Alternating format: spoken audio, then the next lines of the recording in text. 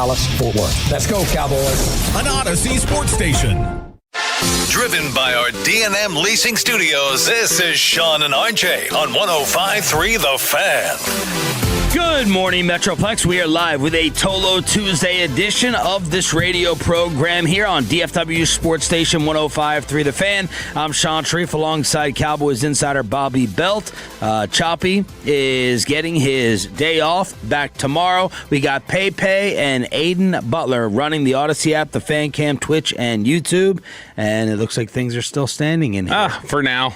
You should have been here yesterday, though, during Crosstalk when Choppy found out that Corey was off and that Corey had not even asked for it off. He's like, I didn't even ask for it off. Why am I scheduled off?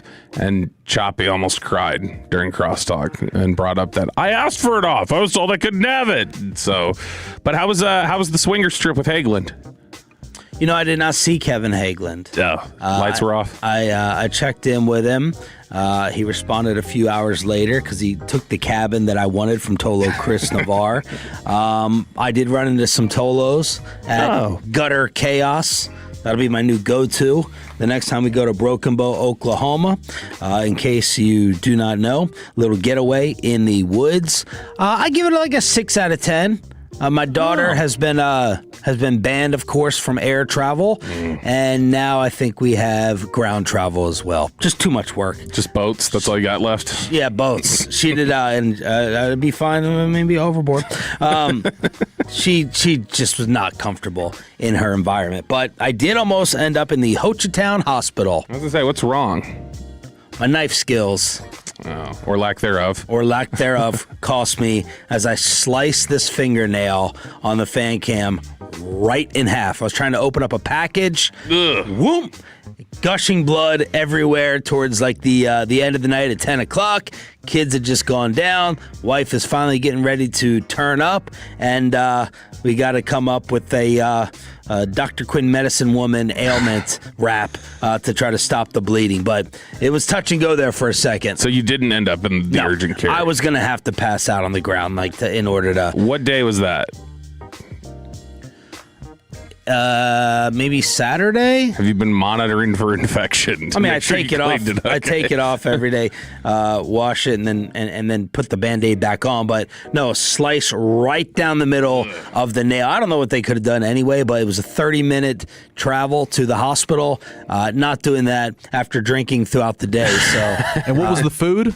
What were you cooking? I was opening up a wild fork picanha. I was trying to open up the tight wrap on it, and little mishap. Of course, all my knives are not sharp, and I'm sitting there for 10 minutes before I leave, taking this one special knife as I'm sharpening it, and it ended up coming back to bite me. And then, on the other hand, I got attacked by ants while trying to be nature dude, building a fire outside, and that's the one big reaction that I have, besides oysters where I'll pass out, and went and got some of the firewood. Bunch of ants underneath, and that jacked up my hand and bit me and swelled me up to look like normal size ones. That looks like that. She's like, you don't need to be in nature. If you split half a nail, I would bet that hurts more now than it did at the moment. No, it's not hurting. That's one of those, when you cut it, when you get a nail too deep, that'll hurt 2 days later worse than it does when you first have it happen, though. Yeah, I'm just hoping after like a week and a half, like it kind of just like reforms. Yeah, sure. But Neosporin and all that stuff. Look, Bobby, I would never take medical advice from you. It's a good thing. No, you should take medical advice from me. Bobby would just cut the finger off. Just get rid of the whole. No, he'd be in the hospital. I would be in the hospital, but the good thing is there's less surface area that needs to be covered with your small hand, so that nail should grow back faster than normal nails. That's right. So a knife incident. Ants, daughter, and then, of course, rain all day on Saturday. So it may have been Friday night, actually, but it was a nice little getaway, about a 3-hour trip. If you're ever interested in going, you can get these cabins with 8 to 10 people in it if you want. But, you know, I've learned at this stage of my life, these trips are about the kids. This was an Ollie trip.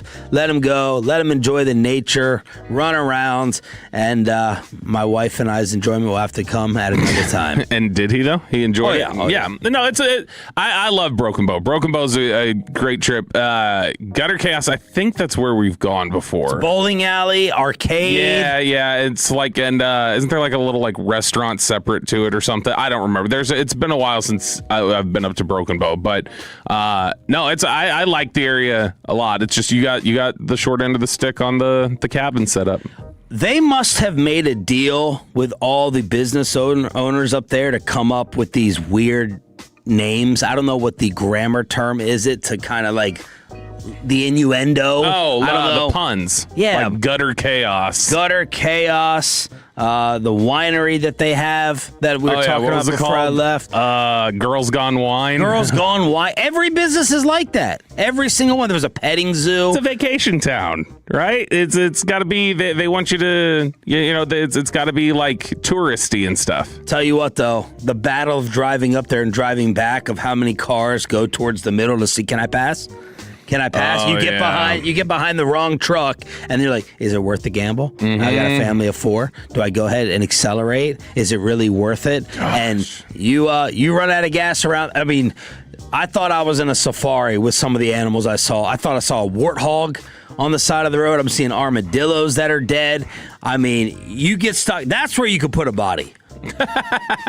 That's what they should be searching for in California. When you wait, no, Arizona is the case. When you get stuck behind somebody on that is that can be one of the most infuriating experiences, and that'll really quickly change to you start understanding why people put bodies out there is because you're like, I want to pull this truck over who's going 55 right now. Yes, and gosh, that's irritating. The only other worse experience on the road is when you get on 2 or 3 lane highways and all of the semis decide that they're going to go 3 wide and go the same speed. That makes me want to kill someone. There were a couple that would like kind of merge to the right, like get ready to go off the road, and it's like, all right, you're letting me around, that's cool, but all the rest, no. 361, Sharif, did you try Grateful Head Pizza? No, but I have been there before. So I've been there before that, a nice little petting zoo where my son emasculated me by holding the snake that they had, and of course I ran off into the other room. So a nice little petting zoo. If you want to take a break for that, you have that. your spray, the urine or whatever. You were like, no, I'm gonna get you. That's right. I still have that. Funny. I still have the urine bottled up. I think I'm gonna do it here as the spring comes along. I'm gonna go ahead and put it on the outside of the gates. But then I'm worried about like attracting a lion. Oh yeah, because it's lion's urine. Yeah. Are there a bunch of them around here? No. But my luck. Maybe in your vast wilderness you live in. You live in on your 7 acres or whatever. The coyotes will come and the tigers and all that stuff being drawn to that. But I think I'm gonna go ahead and put that out as the weather gets warm. Last week I saw. But Hagelin was in his place with like 15 people, 15 kids. Yeah, that's hell no. Way too many. You want to come over? I was like, nope. No, so I was actually driving up to the building, I think it was last Friday, and I saw a red fox crossing the street. I haven't seen a fox. Like, I know they're around here. I've just never seen one actually running around Dallas. And so that made me concerned that thing was rabbit or something. But it's still, that's as close to wildlife I think you're going to get, not lions. So I was worried about Bobby kind of spiraling when I left last Thursday. How was Friday, Pepe, and yesterday with him and Choppy? Friday was fun. Friday was a lot of fun, I think. I think we had Eric Chiafalo in for almost an hour, so that was great. God, Choppy mailed it in. Yesterday, Eric got here at 8:20 to do his prep for KNC, and he tried to force Eric to sit in here for the last hour and a half instead of prepping. And Eric's like, I got to prep for the show. He's like, just sit down. Come on. Because Choppy just wanted somebody else to talk. So was Choppy's like prep email different? No, it was the same one he sends whenever you're out, which is a single line for each segment. And then each segment goes with, Bobby, Cowboys are thinking about signing George Pickens to a long-term extension, right? And then it's chewing his nails and then checking out. All I had to see yesterday was that Choppy was wearing his golf shirt already. That's all I needed to see. I didn't need to hear anything. I didn't need to see any clips. I knew that the brain was on the par 4. His tee time's probably in an hour and a half. So yes. He's already got it scheduled. We didn't get into too much trouble, though, did we? There were a few times yesterday that you said some things and RJ just goes, Bobby, and... But it wasn't Bobby, like, I don't give an S mood. Like, you could tell he's kind of, spiraling and he's melting down and no F's given. I didn't see much of that, I don't think. Okay, good. I couldn't. What I couldn't believe was 9:20 on Friday when I got up and I just was talking to Eric in the hall about something, about a bit I was wanting to do. that Choppy was supposed to get to at 8:20 on Friday, and he blew right by to do 17 minutes of baseball. And so he blew off. Better than Olympics. He blew off the second. Then when I came back in here, didn't miss the break. He was sitting down in the chair a minute before we got back, and then we got on the air, and Choppy goes, Peyton, I think we've lost Bobby. I think Bobby is checked out. And I was like, are you kidding right now? He was also upset about the bubble gut situation yesterday, that you were 5 seconds late. Okay, so that wasn't bubble guts. That was I came in here to go to the bathroom, and I left my wallet. I dropped my stuff off, left my wallet, and I got locked out, and Peyton had to run out and let me in with 10 seconds before we were going on the air. At 6? Mm-hmm. Bubble guts. Well, then at 6:15, I had the bubble guts, and I destroyed the bathroom and couldn't sit down for an hour. Any 15-minute Olympic updates? 2 of them. Yeah, the one Friday. 7 o'clock. Yeah, one. I think 17 minutes. So we thought we adjusted that. He was very excited to spend a good 2 minutes. He's heavy sighing at my puns, but he was very excited to spend 2 minutes on the speed skater Femke Koch, and wanted to talk about how Koch finished is what he was talking about. Why do you think he is so in love and following it so closely? What adds up in the RJ Choppy brain, do you think, that makes him so dedicated to the Olympics? We don't follow it, so he can seem like he's the expert on a topic for once. And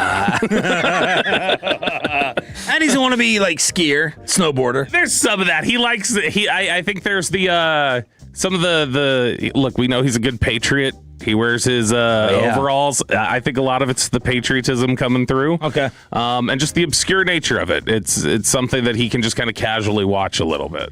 Did it seem like no one was on the roads yesterday? Like, it feels like everyone didn't get off for President's Day. I know you guys didn't. Corey Majors did, even though he didn't ask for it. Did the roads seem totally dead to you guys when you were going home or traveling throughout the rest of the day? Let me know on the fan text if you actually worked at 877-881-1053. Well, I know Alec was sending me screenshots that it took him an hour 50 to get to work from Mansfield because of traffic. So I know traffic in the morning was pretty bad for him. Friday was deader to me because I think people were just trying to do like 4-day holiday weekends, and so I think it looked a lot deader Friday than Monday to me. I've been hearing some nightmare Alec travel stories coming in here, commute stories. Bad. Real bad. He's like doing these self-help talks to himself where he's like, I know I'm good enough and I'm smart enough and I have to act on it. I have to keep doing it. That's what I hear when I'm driving home listening to KNC. We have a couple of major celebrity deaths to talk about. I woke up to the news that Jesse Jackson, civil rights activist and leader, passed away earlier this morning at the age of 84. My dad is big on speeches and he just kept preaching to me, keep hope alive. Keep hope alive. The famous 1988 speech of Reverend Jesse Jackson. And then Robert Duvall passing away, I believe, at the age of 95. Yeah, Robert Duvall, I'll be completely honest. When the news came out yesterday about Robert Duvall, I thought he had died already. I thought it had been a couple of years. He hadn't been working a ton. That's Robert De Niro. So you hadn't seen him very much. He's alive. No, and then Jesse Jackson. I met Jesse once, like 15 years ago, I think it was. Wow. I can't remember. It was just an event thing that I was connected to, and it was like a quick handshake or whatever. But he was perfectly nice. I didn't realize. I guess had he been sick, is what it was. I'm not too sure what the actual ailment was, but Amanda was like, oh yeah, Robert Duvall, what were his movies? And I felt disappointed in myself that I couldn't. It felt like I should name a lot more than I actually did. Of course, I grew up, my pops, again, Godfather 1, Godfather 2, obsessed with them, the Consigliere.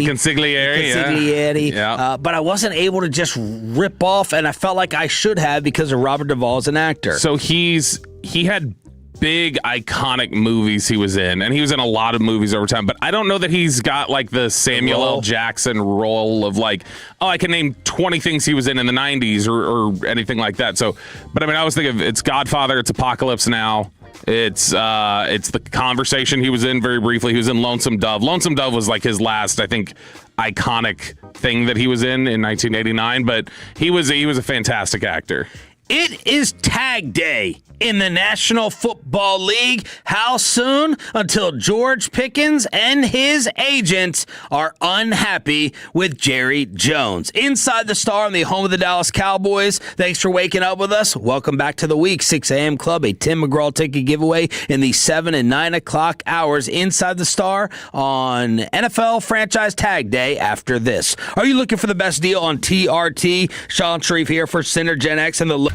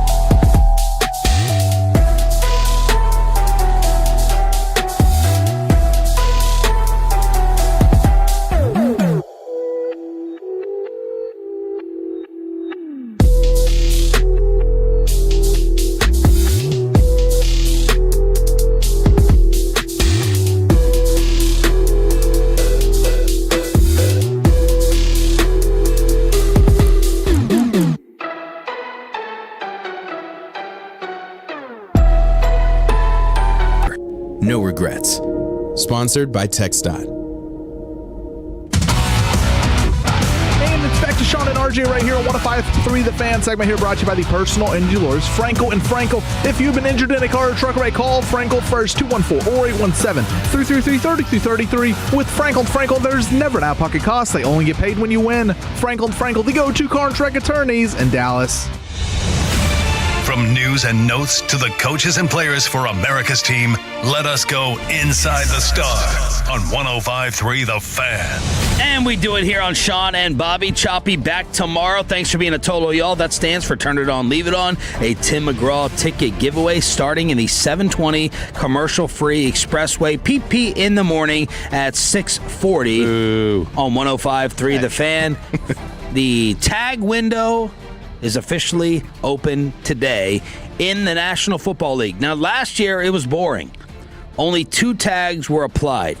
T. Higgins, Chiefs guard, Trey Smith. It was the fewest total tags since 2006. And, of course, all the focus and attention here will be on GP. Yep, I would imagine that gets knocked out relatively quickly. They put a hold on George Pickens and figure things out from there.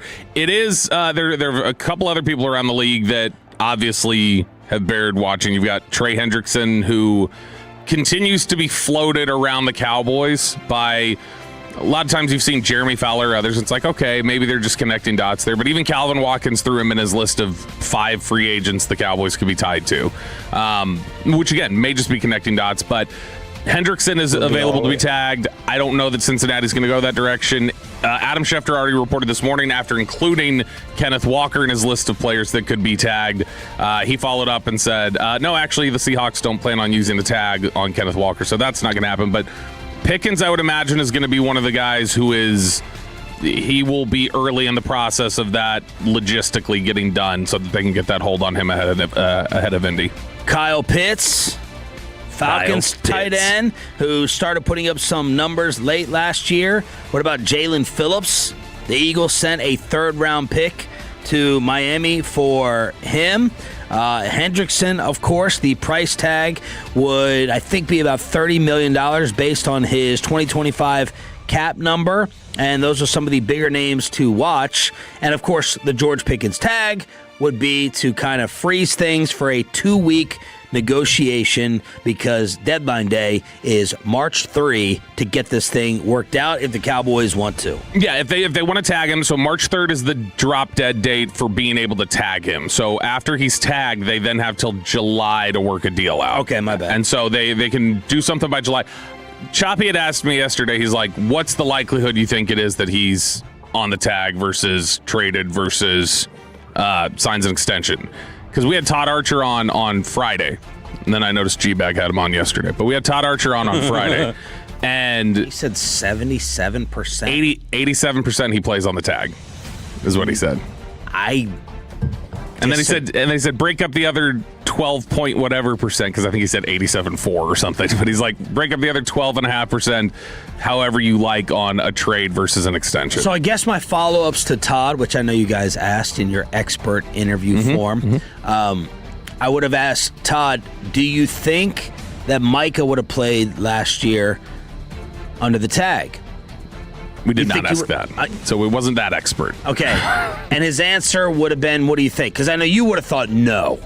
He was not going to play. I think Todd would have thought no. So then my next question is, why would George play under that tag? Different reputation, different history, different things you're trying to prove to the rest of the league. Micah was Micah. What did Micah have to prove? Micah had shown everything. Everybody thought Micah was a game-wrecking superstar. George, up until last year, was somebody nobody wanted to touch. And now they're going, oh, okay, is he figuring it out? And so there's plenty of people. I'm sure another team would go, we're ready to jump head first. But there's enough teams that are probably wanting to see again. Okay. That I think they know the position that they're in. And the position that George Pickens has kind of put himself in. Yeah, like I really hesitate to describe it that way, because I don't think a lot of the stuff connected to him is like just really, it's not Ezekiel Elliott early in his career stuff. It's more just punctuality. and how late he is sometimes. That's more it is. And can you He's like tolerate Fred. that? Yeah.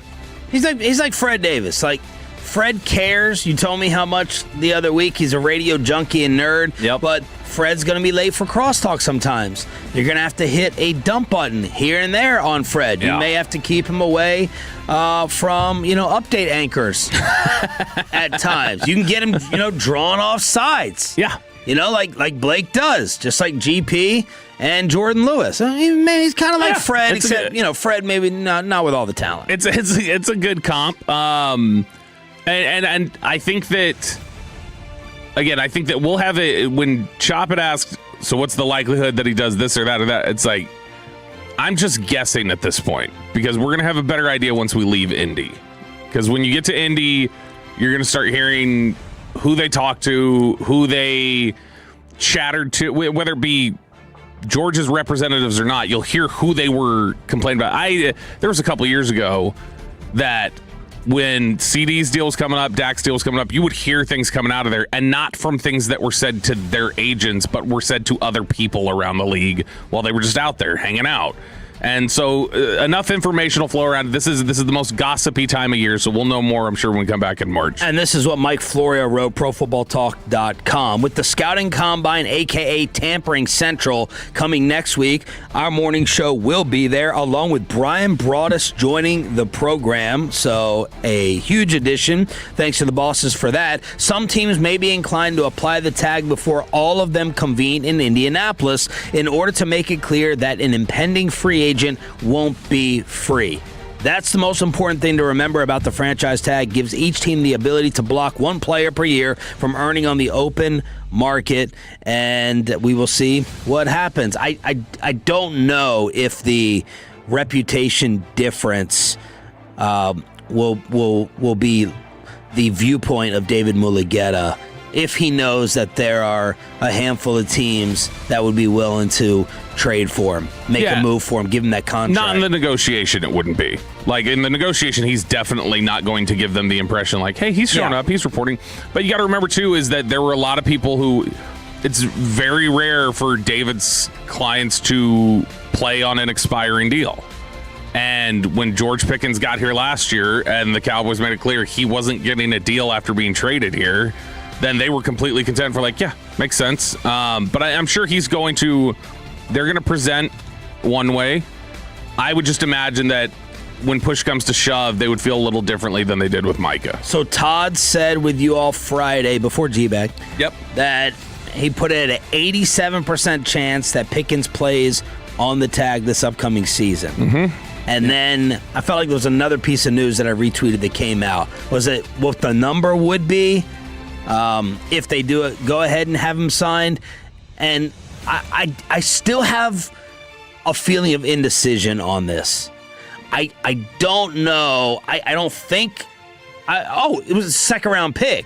Was that the value you guys asked? If there was a deal? Yeah. And he said a second? Yeah. Okay, so that's kind of the argument that we had last week, and Todd thinking that's what it would be.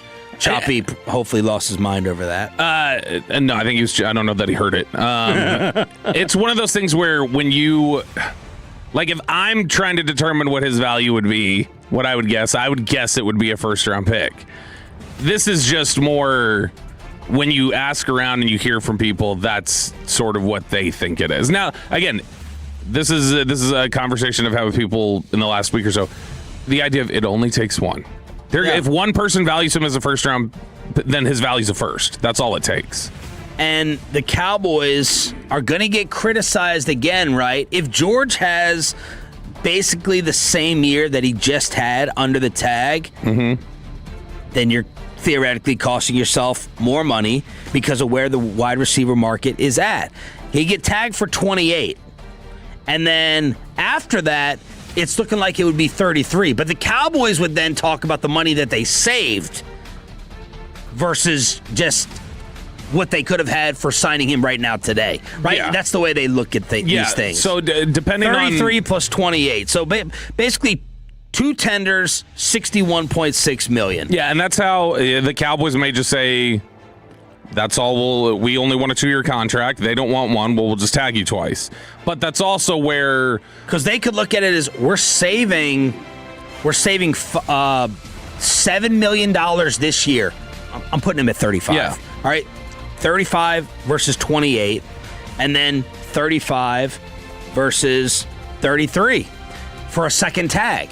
So they're looking at $9 million saved over 2 years versus paying him 35 right now. Now, You're not going to get the cap saving. I'm sorry to get in all the numbers in the woods with all this stuff, because you're paying $28 million in cap that cannot be manipulated if you tag him. Yeah, and I think that's why, because of what the combined tags could be, 61.6, like you were just saying, that would then be that their floor, I would imagine, would start at 3 years, 96.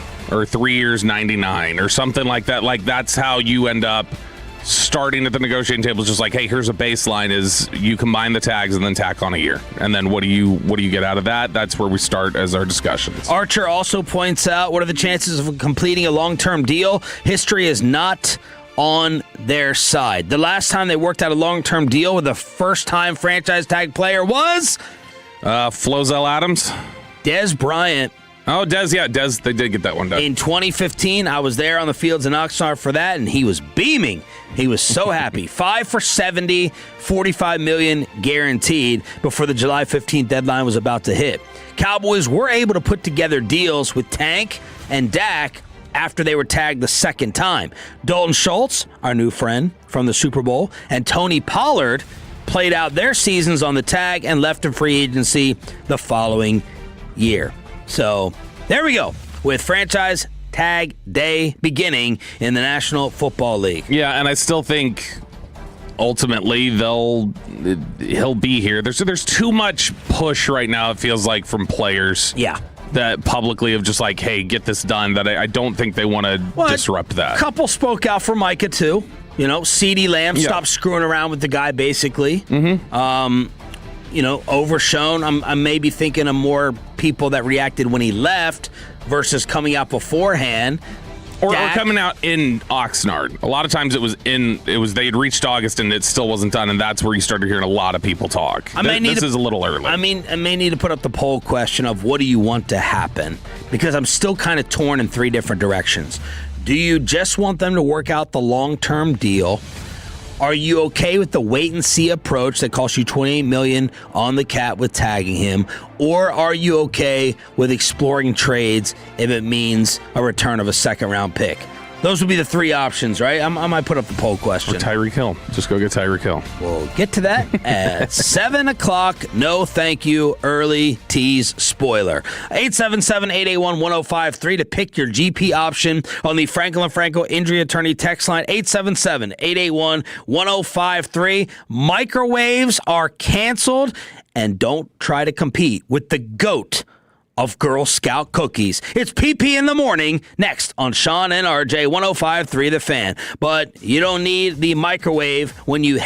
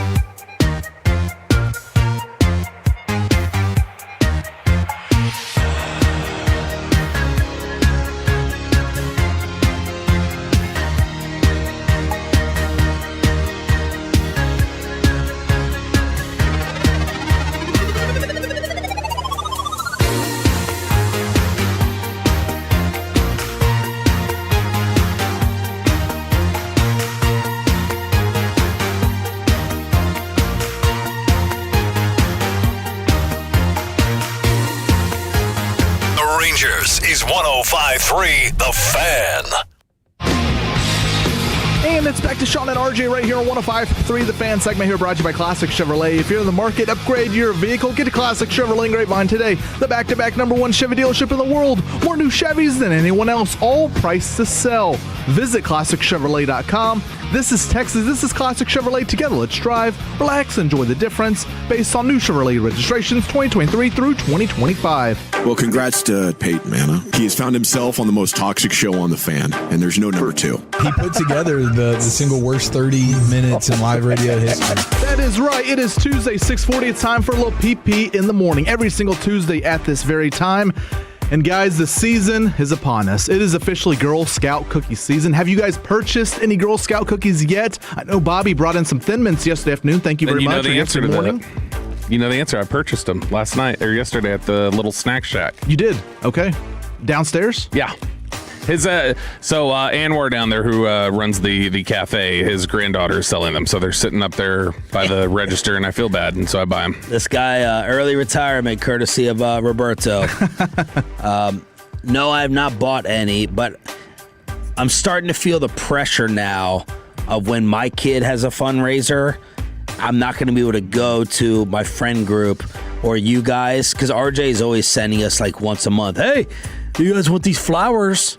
You know, I gotta hook up on flowers if you want some. You want these cookies? Here's a baseball fundraiser.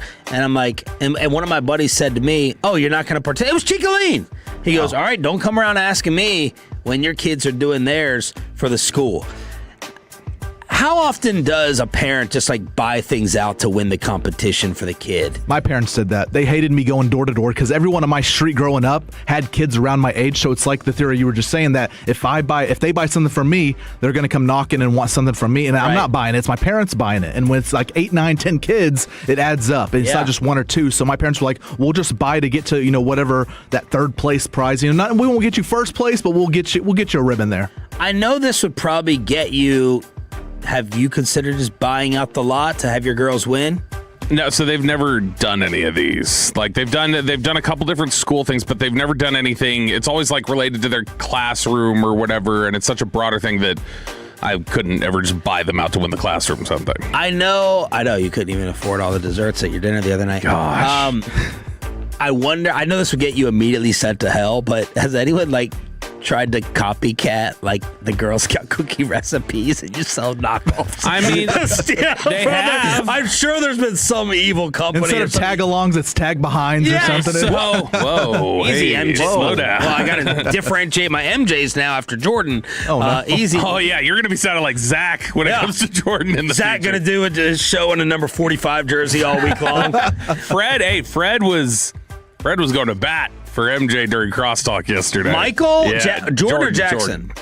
Okay, Yeah, what was he saying? Because his whole thing was he just said I thought I saw some theory the kid had ice. Somebody said, which does kind of make sense. The more I look at it, the more I'm like, okay, I could see, if they during the Gatorade bath, they got some ice in his back and he was sitting there plopping it. Okay, that makes sense. But no, Fred's whole thing was just like, I'm sorry, we're not going to go based off one thing after 30, 40 years in the public eye, all of a sudden go oh yeah, now he's a sexual deviant. Right. He's like, I'm not going to take one piece of quick 2-second out of context video and now all of a sudden label the guy something. So I was just wondering if there had been a Girl Scout copycat out there. There probably is. Maybe there might have to be after this story that I'll get to here. Every sport has someone who is considered the GOAT, the greatest of all time. We always talk about it. And now we have this non-sport that has an all-time GOAT. Meet Pim, the Girl Scout cookie seller of the century. Mackenzie has been sending me this story for over a week, and I pushed it to the side. I was like, nah, TikTok videos here, whatever. I don't want to watch it. And now she's taken off viral all over the place. Twitter, social media, everywhere. PIM? Pim is a 6-year-old girl from Pittsburgh and has gone viral all over the internet for selling over 90,000 boxes of Girl Scout cookies since January 6th, which is when she sold her first box. McCarthy moved into town again. It was pretty sad at first for Pim because she just wanted to be in a troop for a Girl Scout. She just wanted to be part of a group. Her parents said they initially struggled to find a troop willing to accept her. One troop told her disabilities would hold the group back, and as a whole, another one declined because she was just too young. They eventually found a kindergarten-only troop, so that's good for her. Yeah. And her first goal, she was setting goals early on. 5,000 boxes was the first goal. She crushed that. 10,000 boxes, was way too easy. Now she has her goal set for 100,000 boxes, which would be enough to earn her a free trip to Niagara Falls, which would be covered by the troop. They kind of have a ranking, I guess, with however many boxes you sell, which I don't know who out there would sell 100,000 boxes. She did already. Yeah, she did already. As of last night, she sold over 100,000 boxes. This is awesome. She started out just being a door-to-door salesman, going door-to-door here to there. Hey, you want to buy my Girl Scout cookies? TikTok videos. Her parents were putting her on TikTok. That blew up. TikTok algorithm is crazy, man. You could have 0 followers, but if you get one video that gets enough views and likes, it can blow up. It just has to have the right hashtag. Bobby's put out videos of the show. Great job on his part that have just blown up. Some don't, and then some do. It's crazy. But yeah, her TikTok videos went viral. She now has a website, so anyone can just buy her cookies. And the revenue, this is what I was interested in, the revenue behind all these Girl Scout cookies. It generated around $800,000 already in less than 2 months just by selling Girl Scout cookies. And I hope, she's adorable. I pray the family has been able to profit something off of this. Not just because this can go towards college, a new house, car, whatever. I know she's only 6, but it's like, they got to be making something, because there's a bunch of businesses that don't do $800,000 in 2 months. She'll get other opportunities. She is so cute. This is one I wouldn't be able to say no to. Oh yeah, have you seen the videos of her saying, "Hi, my name is Pam. You want to buy Girl Scout cookies?" That's all she says. I'm just watching the video right now without the audio, but she's cute. Yeah, it's one of those things too where I have the problem of, you feel like you buy your Girl Scout cookies for the season. Like we're in the season and then you buy them. And then when somebody else asks you, I don't feel like I can be like, sorry, I caught troop, 678 last week. I can't get you. And then they should start handing out like stickers of the troop you bought from to identify you, to be like, see, here's proof. Ooh, you know what I mean? Stickers on the chest has not been a good thing throughout history as an identifier. Like the I voted sticker, right? You have that. Sure. I already did my duty. You find one on the ground, you put it on your NASCAR your sponsorship. Like boom, boom, boom. Like, don't ask me. I got 4 tags on here already. No, but it's as soon as, because they always ask so nice. They're outside this. Do you want to buy some cookies? It's like, yeah. And like I've just gotten to the point where I just need to hand them $20 and walk away and just be like, just keep the cookies. And you can't use the I don't have cash on me now, because for the last few years they've gotten me with the here's the credit card reader. Yeah, here's the barcode. Toast. We got the Toast card reader. Well, I got my Venmo, Zelle right here. It's like, what? How do you're 6 years old? How do you know what Zelle is and Venmo? I know she might be too young right now, but for endorsements, but someone has to pay her for something marketing relating right now. Jump all over this, but good for Pim and her family. Over 100,000 boxes already, and I think cookie season goes until like April, maybe May. But it started now, so go out and buy some Girl Scout cookies. All right, it is PP in the morning every single Tuesday at this time.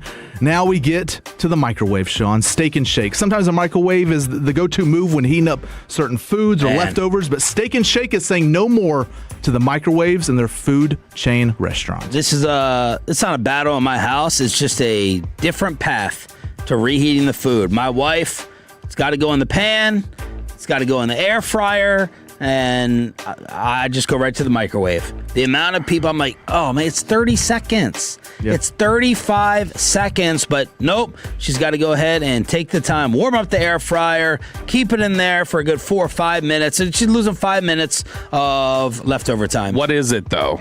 What are you reheating? Because there's some things I can reheat in the microwave without a problem. Pasta is the one seat for me. Reheated pasta is fine. Pasta's fine. Yeah. Pizza's fine. Pizza's a big battle with people. They want the crisp, put a glass of water in there. I don't know. I've never done it. Not the glass of water. It's the paper towel. You wrap it, if you like, at least for me, the glass of water I think is a myth, but the paper towel around there I think does fine. So that's all fine. You cannot reheat a burger in the microwave. It does not taste good. It makes it end up tasting all chemically and weird to me. No. Especially if it has the cheese already on it. It's like the cheese burns or whatever. And it's like I never get the whole thing heated. The outside is heated and the inside's not. I got to cut it in half sometimes. I just don't think you can have leftover burgers in general. Like I don't think there's a way to reheat it effectively, other than the only way would be the oven. But then it kind of dries it out. All of your takes are incorrect. You have to take off the toppings of the burger and the bread, but you can definitely reheat a burger patty in the microwave. Steak is the problem. You cannot microwave steak. You got to put it you got to crisp it up in a pan. Get the outside. That's a challenge. The outside versus the inside cold. My mom will do that too. I just can't do it. It's just I can't waste steak. It's not that I want to eat it that way. It's just there's no great options. Yeah, like spaghetti, microwave. Chinese food, microwave. Spaghetti's such a great reheater. If it's nachos, air fry. You can't, you can't keep the crisp. It's going to get soggy in the microwave. Well, the Indianapolis-based fast food chain announced it will be removing all microwaves from its kitchens by April 15th of this year. There are about 390 Steak and Shakes in the United States. And I just want to know what the food what were they microwaving at first of these restaurants? I mean, it's like, what are you throwing in there? It's Steak and Shake. So, I mean, is it the fries in there? What were you throwing in the microwaves to begin with? But the restaurant posted on Twitter and said, quality restaurants don't need microwaves. It is part of our journey to improve food quality and use traditional methods of cooking only. Of course, all these stories came out afterwards about how the radiation of microwaves can affect the brain when you heat up the food and all that. So people are anti-microwaves now. But yeah, Steak and Shake is going away from the microwaves. I love Steak and Shake. I think it's really good. I've only had it once or twice. There's not a bunch of them around anymore. There's one in Irving that I know of. Rockwall, Arlington, Irving. Yeah, the Irving one I know, and that's that one is the one that Valley Ranch employees used to go to all the time because it was quick, easy, up the street, whatever. But Indianapolis, you still see a bunch of them. Indy is the reliable 2 a.m. You're out there and you need something to eat. That's the one place that'll be open serving food. What's the Harold and Kumar place? Oh, White Castle right by our hotel. So White Castle's... That's where Tim would be living. White Castle's okay. White Castle's is better than Crystal's. Is White Castle the Waffle House of burger places? It looks like Waffle House. I could never go there at 5, 6 p.m. I could never go there if I'm not drunk. I've made bad decisions if I've ended up at White Castle. It's not just hey kids, let's go get lunch. You don't go to White Castle like that. So yeah, Waffle House. Crystal and White Castle are the two little slider companies. I think White Castle's way better, but it's too heavy on the onion taste a lot of times. Oh. And I like onion. I'm just saying it's too heavy. And then occasionally those little Hawaiian rolls they'll sog up, and that's just gross. All right, PP in the morning every Tuesday at this time. Last story here, we go from Steak and Shake to Raising Cane's Chicken Fingers. If you owned a restaurant and cooked barbecue only there, what would the surrounding areas of the restaurant smell like, you think? Just take a wild guess. Smoke? Yeah, barbecue. Exactly. Well, the landlord of a Raising Cane's in Boston is trying to evict the chicken finger restaurant because of the smell of chicken fingers around the building, and Cane's is actually playing the Uno reverse card and suing the landlord for their decision. The landlord claims the restaurant has violated its lease, alleging the building is overwhelmed by the offensive stench of chicken fingers. Basically, this is coming down to the smell of chicken fingers exceeding the space in which Cane's rent. If you rent out a 1,500 square foot restaurant, or building, and you can smell the chicken fingers of the food outside that 1,500 square footage, you're breaking your lease. So this is really hard to believe that it's true. Yeah. It's like I'm going to go and, shut down the seafood place for the shrimp smell. Bobby would do that. I would 100% do that.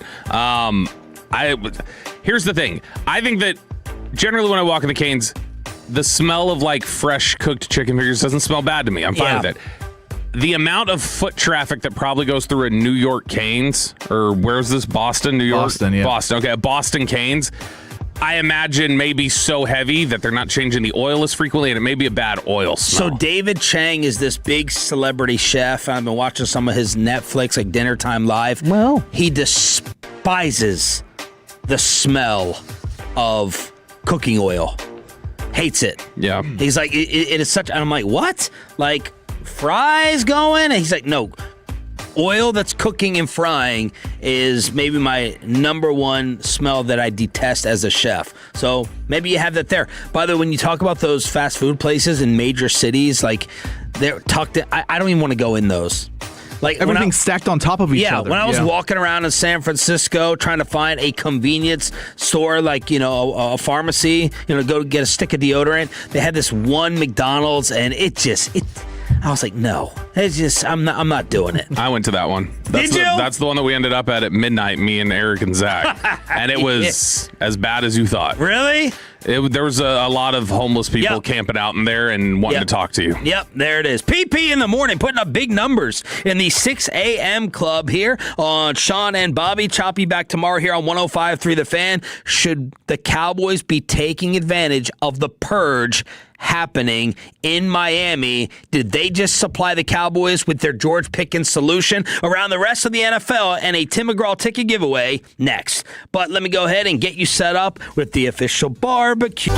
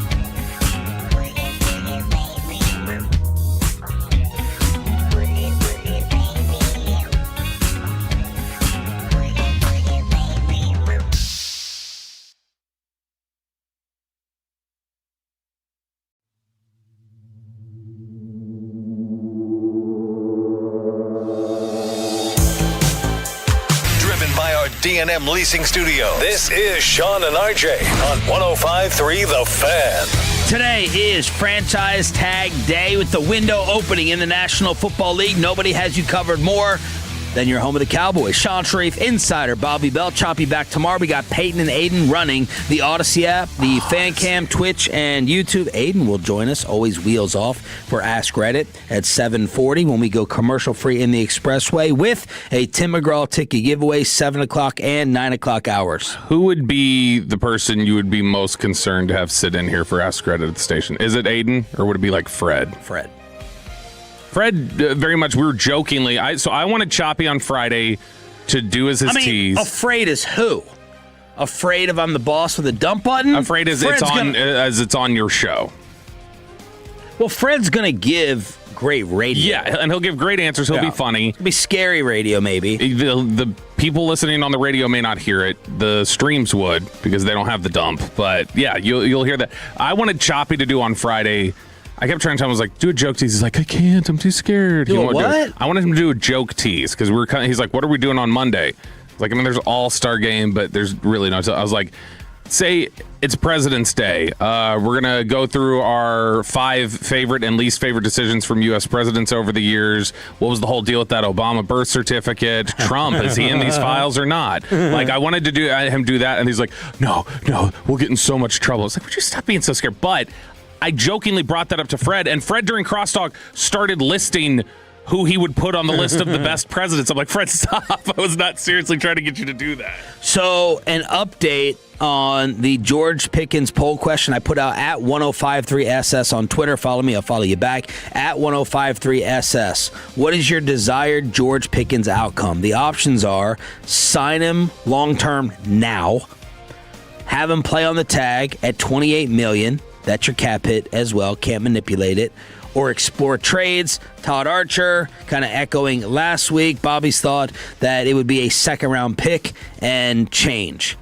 What do you think the outcome is, or are you looking at it? I was about to vote on it, but I won't click on it right now. So I'm going to guess that the victory right now is sign long-term now with like 80%. Pepe, what would be your pick? I voted for play on the tag now. I got to see one more year of George, because I think last year he excelled to the top, and I don't know if we can have 2 years in a row of that. Sign long-term now is the big winner at 68%. Second place, play on the tag at 19%. Explore trades at 12%. There's a receiver who is available on the market after the purge yesterday in Miami. Yeah, Miami was just, Jeff Hafley is turning things over and trying to wreck shop over there. Tyreek Hill is now going to be a free agent. He got released by the Dolphins, which now there's chatter that after they lost Bradley Chubb, who we had already talked about yesterday, Tyreek Hill goes now. There's talk that the Dolphins are going to look for a trade partner for Tua, but if they can't find one, then other things are on the table. But Tyreek Hill is now free, ready to go. He will be 32 next season. He turns 32 in March, so he'll be 32 next season. Has dealt with injuries the last couple years, has not been nearly as effective in the 24 and 25 seasons. He really started to go downhill quickly, it felt like, as soon as he turned 30. But he's out there. He's available. So you could save some money. You could go the Tyreek Hill route. You could sign him. You could trade Pickens. Get draft capital and Tyreek Hill. Some cap space, flexibility, different things like that. And you could have that option over Pickens if you wanted to choose that. No. Quick no. No hesitation on the NO. You guys have your fun with, losers in sports. What a loser. Choppy calling Chris Paul one. You saying about Josh Allen. This guy is an actual loser. I think he's a piece of crap. It's only a matter of time till you get the next allegation out there, whether it's physical, whether it's money, always some type of... I think he's a bad dude. Mm-hmm. And I am not interested. Do I think he could go to Kansas City and blow up for a year before it's all said? And yes, I do. Speed is speed. And him at 85% is still faster than everybody else. No. Yeah, bad guy. Different question if he's 27 or whatever. If he was the guy that he was in the past, there's some things you look at and go like, well, is he good enough that I can live with some of this? This is a dislocated knee and a torn ACL last year. He has rapidly declined. Also playing with a bum at quarterback. There is that, but what was it? He He was one of the better deep threats even with Tua, and I think the last 2 years it was like he hadn't had a catch over 30 yards or something ridiculous. But he started to decline as soon as he hit his 30s. He is every other month in the news for something legal. It's not just showing up late like George Pickens. It's stuff related to criminal things. Yeah. So no, I'm way out on it. Give me Pickens and problems showing up 5 minutes late rather than Tyreek Hill being in handcuffs again on TV. They're going to save $23 million with the Hill release, and then that number goes to $30 million for the team savings if Chubb's release is immediate. Chubb happened during the show yesterday. What did y'all say about it in terms of interest? Well, Chop at first, I said, doesn't it feel like he's 34? He's only 29. And then Chop went, how old is he? 34? And I was like, no, you weren't listening. No, both of us just kick the tires. Sure. Find out. They were investigating it last year at the deadline. That was one of the guys that they were checking in on. I'd be interested in it. Now, I know there are some people out there. John Owning, most prominently from PFF, is on the warpath of the idea of do not sign Bradley Chubb. Why? Because he says he's just, if you watch him on tape, he's not the same player anymore. And he's like, don't tell me about 8.5 sacks last year. It doesn't matter. That's stat scouting. This is not the same player. And you're not going to. Now, I would say to John, I didn't get the chance to, but I'll say it to him now. I know he listens. And I love John. John, I would say that it's the first year off an ACL. So I don't. Now you're still gambling, and he still has to prove he can return to being that player. But at the very least, I can look at it and say, okay, there's context here that tells me he might be able to bounce back. He's 29. I would at least investigate it. And if the cost was not too much, I'd jump in on it. John feels like that's too stereotypical of a signing that the Cowboys normally make, of a guy who he feels probably past his prime that you're trying to gamble on. So he said he would be discouraged by their offseason approach as a whole if they wanted to make Bradley Chubb part of it. Torn ACL, meniscus, and patellar tendon. Missed the entire 2024 season. Came back with a team-high 8.5 sacks, as Bobby said. Last year was a team captain and won the local media's Good Guy Award for his professionalism with the press. Very Kenny Clark-esque. His 10.5% pressure rate last year was the third highest of his career. He was double-teamed on a career-high 23% of his pass rushes, which contributed to his career-low 7.8% pass rush win rate last season. So he turns 30 in June, has torn ACLs in both knees during his 8-year career. Yeah, that's not great. You don't love that. And then, to be fair, John is right. He did not play well last year. I just think there's potential context there that is at least worth investigating and kicking the tires on. And if it's a certain value, I think that he could offer you something if his contract value is not too absurd. But 100%, he's not the same player that he once was. Guys on the fan text 877-881-1053, the 559 in regards to George Pickens. Sign GP for 3 years, 309. Only trade George if you get a first-round pick in return. 214, trade George Pickens. We could use the money towards a wide receiver, D-tackle, and Bobby, close your ears, a quarterback, they also say as well. And then 817 says, how much money do they think Pickens is making? That you get all three of those with the money. And then 817 also says, don't we kind of have a Tyreek Hill with Kevontae Turpin? I'm hoping that's just speed-wise. I mean, they do similarly dopey things sometimes. Maybe that, but that's about where the comparison ends. George was asked on the overtime pod. I think it's a little dramatic as a question, but it's a perfect ass-kiss question to make him answer it. How did George feel about resurrecting DFW sports after we lost Luka? Does it feel good knowing that you resurrected an entire city that was ready to just end it all after the Luka trade? Yeah, feels great, honestly, because I kind of felt for the city with the Luka trade. I think the whole world was shocked, honestly, bro. I was shocked that Dallas was ever going to do that. He was never like 50 and 60 with Dallas. Yeah. Are you a fan, now that you're in Dallas, of the other Dallas teams? Or are you loyal to the soil where you was at before?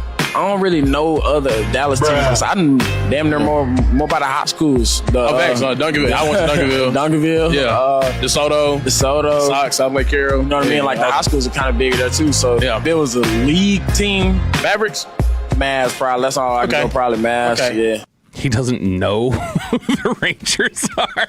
That's kind of funny. I mean, it makes sense. The offense was so anonymous last year, you wouldn't know. Mike Garafolo says the Eagles are a big-time potential landing spot for Max Crosby. Quote, big time. I would put the Eagles in the top 3 or 5, whatever teams for Crosby, if and when this thing opens up. And I do believe it is going to open up. So that is Garafolo talking about filthy for Max. I don't like that. I wouldn't like that. That would not be fun to have to deal with in the division. Todd McShay, who we will see next week in Indianapolis, says C.J. Stroud could be a trade target for teams this offseason. Quote, I'm told there's some big-name quarterbacks that are going to be targeted. C.J. is one of them. Does he need a change of scenery? Be prepared for that. The great John McClain from the Armpit says C.J. Stroud is not getting traded. So, John, shut that down very quickly. They've been super consistent on Stroud, that they're not giving up on him, that they believe in him. There was the whole talk of, potentially benching him after he had those issues with the turnovers, and DeMeco Ryans was like, nope, wasn't going to happen. And so, I mean, they've remained solid, and they seem to believe in him, but I just don't know. There's something that seems broken about him the last 2 years. Was A.J. Brown wearing a Giants shirt? Did y'all see that? I did not. Type in A.J. Brown Giants, as a lot of people, of course, are talking about A.J. and his future. So I just had to ask that randomly. Are you seeing it? I'm not seeing that. I am seeing that he's followed Jackson Dart and Malik Neighbors on social media, though. Did you guys cover the NFL report cards being shut down? We did not. Wow. The NFLPA loses to the NFL because Woody Johnson and these teams are such little wusses and overly sensitive that they took this to court? Yeah, this is ridiculous. This is, the NFL was upset and some of the owners were upset about the NFLPA report cards getting leaked and not even leaked, it's just presented out there. They put it out there. They have people grade their teams on a series of various things. It's a fun thing to go through. That's how we found out that it sounds like the Cowboys are understaffed medically. Yeah, and that was something where when it was funny when this news came out first, the main people I saw complaining about it were players, and then there were a bunch of talk radio hosts on my timeline from other markets who were like, well, there goes an off-season segment we always used to kill. Chop loves that segment. No, but this is something where the NFL, this is from Pro Football Talk, the NFL's aggressive effort to end the publication of the annual NFL Players Association report card resulted in a 26-page arbitration ruling that gave the league a hollow victory at best, since it failed to achieve the league's broader goal of killing the entire project. But as it says now, the NFLPA report cards are not allowed to be released. They're not allowed to be out there. They're not allowed to have them in the public at the time. What? And it's How so can stupid. I shut down? How can I legally shut down a poll and a survey? You're talking about confidential stuff related to the facility, probably. So if I'm at The Athletic or The Ringer or ESPN, I'm taking the same exact thing. I'm taking it to the players, and it's a win-win. The players get to get that information released with the public pressure being put on the team for falling short in a category, and then that outlet is going to get all the clicks and the views. Yeah, a lot of the players we're talking about, that's fine. We're just going to tweet. If the PA can't collect it and put it out, fine. We're going to share our own thoughts on it. Well, that's not going to happen. They can talk all big and bad. A couple of the vets could. Oh, a couple of the vets. But not, the younger players, no. The vets will. Man, soft NFL shutting down the report cards, allowing players to go ahead and vent. You will always lose to the NFL in court. That's one thing that we've learned over the last 15 years. What are the top storylines that will define this NFL offseason? What will it take to get Max Crosby and A.J. Brown? Are the Seahawks and Patriots sustainable? And could the Cowboys or Lions be the NFC's next big bounce back? We have it in the commercial-free expressway with a Tim McGraw ticket giveaway next. But first, affordability is the biggest problem in today's car market. New vehicles average nearly $48,000 in most.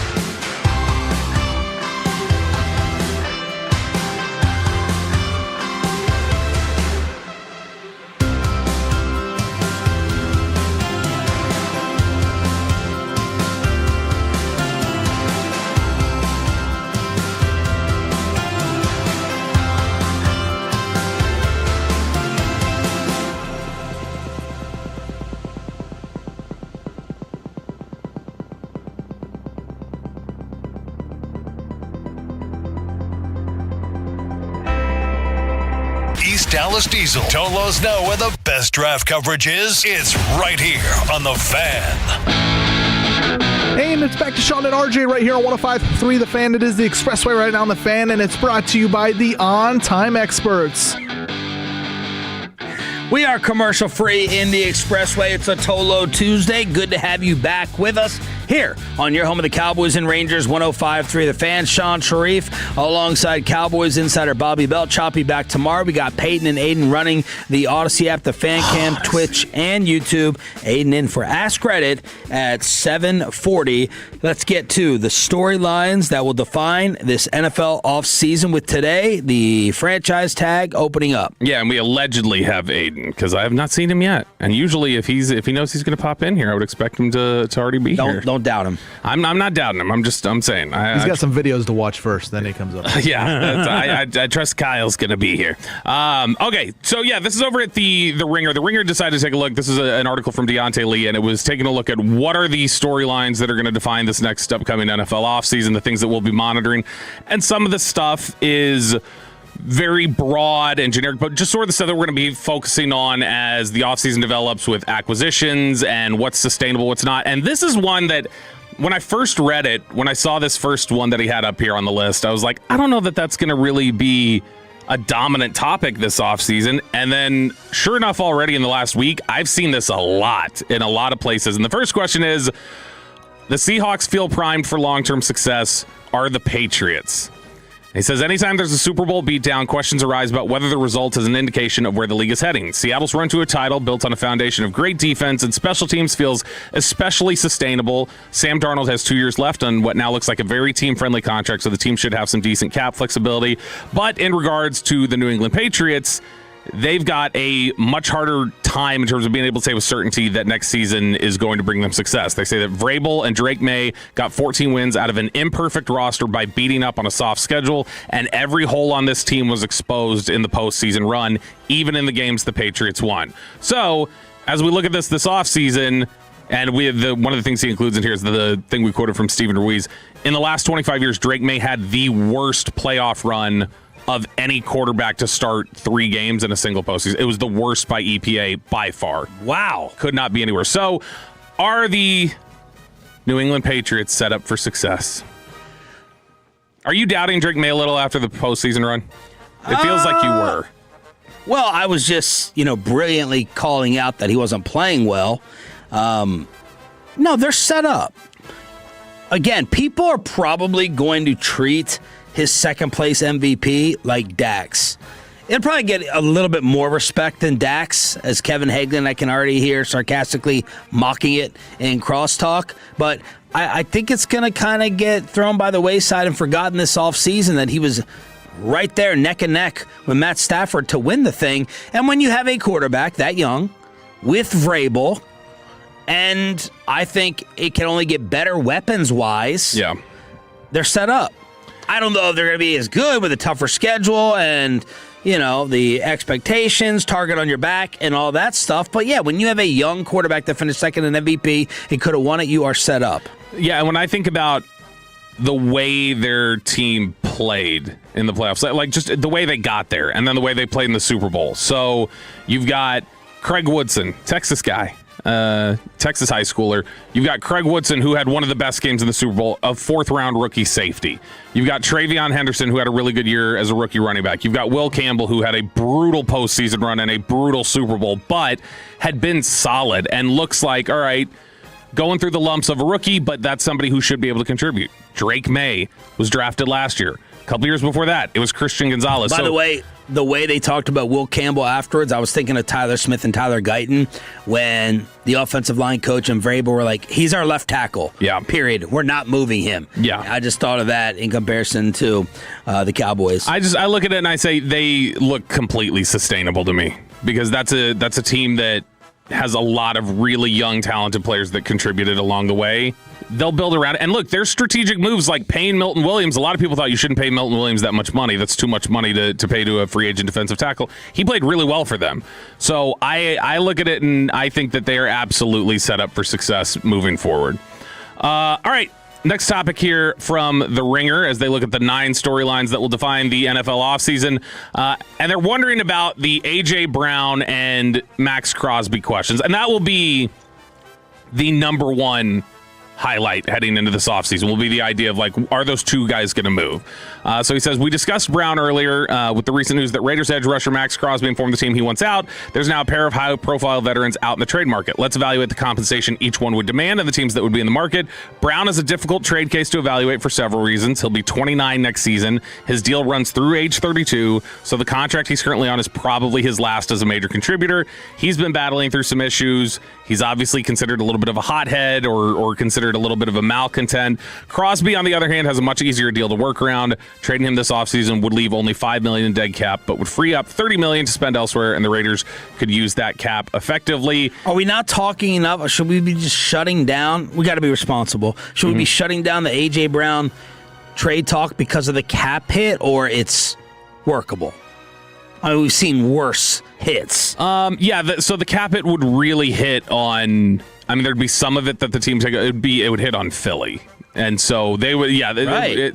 But they've shown a willingness to be able to work around some of that before, and I mean, I think that if they wanted to, they could change some stuff around and shift things the way they want. Now, they don't have a lot of switches to flip in terms of restructures. You remember that list we talked about of the most money that could be freed up by restructures, and the Cowboys were at the very top of the NFL? The least in the NFL was the Eagles with $200,000. That's all they can free up by restructures. So if you think, which I still disagree, I can't wait to be, well, I don't know if I want to be proven correct because I'd be fine with George staying here. If you got Pickens going for a second, what's AJ? A third? Don't say a second. No. So I gotcha. No, because I'm thinking. I think it would be AJ and then maybe like a 6 and you get a 2, or AJ and something like that. Because I think that's how he typically has operated that way, where he tries to kind of shift some stuff around. So to you're get a basically saying same value. 6-round pick is nothing. So you're I got you. I can put it on the wall. AJ and George, if traded, go for the same. Yeah. You're totally wrong. There's a humongous age difference. There's an age difference. And one is a bigger cancer right now than the other, and the bigger cancer's in Philly. One of them is tolerated differently, is what it is. I think cancer is an aggressive word to use with both of them.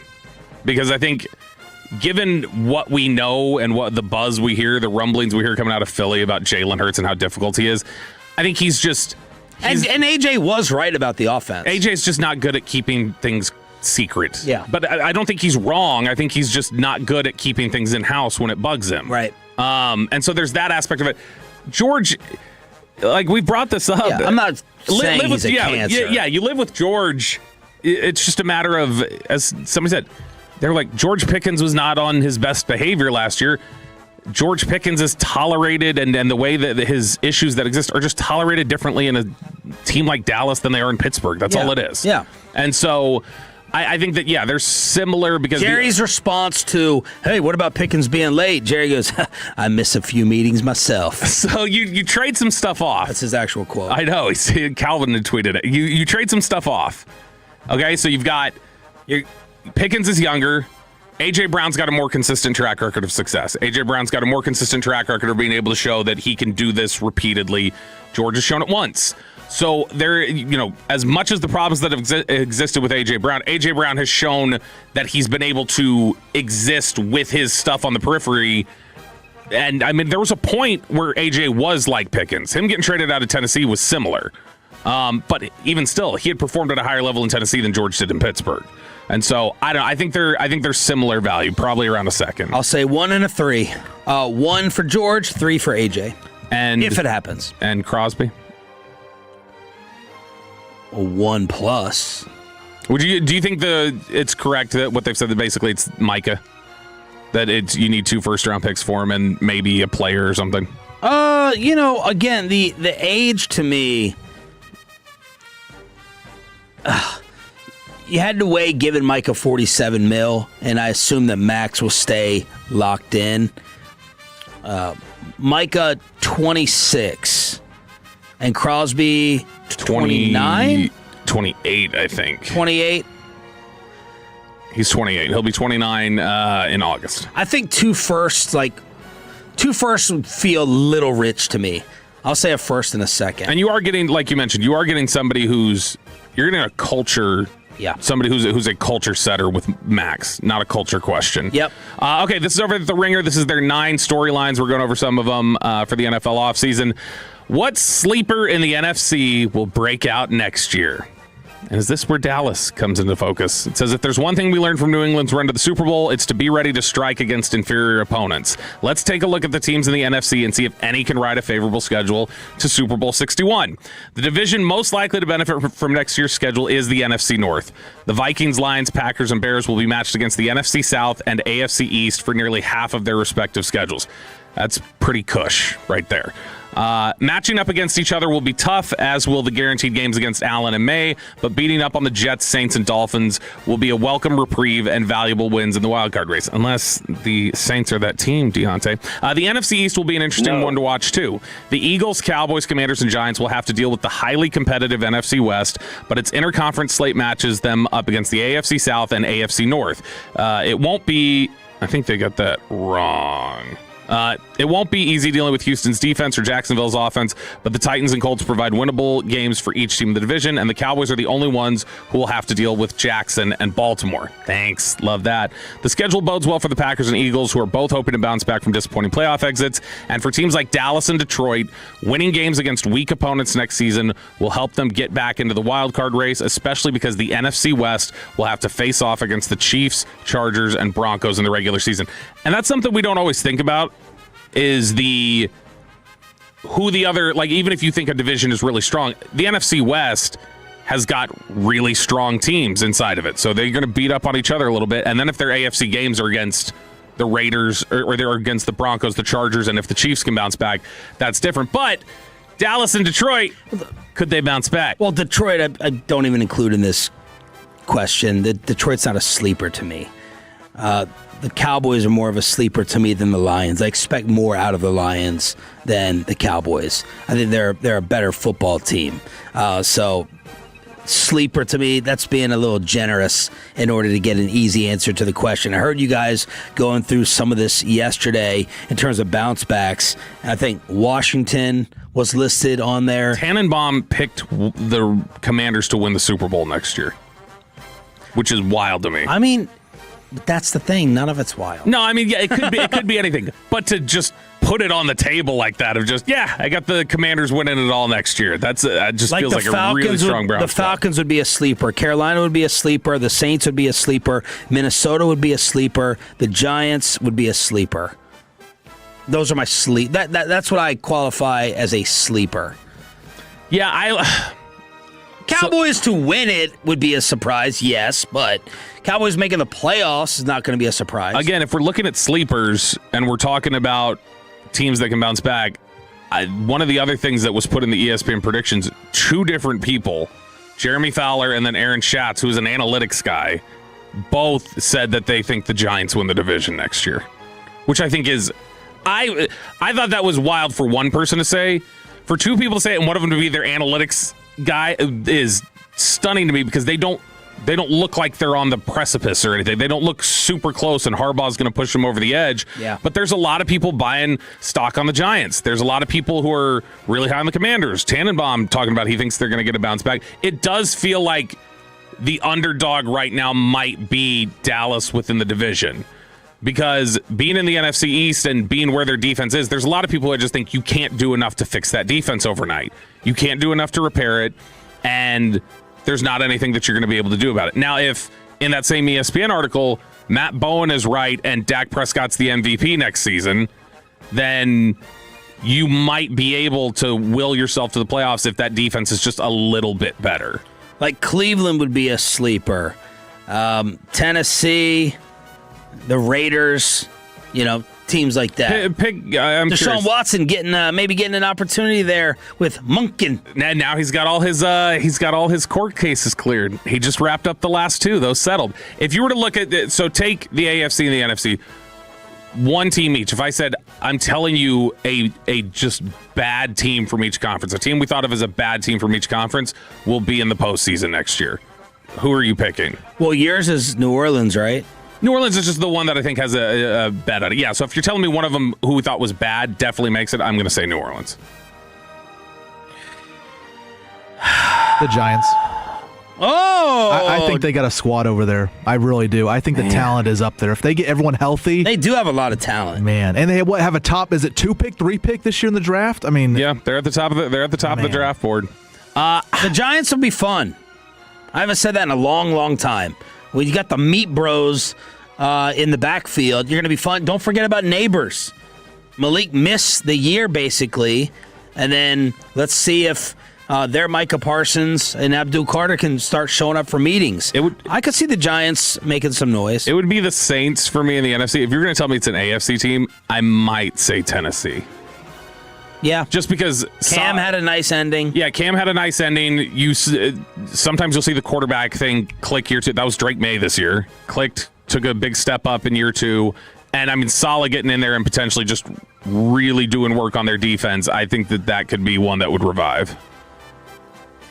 If he can outright, no doubt, win the starting job. I'm giving a crazy take. If he can, completely return to some form in the offseason, I'll throw a nickel on Deshaun in Cleveland. See, this is your poker tell. You picked up that ball, you started throwing it up. You know you don't believe what you're saying. Well, I'm taking a desperate. I'm not saying I believe it. You're making me pick something. You were just uncomfortable giving any sort of endorsement to Deshaun Watson. Yeah, this is a crazy pick. Walchuk's about to fight with you at dinner about that. Yeah, but oh gosh, I kind of like Tennessee as well.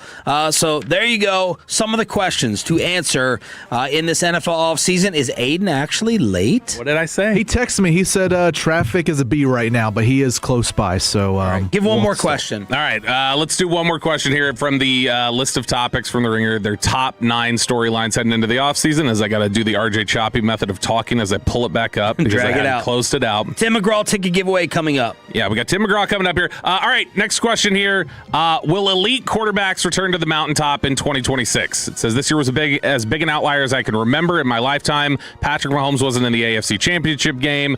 You had guys like Bo Nix that were kind of at the helm of these teams that were really successful. Darnold winning a title before Josh Allen, Lamar Jackson, and first pick Baker Mayfield from that same draft. And so they said, will this be the year that the quarterbacks bounce back? This is a fascinating time in the NFL in terms of where I think you're wondering, and we might get into some of it later today or potentially later this week. That article that I sent from Saturday Down South, which is trying to look at, are we entering a new golden age of defense? Which that article says we're not. And there's reasons for it, which we can get into later. But the idea of it looked like we were primed for Mahomes and Allen to be just at the very top of their game for the next decade against each other. And there is at least a question now of, have we seen their best ball? Definitely Mahomes, I think. Football, yeah. Yeah, because I know ball.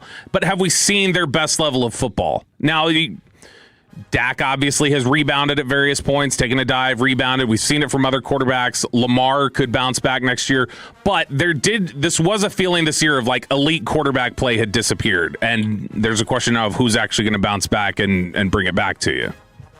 Yeah, I mean, is the defense going to be sustainable? Bo Nix and Sam Darnold could make it that far because of their defenses. Mm-hmm. And Drake May advanced through the postseason only because of their defense. Trevor Lawrence had a nice year. Jacksonville was leading the way with turnovers. So that article should be saying that quarterback greatness should be returning. But I could see next year still being a little bit down, because I don't think defenses are just going to go away, their effectiveness, just like that next season. There's so much buy-in on the Mahomes bounce back. And I don't know why. The Mahomes bounce back and the Chiefs bounce back. I don't know why when you're talking about a guy who... I'm not saying he's not going to return, but you're talking about a guy who tore his ACL, a Chiefs team that has been struggling the last couple of years to really play at the level that they had. They enter the offseason with the least amount of cap space. I just look and I go, I don't think that's an easy bounce back for them. They might struggle for a year or two. And if he's coming back off of an injury where his mobility and his ability to make off-platform throws is a big part of his game, I don't know that he's just going to return to being who he was. Jared Sandler, a big fan of this NFL segment in the Expressway. Did y'all give Jared a shout-out? Yeah. Congrats, Pops. We mentioned it. In fact, I think I may have mentioned it too early because I mentioned it on Friday morning. God, what a dream. has the kid and right off the spring training. Oh yeah, Get out of Dodge. He's gonna get to miss all the overnight feedings and stuff and all the crying. They'll be there when he gets back. I think he actually is a sicko. Although you know what, I think I'd rather take care of a newborn infant and lose sleep than watch the Rangers offense. Jared, I need to talk to you in the commercial break. Did you tell Jared about the phone call that we got? No. Need to talk to Jared. You're going to get him worried now. You're going to get him all worried. Phone call coming at 7:56. Let's hook you up. I went skydiving. I went Rocky Mountain climbing. That's right now. Caller number 10 at 877-881-1053 wins a pair of tickets to Tim McGraw on Friday, September 11th at the Dos Equis Pavilion in Dallas. That's caller number 10 at 877-881-1053. Love that song. Another Tim McGraw ticket giveaway in the 9 o'clock hour here on your home of the Rangers and Cowboys. Let's ask Reddit. Do you have a question, Kelly? Yeah, I have a lot of questions. Number one, how dare you? 877-881-1053, 877-881-1053. That is the Frankel and Frankel Injury Attorneys fan text, and is where you can weigh in here on Ask Reddit, which we do every Tuesday around 7:40. It's where we take the most viral questions being asked on the Ask Reddit forum, kick them around with you guys on the text, over on the fan cam with the Twitch and the YouTube, and then here in the studio, we answer some of them as well. And we're going to start off with Sean Sharif because Aiden didn't make it here in time. Lack of options. Peyton is over here taking down winning calls. So, Sean, what's extremely unhygienic, but everyone seems to do it anyway? We don't all wash our hands or do the wipes after a sneeze. Oh, yeah. So, like, everyone does the, I'm convinced everyone does the pee pressure in the bathroom when someone else is in there.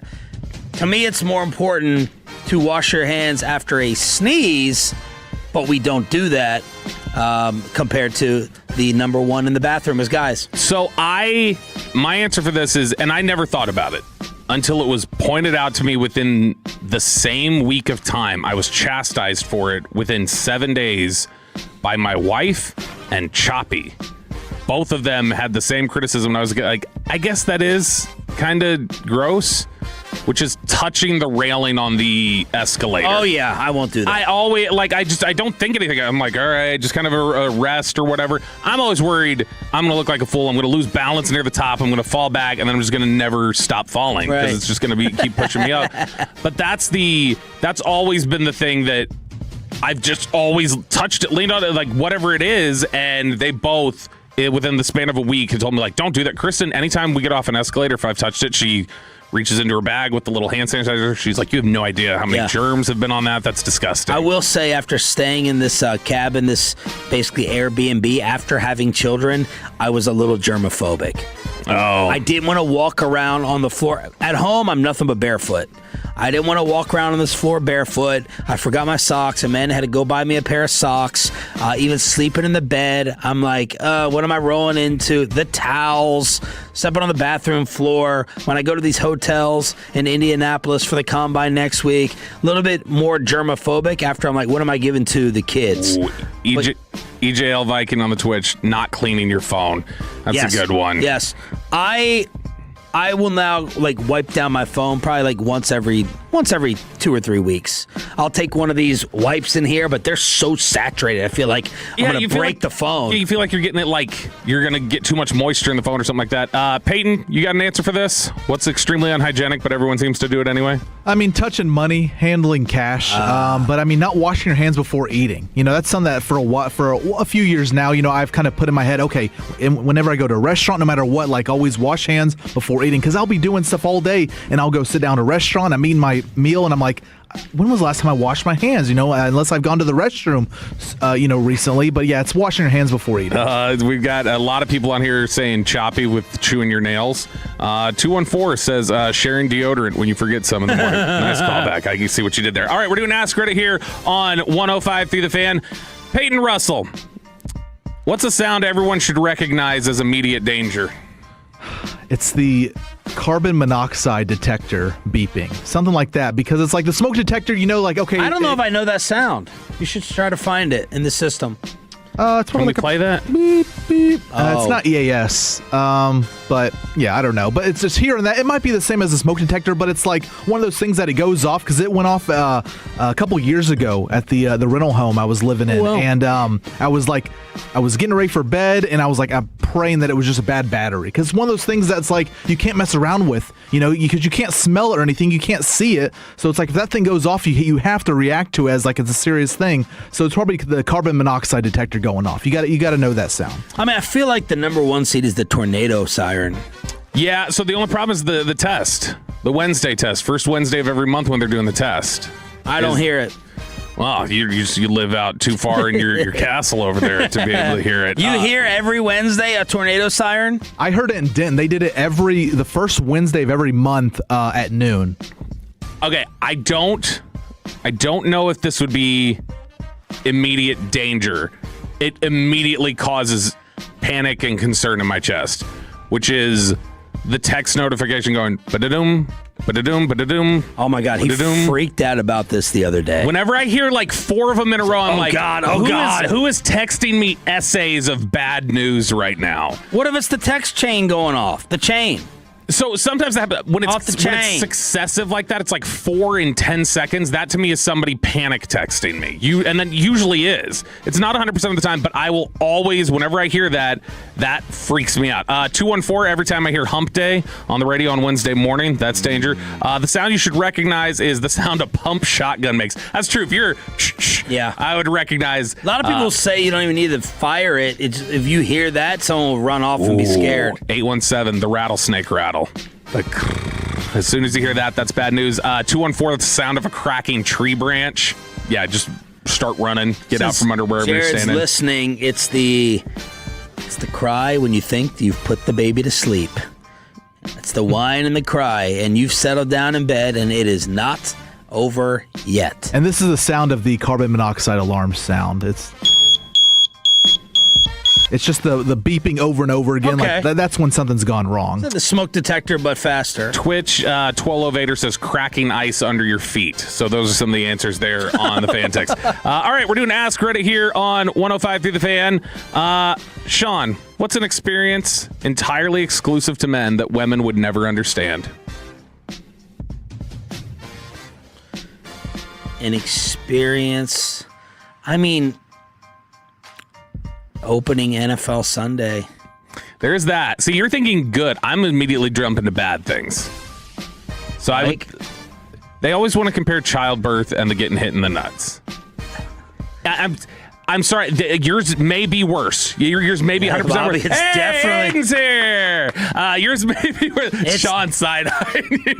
No. I'm side-eyeing you because I'm not saying it's not worse. Okay. I'm saying like you don't understand, like they're so different, like, and you can't ever understand how painful it really is. But the real answer to me here, and feeling sick to your stomach after getting hit there. It's like right here in the side. Gosh, it's the post clarity. Like I don't know that they will ever fully be able to understand. Like, do women not feel that? No, I don't think so. Not in the way they've all talked about it, because they don't seem to understand how somebody can be one person 30 seconds earlier. Yeah. And they don't really seem to understand. No. This is not just a bit or anything else. It's not, I got what I wanted or anything. I am a different person than I was 30 seconds ago.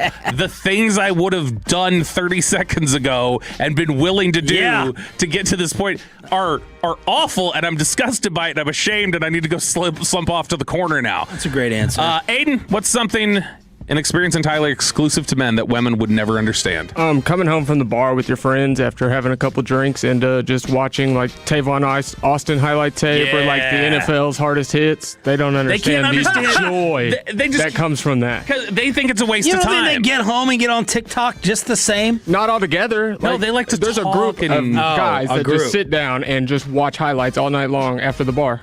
Really? That's all we did after the bar in college. Wow. What was your favorite mixtape besides Tavon Austin? Because that's the any go-to. Luke Kuechly. I always Odell loved Beckham. Odell Beckham had a good Odell one. Beckham's was good. Did you do this too? We wouldn't do it like highlights? In the car, but like we were in the apartment. A friend of mine, was a big highlight reel kind of guy, so he'd throw some on YouTube up there. But I mean, I wasn't like every day I had to be glued to my screen on YouTube. How about a great gambling run? Ooh, yeah. You're in the middle of the high of a winning streak. Rolling the dice, man. Hitting that point, and you're like, oh, baby, I'm rich.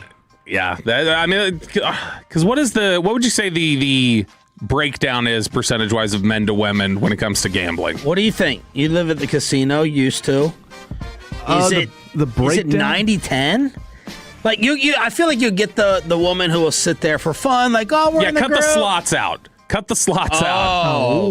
Slots is 90-10 women. 99-1. Yeah, so if you cut the slots out, I think on the floor, whenever I've walked around a casino, it's 99-1. A lot of the women there, if they're not like on a bachelorette trip or something, then it's like bachelorette. I had to make sure I was pronouncing it right, bachelorette.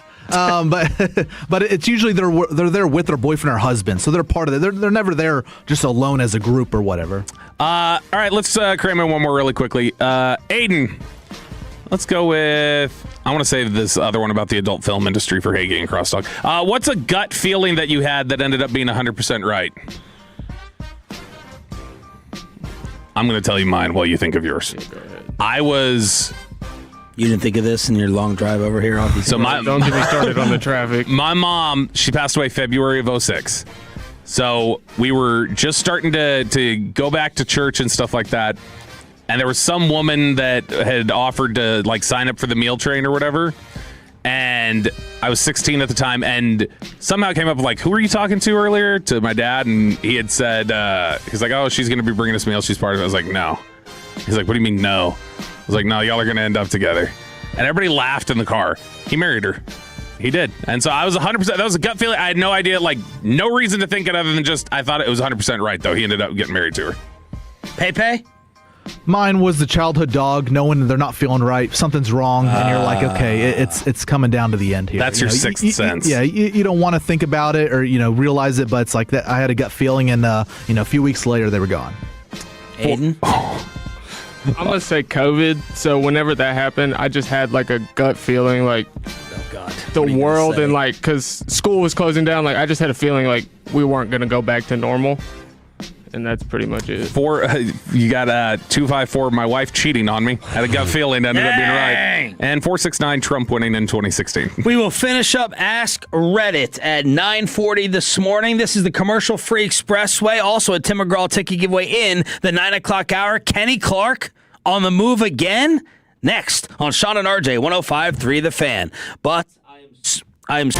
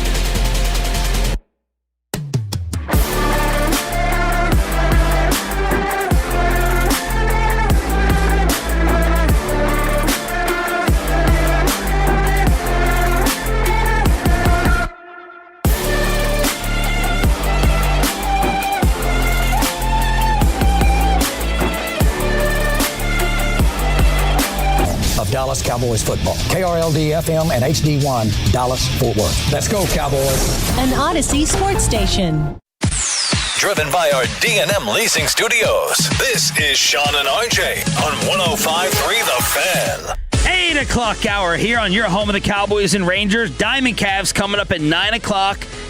Did the Kevin Durant burner get exposed? Man, I hope this story is true. At 8:20, below the belt at 8:40, and another Tim McGraw ticket giveaway in the 9 o'clock hour here on DFW Sports Station. I'm back along with Bobby Bell. Choppy will return tomorrow. We got Peyton and Aiden running the Odyssey app, the Fan Cam, Twitch, and YouTube. George Pickens poll question update with franchise tag day opening up as we speak.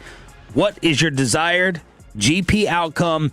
68.8% saying sign him to the long-term deal now. 17%, Peyton and myself, leaning towards play him on the tag at $28 million.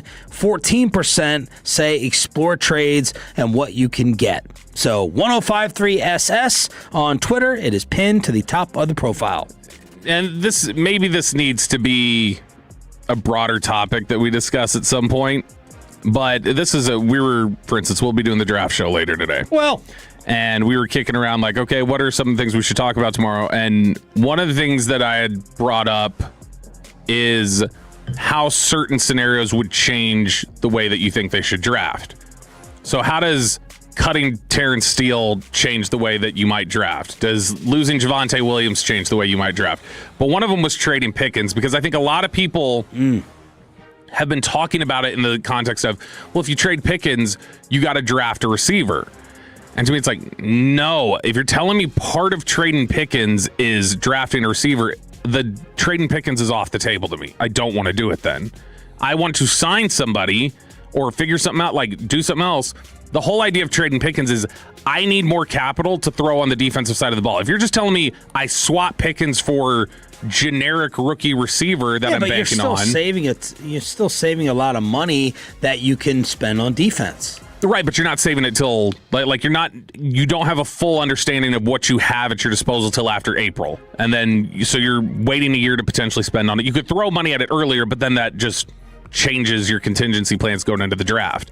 So I don't know. I look at it and I say, if you're going to move on from Pickens, moving on from Pickens would just be an asset like evaluation of this is what we have, this is what we need, so we got to find some people to part. It's not because you're actively wanting to move away from George Pickens.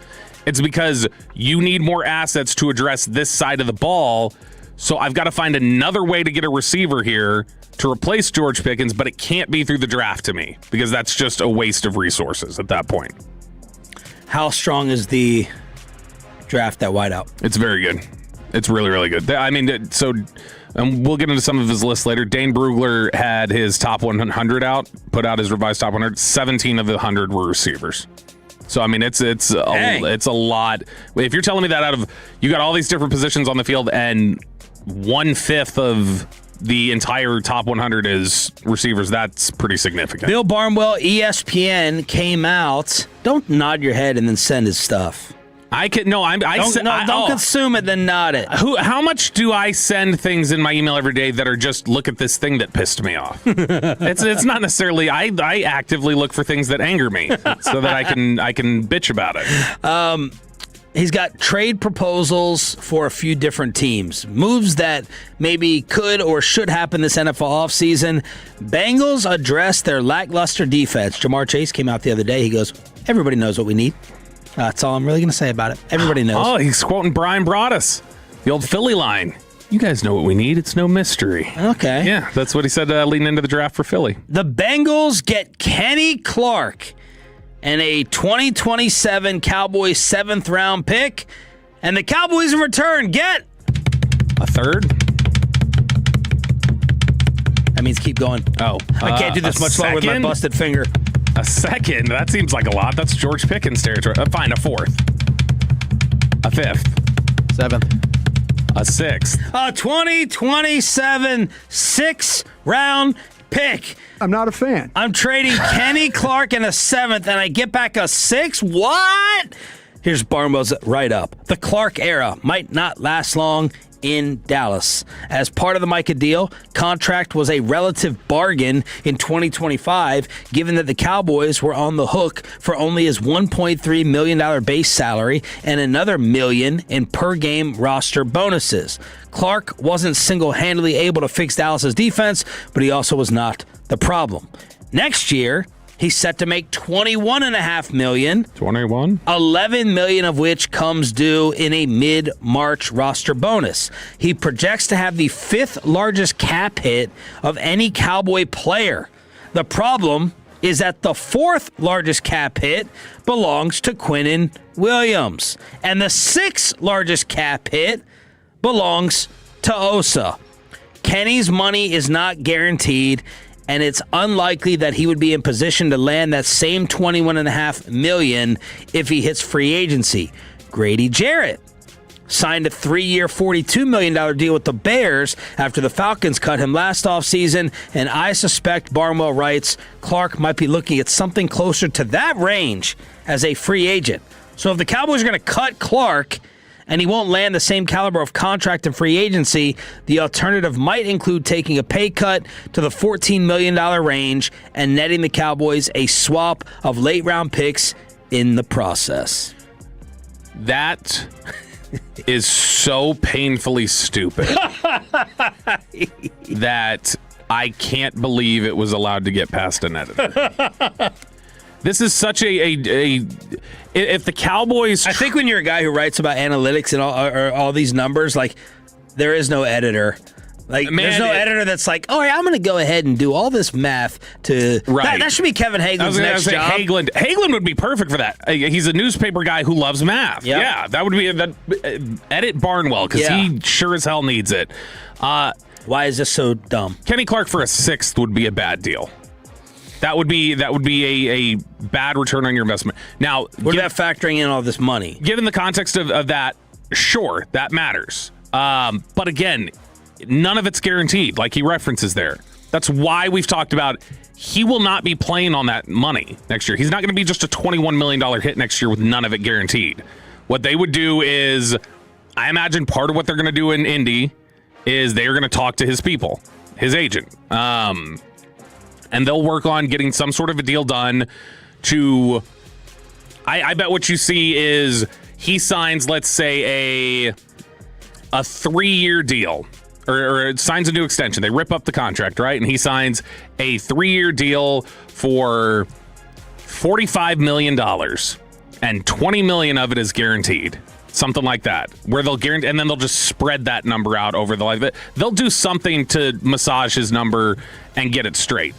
But no, if you're going to move on from Kenny Clark that quick, and all you get is a swap in the 6th and 7th round, man, that's a non-starter. I agree. Kenny is probably the most difficult Cowboy for me to assess last season. It feels like Then I hear some people say, no, he was better than And then I do hear some people say he was an No, you're right. It feels like a disappointment. How much of that is, look, I try not to fall victim to the noise. There's a Jerry clip I put on the cut sheet that I'm trying not to play today because it's the same old stuff. It's the same old talk that Tolos have been preaching to me to just ignore for 15 years. So I'm trying not to factor in the press conference when they made the Micah trade and all the stuff they said about Kenny and run defense and scheme and pressure. But I just have an not a sorry, let me correct it. I have an feeling on evaluating Kenny's season what he is. No, I think it totals up to be the reason why it probably feels split is because there were games he was really good last year. But there were also other games where he was not. He was awful against Carolina. Bad against Carolina. They got thrown around. And there were a couple different times last year where it's like, who's that? That's not the guy that Dan Campbell's like, thank God we got him out of the division. I'll take Micah all day long. Yeah. That's not that player at all. And so I was expecting Kenny Clark to be a defensive tackle here that made me say, dang, we definitely have not had that in my time covering this team in 15 seasons. Like, all right, this is what it's like to have that at defensive tackle. Now, Osa was better leading into his contract. Osa was better his first 4 years than Kenny was last year. But Kenny was still better than a lot of the defensive tackle play you've gotten. It just was not consistent. So it ends up being kind of meh. But I'm sorry, you're not turning around and trading him for a swap of 30 positions on day 3. Agreed. That's ridiculous. I would be upset if it was just a 6th. Forget throwing in the 7th. The fact that you're throwing in the 7th is an offensive suggestion. It's so bad. His PFF grade was a 67 for the year. 37th out of 134 defensive linemen. That's not bad. That's probably about right. Top third of the league. Yeah, but when we traded for him, if you would have said, he's going to have a season that's not bad, I would have thought and expected and hoped for more than that. Sure. Yeah, it was disappointing. Yeah. It was not where it needed to be. It was not disappointing enough to say, here you go, you want him for free, Cincy? Yeah. Other Barnwell ideas. Kyler Murray to the Jets for a 4th. Kyler Murray and a 6th. Kyler and a 6th to the Jets for a 4th. If I'm a team out there and I need to just throw something at the wall and see if it sticks at quarterback, if I'm the Browns and I need to do so, sure. Yeah, Shador, don't let Emmett hear this. Yeah, that's true. Sure. Kyler and a 6th for one of our 4th round picks, yeah, all day. I'll gamble on that talent. I would too. I'm all over that. Raiders, man, the Bears fans have been hyping up a Max Crosby trade. Chicoline walking around here. We'll give him DJ Moore. And I destroyed him. I'm like, you don't know NFL value. Can I before you go to that one? Can I just quickly jump down for the comparison from Kyler? Can I jump down to the Steelers Eagles suggestion he had in here? Tanner McKee gets traded for 2 third-round picks. I don't even know who that is. The backup quarterback with the Eagles from Stanford. McKee? Tanner McKee gets traded for 2 third-round picks to the Steelers. What? So when was he drafted? So Barnwell a couple years ago. No, but what? 6th round. So a 6th rounder I've never heard of is going to get dealt for 2 3s? And Kyler paired with a 6th goes for a single 4th rounder. That's where I'm saying Barnwell, like you compared it, I don't know what he's doing. These are ridiculous suggestions, but okay, you can continue with the rest of the list. I just thought that was an absurd comparison. DJ Moore and a 1st for Crosby and a 5th. DJ Moore and a 1st for Crosby and a 5th. Man, yeah, I don't know. If I'm the Bears, I might do that. DJ's 28. What do you mean you might do that? What's causing you the hesitation? The 1st, obviously. Just the 1st round pick is just the only thing I would think about. DJ there has had more catches than I thought. He had 96 in the first year for 1364 and 8. Mm-hmm. Whoa. Then 98 for 966. Last year plummeted to 50 and 682. Yeah, I don't think if I'm the Raiders, I don't think I'd do that. That's not enough. No, yeah. I don't think it's enough either.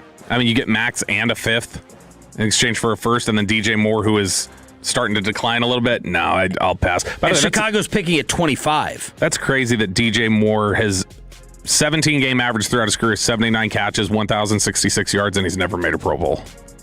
Yeah, with all the replacements that we get every year, he's never made one. All right, those are some of the Barnwell trade ideas, including Kenny Clark on the move again here on DFW Sports Station. Thanks for being the total that stands for Turn It On, Leave It On. 2 monumental passings in the world of Hollywood and politics. And please, let the Kevin Durant burner account be real. We'll tell you what he possibly said about the entire NBA next.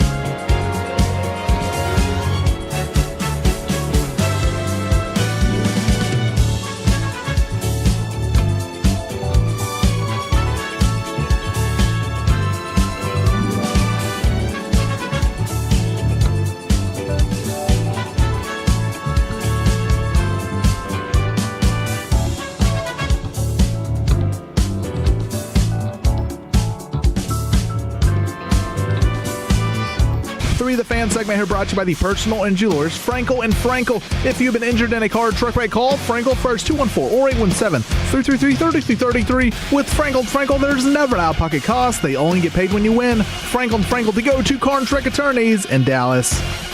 Good morning, Metroplex. It's a Tolo Tuesday. Hopefully your week is going to fly by. Sean Tree back with you. RJ has his day off back tomorrow. We got Cowboys insider Bobby Belt, along with Peyton and Aiden on the Odyssey app, FanCam, Twitch, and YouTube. And that Odyssey app is high quality. Very, very good.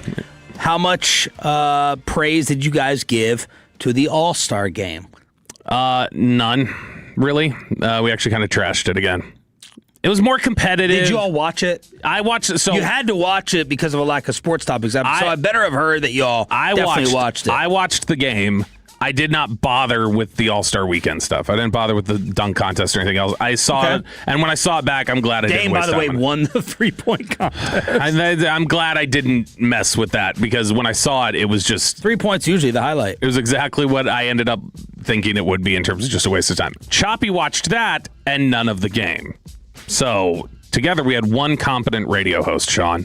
And so and why didn't you watch any of the game? It's a new format. The Olympics were on, I guess. I don't know. It was more competitive. It was not the awful exhibition game I'm used to. That's fine. I still am just constantly aware of I'm watching something that doesn't matter. And that I think ultimately at the end of the day, there's not, even though it's more competitive, ultimately at the end of the day, I don't think we're ever going to recapture the all-star games of our youth. Right. Where, like when we talked about it the other day, same thing with the tanking issue or the load management issue that you're running into. The guys from the past era, and not to be back in my day guy because that is tired in the NBA, but the guys in that era, they just had a different perspective and passion and heart for what they cared about related to the game than current players do. I'm not saying that they care less, but they think about it differently. And so because of that, they viewed it as... But props to Wemby. He tried to bring that back from the start. Yeah. Wemby is being credited. Ant for saying, nah, it is what it is at this point. He goes out and wins All-Star Game MVP, throwing more shade at the Euros and Luka and Joker, saying they really don't care about this. I think Luka finished, with like 6 points, but props to Wemby for trying to set the tone early. Yeah, and that's... and did you see the clip of Kevin Garnett trashing LeBron? LeBron's already being blamed for the dunk contest going awry because he never really wanted to compete. There's a clip where Kevin Garnett says the All-Star game changed in this moment. And it's LeBron and Kobe out by the three-point line. LeBron has the ball. Kobe smacks the ground. Yep, I remember this. And LeBron passes the ball. And Kobe kind of turns after the other player shoots, like hands out, like, what are you doing? Like, what's going on? Why did he pass the rock? That's supposed to be like when Kobe wanted a piece of Michael to prove his self at the Garden. Go rewatch it, Last Dance. It's amazing. And Kobe's like, okay, me and you, let's go. And LeBron immediately passes to the top of the key. That was Kevin Garnett going off about that. And that's the mindset difference. The mindset difference is like, okay, fine, this is an exhibition game. We're not all going all out. But there's going to be a possession where you've got the ball and I'm on you, and this possession you're going to try to get by me right here, and I'm going to try to lock you up. Back in the day, I'm not going to make it sound like the All-Star game back when we were growing up was competitive for 48 minutes. No, it wasn't. It was an exhibition game too. But you got those moments where, all right, I got the ball and you're up on it. Let's go. And let's do this. And I don't think they've got that same mindset about how to attack. They just go, this game doesn't really mean anything. I can't trick myself into thinking it means something. It was an improvement over years past. Yes, though. it was. It was an improvement. But the number one storyline to me, the Kevin Durant saga over his possible burner account getting exposed. Again. Get Higher 77 was the account. And you got to go look at the images and the videos of All-Star Weekend. Durant is checking his phone like while in the layup line, and he looks sick to his stomach. Now, all this is adding to the conspiracy. I'm fully putting it out there. There's a little conspiracy theory to this, but knowing KD's history, I think it has a good chance of being true. And Durant's going to be asked about this because he's always blunt. He's always answering. He don't hide on social media. He's going to be asked about it when the season resumes on Thursday because the possible tweets from him in this are juicy. They're fantastic. So that's the only thing I'm going to give a pause on before you get into this is I'm going to say I feel like he's grown. Or I hoped he had grown past this, where he felt like he had become old man who I'm just going to say whatever. You can't stop me. Like earlier in his career, this was definitely him, but I thought he moved past this, but maybe not. All right. He's trashing current teammates. He's talking about Şengün there in Houston. I'm going to turn the ball over with this SES team. Your franchise player can't shoot or defend. That's a way bigger issue than my turnovers. Remember, these guys are your future. He called Jabari the R word, apparently. Again, if this is him. I swear I miss Ben Simmons. Least that blank would give me the ball. Steve Kerr, since Michael Jordan punched him in the face, he don't mess with dark skins. Steve Kerr hasn't drawn up one player suggested anything, but he's a 3-time champ. So you're taking some shots at Steve Kerr right there. Is he? But he's saying y'all complain about my turnovers, so this sounds like he's operating as if you know it's him, if it is his burner. Well, there's also some group texts that apparently people say that they were a part of. That's being thrown in the mix. What about Devin Booker and Frank Vogel in Phoenix? KD allegedly says 2 dictators, Stalin and Hitler. Oh, my gosh. Mussolini and Kim Jong-un. The Suns are my team when we lose and Book's team when we win. That's out there. Then there was an old Warriors message that was kind of resurrected saying I had to call Steph out in film session. And then since then, everything basically got fixed. I can't trust Jabari to make a effing shot or get a stop. Just don't give him a tech free throw, to be honest. He's low-key R-word. All right, okay, so I see this now. These are leaked DMs. That's what this is. So these are leaked DMs from group messages where he had identified. So these aren't just tweets he's throwing out there. But, dude, whoever outed this. Oh, Bobby.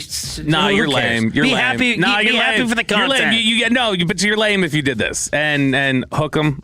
I'm a KD. I'm a KD stan. He was there for a cup of coffee with y'all. He still reps Texas. I'm for KD. I think KD has. Yeah, KD has brought a lot on himself. I think he has caught unnecessary flack for the most part throughout his career. Most of it. What has been overblown? I think that.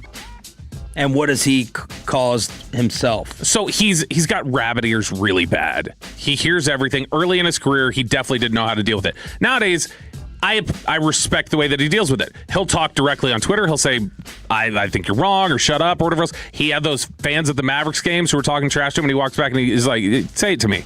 Yeah. And not in a threatening way, but just like why would you talk to somebody like that? Just call that just basic human decency. I like that evolution for him.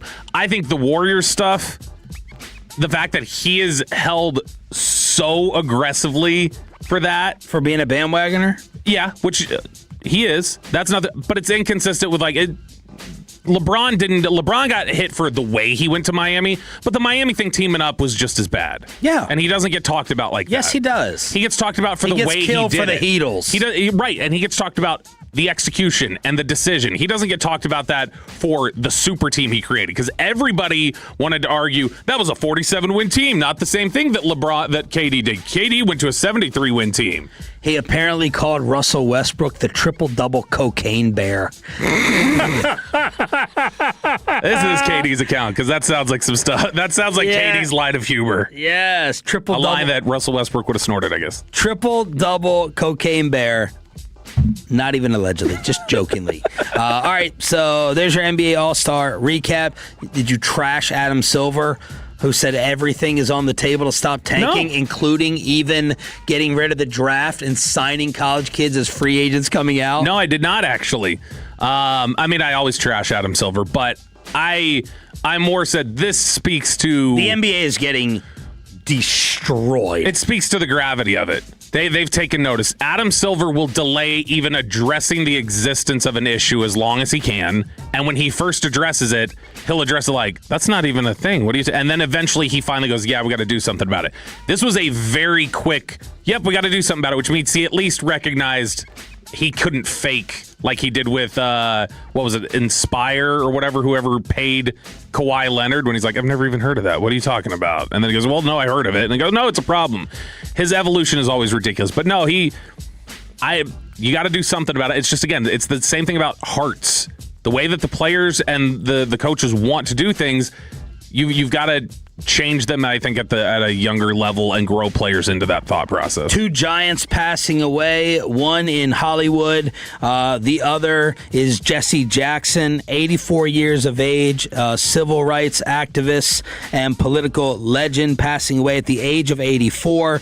So Jesse Jackson passing away earlier this morning, and Robert Duvall at the age of 95. Robert Duvall, who has one of my favorite movie quotes of all time.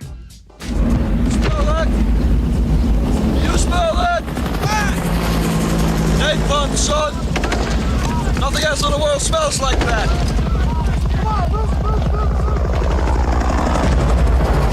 I love the smell of napalm in the morning. You know, one time we had a hail bomb for 12 hours. When it was all over, I walked up. We didn't find one of them, not one stinking body. Smell! You know that gasoline smell? The whole hill. It smelled like victory. Such a good movie, and it's such a great role from him in the middle of that. Just it's not very long, but he was so good in The Godfather. Him as Tom Hagen, RJ Choppy, both fake Italians. That's why Choppy had to take off today. It was to mourn another fake Italian. Mourn his forerunner. Why is he a fake Italian? Because he doesn't eat sauce. Like he's like, oh, marinara on my tummy, and like no garlic. Yeah, he's just there's no real. There's no real author. He doesn't eat lasagna. He goes, no, lasagna's not even good. So, but no, Robert Duvall, great actor. And some people had texted in afterwards because we were naming some of his movies. He was in Colors. He was in Gone in 60 Seconds, I think. He was great in Lonesome Dove. If you've never watched Lonesome Dove, which there's a lot of people I think that has slipped by as a miniseries, that is worth watching, especially if you're a born and bred Texan. And my dad will be rewatching the 1988 speech of Keep Hope Alive from Jesse Jackson, passing away at the age of 84. Who are some former Christian Parker players to watch for in DFW? Bobby has it next. And below the belt, right here on The Fan. Coming up in the next...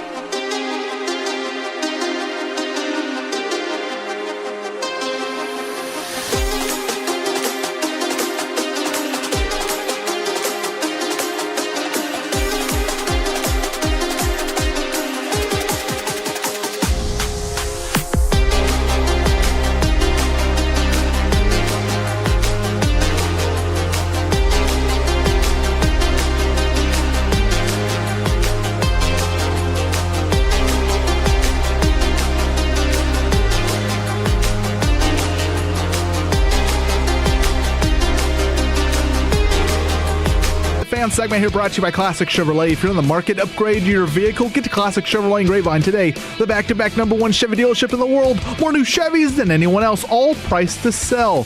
Visit ClassicChevrolet.com. This is Texas. This is Classic Chevrolet. Together, let's drive, relax, enjoy the difference based on new Chevrolet registrations 2023 through 2025. The great Bobby Belt. Bobby Belt is an idiot. Don't make me take off my belt. Don't make me take off my belt. We're not. Over to you, Bobby. Let's steal from the Eagles, huh? Let's talk about it here in Below the Belt, which is sponsored by Academy Sports and Outdoors, as well as Window Nation. Cowboys will be heading to the Combine along with us, or we'll be heading along with them, I guess, however you want to phrase it. But we'll be at the Combine next week. So Bobby went back and looked. Our two biggest segments. Was Pepe on this text? Probably. I think so. You saw it, Peyton? Yes, I did. Two biggest segments from our Super Bowl coverage, at least in terms of YouTube viewing.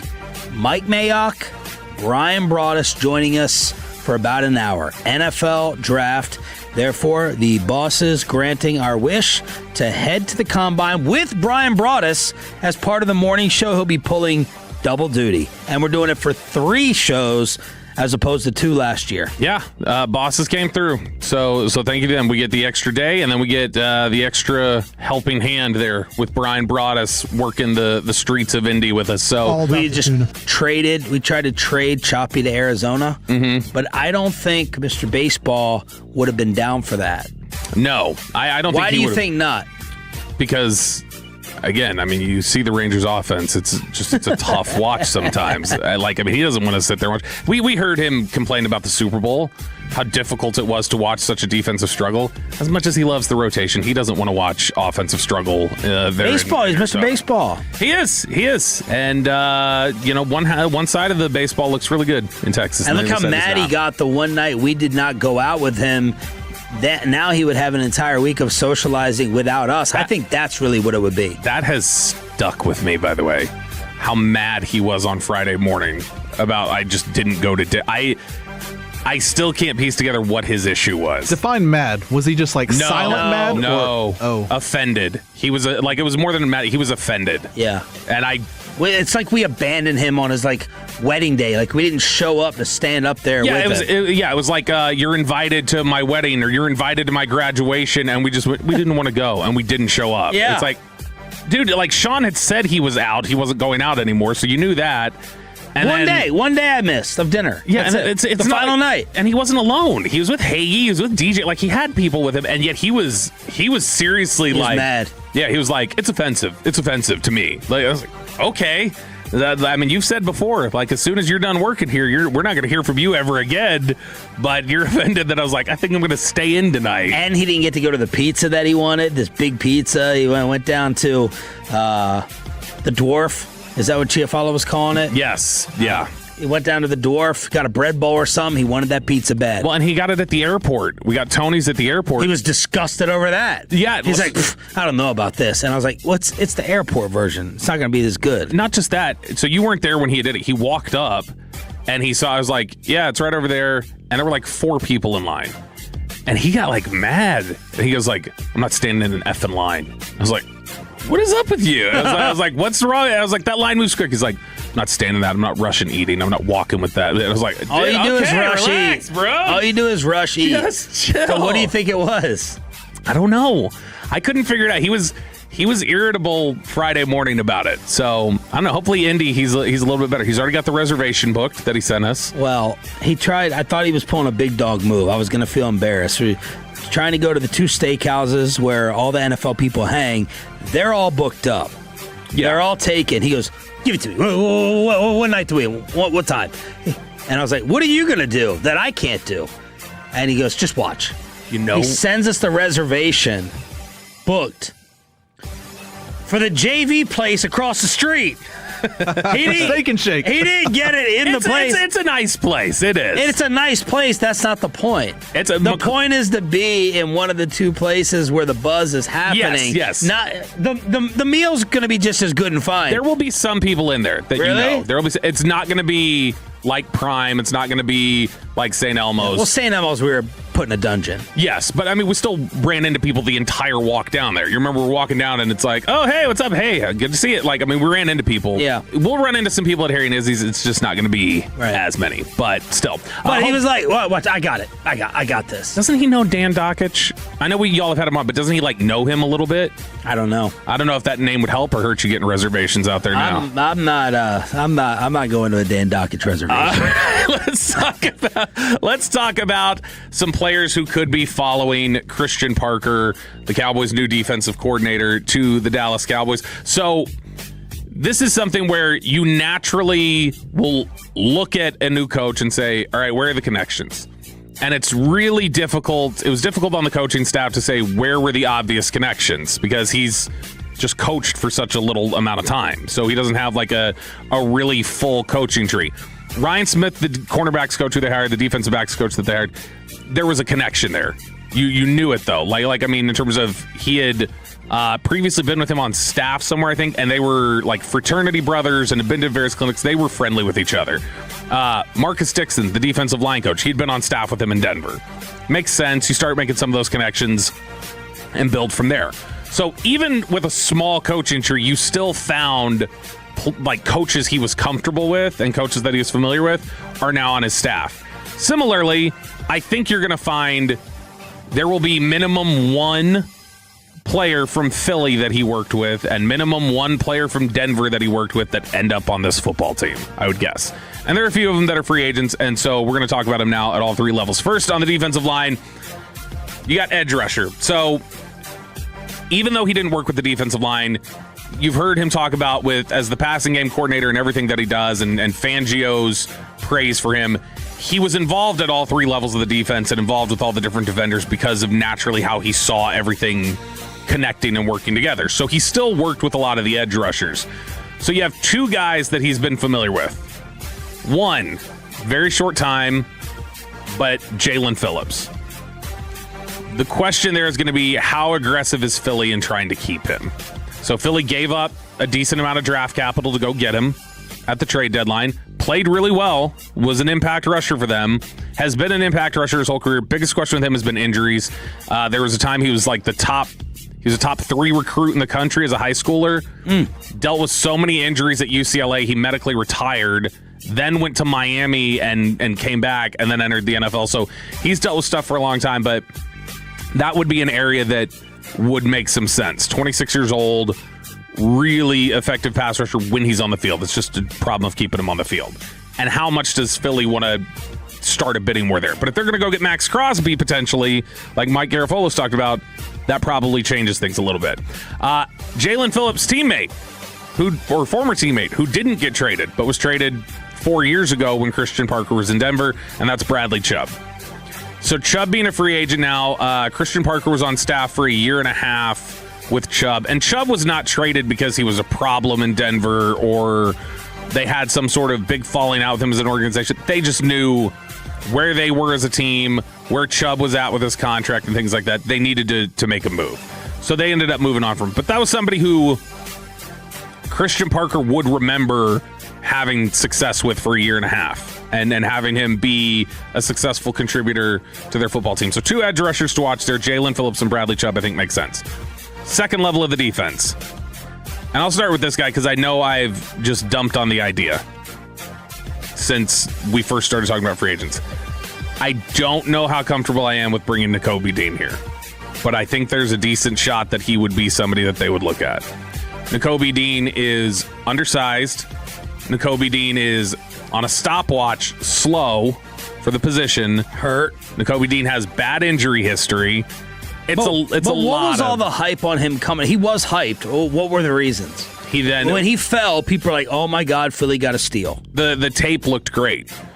He was always undersized. The tape looked great. He ran slower than people thought. And then when he had gone to the combine, there was a lot of buzz about, his medicals don't look good. And so that kind of cooled things for him. I don't think anybody thought he dropped to the 4th, but he was thought that he was going to drop. He's had a decent career in Philly. He's been decent. He's not like some all-world linebacker. 61 PFF grade, 42nd out of 88 linebackers. He's thought of as a smart player, and he's thought of as a really strong leader. So if you want culture and somebody who's going to come in here and help teach guys what Christian Parker wants to do, Nakobe Dean would make some sense. The other linebacker, and this is a Denver connection. This is one that we mentioned yesterday from Calvin Watkins, who had listed his 5 potential free agent connections, but Alex Singleton, the linebacker from the Broncos, who is sort of a journeyman run and has had some time where he cut off to the CFL for a little bit, but a guy who is pretty strong against the run, would definitely improve their run defense, has a little bit of blitz capability. I would not want him in coverage. I would not want him covering anybody, and there's a lot that I imagine Christian Parker's scheme is going to demand of linebackers and coverage. So I don't know how easy a fit it is for these two, Dean and Singleton, to bring them in. But there is a connection there. They do have an understanding of the things that Christian Parker likes to do. So I wouldn't rule them out as being guys that could investigate. Now, we've heard a lot about safeties and guys who have flexibility at safety to do various things potentially in the slot or to play at the line of scrimmage. Not your just typical stand back there and cover deep center field type of position. So he worked with two different guys, one in Denver, one in Philly again, just like all these have been. The guy in Denver, University of Texas graduate, a guy who grew up in Beaumont, PJ Locke, who PJ Locke has not been a full-time starter for Denver. He's been a rotational piece for them. He started a lot last year due to injuries and some things that they had, or not last year, but 2024. 2025 saw his role drop, but I mean, he was still a rotational piece for them in secondary. He'll play a lot on special teams too. He gives you some varied stuff, but he's a free safety who can play some of the nickel, will play up and run support, a little bit smaller, but I mean, that's a guy who Christian Parker had worked with him for, I believe, 3 years in Denver. So there's some familiarity there, and a guy who has the flexibility to do the multiple things that Christian Parker's likely going to ask of safeties. I don't know that he'd be a full-time starter, but maybe a rotational piece they add to the secondary. And then the other one, and this is, I think, there's a chance this is the strongest connection of any of these free agents that we're talking to, that this might be the guy with the best bet to end up here, and that's Reed Blankenship, who, if you've watched the Eagles play the last couple of years, you're familiar with him. He hits like a ton of bricks. Yeah. He is aggressive. He is physical. He is a little bit of, it's such a bad term, but he's a little bit of try-hard guy. Like, I mean, he definitely, I think, maxes out what his physical capabilities are. And there are limitations there in coverage, and I don't think you can do as much with him covering in the slot as you could with Locke or any of the others that you look at. But if you want to talk about a tone setter and someone to come in here and really buy into what Christian Parker's doing, which Reed Blankenship did, I think that one, with the void they have, what Blankenship brings to the table, what Parker's looking for, the connection there, I think that one makes a ton of sense. And, of course, Jerry Jones is including Christian Parker with his answer to TMZ when he was asked, why should Cowboy fans have hope? I would, first of all, start with this Super Bowl. I would look at these teams. Look at New England.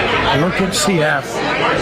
They're made up of, for the team, first-year quarterbacks for the team, the system. The coaches are fresh on this thing.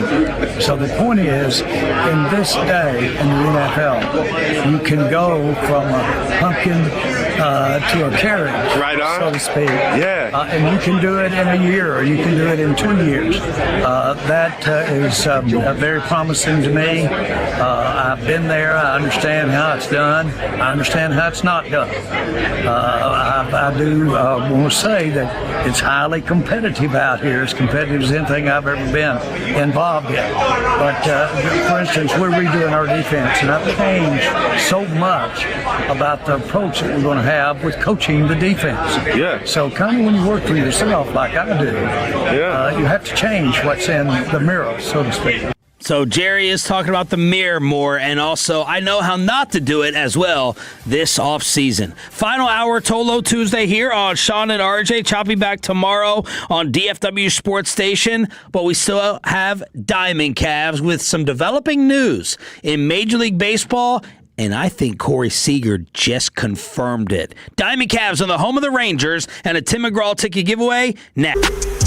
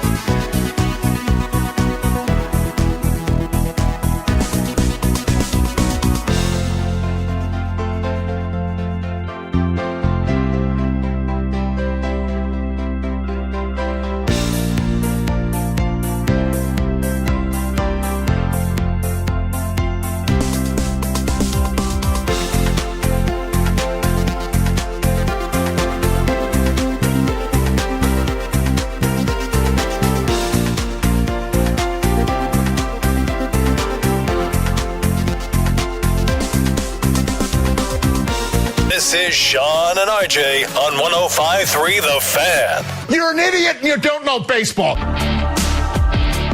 Ranger fans, you're not dreaming. How can you not be romantic about baseball?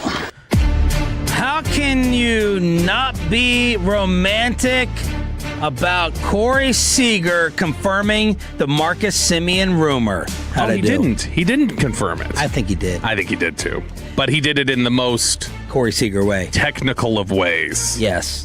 It's Diamond Cavs on your home of the Rangers. RJ Choppy back tomorrow here on DFW Sports Station. I was not prepared for the tease thing that I had to do. I was watching Aiden fist pump, Bobby getting it on the fan cam, and Peyton Russell as well on Twitch, YouTube, and the Odyssey app. Thanks for being a Tolo. That stands for Turn It On, Leave It On, in case you did not know. And we have another Tim McGraw ticket giveaway coming up for this hour. How can you not be romantic about Tim McGraw? We have a developing situation thanks to Kevin Walker for sending it over. Tony Clark is resigning as the Players Association Executive Director. Now, there is an investigation taking place into alleged financial improprieties at the union. They're also getting ready to negotiate a new CBA. The current one expires on December 1st. They're supposed to hold their first meeting today at the Guardians camp, the Players Association. That meeting abruptly canceled because Tony Clark is out. And he is leaving after his 15-year career as a player as well. So that's the developing story in baseball. I guess I don't know if he was any good at his job, but I just know that as a player, I couldn't stand Tony Clark. So why? I don't know. He just irritated me. Well, he wasn't even famous enough or good enough to be on the radar of likability or not. No, but he was on those Tigers teams for a minute, which I just didn't like him as a player then. And then he got swapped to the Yankees, I think, as like a deadline deal as one of their like power grab buys one year. And I just rooted against him all the time because of it. Of course, the G-Bag Nation, the KNC Masterpiece, will be heading out to surprise Arizona next week while we go to the NFL Combine with Brian Broaddus as a part of the morning show. And the Ranger reporters out there right now asked Corey Seager about the reports that he did not get along with Marcus Semien. I mean, I think that's things that are in-house that people don't know about, right? That's just all speculation. Me and Marcus had a fine relationship. You know, we both respect each other. We were both professional, and we knew how to go about our business and try to accomplish a goal, and we did that at 23. So, like I said, you know, you can't take that away from us. That is as close to a sports confirmation and yes without the actual confirmation. Yeah, we had a fine relationship. We had respect for each other. You know, we were professional. We know how to be professional when we needed to be, and we got a championship out of it. That was a perfect Corey Seager answer, but I 1,000,000,000% believe all those reports now. It sounds like Broaddus talking about, I was cordial to the lady, talking about Miss Price. we were Did he win? Who won Worst Take Friday? No, Broaddus did not win. Who did win? I can't remember. I'll find out. Who could have beaten Broaddus for Worst Take? Was it the guy? Was it Randy Moss that voted the Hall of Fame? Oh, I think they all voted for Moss. I think that's why it won, because Randy Moss saying that you should play to have a vote? Yeah. You guys voted that over Broaddus? I didn't. I put Broaddus in a separate category. I was like, Broaddus is the runaway winner, but if we don't put him in there, then I voted someone else. Good grief. So that's Worst Take this week, is we're going to throw Peyton up there for voting for that. No, this is 100% a professional way of just not answering it, but answering it in the process because of the way you're doing it. Like you're flat out, you're not saying, no, this is ridiculous. I love Marcus, man. Marcus, you're going, nobody can take away from us that we were able to look past our differences basically and win a title in 2023. But like to say we were professional, we were fine. That is the bare minimum and is a pretty, I think, telling statement from Corey Seager. Should we have gotten this story reported more when they were together? Yeah, I mean, you're talking about your two leaders of the team. We hear stuff behind the scenes about various things all the time.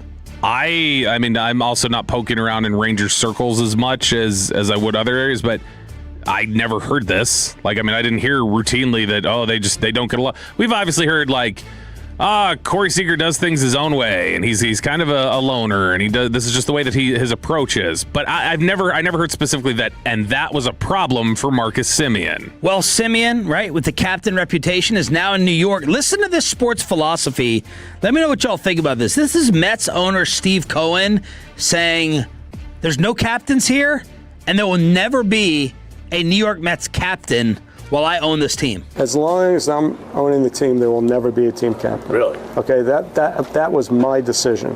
My view is the locker room is unique, and let the locker room sort it out year in, year out. Clubhouse. And so... so you're not saying that there'll never be one? But no, there'll never be a captain. There'll never be a captain? There'll never be a captain. When did you make that decision? I've felt that way all along. Just my own views on how I want a locker room to be, and that, my view is every year is the team's different, and let the team kind of figure it out in the locker room rather than having a designation. And I just think it's actually having a captain in baseball doesn't happen often, right? It's actually unusual, and so whatever previous ownership did, that was their way of doing things. I look at things differently. What do you think about that idea? I okay. I mean, I understand there's some teams that just choose not to in all sports. Because isn't it silly to also have like the rotating captains every week? I find that silly. I thought that was very silly. You're correct. Was that McCarthy? Was that? That was. Good call. Did the Cowboys have the same captains go out every week? Last year? Yes. Yeah, that was a change. That was a specific change Schottenheimer talked about that he wanted. He said, I think it matters to say I was a captain for the Dallas Cowboys. I believe, I agree. This is odd. Because they thought Lindor was getting this. And David Wright was a captain. And they were getting ready to release like a video. They had like this 1-minute hype video last July showing David Wright, and it included Lindor ahead of David's retirement ceremony. Then they deleted it. It's like Steve Cohen was like, no, I forgot to tell you guys my policy. Like, why is Steve Cohen not letting the manager decide that? No, and that's the thing when he's talking about, like, in baseball, you're a bit, like, I understand you've been around now, you've owned for a little while, so you do have some experience on the job. 6 years. And he was a minority owner all the way back in, like, 2012 or something. So he's been around the game, fine, whatever else, but it seems really odd for you to be like, hey, this is just a baseball decision, guys. This is the way, especially when you're going to call it the locker room and not the clubhouse. Are you just trying to be opposite of the Yankees with Jeter, like the captain, Derek Jeter? Are you just trying to be so opposite? We're not going to do captains at all. Worst public address announcer of all time. Yeah, no, he was awful. I don't know if that's an opposite. That just strikes me as like probably some weird Cohen thing from business that he came to believe, which... Fine, if that's the way you want to do it, but it just seems like it seems like you had a bad experience with a captain at some point, to be like, there will never be one. That's never happening. I'm not doing it. And so it's like, how do you want it to get sorted out, Like, players vote on it with the Cowboys. That's the players sorting it out, so I don't understand what he's suggesting. I don't either. All right, we're talking about the Texas Rangers spring training in Surprise. This is your home for Rangers baseball. Let's get an update on the prospects. Yeah, let's see if this is good or bad news. Because I think you could take this as positive, you could take it as negative. There's like some trade-offs here. So this might be a little bit of a rebound for the Rangers farm system, as Fangraphs released their fresh list of the top 100 prospects in baseball. It actually trickled out, I think, to be like 108 or something after that. They called it the top 100, but there were 8 others that were tied with the same rough grade.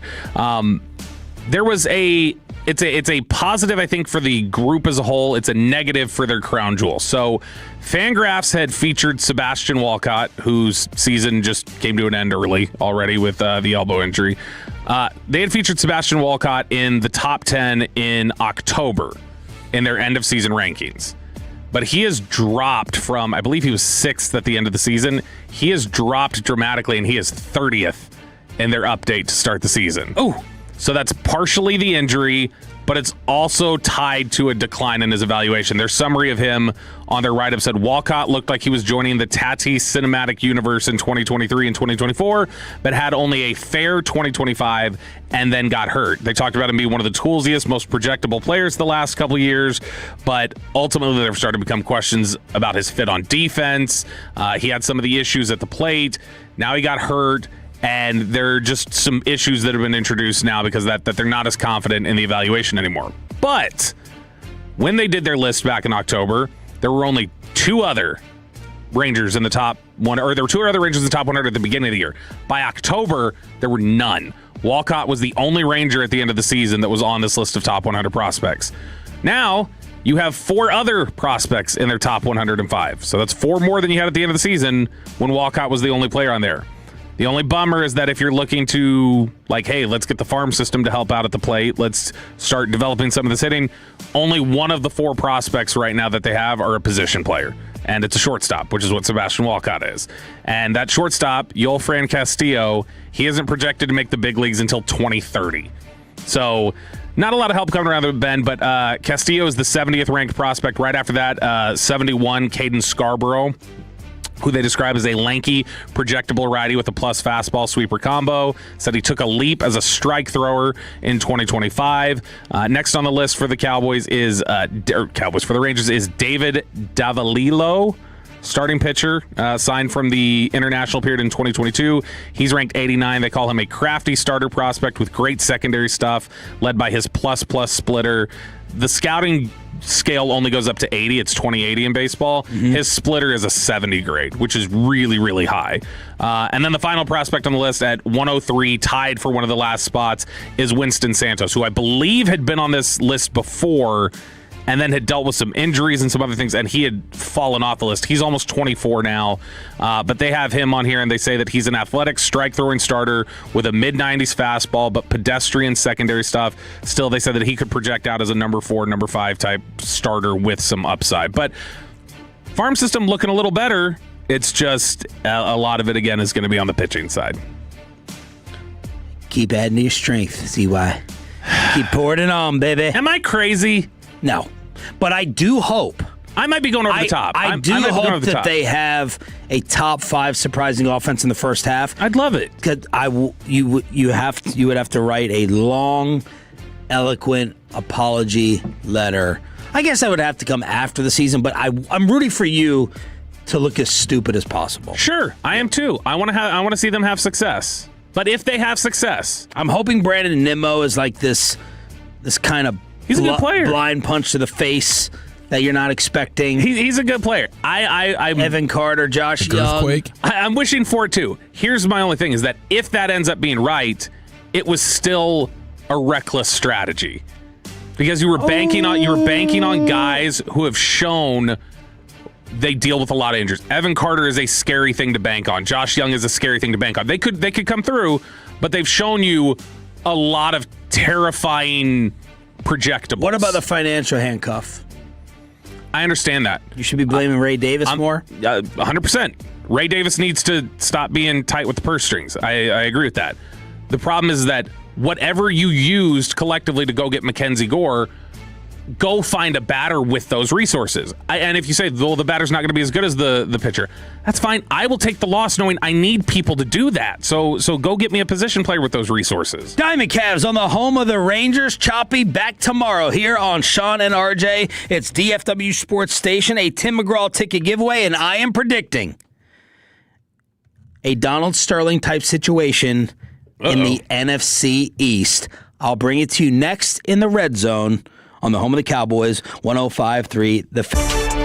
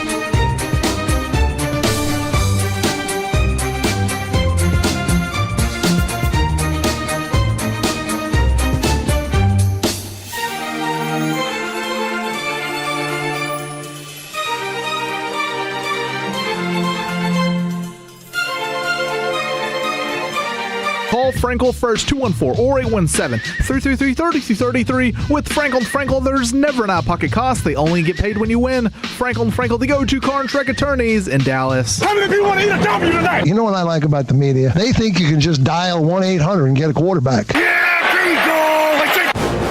Crosstalk with a KNC masterpiece coming up at 9:40, where we will also finish Ask Reddit. Why are you rubbing your hands together? Because I already gave them the lead-off Ask Reddit question. I'm going to go ahead and give it to y'all now if you want to prepare for it. Just mentally get in that headspace. Okay.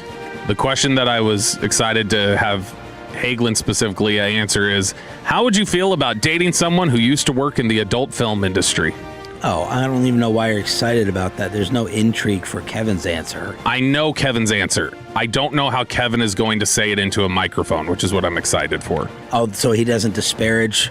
I think Kevin's got to be. Stars? Yeah, I think Kevin's got to be. I think Kevin's going to want to be calculated in the way that he says. No, hell no. It's just a stupid question. Not the career choice. I would. It's an uninteresting question off the air. In front of a microphone, I'm interested to see how he answers it. This is the Red Zone, your football fix every day at 9:20. I am predicting that the Giants are going to lose a co-owner. Dude. Now, I know that the National Football League would have to crack down. I saw how they just got player surveys erased with the NFL report cards. Release the documents. Release the MLBPA documents. The Athletic diving deeper into Giants co-owner Steve Tisch's relationship with Jeffrey Epstein. In late 2011, a Russian model sent a pleading email to Epstein. We had sex. I did a massage for you nonstop. I took a bath with you and your girls. Even, don't lower the music, Bobby. You're not going to get me on that. You're not going to get me on that. What about the massage again? In the bathtub? Could you repeat that? Served you a tea, danced. Even if I didn't feel like to dance or wasn't in the mood. I went to flea market. Even if I hate these furniture stores, I've been only for you. That's what she wrote to Epstein. Stop laughing, Alec. The woman whose travel, doctor appointments, and haircuts had been paid for by Epstein didn't believe he had held up to his end of a pledge to introduce her to famous and well-connected individuals. This was part of the ruse. Epstein would be like, hey, I know such and such in Hollywood, and you want to be a model? You want to be an actress? I'm going to connect you with them. The next year, she pleaded with him again. If you would introduce me to someone from Victoria's Secret, owner, casting director, or some big movie producer. Well, in April 2013, Epstein gave the woman's email address to Hollywood producer and Giants co-owner Steve Tisch. After she met Tisch, she reported back to Epstein, quote, he's really great, man. Thank you. In April 2013, Epstein emailed an invitation to Tisch to join him for breakfast. And 22 minutes later, Tisch said absolutely. Showed a scheduled meeting the next morning, and Epstein said Tisch was blown away by him in a positive way. He thinks you're wonderful and interesting. Now, here's what's really important in all these cases. A lot of these people and well-known names are meeting with Epstein after he was busted. There's no way out there. Epstein, at the time of their meeting, had been sued repeatedly by sex abuse victims, served 13 months of a work release custody program, registered as a level 3 sex offender, the highest risk to reoffend, and been dubbed a billionaire pervert and child sex creep by the New York tabloids. Steve Tisch was still meeting with him. They started exchanging emails about women. Now, Tisch, during the time of the Super Bowl, said, yes, it was a relationship that I really, really regret, and we only exchanged emails about adult women. Pulling from his catalog of candidates, Epstein provided Tisch options: an aspiring actress with a 10 backside, a microbiology major at a university, and another exotic woman who Epstein reassured Tisch was not a, quote, working girl. During one exchange, Epstein appeared to have a moment of hesitation. He said, send me a number to call. I don't like records of these conversations. But the two men continued emailing extensively. Epstein wrote Tisch, I'm happy to have you as a new but obviously shared interest friend. In the weeks and months that followed, Epstein introduced Tish to at least 4 women. None of them responded to messages from The Athletic. An attorney representing one of the women wrote in an email her client endured substantial abuse at the hands of Epstein. A different woman connected with him around 2010, worried about career possibilities and hopeful that he and his contacts could help. Epstein paid some of her expenses. She spent a month in 2013 at an apartment of his in New York. Epstein introduced her to Tish, and after they met, Tish reported back to Epstein, quote, "She is adorable. Thank you." He replied, "Glad to help." This is bad because all of the interactions that have come out, none of them are like, "Hey buddy, let's go to lunch. How you been? How's your family?" None of them. Yeah. All of them, the multiple ones over the course of several years, it's the way you would interact with a real estate agent. Yeah. Like, "Hey, you got any more listings? You got something here?" And Epstein's interacting with him back that way. Just like, "We got this cute little bungalow over here," blah, blah, like it's such a bad, like, there's no way. When you want to talk about smoking guns, there's been some stuff in these files that when you look at, you're like, "Oh man, that sounds really bad," and then you look, it's like, "Oh, that actually got vetted out, looked into, that was nothing." Not specifically with Epstein, but with other people connected that are in the files. This is what a smoking gun looks like to me, of just, this is bad. And even if there's nothing there, the NFL's got to get him out. Well, you know that I could be a judge in another life. Mm-hmm. FAF, objective. Yep. If I was looking at it like as a judge, I would say everything in my brain and my gut is telling me he's guilty. But in those messages, in those statements, I don't have the one obvious glaring piece of evidence that one of them was underage. Yes. I have cute. Yes. I have like adorable, but I don't have, at least in this from The Athletic, I don't have the ultimate piece of evidence. 100%. Roger Goodell has enough to say you're out. A judge doesn't. Goodell has enough to, we're getting him the hell out of the league. He can't be here anymore.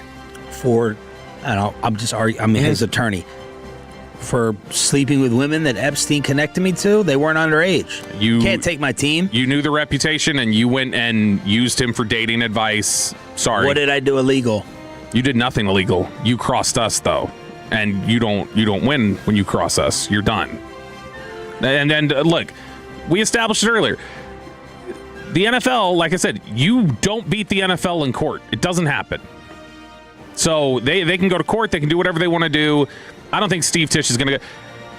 The NFL is.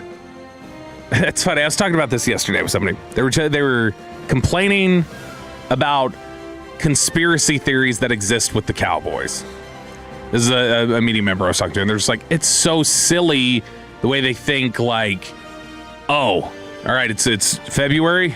Time to go meet in the corner over here. Jerry's going to hand you the white folder with all the George Pickens dirt, and you were to release all of it. Like, and it's like, if you had any idea how through us, we're the mouthpiece. How the smear campaign's coming. How uninteresting it really is, and that those meetings never happen. If you really knew. But the funny part of it is, we were talking about it. We're like, there are plenty of other things around the NFL that a brave investigative reporter, if they decided they wanted to go in, could probably pull up some much more troubling stories than they do. That's not. The NFL can be a scary organization sometimes. And I think that if they want to tell Steve Tisch you're out, Steve Tisch will listen. Something went awry between Tisch's arrangement with Epstein for the girls. The woman emailed Epstein that Steve has been so weird, he wanted their relationship to be more than friends. She expressed she did not feel the same way. I won't forgive myself. He'll just suck my youth without helping me. Epstein's matchmaking for Tisch withered after that. The last exchange between the two recently released documents came in August of 2017. So I hope this stuff just continues to ramp up and it doesn't go away. And people pay a price, and people get prosecuted, sent to jail, and everything. I don't know. I don't have great hope for it, but I hope the noise continues to be there. Yeah. So it was. I'm trying to see the exact documentation. It's 6 women minimum It looks like it could have been. It's unclear, but it looks like they've identified 6 women at least over the course of a few years. Now, he was a little different. He's using him as a dating service. Now, Clay Travis, who I hate, I detest. It makes my skin crawl when Choppy would have this little man crush on him. Not only did Clay, is it a grifter who fake opinions? He's the definition of a grifter. He basically said, in a time of need, you should be closer to Jeffrey Epstein, not pull farther away. So he has been nominated as the pervert of the week in the political circles. But I will, again, FAF, future judge. He brings up a question that I did put some thought into. Now, the immediate answer to this, lawyers, hit me up on the fan text to answer this. He said, why don't any of the 5 or 6 victims just come out and say it was Steve Tisch or it was such and so or it was such and such? I think, the common answer to that is either NDAs were signed or they don't want their names, Pam Bondi, which you guys already screwed up on, they don't want their names out there publicly for any type of backlash. But that's what Clay was saying. He was like, why don't they just come out and say, yes, it was Bill Gates. Yes, it was Steve Tisch. Yes, it was such and such. I did think about that. Sure. There's about, God, I don't know. However long back power and media exists, there is a lengthy, detailed history of sexual assault victims don't handle it that way. Yeah. And there's a psychological explanation for that. And I think that, especially when you're talking about that kind of power, because we look at the case with Cassie and Diddy and how long it took for her to be able to, Diddy had created a world in her mind that she could never... She could get shut out. She could be as loud as she wanted, and he was powerful enough to make it go away and then to harm her. Yeah. Similarly, I imagine if the powerful type of people are involved in this that it's talked about, then I'm sure a lot of those people feel like... the fact that they don't even reply to The Athletic or anything else, it's just... I'm sure they have a feeling of no, you can't even get those documents released, and I'm going to put my face to it and go up against that guy and his power? Hell no. Let's hook you up for turning it on, leaving it on all week long. I went skydiving,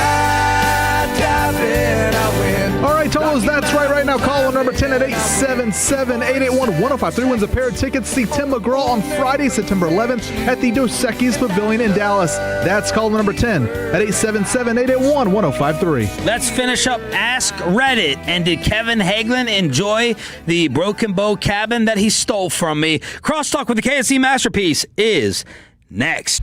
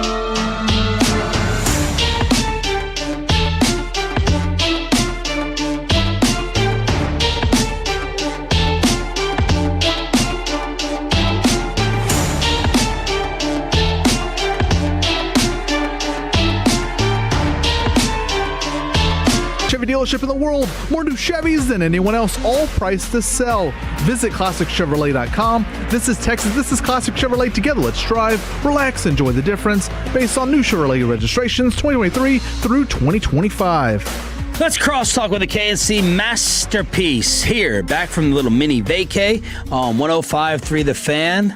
Did you hear about Corey's confusion yesterday? I did. Man, good on Alec for getting him out of there and asserting his power. He's like, no, I'm going to be on the mic. What happened? That's a sweet Rangers jersey, by the way. Oh, thanks, man. You can get one by donating, $20 by possibilities. $20 gets you that? Yeah. Ooh, I think we should go for 30. 30. Okay, there you go. They're sweet, dude. I don't look at schedules enough. I stink at that, so that's on me. Emails or schedules? Schedules. Did you put in for the day off? I don't remember. Yeah. Sometimes I look and I'm still on, and they're like, "No, you're off. Don't worry about it." And I'm like, "Okay." So I just kind of went about it, but everything worked out. I had a run sheet planned. So you planned Sunday night for a Monday show. Yeah. You watched probably more All-Star coverage than you would have. No. Oh, no. Okay. I knew the answer to that. Once I found out I was off on Monday, everything went out the window. Well, you didn't find out till you came in here. No, I wasn't here. I found out Sunday night. Oh, Sunday night. Yeah, Sunday night. Okay. So Sunday afternoon sometime. I'm curious. I've never asked this, on or off the air. What a great relief that is, right? Isn't that like just knowing you have a day off? It was a rather stressful last 5 days anyway. So yeah, that's like the adult version of the snow day. Yeah, I could see that. Y'all have 12 segments a show. When you walk in here at 8:30 or 9 every day, how much of your show is already planned versus what you do when you sit back there? All of it. All of it. So you guys will get it done the night before. Yeah. And then things are replaceable, and either you merge segments if there's new stuff going on, or you see if there's anything you can kick back to the next day. I just assumed we were the only ones who prepped the night before. Like, I figured everybody did some level of prep, but I thought we were the only ones who just stacked the show the night before. Yeah, we're in that weird place. You guys are doing that during the show, too, just like us. Choppy doesn't even stack the show the night before when he's, it's the night before. He'll just leave whole blocks. So we walked in yesterday. Cowboys. He didn't, no, he did. He was like, everything's filled except for 9 o'clock, okay, and 6 o'clock. It's like, well, 6 o'clock is the first thing we're doing, so hopefully you have something. Yeah. No, it's. I would never go home and prep for the next day if I was G-Bag. Ever. No, G-Bag doesn't. They have all day to get prepared for it. Yeah, no. For sure. Well, it is coming or up. you listen to y'all's show, and I'll be like, man, this is a good thing. We should carry this one over. And I do mention that to Kevin frequently. I'm like, hey, Bobby said this, or Sean said this. Good take. Let's discuss it. I know you're saying it because Kevin came in today looking around confused. He goes, where's Choppy? I said, oh, thanks for listening. Any of the 4 hours. He's like, is Roy off, too? I'm sorry. Oh, man. When did you get back from Broken Bow? We got back Sunday evening, and so the next day I did my taxes. So how was it? Did it live up to the hype? Awesome. When are taxes due, by the way? April 15th every year. April 15th. Is that right, Bobby? Mm-hmm. What happens if they're not ready to go by then? Still haven't found out. Push it off. Okay. No, I thought it was freaking awesome. Match the hype? Yeah, for sure. And it was perfect for what we were doing. Like I told you, we were going to have a whole lot of kids there. And the setup with kind of the attached playroom that had every conceivable thing ever, they thought it was the best. They thought the hot tub was the coolest. We did not actually go out anywhere. We stayed on the property because we brought food and we cooked out, and everybody wanted to stay and hang out and play. It was awesome. Tolo, Chris, 3 little bears. Chris Navarre. Hit up Chris. It was Valentine's weekend. Was there any time for you and your lover? Oh my goodness! I like describing it that way. The way you phrase that. We did a lot of Valentine's activities for children. So little Valentine hearts and stuff like that. Look at Aiden. That sounded like a Wolchuk statement. MJ, and KH. No, I'm not looking to jump over to the AM sports. All right. Pour ice down people's backs. No, like we made cards and drew pictures and stuff. That's what I meant, not anything weird. You can see with the setup of what Corey was asking, though, why your answer was poorly worded. Yeah, it was fair. Yeah, I didn't realize how poorly worded until Aiden even moved. He tried to dunk on me real quick, and then it just kind of the kids. We're just 3 days away from Rangers spring training game, so we dive into Rangers immediately. Home of the Rangers here on 105.3 The Fan. Our new Olympic segment at 10:20, Kicking Ice. And then our NFL draft focus continues with Mansour Delane and David Bailey today. Bobby, let's finish up Ask Reddit. Let's do it. And we've already prepped for the first question. So you can let us know on the Franklin Injury Attorneys fan text 877-881-1053. But we're going to kick them around the studio, and we're going to lead off with one Kevin Hageland. Kevin Hageland, how would you feel about dating someone who used to work in the adult film industry? Used to. Yeah, I thought about this, and I'm sure plenty of people will hate my answer. I don't think I could do it. I do sometimes get hung up on the past, even though they're supposed to be like, that was before I even knew you. Like, I get that, but I don't think I could handle it. I'd be so insecure. That's my problem. Well, my problem would also be like everyone had maybe been with you, but I would be like, I can't. She's going to work and having such a better experience than at home. I didn't say actively and used to work it. It doesn't matter. So, well, she's not going to work anymore. Every day. You got to be compared to that. It's like you're never going to date someone after, you don't want to date right after Shaq. Right. You know what I mean? Yeah. Like, you're not going to... Or a dozen Shaqs. Would you ask for the analytics of her career? No. You can just Google the it. fact that her IMDb... Sure. Do you get IMDb? Troy used to look up porn star, like, IMDb's, and he'd run through these. It's hilarious if you've never done it. Oh, look up Jenna. I'm not. Let me see. Give me a name, Aiden. I don't know. Bella Danger. All right, I just threw out a name. Yeah, Bella Danger. Okay, Jenna Jameson. Oh. IMBD. What? Let me go ahead. DB, I think. Yeah. Database. IMDb. Yes. It could be. Does feel like IMBD might be a movie that she was in. Jenna Loves Diamonds. Zombie Strippers. Oh, I think I've seen that movie. Is there a Pirates movie? That's like a regular movie. Jenna Loves Justin. These aren't too great. Jenna Loves Pain. No, so that's only going to be... That's Last Girl Standing. That's not going to be their movies. Those are going to be like Skinamax or B movies listed there. That's not going to list their adult titles. Oh, okay.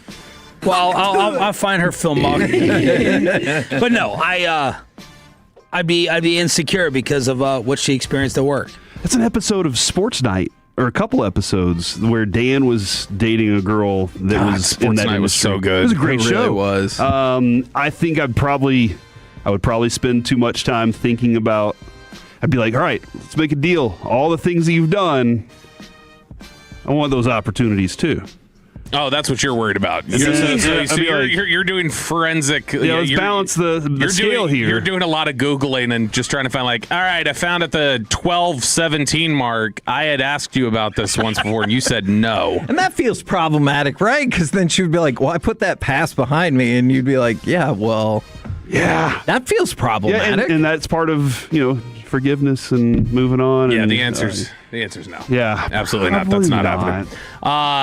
Peyton, you want to throw out an answer? I already know your answer, but go ahead. Yeah, I couldn't do it. I mean, you can never win an argument with friends or coworkers. They all have the one up on you. Well, I saw your girlfriend, your wife or whatever on video. I can't watch a girl that Aiden's seen on video a few times. Aiden specifically. All right, Ask Reddit here on 105.3 The Fan. Corey Majors. What's up? What's something society is clearly not ready to talk about? Oh, man. Politics. Just in general? Yeah. We used to be able to. We just can't anymore. Because when did that happen? 06. There are two very extreme sides that yell. They're the loudest. The ones in between are kind of caught in this, like, that's not what I think, and that's not what I think, but I do think these things. How do we find that middle ground?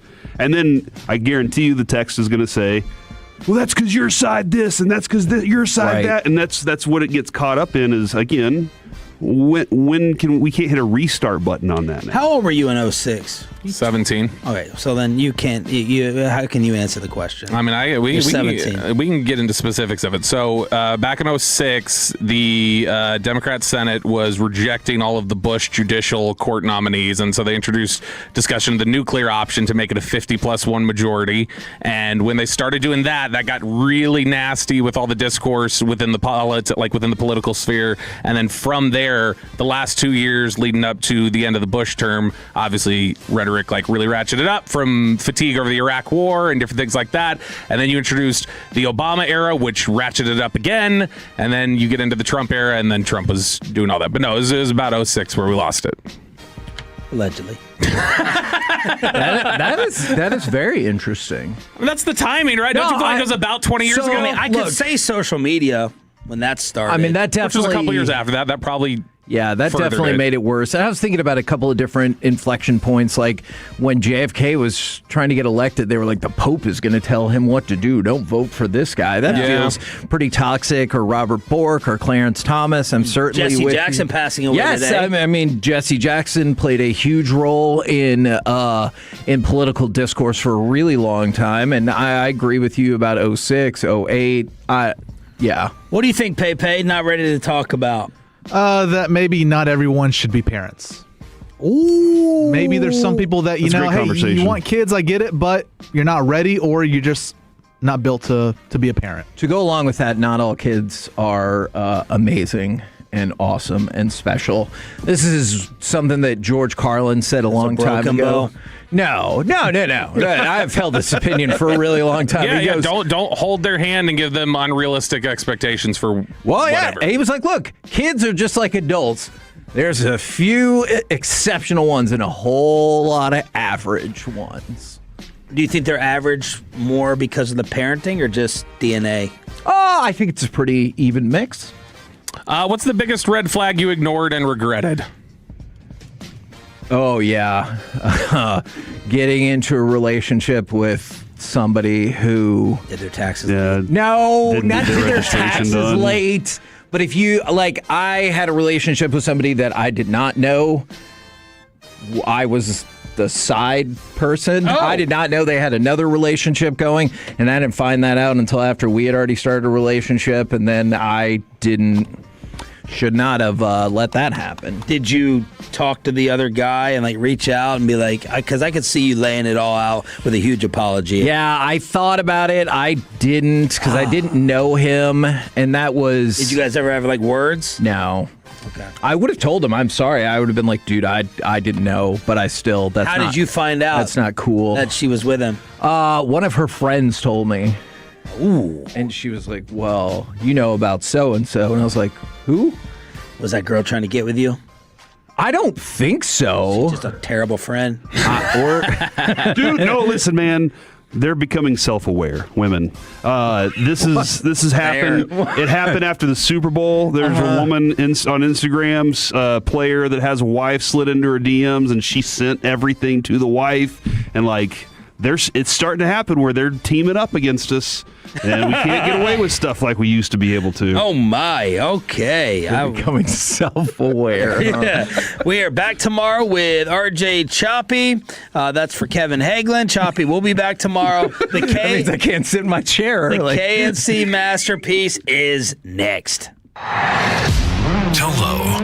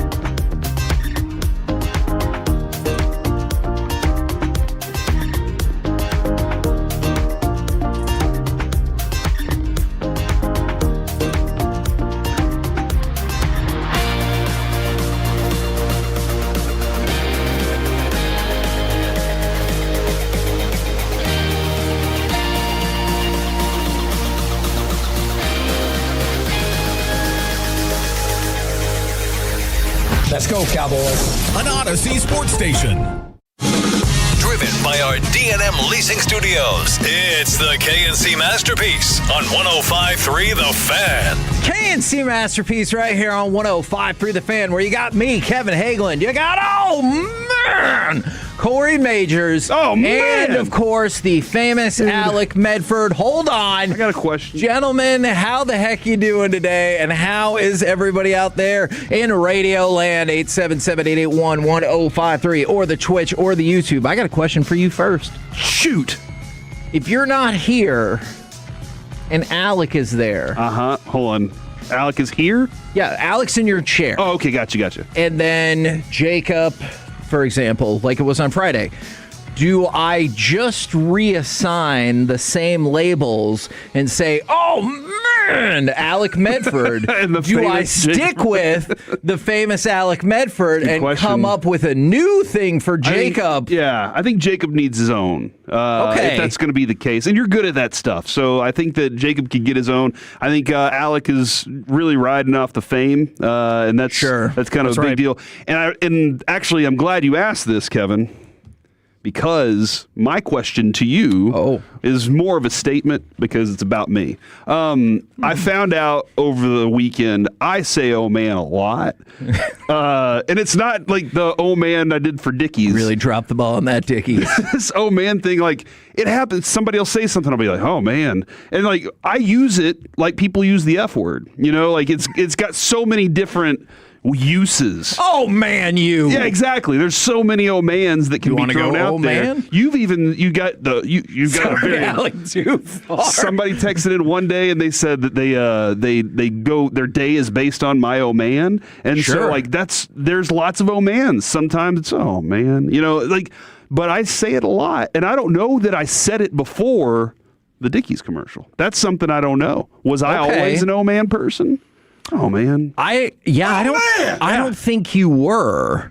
By the way, from the 469, I really want to give Alec credit where it's due. The guy can run a show very efficiently. Yes, he can. And he's got leadership in his blood. And then from another 972 is Kevin, super proud of Alec's preparation and lead. Absolutely. Look, man, there's a great track record of amazing achievements from people sitting in that chair. Well, not that chair because we moved to a different building. Yeah, that's true. But the conceptual chair, if you will. I like the concept of chairs, and I like the concept of compliments as well. I appreciate that. No, me and Fred had a good time yesterday. Good. It was great. It was nice. All chairs equal for you, or are you like which ones are your favorite kinds? No, not equal whatsoever. Especially since a couple years ago, whenever I hurt my lower back. You know, I'm very particular. Yeah, I try. Yeah, I'm very particular with the chair. I was literally doing like chair roulette in here before the show started. Nobody saw it because I have it pitch black in here. But yeah, there's like way too many chairs in here. It's an issue. Yeah. This is one of those. I like a nice, comfortable leather chair.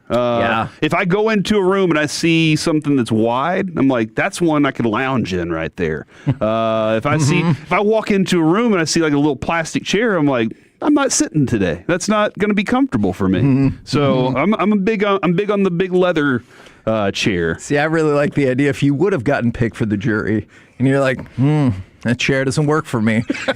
Juror number 6, will you please be seated? Nope. Can't do it. I need a rolling chair. Something else in here, guys. It'd be so jarring if you were standing up, like closing argument, attorneys walking around, you're just eye level with that guy. I'm so sitting there going, does this thing recline? Yeah. Like, how does it? Yeah, you're not talking enough about comfortability in the juror's box. Are they comfortable? I don't know. I've never gotten picked for a jury. That's one of my goals in life. Jeez. I have weird life goals. How can you can't buy that either. Like you can't go in and be like, I am purchasing. I'm not rich enough to purchase a jury. I am almost positive that has happened Nobody's ever purchased a jury, many times. In history. All right. From the 817, I like the concept of conceptual chairs. From the 972, I think this is about you, Alec. It had Kevin's OCD show running. Good job. Yeah. Let's go. I suppose I don't know if that is what people are shooting for. I think so. It's a quality thing. From the 972, Kevin, I need tax help and a tax person, please, and thank you. I'm sure that's something we could figure out. Yes, I did my taxes on Monday because we were back from the cabin, and I wanted to make sure I did something productive with my day. So when my son took a nap, I did my taxes. Look at that, man. All right. We're 3 days away, gentlemen. Enough D'ing around. Probably not for the whole show, though.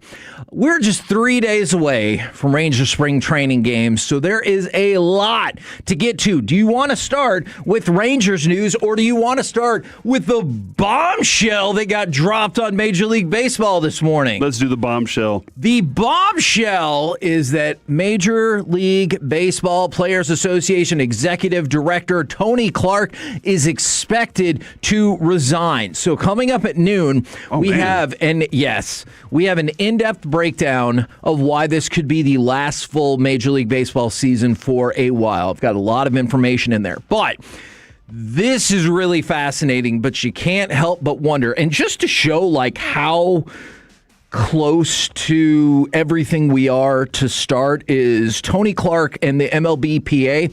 They were supposed to start their annual tour of spring training camps next week. I'm just kidding. It was today. They were supposed to start today. The Cleveland Guardians were told at 6 a.m. that he wasn't going to make it and the trip was canceled. And then a little bit after that, you get the news that he is resigning. And so you can't help but wonder what the disagreement was. You're right. Yeah. Why? But I assume it's a disagreement with the basic philosophy going into negotiations when they start in December. And so I am sure we're going to find out more in the ensuing days about where the philosophical differences were. But this is a pretty stunning turn of events, considering we're getting news that he's going to resign today, and they were supposed to start their tour of spring training today. Yeah.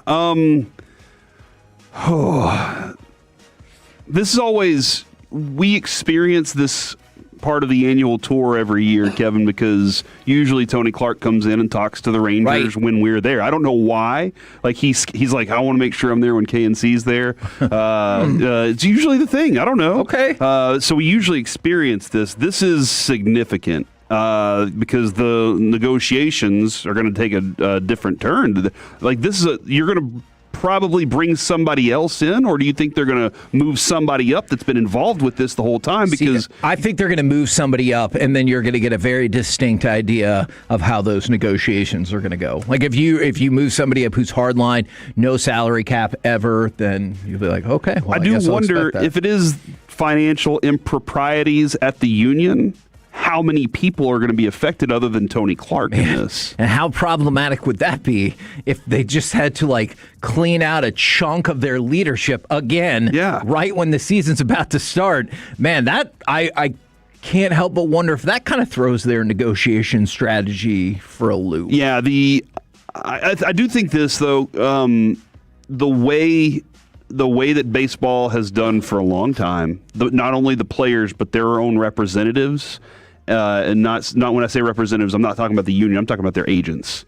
Their agents and the union, all three of those entities are very tight in what they want to accomplish regarding their CBAs. They're very strong. And so I think the agents are going to have, obviously, the players' best interests.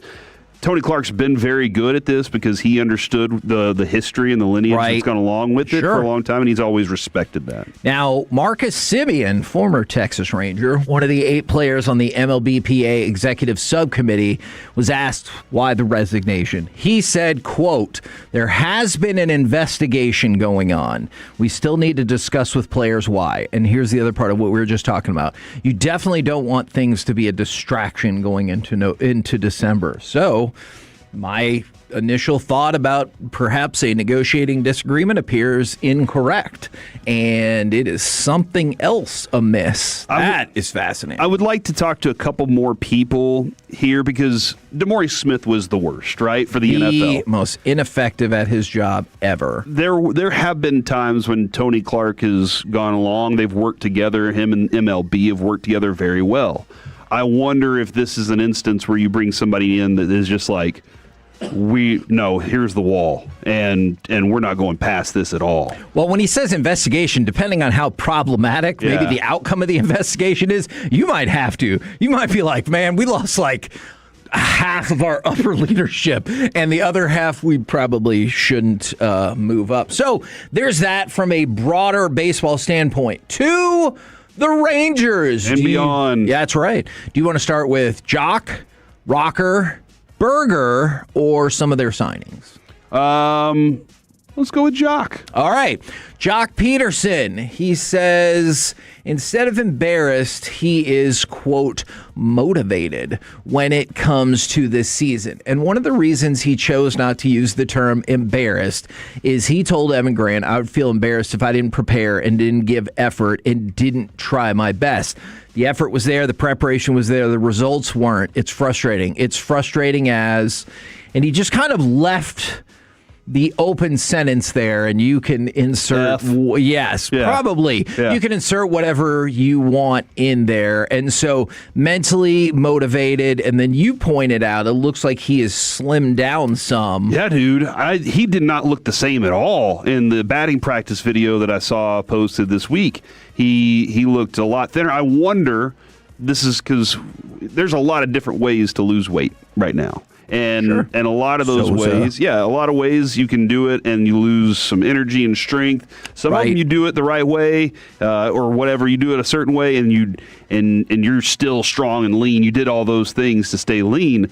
I'm interested because he's been like one of the relying factors for him was power and pop. And if that's something that he lost, is he still going to be able to be a contact guy, get doubles, be a guy that drives in runs still while losing some pop? I don't know exactly where that stands, but he looks great. And if that's any indication on his preparation for this season and how much this season means to him, then I've seen everything I need to see there. If that's just the indication of he's really focused. And I thought this statement from Skip Schumacher was interesting. He was talking about how veterans used to haze like rookies, and he said it's only funny when you're good. Yes.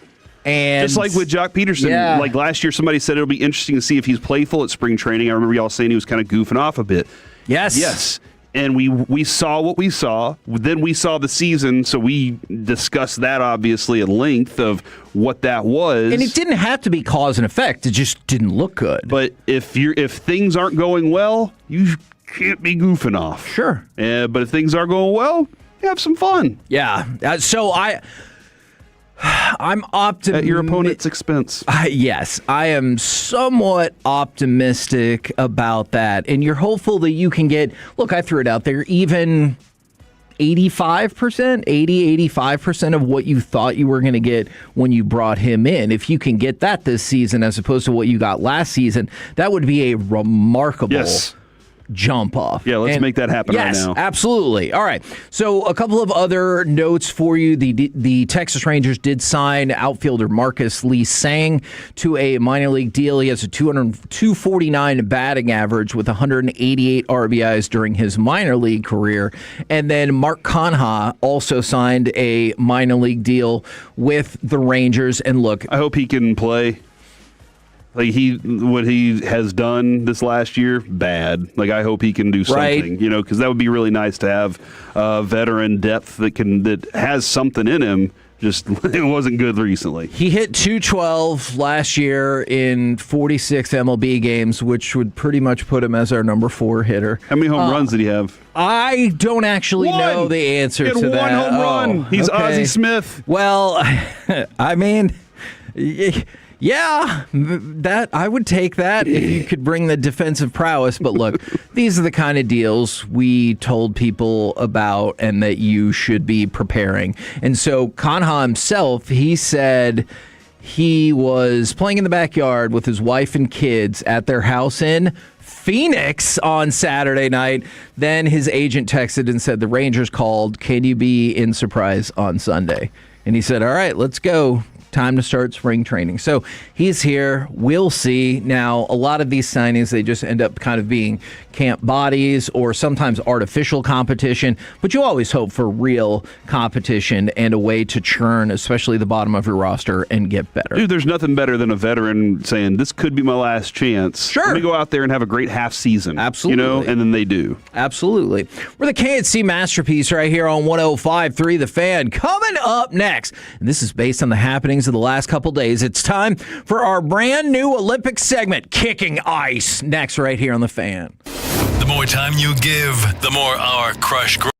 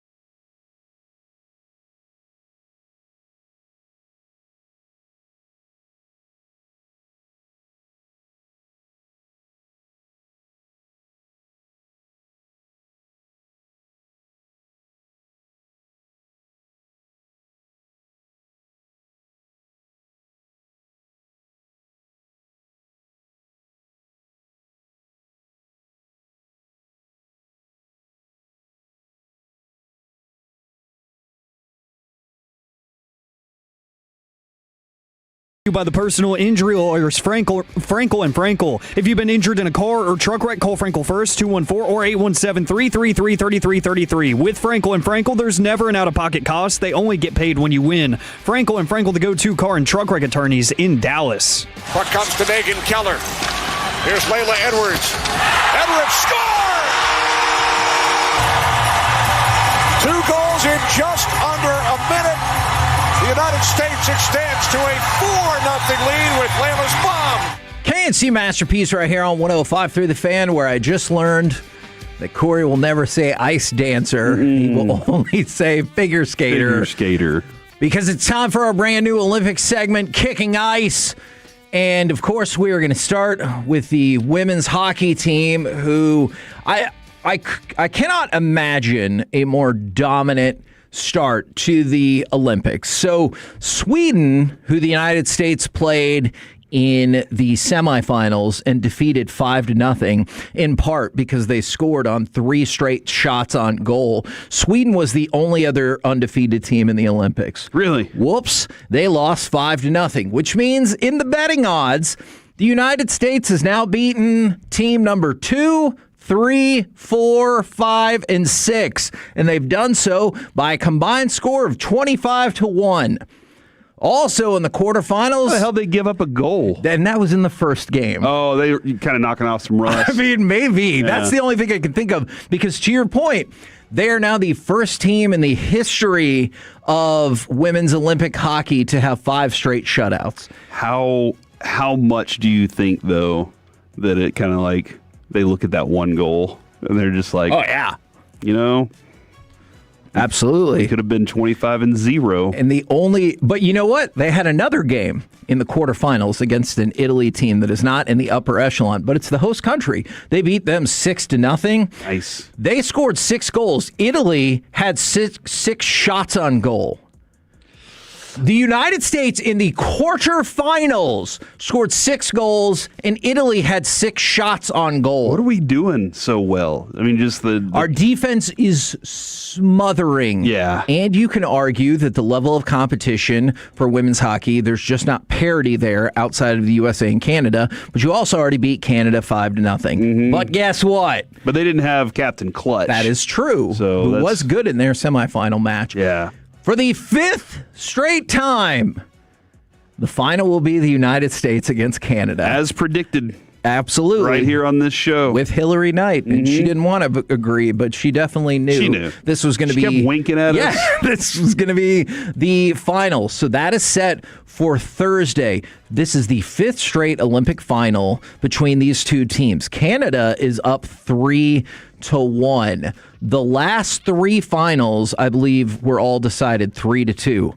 I think if the United States wins this game 3-2, first of all, you'd be pumped because you won the gold. But that would be closer than I would predict, as the United States is a massive favorite going into this game. 3-2 would be a significant letdown. As long as we still won. Establishing our dominance over Canada is something that we've always needed to do over and over again. Would you be disappointed that we gave up 2 goals? Yeah. What the hell happened? Yeah. I mean, you gave up 1 goal to a bad team earlier on, and then you gave up none goals to everybody else. And now you're going to say, you know what? This is the last game. Let's take it easy on them. No. You turn it up. I think they will, though, man. I think this is going to be another blowout. Now, I mean, I would love to see that. Yesterday was a huge day. Part of this is not Olympics. I hope that's okay. For the Heisey family, because it's not the I know, not the drink. The Heiseys are awesome, dude. You could see why I would be concerned. So Taylor Orange Heisey is the best. Scored a goal in the semifinal, and then Nate helped Iowa State, the number 6 men's college basketball team in the country, defeat Houston, who was number 2. And he said, I bet our group chat, our family group chat, is going to be lit. Oh, really? That is an actual So he beat quote. Kingston Fleming? Yes. Although Kingston was really good in that game, but not good enough to win. So he's in the misses category. All right, go ahead and give me cut number 3, because here's a gentleman that was in the misses category early in the hockey tournament, but no more. Draisaitl unable to clear. Here's Hannafin. for Sanderson. Score! It is 5-0. United States. Sanderson the shot. Matthews cutting to the net. Austin Matthews with 2 goals and 3 points. The United States defeats Germany again, and they move into the quarterfinals as the number 2 seed behind only Canada. Both are undefeated. The United States will play the winner of Sweden-Latvia in the quarterfinals. I believe that game gets going like right when our show goes off air and G-Bag starts.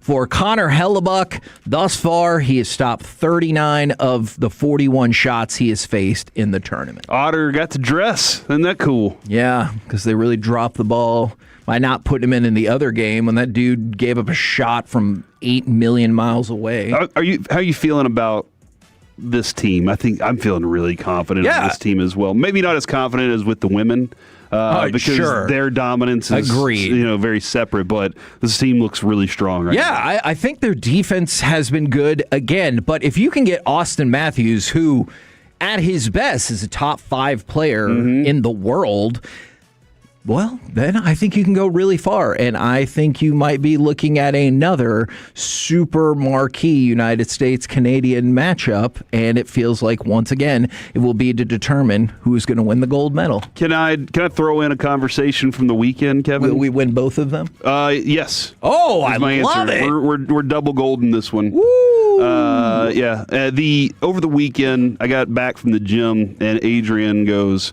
"Oh, you should have seen this speed skater." And I was like, "The blonde from Norway?" And she was like, "Oh yeah, the blonde from Norway." And that's Jake Paul's fiance. Right? And I was like, "Oh yeah, that's Jake Paul." And she was like, "Oh, that's why he was there." And she was like, "She is so gorgeous." And I was like, "Yeah, finished second. You understand why? Somebody's better than her." Even though she's really pretty and everything. Okay. But she was like, as soon as she gets done, she pulls her, cap down, and all of a sudden her hair's flowing and everything. That's speed skating's awesome, dude. They should do like a bobsled or speed skating dating show, right? Where you have to keep your skin tight outfit on, but you can't don't shake your head, Alec. You know it's a good idea. You kind of see the face just a little bit. You can kind of see their face. You can't see their hair because there are some that took the top of their cap off, and I was like, I am glad that you're so good at this. There's others that I was like, wow. You look like Medusa. Yeah. Jeez. Don't you think that would be a great, once Netherlands, my bad, not Norway. Once your event's over, you just, they got plenty of open spaces. I think this is a great idea. Yeah. Well, you know what I learned about a brand new Olympic event? I don't actually know how new it is. I did not know speed dating that yes, I did not know they had the one-person bobsled known as the monobob. Sweet. Okay. I always knew the 4-man and the 2-man. We have a 1-man. Yes, because hold on, just real quick. You're nodding your head. Alec, have you known about this event being in existence for a long time, or did you know because Elena Myers won the gold medal? No, I've just known about it for years because of Cool Runnings. I got into like a massive bobsledding phase. Okay, yeah. I just, good on you. I just really don't remember the monobob. So Elena Myers, who is 41, she has 2 kids. She won the gold medal in the monobob. It is her 6th career medal at the Olympics and first Olympic title. She said afterwards, I thought it was impossible, and then added that she's never been happier to be wrong in her life. It was, I think stories like that are so cool. It's like so many of these people are just off living their regular lives until, I'm sure they train and everything, but they're just living their regular lives because the funding is so low for some of these sports, and then boom, wins gold for America. You're a let's say you're a hot shot luger, all right, Kevin, and then they come up with a new luge. Are you like, I want to be the first one to compete in that? And you're kind of at the end of your career. Sure. Maybe you're not the hot shot anymore, but you're like, you know what? I'll slide in there and be the first one to try this out. Yeah. Except for double luge. Like a standing luge. Let's call it, you're going to stand and luge instead. Okay, well, as long as they redesign the course, or otherwise you're going to get your head chopped off or part of the terrifying. Your sternum broken. Do you want gold or not? No, I don't. Because the only person who makes it through is going to win. Like, they were like, congratulations, no other medals awarded. I still have questions about the double luge and, From the 972, we need to fix and correct this. I learned today that KNC is not the bobsledding show of record. And Alec is, and he's on the show. I was not. Yeah. So I don't know if that qualifies that, but I guess the two of us need to up our bobsledding knowledge. Fair. So that we can, because we want to be the record show of record. All right. I'm going to put you to the test, Corey. Who is the name of the person who won the mono bob? The person, was it a woman or a man? Come on, Corey! I can't remember. It was Elena Myers Taylor. Elena Myers Taylor. Sorry, I was coming up with the concept of the standing luge, Kevin. Okay. So, all right. So it's not. Do you want to hear now because of this? Do you want to hear more positive Olympic news or some negative? From the 3-2-1. So you're saying we need a triple luge? See.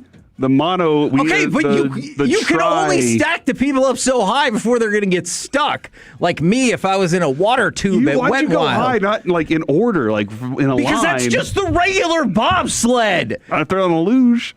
Okay, I would like to see them sit crisscross applesauce on the luge. The two-man skeleton. Yes. Where like one dude lays on top, or a woman. And so like, why not three? Okay, I guess. Look, there are events in the Olympics that you're like, hold on. We're going to do because like I was watching the, trick moguls or whatever they called it. And those look like they just destroy your hips. Okay, they do. But also it looks like they just added randomly to the event. And they're like, hey, I won the gold medal in moguls. And they're like, good job. In 4 years. Do a backflip at the end. Yeah, we're going to need you to flip in the middle of it. And you're like, what? And then I have to win the race, and they're like, well, hold on. Just because you win the race doesn't necessarily mean you win. And That's you're true. like, what kind of sense does that make? And you're like, well, book it for Italy. All right. Do you want good news or bad news? I'm kind of feeling good. Okay. Let's roll with that right now. All right. Winter Olympic history was made.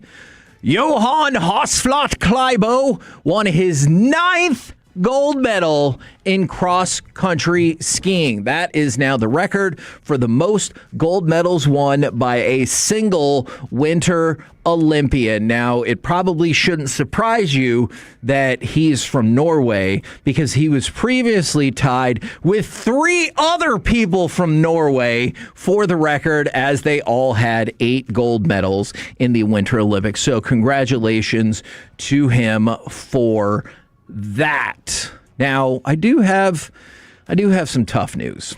American Annika Belshaw, she was disqualified from the women's large hill ski jumping event. Her skis were 1 centimeter too long. How? That's a good question. You would think like that would be somebody snuck in and changed her skis at the last second. So you did not think it was her or her coach? It was Somebody's sabotage? checking that, right? Okay. Or are they like, hey, this extra? I guess, Kevin, based on the Cool Runnings movie, we learned that your coach can do things without your knowledge, like put weights in the front of your sled. Right. And so that could definitely happen. So maybe the coach did this and didn't tell her because somebody's measuring those skis, right? You would think. Measure it as often as you can. But I don't think this was a result of a sting operation because all that equipment was being used in curling. So the curling controversy that so Team Canada, was it a double touch? Was it not? You look at the video evidence, it looks like it was. And then you go to the rule book and people are like, well, the rules are vague. So Sweden said nuts to that, and they set up a sting operation to set Canada up. And That's the hog line. Yes. They specifically set up a configuration of stones that was rare that they thought would entrap Canada into doing this. But like I said, it is a rule that has been dubbed by some as vague. It's really so they haven't gotten Canada booted out. This is really what curling needed. Curling definitely needed a controversy scandal? like this. Yeah. Okay. Yeah. So because who knew what a hog line was until this? Nobody. Yeah, exactly. See, I know a lot about curling. We're the curling show of record. That's a fact. So much so that I thought about this for the name of one of the Olympic segments, but I thought it was old-timey and people wouldn't get it. I was going to call it Curling Dervish. Yeah, okay. But I was like, I don't know. The great Roger Emmerich, whenever you Darvish got here, he said he used that. He would have loved it. The whirling Darvishes. But I don't know if that would have been as contemporary as what our audiences were looking for. So I decided not to go with that. There was another Norwegian skier that I thought was all of us. The skier missed the slalom podium and threw one of his poles over the fence. And there's a picture from the Associated Press that makes it look like he had to go ski over there and go get it because they don't have the fences. They have those little orange see-through walls. And so I didn't see all of the video, but the picture makes it look like the skier is sad. And it was like, well, good job, dummy. You just threw your pole into the forest and now you have to go get it. Like when you're playing in the backyard and the ball goes into the neighbor's yard. Now somebody has to go get it. Was it the thrower or the not catcher? And look, and you feel good about it. You hit that home run. You're like, I did it. And then you deal with the consequences. At least in this one, that person didn't even hit a home run. They missed out on the podium and they were mad and chucked their pole over the fake fence. Then there's a sad picture of them going to the forest to go get it. All right. So that's as much as the Olympic update as I can give you for now. There's a whole lot more stuff happening, including Michaela Schifrin missed the podium again in the giant slalom. She finished 11th on Sunday. She's got one more chance to medal tomorrow. Well, Kevin, don't worry, because at 1 o'clock during the C Block today, we discuss more Olympics as the condoms have gone missing. Again? Yep. Oh. Coming up next, though, it's time for baseball nuggets. More Team USA World Baseball Classic moves. Plus, Bryce Harper has a lot of thoughts. Next on The Fan.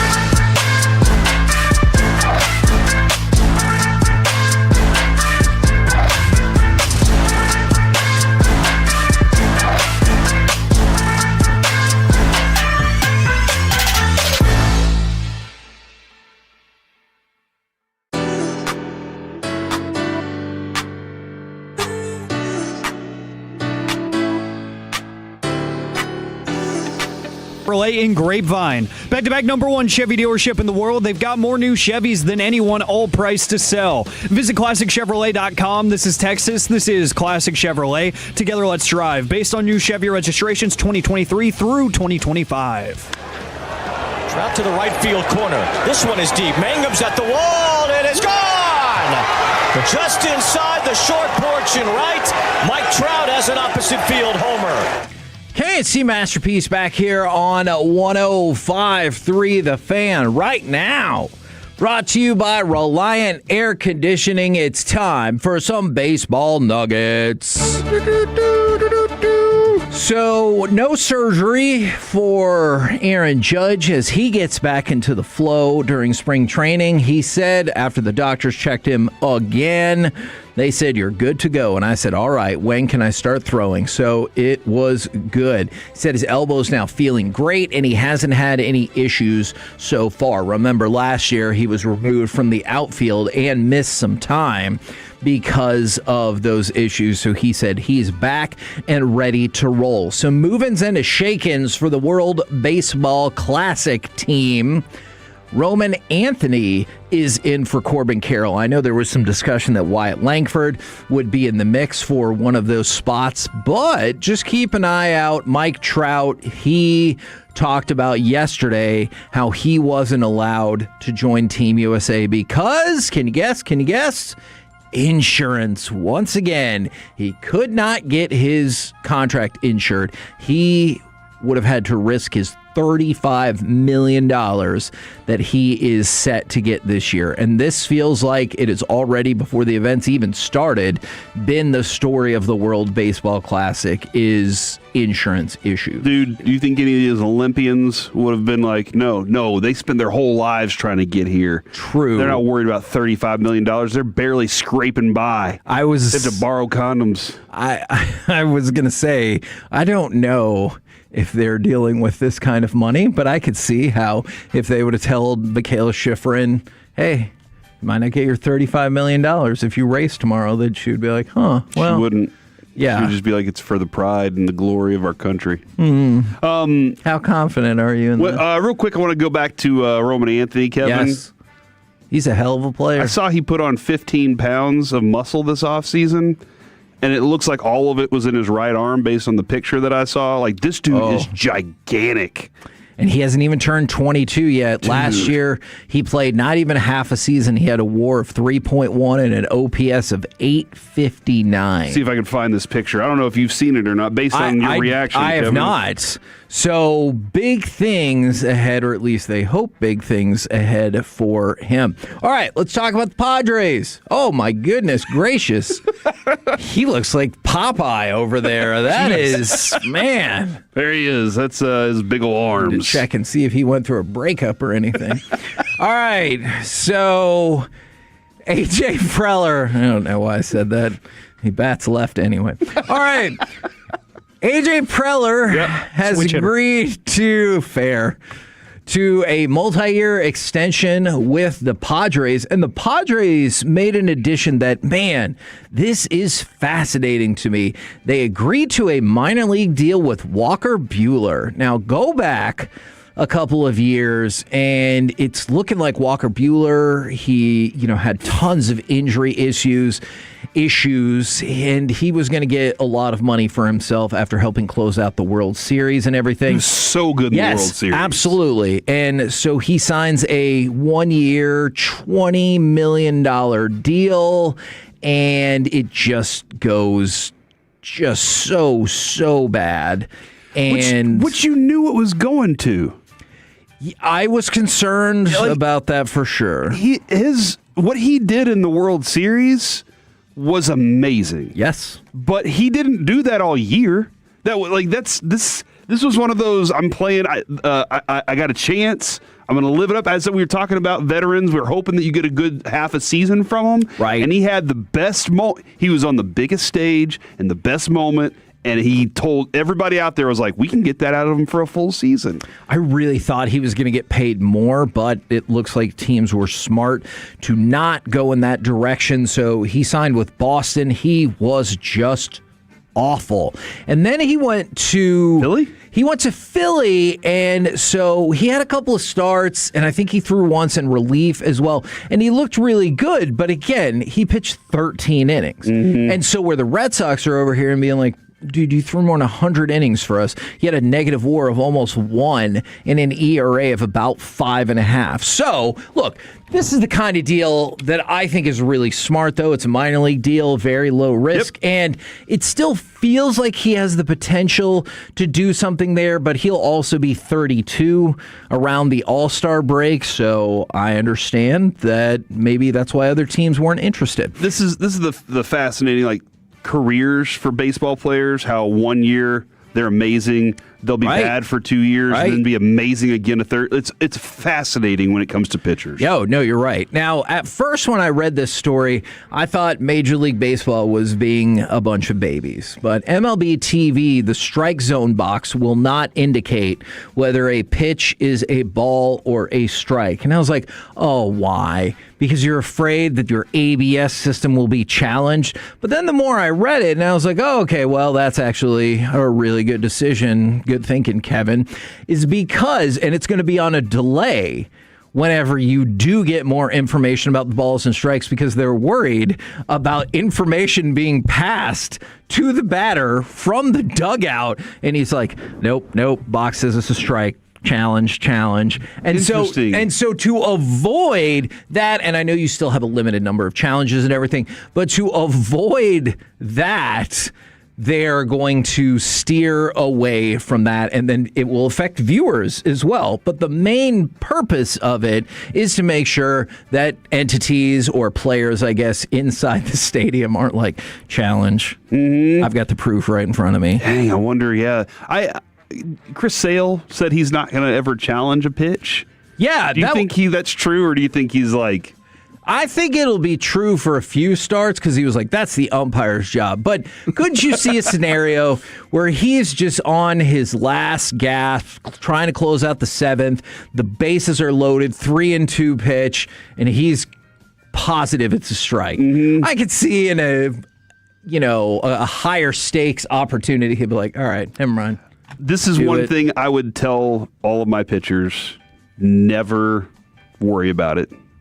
Just never worry about it. Right. Because you need to focus. You only have a few seconds to get ready anyway.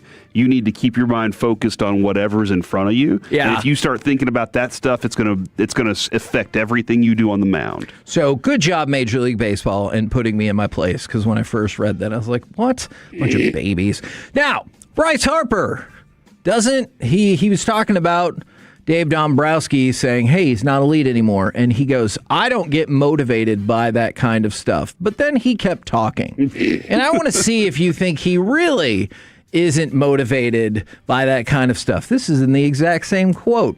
It was kind of wild, the whole situation. I think the big thing for me was, we first met with the organization, it was like, hey, we're going to keep things in-house. We expect you to do the same thing. When that didn't happen, it kind of took me for a run a little bit. I don't know. It's part of it, I guess. It's kind of a wild situation, that even happening. So it kind of sounds like it motivates him, especially since last month or 2 months ago, he wore the not elite shirt. But I appreciate him saying that he doesn't get motivated by that kind of stuff. I think he does. Yeah, but I kind of think he should. But he doesn't. He's not going to tell you that. Sure, because he's going to keep it in house. Yeah, he wants to keep all those things because he doesn't want people knowing what motivates him. To be elite again. Look. Saying kind of wild is much better than being like, Dombrowski is an asshat. Yeah. Like, that feels like that would be hugely problematic and just make this a way, way, way bigger deal. Two more quick things. The Astros are bringing back a Biggio, Kevin Biggio, the probably lesser known of the bunch. He is in the Astros organization. And then I love this from Shohei. He talked about why he still wants his interpreter around. This is, of course, a different interpreter than the one that went to jail. He said, quote, I still need him because there might be some bullies out there that might give me some weird questions that I'm sure he can handle. Feels like he's talking about the nosebleed seats. Yeah, probably so. When they're navigating their way through this is making a lot more sense now, yeah. I thought they were just having fun, but Shohei would say they were trying to bully him by giving him weird questions. We're the KNC Masterpiece right Speaking here. Of big guys. Okay, all right. Man, I don't know if it can be one of our primary drops, but if there's any way for us to get Gavin Dawson going, oh, I'm sorry, buddy. That's just my absolute favorite from that. Coming up next, our NFL Draft Focus continues with David Bailey and Mansour Delane next right here on The Fan.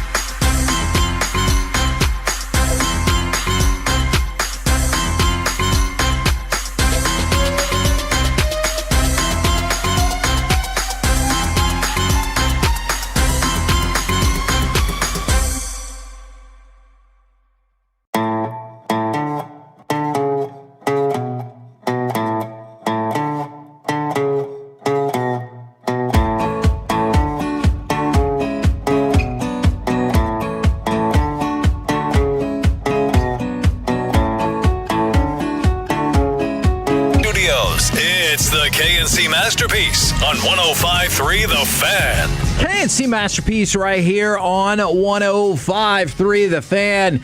Quick update, and it took a fast turn for the Twins. I believe it was just yesterday that their president of baseball operations said that Pablo Lopez was fully healthy.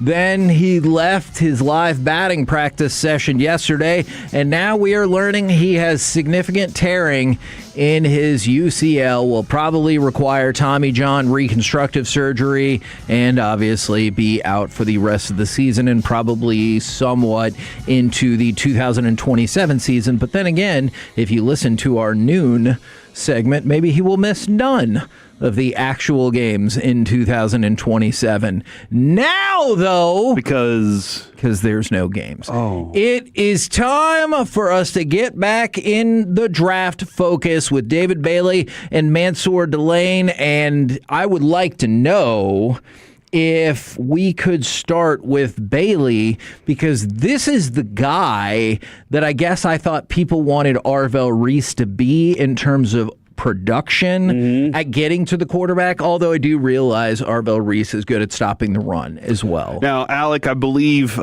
just talking with Kevin a little bit about what y'all's discussion was Thursday, you were fine with Arvell Reese, but you just weren't like, he's everything. Am I correct here? Yeah, like, it's a lot of projection with him. Okay. You know, I was like, I see why people like him. I understand. It's just you're hoping for a lot of things to go right. Okay. And with Bailey, when you watch him, you look at, I see a different kind of defensive end edge player here. This is actually a kind of player that I'm looking for, that I want. I want Ezraku to be this. And maybe Ezraku will be this, but I want a player like this out on the outside that can do a number of different things going forward. This is my first note on him: downhill, downhill, downhill. Yeah, like this dude can once he gets off the snap and he takes off moving forward, he is going right at the, and nothing's going to stop me. I love this kind of push that he gives. He has a great rip move, gets underneath tackles really well. So that's like he gets that shoulder up against their chest, and he just starts going, and tackles don't know what to do with it because of his speed and power that goes with it. And I just wanted to make this clear, like with the juxtaposition against Arvell Reese, and because when Alec was laying this out there, I'm not disputing that. It's just the way Alec broke down the film and talked about he's a well-rounded defensive end who can help you stop the run, which is a great thing, but you're projecting on the pass rush. That just seems not usually who's an automatic stamp for a top 5 pick. Whereas you said downhill, downhill, downhill. Yeah. That feels like a skill set that the NFL, above anything except for quarterback, says that is what we value. Yeah, I do think there's like, he is a strong athlete. David Bailey is who I'm talking about here. Very strong athlete, but can still, I think it's because like maybe his lower body is just a little leaner, a little longer. He doesn't have that tree stump kind of thing if needed. But he uses his feet so effectively to get around, to keep going, to keep pushing forward, to gain momentum, and he's so strong that dude, when you talk about Ezraku last year, what were we saying about the kid? He's got moves. Yeah. Got pass rush moves. And a lot of people are like, what does that mean? Well, what are your hands doing? Are you using the swim technique? Are you using your rip? Are you using spin move? Are you using all these other things? Whenever your first move doesn't work, if it's a bull rush, what are you doing after that? And this is what David Bailey does so well. He's got multiple things that he can do, and that spin move is absolutely nasty. I do have one problem, though, Alec. Oh, you don't like that he went to Tech? I'm fine with him going to Tech. Tech's fine. It's a fine school. That was a test. Jacob Rodriguez went there. That's right. So did Michael Crabtree. That's also true. Coach Bro. This hiring cycle didn't really work out the way he thought it would, did it? He wears his football pants like shorts. And I don't know if that's going to carry over in the NFL, like during game day, maybe in practice. But like this has become a thing. 877-881-1053. Correct me if I'm wrong. They've gone to shorty shorts. No, you're not wrong. I'm not disputing that. Where the knee? What happens if you fall on your knees? They're going to get all torn up. So there was a time like 5-6 years ago when people were like, I don't know, did they opt out of the COVID season? Now your version is their pants are too short. Pants are too short. Yep. And again, I don't know if the NFL's like that's okay, or if they're like, no, we don't wear our pants like that. We're grown men. You know. Do you have any concerns that he'll be less effective with the longer pants? I don't. Maybe. What if it's a little restricting on his knees and he doesn't get as much bend? Because that's something that this dude does extremely well. Like, he bends that pocket so well. Can I tell you that's all? This is all I want now is for Kuiper to be on there and be like, whew, I think one of the reasons Bailey might be falling is because of this pants issue. That would be amazing. That would be pretty amazing. One of the reasons I say this is the kind of person I'm looking for also is that he does have pretty good instincts when it comes to dropping into coverage. And so, like, this is the guy that's a linebacker edge player that can play all four downs. You're going to go for it on fourth down too. Look, you can put him back out there, and he's going to be a good player for you. I may overload the line with heavy, and then drop him back into a linebacker spot on one of the edges if I'm doing a big package like that. But this is one of those guys where I'm just like, everything about what he does. Now, he still has more to learn in coverage, still has more to learn there, but he has some pretty good instincts there. So I feel good with him playing a variety of places. Now, Alex, since we did discuss Arvell Reese a few days back, what do you think? I know they're not the same player, but they have some of the same skill set. What do you think about the comparison of Reese and Bailey? Well, if you're talking about guys inside of, the top 5, top 10 range, like you were talking about, their necessary skill sets of what they're bringing as an edge rusher, as a defensive lineman, this is the best rusher in the draft. Like, the best pure rusher is David Bailey. So if you're looking for that pure pass rusher, this is him. So there's a lot more proof on the tape. There's a lot more consistency in his rush game. He has the lean. He has the instincts to be an NFL pass rusher and a very good one. He doesn't care about your redirect blocks. He doesn't care about zone schemes that you're running and stuff. He's going to find ways to get past you, and he's going to find ways to get home to the quarterback. So not saying that he's a better player overall. The better athlete is Reese, and I think the freak of nature is Reese. Hence all the projections. Exactly. How can you not? Exactly. So it's just like if you look at Myles Garrett, and you say, that's probably a very good football player. That's what you say with Arvell Reese when you see him, is that's probably going to be a very good football player. With David Bailey, there's a lot of proof there.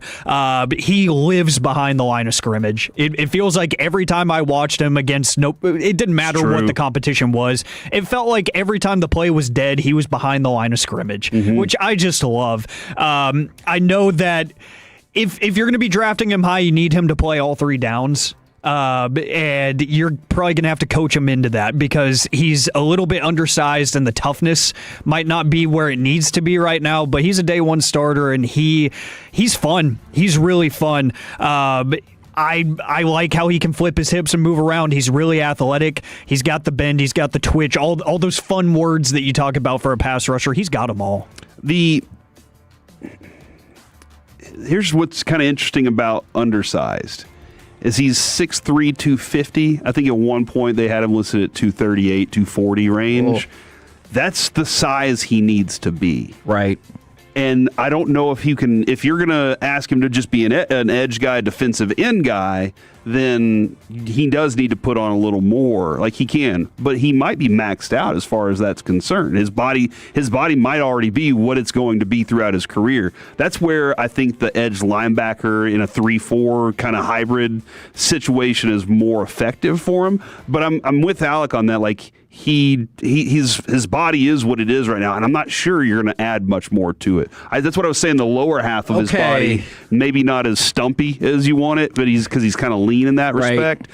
But I'll use him for every single down, no matter what it is, because as he said, pass rusher. Like, it's off the charts. How much of a lost art do you think that's becoming? Having the defensive lineman, specifically, I guess, the edge that's going to be out there for all 3 downs. Or all 4 downs. Well, I mean, Micah's kind of that guy, right? Or was, but then you could see him get worn down.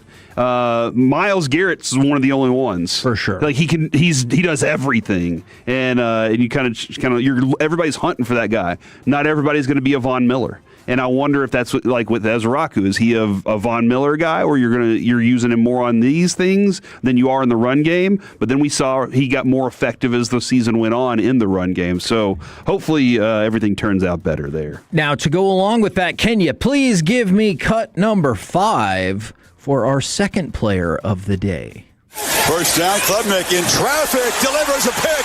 He threw it over the head of the receiver, and Mansour Delane with LSU's first takeaway tonight. Mansour Delane, and one of the things that I love is even if, like, David Bailey is not necessarily realistic for the Cowboys, I really like it because we have been doing so many defensive players in so many areas where you're like, no, yeah, the Cowboys need somebody. Even if it's not this specific player, I like the breakdown and comparisons. The Kevin, we saw Daniel Jeremiah's mock draft. Yes. Downs goes at 10. Delane goes at 11 to the Dolphins right in front of the Cowboys, and they get Jermod McCoy, who we studied last week or 2 weeks ago. Can I just tell you real quick, maybe not as much with Downs, but this is where you get into the scenarios where the Cowboys might be more comfortable with trading. Because, like, let's say all 3 of those players were on the board. Would I flip out if we didn't take Caleb Downs? Probably. But I would. Somebody comes in and says, hey, I'll trade you pick 14. You can see how the Cowboys are like, all right, I like all 3 of those players essentially equal. What am I going to pick up for this? Then let's make the move. Even in this conversation with Jeremiah's mock, he has Sonny Styles going 15. So my brain's still thinking, okay, so yeah. Oh, hold on, can I fix my linebacker spot? Again, we're going to have so much more detail whenever free agency's done and the Cowboys have done their work, if they're going to really do their work. Jerry told us that everything's going to look a lot different than it did last year. He didn't use all in, but, if he used some, like, we're fracking for, one of those kind of things, we'd be like, all right. Fair to say you and I are both very skeptical. Yes. I got to see it to believe it at this point. And if that's the case, this is where you're like, well, what do you need? Do you need a cornerback, or did you sign a cornerback in this offseason? But if you needed one and Delane was there, you'd be foolish to not draft him. It would be a ridiculous thing to not say, just put that dude on the outside. He has every instinct you could ever ask out of a player to play the position very well. Now, one of my concerns, not too much of a big concern, but somebody gets past him. He's not necessarily what Diggs was when he had that catch-up speed, but he sticks to players so well, and he's so effective in understanding what their routes are. Like, he's a smart player on top of being able to physically be right up on the receiver the entire time. So Mansour Delane, like, going from Virginia Tech to LSU, he did a smart thing there. Yeah, man, you're so right about that, and it just kind of shows a reflection of what so many NFL people think about the SEC. Is he took that gamble, and he probably moved up 3 rounds because of it. This is the number, Alec, that I just thought was insane. He generated a 27.5 passer rating against when targeted. Wow. And he only gave up 2 catches of 20-plus yards and did not allow a single touchdown last year. All right. So those 3 factors, he basically said, everybody's looking for the guy that shuts down half of his field. And he basically did that on his own in the SEC. That's a nice thing to see. Absolutely. Alec? I don't think it's out of the realm of possibility to say at the end of his rookie season, he's one of the top 10 best man coverage corners in football. Like, he's that good. He's versatile, but I think you're going to want to see him land with a really aggressive man scheme. Defensively, he's sticky. That's just the best word. It feels like he is always... There's never more than a maybe 3/4 of a yard of separation on any kind of simple route. Double moves and stuff, different question. He can get over aggressive at times, but he will make up for it. He will catch up, and a lot of times in college you have time to catch up because the quarterback hasn't made the read yet. Very active hands. His footwork is amazing. He's smooth. Everything he does just looks natural. It looks like it's in the back of his mind. He's not really thinking about it. It just happens. It's like I line up and I play corner and I play it better than you. So he's awesome. His speed and overall athleticism, probably not anything special, but his technicality and just how handsy he is, getting his hands up at the right time, very late hands like he talked about with receivers, like George Pickens is really good with the late hands. He shows the late hands too to say, no, I know where the ball is. Trust me. I'm just going for it later than you so I can punch it out of your hands. I saw one play where the ball was coming in. He never did turn. He never turned his head around. He just kept sticking his hand in the route, like where the ball might be here in a second, and then timed it perfectly to get one. It was pretty brilliant stuff. I know people all the time are like, you can't teach speed. I know you can teach a certain level of technique, but sometimes I think people overestimate how much your technique can really make up improve. for speed. Yeah. Because like if his technique's already elite, that's a huge deal. No, or on the way sure. to being elite. If you're a 4-4 guy, and you're working with 4-3 receivers, that's a little bit different if you can get the jump on them by just being smart enough to understand what their route is and have good technique. Alec, do you want Delane or McCoy if for some reason they're both sitting there? Yes.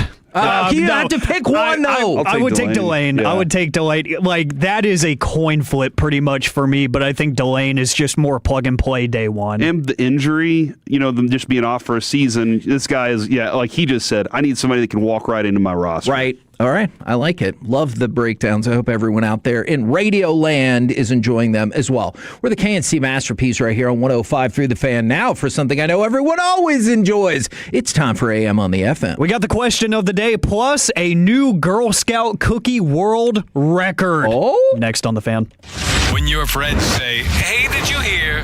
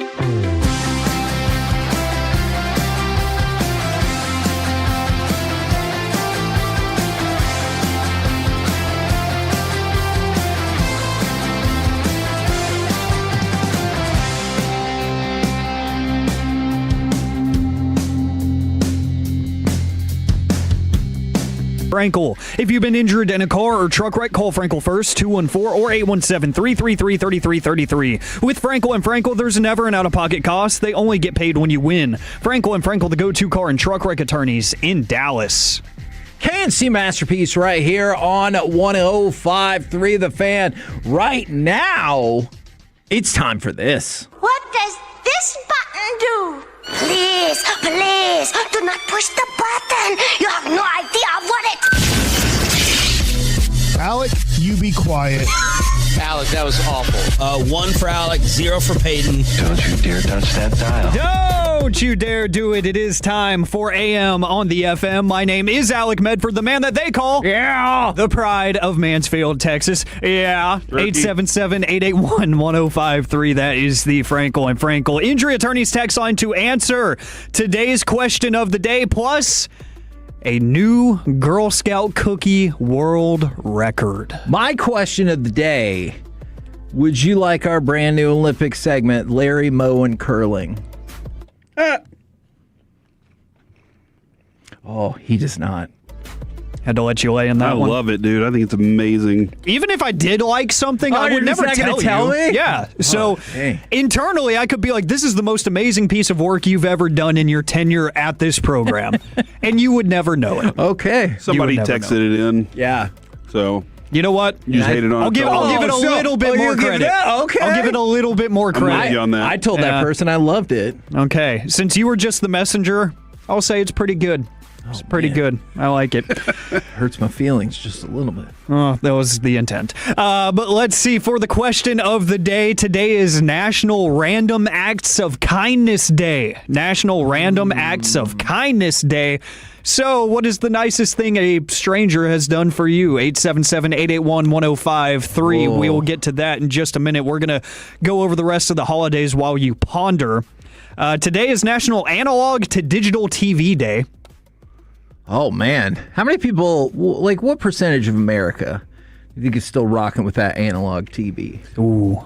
So, here's what I think happens a lot of times. The kids buy the parents' newer TVs. Or like the grandparents. I'm sorry, the kids will buy the grandparents newer TVs. They're like, look, I'm not going to come over here on Christmas and Thanksgiving and watch this little cube you have. We're not doing this anymore. Okay. So they're like, let's get you something nice. They talk them into it, and they're like, and I'll even help you set it up. Okay. So 0. I don't think anybody's using an old TV anymore. That feels too low. Yeah, a little too low. 1%. Okay. I'll accept that.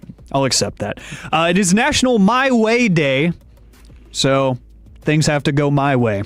Do you think tomorrow is the highway day? It better be. If it's not, I'm going to start a petition online to make that a thing. Thank you for telling me that your petition would be online. Although, I will tell you, if you walked around with like a petition full of names... If I'm not here tomorrow, you know why. Yeah. It's because... It's out in front of the grocery store. Literally, I have a picket sign in hand. Just one person. Oh. Yeah, just one person. That is popular now. Dude, I wonder... I do... Could you get... How many signatures can you get versus an online petition? Oh, yeah. Like, it's just so much easier. Like 100 to 1 the way. It is also, I guess, National Cabbage Day. Oh, cabbage is so good. Done the right way. Yeah, it's pretty good. Yeah. Okay. I like it. Better than lettuce? Lettuce is terrible. Oh, jeez. Lettuce is nothing, dude. And cabbage is everything. Cabbage has some flavor. Whether you like it or not, different story. Okay. But at least it has some flavor. All right. It's not just crunchy water. That's a great point. I mean, you're not wrong, but I don't hate it for that. All's in your court, I just Alec. don't. Like, lettuce is a vessel for ranch. That's pretty much what lettuce is. It always has been. How do I get more ranch into my body? All this lettuce. Date a cowboy. All right. I'm sorry. That was just a thought that went through my head. And you said it. I don't know Exactly. why. I don't know why. That was an intrusive thought, and I appreciate it. That's pretty much what powers this segment anyways, so I appreciate it. Before we get to the question of the day, if we're talking about intrusive thoughts, this segment might be the most emasculating for me every day because we don't have a camera set up in the control room, so I have to raise the chair all the way up so I can be seen. So my feet are probably 1.5 feet off the ground right now, and I don't like it. No. I feel like a child. I don't like it. But sorry. I deal with it for content. National Random Acts of Kindness Day. It is National Random Acts of Kindness Day. So what is the nicest thing a stranger has done for you? You know, and I've thought about this a couple times, and obviously, unfortunately, it's come up with some of our older cars, is be the witness for a car accident. Yeah. You know, like, you know, a car accident that you're not involved with can obviously slow you down traffic-wise, and I have no idea what you're going to do.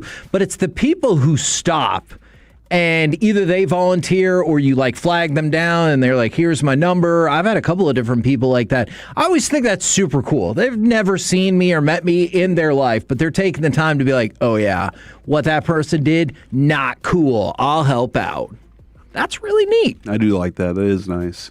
Good Samaritan. Well, I've told this story before, and it was very special to me. There was a time when Lucy was very sick up in Cleveland, and I was like, I need to go. And I was on the waiting list at Southwest. So I didn't have a ticket. I just kind of had to wait and hope that they had an opening for me. And there was a lady that was in front of me that heard. She got the last ticket, and she heard me telling the story, and she said, you can have mine. And she let me. Nice. She took the next flight and let me go ahead and take the flight to get to my daughter as quick as possible. And that was a really awesome moment because when I got on the airplane, the other story that I love so much is I sat down. There was the last seat available between two people, and I sit down. And the woman passes her drink across me to the guy next to me. And I was like, what is happening here? Do y'all want to sit next to each other? And they were like, no, we're good. And then they said they were on their honeymoon. Oh. They were flying out on their honeymoon, but they didn't want to sit next to each other because he liked the aisle and she liked the window. And so I sat between two honeymooners. But yeah, the lady that did that was amazing. That was an awesome gesture. I really appreciated it. Let's see. From the 858, again, the question of the day, what is the nicest thing a stranger has done for you? From the 858, I had my wallet stolen in Fort Worth. I got a call the next day from a restaurant worker in the Galleria in Dallas saying he found my wallet. I had no contact info in my wallet, so he searched my name, found me on LinkedIn, and called my job from there to get my number. Wow. That's awesome. Going to those links, that's awesome. I have a question about this. Okay. My friend, he was in the Central Texas area, and he found a wallet on the ground. And he reached out to the person. He drove an hour to meet this person in between things. Wow, that is super nice. Found out they were using the money for a tattoo, which is perfectly fine. You use your money for what you want to use your money for. But the person that got the wallet, just looked at it, counted the money, and goes, thanks, and walked off. Sorry move. You're not even going to be like, hey, go buy another tank of gas. Yeah. Or something like that. And counted the money. How do you know? Let's say there was no money in there. How the hell do you know it's that person who took the money? Yeah, good point. Yeah. And so that was not cool. I just kind of more of a thank you than just a thanks and walk off is kind of so. You know what? I need to follow up with Brandon and make sure he wrote a note to that lady who sent his wallet back. Ooh, did I tell you what his plan was? He was just going to show up at her house. And I was like, I think maybe you should just write the letter. I don't know if that'd be weird and be like, hello. I think here's what I think. Yeah, don't just show up at her house. But if you're going to write that letter, write that letter and then include at the very end. Maybe leave it on the ground next time so I can find it when I go back through the parking lot. No, because I was looking. Okay. It was 2 hours of my life that I was looking for my wallet, and you had it the whole time. So essentially, the question of the day is, what's the nicest thing a stranger did for you that was also convenient with your schedule and hopes and dreams? Yeah. Oh, man. From the 254, back to wholesome activities. My debit card wouldn't work at HEB, and the lady behind me paid for me $40 worth of stuff. Now, I always have a question about that. What's the true intent? Were they being just super nice, totally possible, or were they like, I need you to get the hell out of my way? Okay, because I've done this. I have purchased somebody's stuff and been like, I'll take care of that for them just so that they would move. And I mean, it's still nice. Yeah, but we're trying to get out of this store right now, guys, to the car. But it is a nice thing. Guys, speaking of nice things, for Random Acts of Kindness Day, I was like, the story today has to be wholesome. So Fred and I were excited to see that there were some Girl Scout cookies in the studio yesterday when we got here. And sure enough, I found a very wholesome Girl Scout cookie story. So this is from CBS News.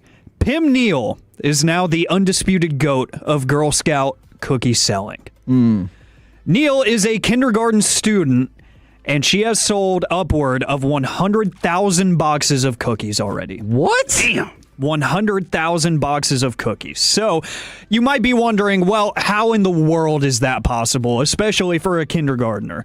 The power of social media can be awesome sometimes.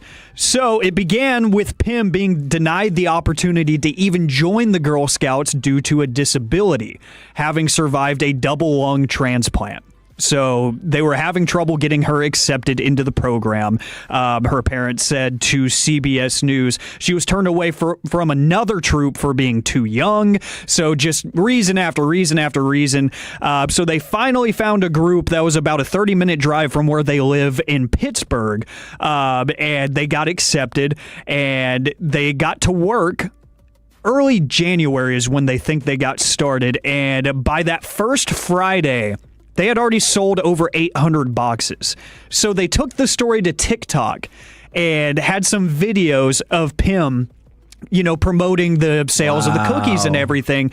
And TikTok just took over. People on TikTok rallied. First, after about a week or so, the 5,000 box mark, then the 10,000, then 20,000, and it's continuing to grow. So the power of social media can be awesome sometimes, because a disability, getting a young kindergarten girl denied from the Girl Scouts all over the place, and everybody said, hey, we're going to buy those cookies from you, and we're going to buy them in droves. And this is awesome. So if you look up Pim Neal on TikTok, you can find the account that her parents are running for her to promote the sales. And she now has the world record for the most boxes sold, and it is only continuing to grow as we just got into cookie selling season.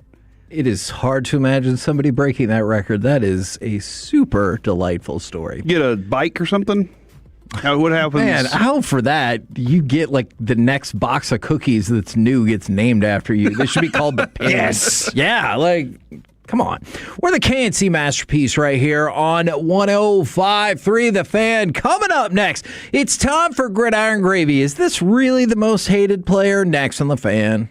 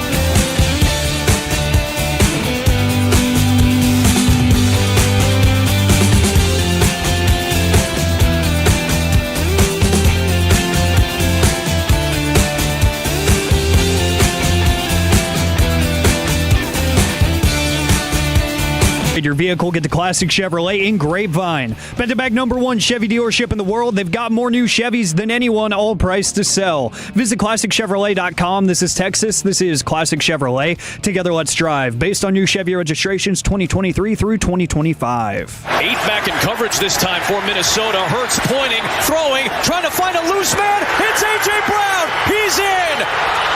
Touchdown Eagles on the opening drive. K&C Masterpiece back here on 105.3 The Fan, where, yes, if you texted in that you ended up hooking up with a stranger, we saw all those texts, just decided perhaps that was not in the exact spirit of what Alec was shooting for, but now there are lots of them, so there's that. Right now, powered by Men's Tea Clinic, it's time to go around the entire NFL and dip into some gridiron gravy.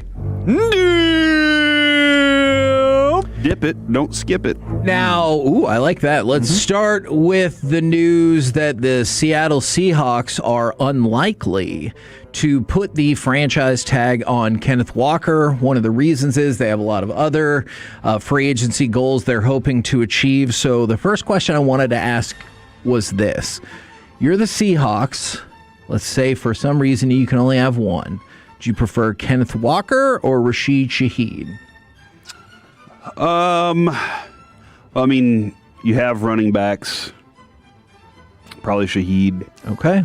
I still think they can get both of them. Although, Alec, I did see the Daniel Jeremiah mock this morning that we discussed earlier, and it had KC Concepcion going you don't to need Seattle a returner at 32. now. And I was just thinking of, A, as a returner, B, as an option opposite Jackson Smith and Jigba.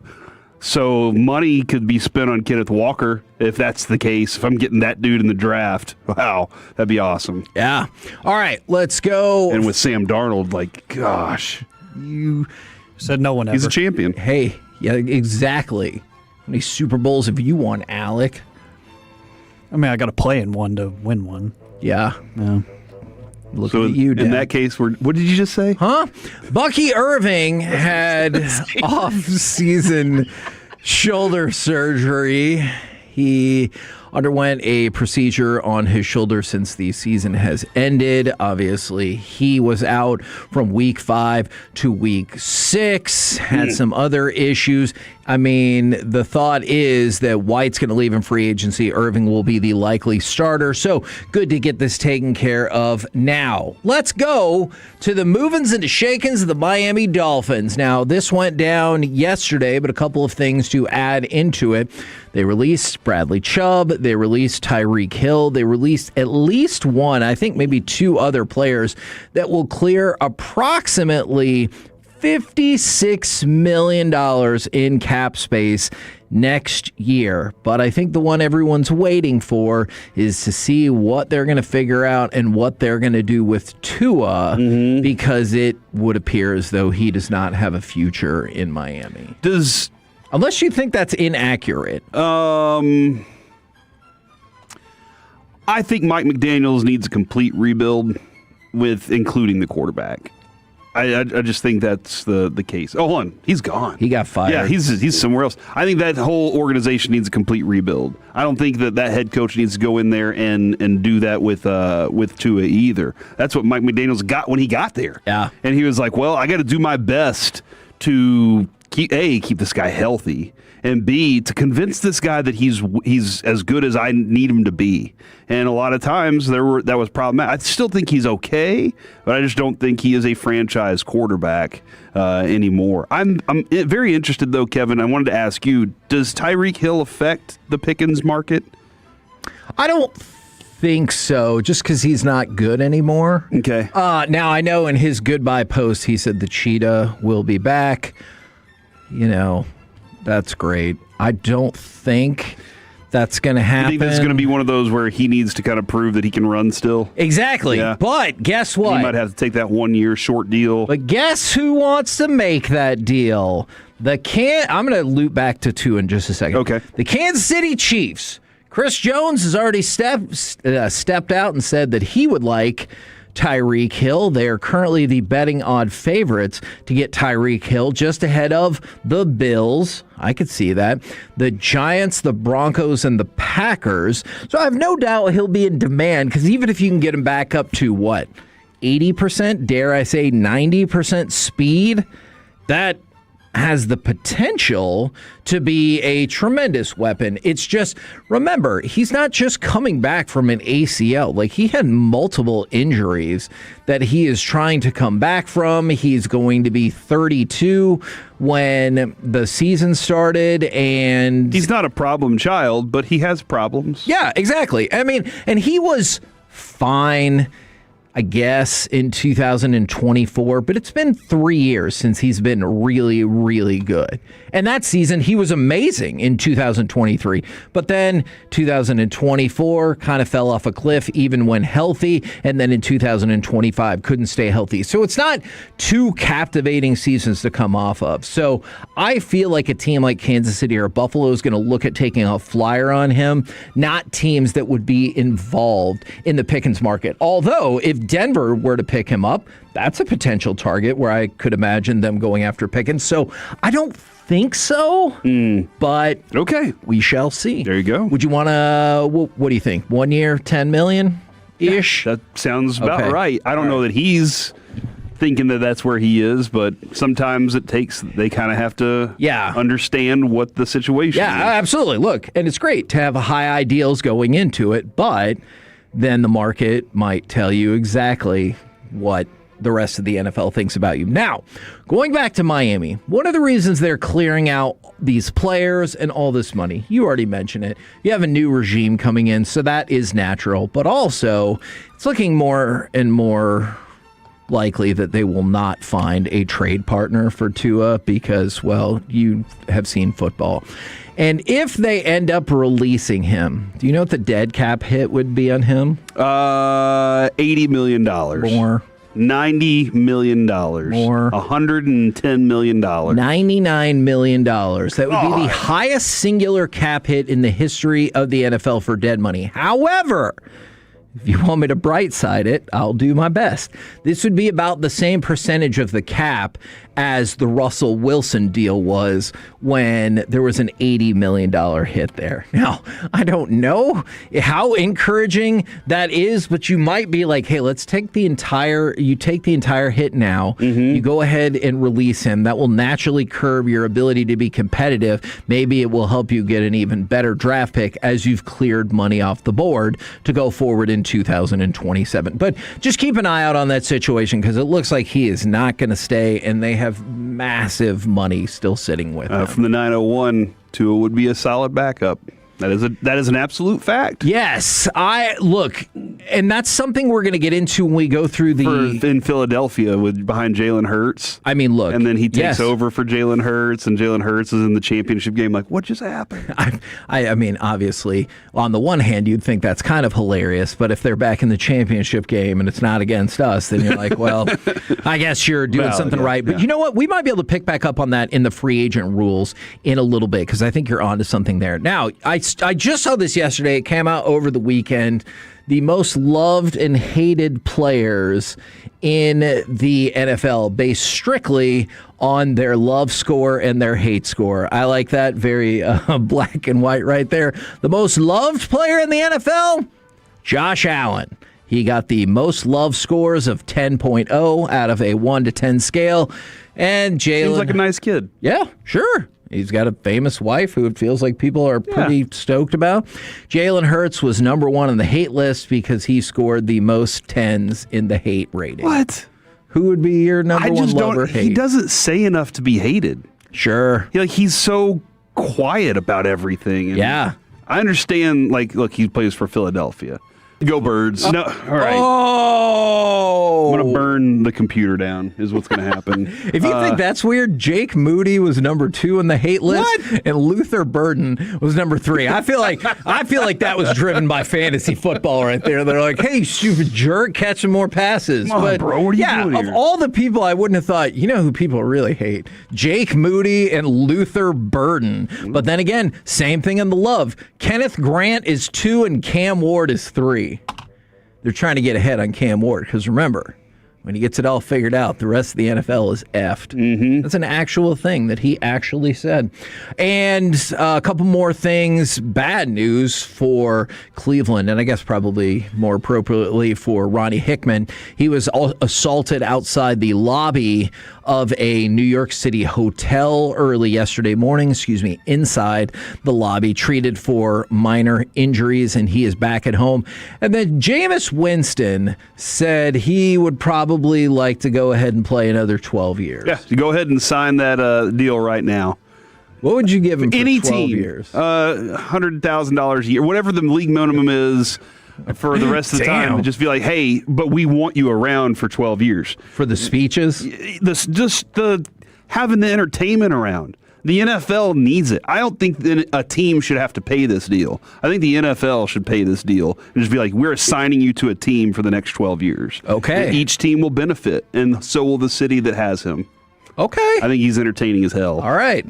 12 years, $1.2 million. Again, NFL. I don't know if he's... NFL needs to whatever deal he needs to do, the NFL should do it, and then just assign him random every year, just move him to a different team. All right. Well, we will look into that. Coming up next, it's the Hockey Hour with Jake Rietma. No, I'm just kidding. What we're actually going to do, we'll save that until later on. We're instead going to do an in-depth breakdown of why this could be the last full MLB season for a while. Next, right here on The Fan.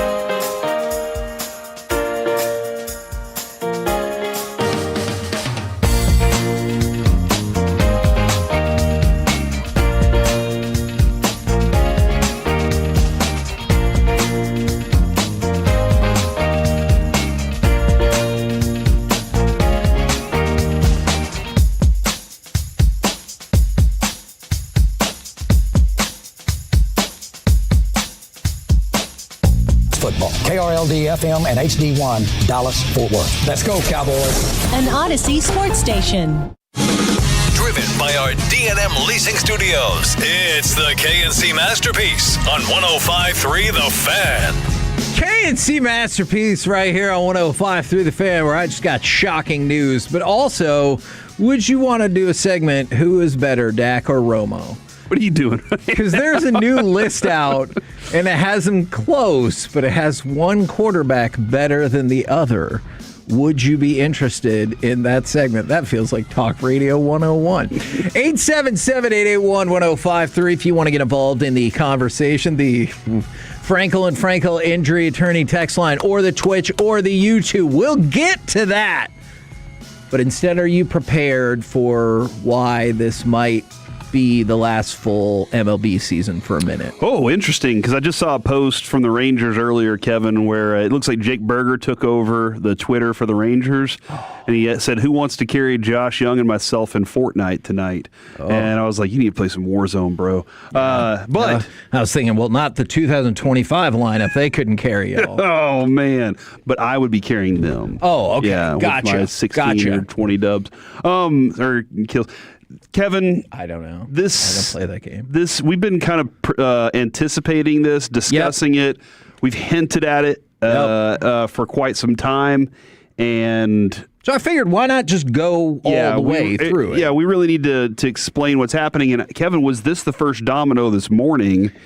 Or was this a complete different domino in a different game? So it's really weird, because when we started the show, I thought the MLBPA executive director, Tony Clark, is stepping down. And I was like, ooh, this must be about the negotiations coming up in December. And instead, Marcus Simeon was like, yeah, we've been having an investigation for a while. And you're like, investigation does not sound like because of a difference of opinion when it comes to these things. So I was like, that's odd. And he goes, you don't want any distractions going in December. So obviously sounds like something totally different. But in December, an MLB lockout is widely expected. Okay. All right.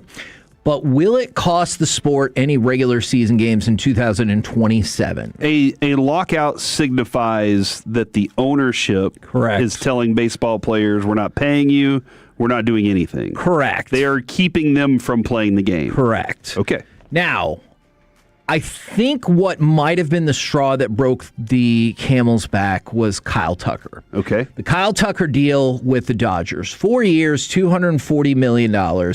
It comes along with $54 million in a signing bonus that is due within a year, and then a $64 million overall signing bonus. It also has $30 more million in deferred salary. Now, I think we all remember the sports world was rocked a couple of years ago when Shohei Ohtani signed the 10-year $700 million deal, where he only got $2 million per year to count against the tax threshold, and all of the rest of it was going to be deferred. So not only did the Dodgers blow out what was previously the highest contract, they structured it in a way that would give them some tax relief and allow them to keep building a badass team. So we go to the league to start, because there's two different sides for this, obviously. Let's go to the league first. Every day we hear from fans across the country who believe their team doesn't have a fair opportunity to compete. The Dodgers are the poster children for that, right? Mm-hmm. Like, they already had the best team, back-to-back World Series champions, and then they signed Kyle Tucker and did it in a way that deferred a lot of money and allowed them to continue signing people. So that's where we start. But then we go to the players. Bruce Meyer, the deputy director of the union, he said salary caps in other sports have not led to competitive balance, because you look at the NBA, NFL, and NHL, all have a variation of a salary cap. Now, obviously, in the NBA, it's a soft cap, and then in the NFL, there are all kinds of ways that you can circumvent the cap. And so the union rep went on to say, in fact, baseball, which is the only one of the four major sports that does not have a salary cap, has better competitive balance than other sports. So MLB's out there saying, hey, we've been talking with the people on Main Street, and they just think it's not fair for their team. Then the union comes back and was like, hey, that's a fun story. Salary cap does not equate parity whatsoever. And that person, Meyer, went on to say, in the last 3 seasons, we've had 22 teams make the playoffs. In the last 3 seasons, we've had 11 different teams make the league championship and 18 different teams in the World Series since 2012. So essentially they're arguing like, oh, yeah, you want a salary cap because it's bring more competitive balance. We might have the most competitive balance in all of Major League in all of the major sports in North America.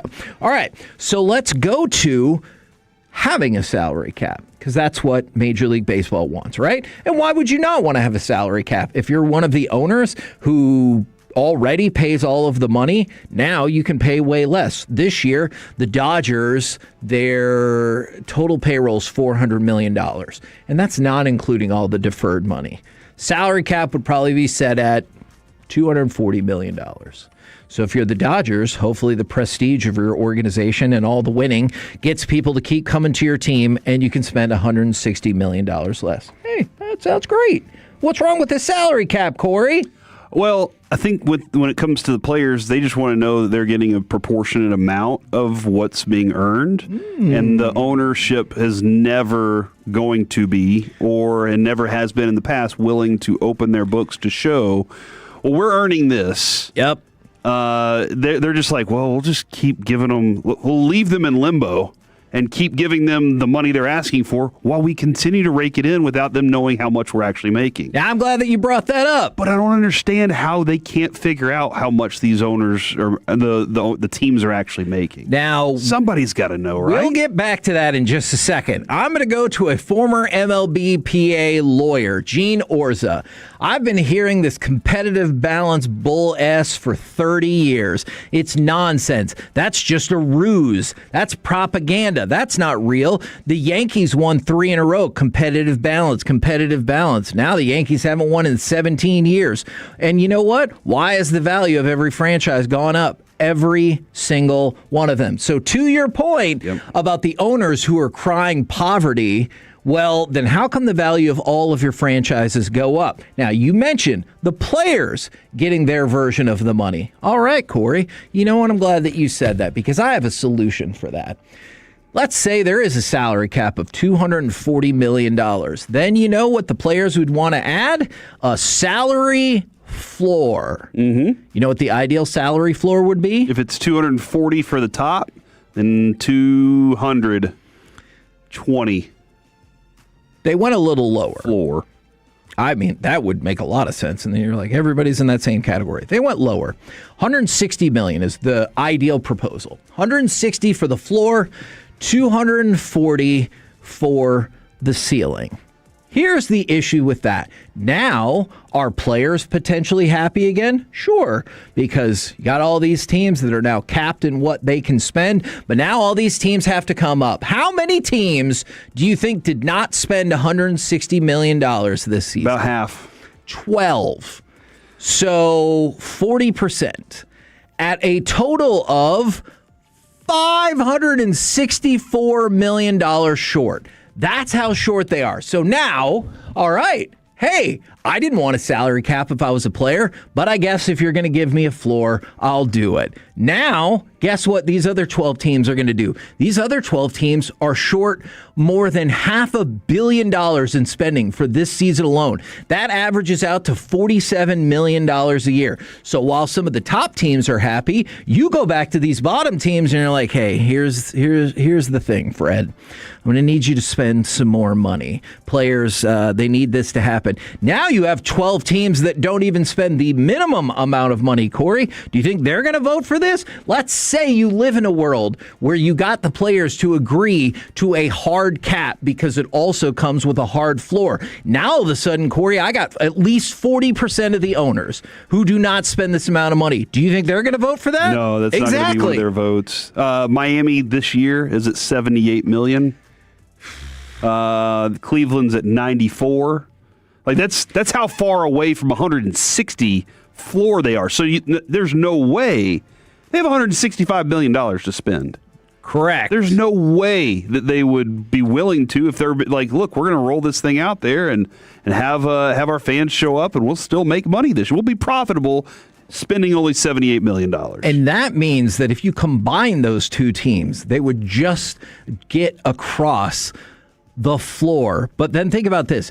The Marlins would have to more than double their payroll. And if you were like, well, that's an outlier. Like I said, there's 12 teams. Miami, Cleveland, Washington, Tampa, Chicago, the White Sox, Colorado, St. Louis, Minnesota, Pittsburgh, Milwaukee, the A's, and the Reds. That is not an outlier. That's 40% of your league. I do wonder because basically you would be saying, well, I got to go spend money on players that aren't good enough to get this actual money. Right? Like, if I'm going to double my payroll, I got to go find players that don't even exist. Right. I got to go pay Kyle Tucker money, but Kyle Tucker's not available. Right. So and now I got to compete with the Dodgers to get a Kyle Tucker. I'm going to end up overpaying. He might get hurt. All those things that go into it. So I understand that side of it, but I would say that you probably need a 3 to 4 year buffer to get into this balance. I agree. Because you're going to have to start managing your money differently to be able to get there. But now you're asking the question of that ceiling of that cap, how much that balance is going to come back down for guys like the Dodgers who have money spent out forward. So I hate to, this is going to be a non-political thing, but I'm going to use an old political example. Like when Lehman Brothers and everything was crashing in 2008.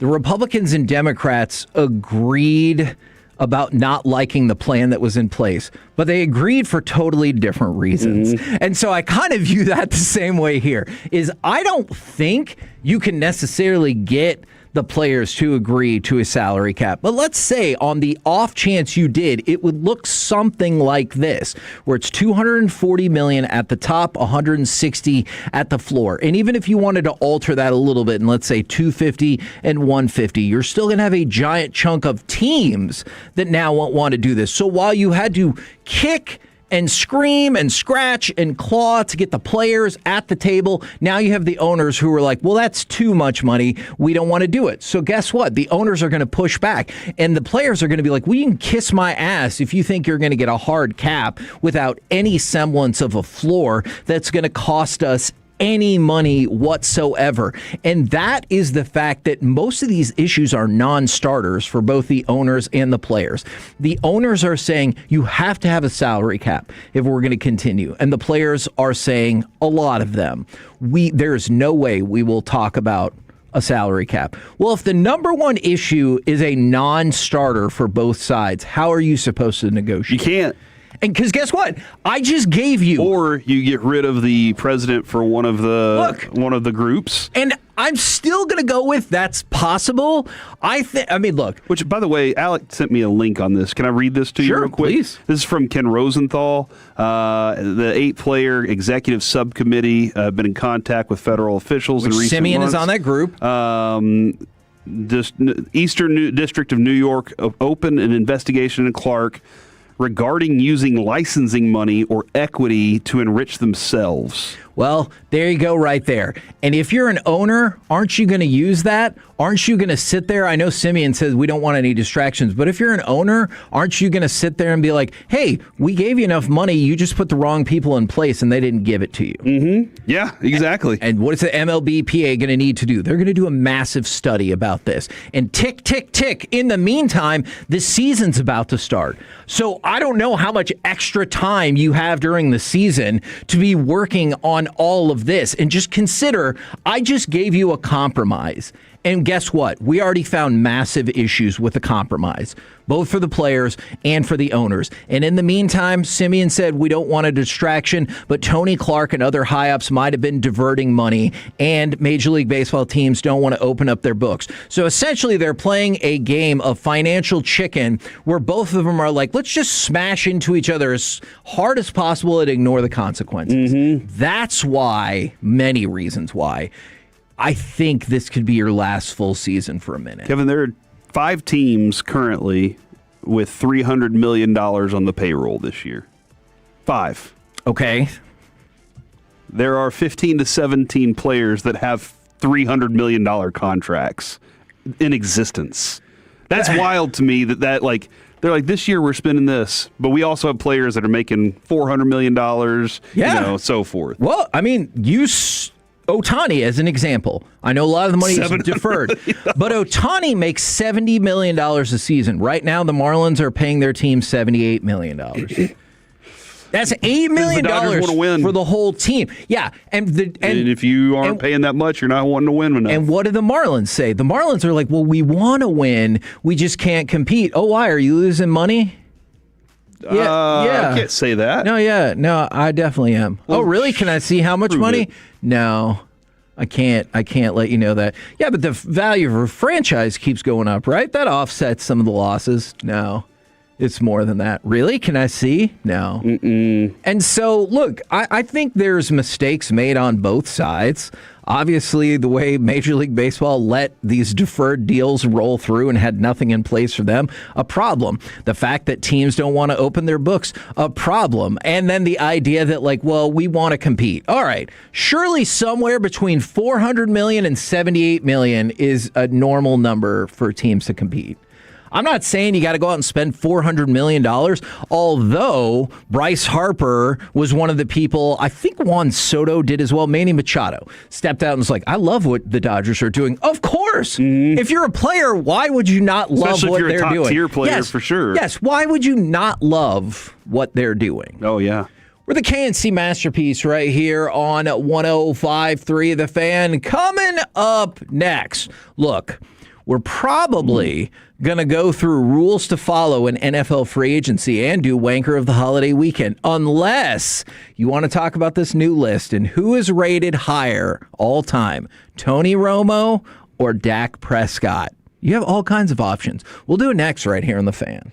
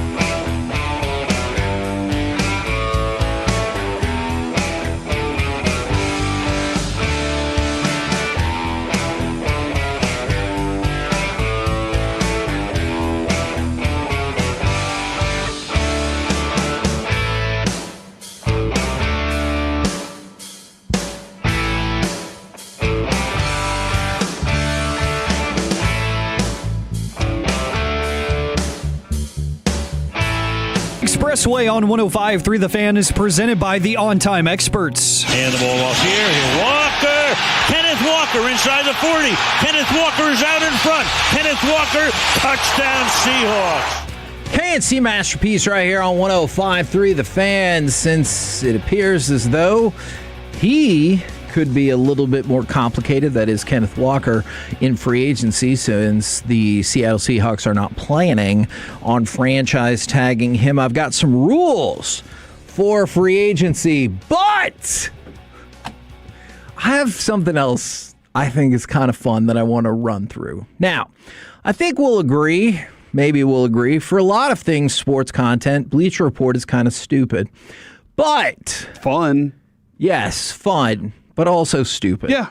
But the one thing they love to do is lists. And sometimes that's the most agitating thing that they do. But for this instance, I just wanted to check and see. And I don't necessarily need your stats on this. I just want some, like, maybe quick gut instinct on which quarterback is better. Because they put out their top 99 quarterbacks of all time. You'll notice I will leave out 2 Cowboys quarterbacks for dramatic effect. They have Roger and Troy. No, that, I mean, all right. Who would you take? If you want to debate that as well, we can do that. Look, it feels impossible to not say Roger Staubach. I'd take Troy. Whoa! Whoa! Look, Roger. Yeah, probably Steve DeBerg. Roger single-handedly got us a radio show. All right, our first That's ever. true. He was our first ever guest in Yet radio. you don't vote for him. He's got 2 championships. Troy Aikman has 3. Yep. All right. We'll see if you keep that same logic for other quarterbacks. Now, here's what's fascinating. You think Joe Flacco is better than Dan Marino? Jackie Smith had caught that. Then where are we sitting here? Okay, I don't know. And Roger Staubach would take the blame. That's why And he's Jackie, so great. yeah, he's like, Jackie, it wasn't Jackie's fault. You know, we did so many other things in that game. Gosh, you got to love that man. Danny White is number 98. Craig Morton, 96. Dandy Don Meredith is 89, and that is an outrage. And if you wanted to know this, Bernie Kosar is 80. And then for Aikman and Staubach, Aikman is ranked number 19, and Roger Staubach is ranked number 17. Really? Correct. Wow. But the idea that, So like, it was close, yeah. It was very close. But the idea that, like, Jim McMahon is better than Don Meredith, I don't agree with that logic. But I understand that he won a Super Bowl and Dandy Don Meredith did not. Who do you think is better all time, Alex Smith or Jalen Hurts? I'll go with Jalen Hurts right now. All right. Alec, do you co-sign this? Alex Smith or Jalen Hurts? Again, I don't want you to look up stats. You give me your gut feeling. I'd co-sign as well. Alex Smith is 76. Jalen Hurts, 75. Wow. So, that was close. Very. But we were right. But here's where I think you might see some flaws with the list. I figure this out every time the second person Kevin says is the person that's ahead. Ooh. Oh. Don't use that logic. That's stupid logic. Okay. That is dumb logic. Now the question is, will I overcorrect for that? And will that overcorrection be re-overcorrected? All My right. head hurts. All time. Carson Palmer or Terry Bradshaw? Joe Burrow. Is it possible? I forgot Joe Burrow's name for a second. Yes. Yes, it is. I'll take Joe Burrow Okay. over Carson Palmer. Carson Palmer had a couple of really good years. Yeah, that's tough. Just because incomplete career versus complete. I'd say Burrow right now, but Carson Palmer was fun for a few years. And again, Burrow hasn't been healthy enough. He's had one really healthy year. I'll stick with Burrow still. Joe Burrow, 66. Carson Palmer, 56. Oh. I mean, experience, the fact that he's been healthier longer, makes sense. Joe Flacco or Michael Vick? Very similar quarterbacks. No, I'm just kidding. We mean they are. Both of them can throw the heck out of the football. One of them won a Super Bowl as a starter. I'll still. Michael Vick has Michael Vick did a little not bit more mobility. Become what he was supposed to be. And not just because of what happened off the field. Right. On the field, he was still missing some elements. Not until he gets with Andy Reid, interestingly enough, does he then kind of open up things a little more. I'll still stick with Flacco on this one. This is a weird world. Give me Flacco! Joe Flacco, 53. Michael Vick, 52. I'm not mad at it. All right. It's interesting and weird. Cam Newton or Steve McNair? Ooh. I think I'm going to go with Cam Newton. I love Steve McNair, though. But I think I'm going to go with Cam Newton. Cam Newton had good year, bad year. True. Roller coaster, but his good years were really, really good. MVP type. That is true. Yeah. Steve McNair won an MVP, too. I think Cam's MVP year is still unlike anything I've ever seen, really. I'd lean Cam. Cam Newton, 45. Steve McNair, 43. This might be my favorite. Both of them were Super Bowl losers. That's right. This might be my favorite one so far. Josh Allen or Phillip Rivers? Now, for everybody listening, keep in mind, I have given them no prep time on these matchups. Zero. I am just throwing it out for them right now. On my gut, I'll say Phillip Rivers. But I think by the end of his career, Josh Allen is going to surpass him. Okay. I'd say Josh Allen. I think it's really close, but I'd say Josh Allen even at this point. Josh Allen, 35. Wow. Phillip Rivers, 32. Wow. Now, if you also want to vote on Romo versus Dak, they are both on this list. Would love to hear that. Russell Wilson or Lamar Jackson? I think Lamar Jackson. I'd say Russ. I think people just think too much about the recency with him. When he was really good, he was really, really, really good. And he's got a title. Lamar Jackson, 28. Russell Wilson, 25. I mean, he did go to 2 Super Bowls. He did. Won one of them. He completely lost one also. Single-handedly lost a Super Bowl for his team. Oh, man. Because the coach called a bad play. But he, like, that did happen. And Lamar has yet to take his team to that next place. Troy Aikman or Ben Roethlisberger? Troy Aikman. 1,000 times over. Yeah, easily. Aikman. And whatever, if it's anything other than that, then this list can just go to hell. Troy Aikman is 19. Ben Roethlisberger, 16.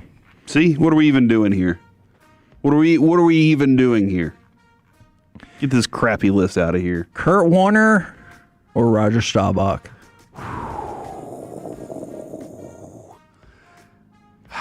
See, I would have thought this would have been the one where you might have said go to hell. This is pretty tough.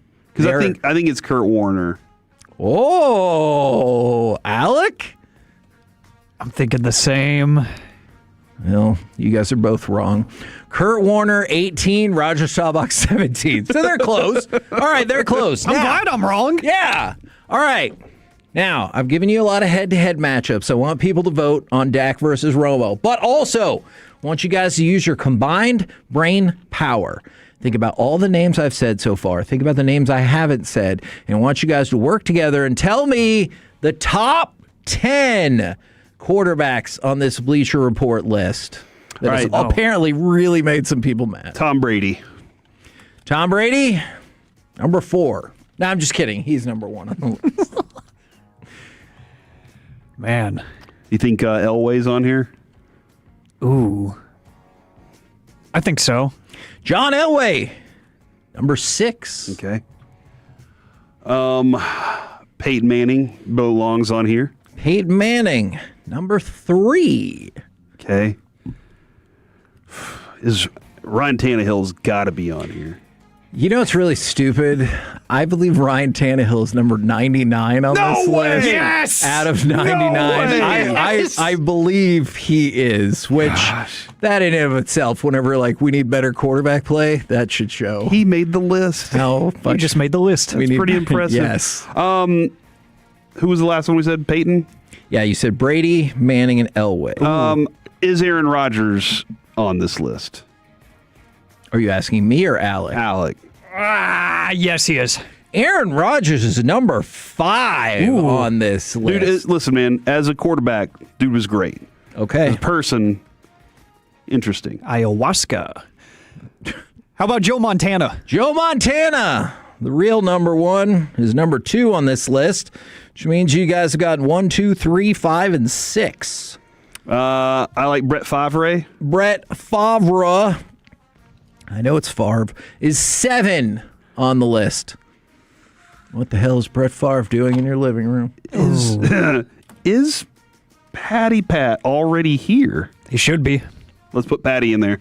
Patrick Mahomes is number 4, which means y'all have now gotten 1 through 7. Okay. How about newly inducted into the Hall of Fame, Drew Brees? Drew Brees is number 8. My wife had breakfast with him the other day. Oh. They were sitting next to each other, Kevin. There's plenty of crap like that, dude. What are you doing? So, jeez. I almost accidentally told you who the last 2 were. All right, so you need 9 and 10, and then we'll do Romo and Dak. Dan Marino. Dan Marino is number 10 on this list. Man. Now it's like Johnny Unitas. Kind of feels like that's your answer then. I hope not. Hey, really, Johnny Unitas and I feel like it's going to be a quarterback I disagree that is in the top 10. That's where I feel like that. Wait, did we say Steve Young yet? We did not. That's why I feel like it could be Steve Young, and I don't agree. In one order or another, Johnny Unitas and Steve Young are 9 and 11. Which one do you put into the top 10? I think they put Steve Young in. I think they did. Steve DeBerg? I need to go back and look for Steve DeBerg on this list. It is Steve Young. I very much disagree with that. Not having Johnny Unitas in the top 10 is criminal, though he is number 11. But because he drew a play in the dirt? Yeah, and because when he retired, he was the greatest quarterback of all time. And he had a haircut you could set your watch to. That is a fact. That's a joke from The Simpsons. Now, Tony Romo and Dak Prescott. Lots of people. Somebody said Dak 99, Romo 100. From the 817, personally, I'm taking Romo. From the 469, Romo over Dak all day and twice on Sunday. Although then at the end they wrote, you hoes, which... First of all, I didn't make this list. Yeah. Second of all, we didn't even tell you the answer yet. From the 214, Romo 100% over Dak. So, what say you? Man, I do not think I've really seen a lot of Dak votes. Well, here's what's interesting is we're now at a point where I told you we would be with Dak Prescott. Right. He is surpassing all of the Cowboys' all-time records. And that's even with the injuries. I said if healthy for 10 years, he'll do this. Well, he's been injured throughout this time, and he's done it as well. So I still... Dak has his blemishes in that he's an amazing leader. Everybody in the locker room is like, I want to follow that guy. They love the guy. The quarterback, he's got the right mindset for it, and sometimes some of the things fall short for him. Romo wanted to be Brett Favre and had limitations that people don't want to admit that he had. In the year he moved away from that, easily the best season of his career. Yeah, when he played within the system and used the running game, man, they were amazing that year. And it was, as you just said, did he finish second or was he third? He was third. So, but he had an MVP caliber season for sure. It's two guys that never, unfortunately, couldn't accomplish. Yeah. anymore because of what the franchise has been. So, but I'll go with Dak over Romo. Also, for all the people asking, I'm checking again. I don't think Steve DeBerg is on this list. He's not, Kevin. And he's just, if it was the play action Kings, it'd be Steve DeBerg. But would you put Steve DeBerg over Ryan Tannehill? Yes. In my heart. All right. And my soul. Alec, Dak or Romo? So, I know what I think. For the purpose of the segment. What do you think? What I think is Dak is better. And there's a few different things that I'll point to. The athleticism earlier in his career. I think even the circumstances to start his career, the rookie season and everything. I think he's more... I feel like I kind of understand him more than I did watching Romo. Like, I kind of know what I'm getting game in and game out a little bit more. Because like you guys said, the almost identity crisis that Romo had early in his career. If I'm thinking, this is Bleacher Report, right? Yep. I know how they think, and I don't like how they think. I think that they see them kind of apples to apples, but they're going to look at the story, and they're going to say, but Romo had the better coming up story. So Romo's better. He came from nothing. Dak was actually drafted into this league kind of thing. So I think it's so close that they're just going to kind of give Romo the nod there. So I think the list has Romo, but if they are just a few spots different, I would put Dak ahead. So it is kind of a split decision scenario where Dak is at 59 on Bleacher Report's top 99 quarterbacks in NFL history. Dak's at 59 and Romo's at 57. So obviously you can claim the victory for Romo, but I can see how, well, first of all, if you made your determination off of lists like this, you could say, yeah, but Dak's not done. So it would be logical to think that he would jump ahead of Romo. And like in front of Romo is Carson Palmer, Andrew Luck, George Blanda, Joe Flacco, Michael Vick, and Drew Bledsoe. So I could see how you would think he might jump ahead of those. And then somebody we had on at the Super Bowl, Rich Gannon.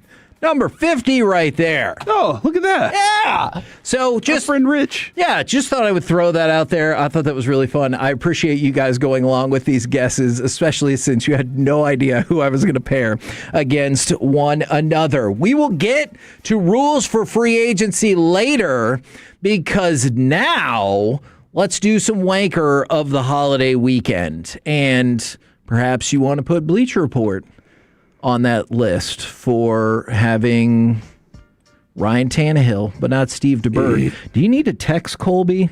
He might go to the Bleacher Report headquarters or find this person who wrote this article and beat the crap out of them. He might actually do something like that. Yes. Yeah. Because he loves Steve DeBerg, and man, he needs to be on non-terrestrial radio when he addresses this. I think that Colby and I saw the same thing at the same time, and it was probably on CBS because Kansas City's been CBS was traditionally a AFL, right? That's like the history there, and I think Colby and I both saw he's got a freaking cast on his pinky. All right, right. He's out there chucking touchdown passes. They put 3 screws in his hand, and he's out there doing his thing. And then you hear Gruden talk about him. It's just like, yeah, I love Steve DeBerg. One of the best calls ever. Steve DeBerg was a lot of fun, but I understand his numbers, Kevin, might not stack up to Ryan Tannehill's. Oh, I mean, look, and that's why I said go with your gut and not the the numbers. By the way, I did see somebody text in and say Dak is better from the 4-3-2 and Romo is loved more. I think that's a product of time because like when Romo was playing and when he retired, I think he got almost the exact same treatment as Dak Prescott. And I think it's only time removed that has like blunted that. I'm glad you brought this up. And Tony played, he had some exceptional seasons. He really did. And for what the shortcomings that you could have had on those teams, there could have been a lot better teams around him. But we knew when we started this show on weekends that we could say Tony Romo and the fan text would light up. Right. Like just, and he's an enigma because you can't be right in an argument about Tony Romo. You couldn't say he was. You couldn't say he was good because if you said he was good, there's half the side that says no, he's trash, and the other half that says no, he's the greatest thing ever. Yeah. And so good was not good enough. I feel that's the way it is with Dak now. When I said he was good, people got really mad. And you walked yourself into circles in conversations because every time you brought one thing up, somebody would bring another thing up that just kind of contradicted. And so the conversation just was, hey, do you want to have an argument for 15 minutes? Tony Romo. Good luck, fan text. And just sit back and let the ratings go. Dak's kind of been the same way. Yeah. Where we also know if we bring up Dak Prescott, we're going to get half the people saying he's trash and half the people saying we don't give him enough credit. And it doesn't matter what we say, we're just not doing it right. Right. And so, like, you're right. Both of them have had to deal with the fact that they have the star on their helmet and that this organization is what it is over these last years. And it's not 100% on them, but they have to carry that. They have to carry it with them. Yeah. And so Dak and Tony Romo have been essentially the same in that time period, even though they're very different quarterbacks when it comes to how they play the game. Now, already some votes for Wanker of the holiday weekend, and one of them was whatever the NBA is the Wanker of the holiday weekend for putting on whatever they thought that was. Yeah, I thought the All-Star game itself was more competitive for sure. Was it Wembanyama? Yeah, maybe. And then that slam dunk contest, I know, was very disappointing. Do you think that we're going, because you talk to guys like Mark Aguirre and Rolando Blackman, those dudes were seeking out pickup games at Harry Stone Park. Right. In East Dallas. Right. Like they were hoopers. And that's what Rolando will tell you. A hooper just wants to go out and play. Right. The guys that play now, they are businesses. So do you think we'll ever get back to a real competitive game when LeBron's gone? Okay. I actually don't know if I agree with the hooper part. Because I think the guys now still are hoopers in addition to being businessmen. I think with Aguirre and Rolando Blackman, no one was going to clown on them if they lost one of those games in the park. Right? Like, that's what I always think. The money's a lot bigger than it ever was then. For sure. But, like, I think that's why LeBron was never, like, in the dunk contest or whatever, is because, you know... social media doesn't exist. Exactly. The talking heads on the TV. Okay, I see where you're going with that. And plus, there was like a marquee person to compete against. If Dominique didn't win, it's because he lost to Jordan, and vice versa. Like, if LeBron would have been in the slam dunk contest at the height of Kobe or Vince Carter, and then I'd be like, hey, what can you do, man? You lost to an all-time great dunker. And that's what I think about. Like, if LeBron went to go play at the park, there would be 8,000 things on Twitter or TikTok being like, oh man, this 14-year-old just schooled LeBron. Whereas if Mark Aguirre got torched by some kid at the park, you told a story, you know? Mm-hmm. And like, it never made it. Bill Murray. Yeah, exactly. Maybe you believed it, maybe you didn't. Now, I'm conflicted about this one. Is it Oklahoma softball or UTEP softball that is the wanker of the weekend? Oklahoma hit 2 grand slams and defeated UTEP 34-0. Their first 8 batters reached base, and they took an 8-0 lead. Okay. Is it UTEP for giving up 34 runs, or is it Oklahoma for being like, hey, man, the run rule is lower than 34. You could, you know they're not scoring. Yeah, don't give up 34 runs. Okay. That's fair. And it is tough because, I mean, you're just out there throwing the ball up there and seeing what can happen. Right. And if they just keep crushing it, like, that's on you. That is on you. So that's on them. Oklahoma was 1 run short of the all-time school record. You're kidding me! So why didn't they go for the extra run? I don't know. Maybe they did try. They're just not good enough. I don't know. Here's another. It's another choose. Pick 'em. Is Dan Hurley the wanker of the holiday weekend, or is it the UConn fans? You remember when Nick Saban used to like go after Alabama fans? They left after the end of the third quarter. It was 59-0, and he's like, "Hey, Be there for your players. Dan Hurley, he goes, man, I got some effing equity. I got 2 national championships here in the last 3 years. We've given you the season that there's a lot of programs across the country that fans wish they had that going. So I'm not doing it anymore. I asked the players to try to do it. You don't come to watch the game. It's not an effing social event. It needs to be a madhouse. I mean, this is Nick Saban. Yes. With my student section soft. Yes. There are a bunch of whiny little kids up there. Yes. And he was still great. So I think it's the students. Look, man. Okay. You sign up for that school. You sign up for the whole school. Yeah. You don't sign up just to be a student. UConn students are trash is what I'm hearing. What are we doing here? Are we here to play school? Sometimes they don't stay loyal to the person they're dating. Sports. What makes you more money? Sports? Or school? Man, I want to say sports, but when I hear that the Harvard endowment is a bajillion dollars, then maybe it is school. Do they not have sports on that school? I guess. Ivy League. I don't think Harvard made all their money off of sports. You don't know. Although maybe I'm wrong. Yeah. Maybe those rich people are like, I will give you $14 million for winning this polo match. I don't know. I bet they weren't out there wildcatting. You know what I mean? I don't know what you mean. You didn't watch Landman, Kevin? Yes, That's whenever you're drilling and you don't know. You're just like, I'm guessing that there might be oil under here. Let's go. Dig deeper. We'll find it. Okay. Hit that pocket. All right. Then. I listen, a lot of people hate Dan Hurley, right? Yes. I like him. He's a wild man. Yeah. If you win championships, you can get away with things that otherwise you would not. Now, let's go to Kansas State basketball. They fired Jerome Tang. No! They did. Now, some would argue it's because the team was not good. They lost to Houston 78-64 over the holiday weekend to fall to 1-11 in Big 12 play. That's objectively not good. Then also he said this.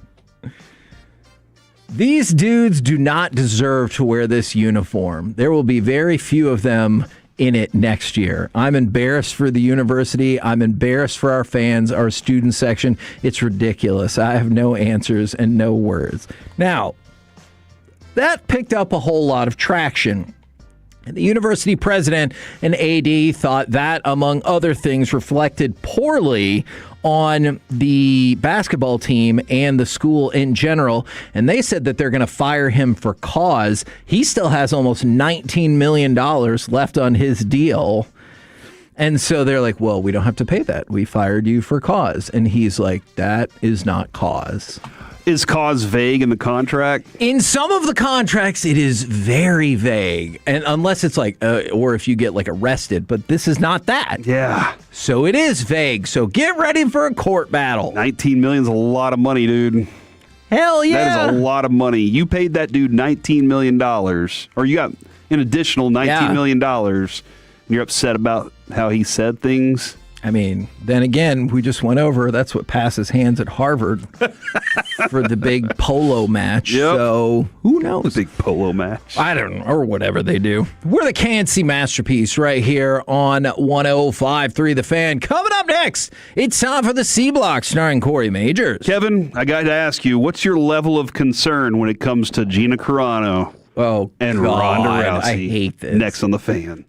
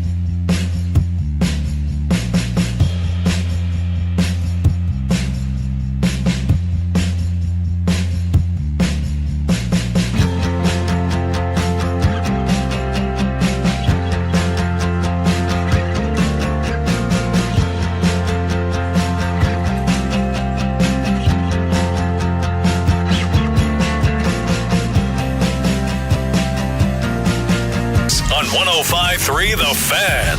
KNC Masterpiece right here on 105.3 The Fan. And right now, ladies and gentlemen, it's time for the C Block starring Corey Majors. Thank you very much, Kevin. I really appreciate that. It is also time for the level of concern. Oh, man. Indeed. Gentlemen, we'll start the level of concern off with me. Oh. I was doing some deadlifts yesterday, and I think I've learned that I am not going to be a professional athlete in the near future. Therefore, I should not do deadlifts. I threw out my back. What is your level of concern for Corey's back? It's not as high as that one time that this happened to Alec. And I was concerned for his physical well-being, and I thought he really should have seen a doctor. Mm-hmm. Oh, I did, just way too late. Okay. Yeah. So the bones had already been diminished. Bulging discs. It's medium. Yeah, like a 5.5. There was a time when we were working from home during COVID, and you were off, and I was working with Kevin Gray. Oh. And my back had gone out. I was in the middle of the show. My back went out. Oh, no. And I did the rest of the show laying on the floor. Oh, really? Yeah, I had to lay down on my floor or stand up. What do you think, Corey? That's great. I could either stand up like at my dresser but I couldn't sit at a desk. And so I had to lay on the floor or stand up at the dresser. And Kevin Gray was like, "It's weird doing a show and not seeing your face." You know, whenever I was laying on the floor, I was just it was just my room. So, and it wasn't that much. Dumbbell deadlifts are the way to go. I have learned. Thank you, Tolos out there. And it is the hip hinge. Yeah, the hip hinge is where it's at. It's supposed to be. I don't know exactly what I did. I think I just wasn't focusing. Wasn't focusing correctly. And sometimes that'll get you. Your level of concern for old lady fighters. All right, guys. Ronda Rousey and Gina Carano. Now, Gina Carano, who I still love to this day. What? I hate this. You hate Gina Carano? No, I do not. Is her father like a legendary Cowboys player? Am I wrong about that? No, I just hate this concept. A legacy showdown on Netflix.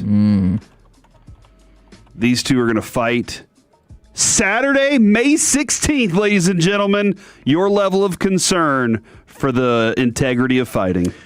It's whatever your scale is, it's the highest number. If it's out of 10, it's a 10. If it's out of 100, it's 100. I was not ready for that. I decided actually to do some research on this. Already? Oh, yeah. That's how much I hate it.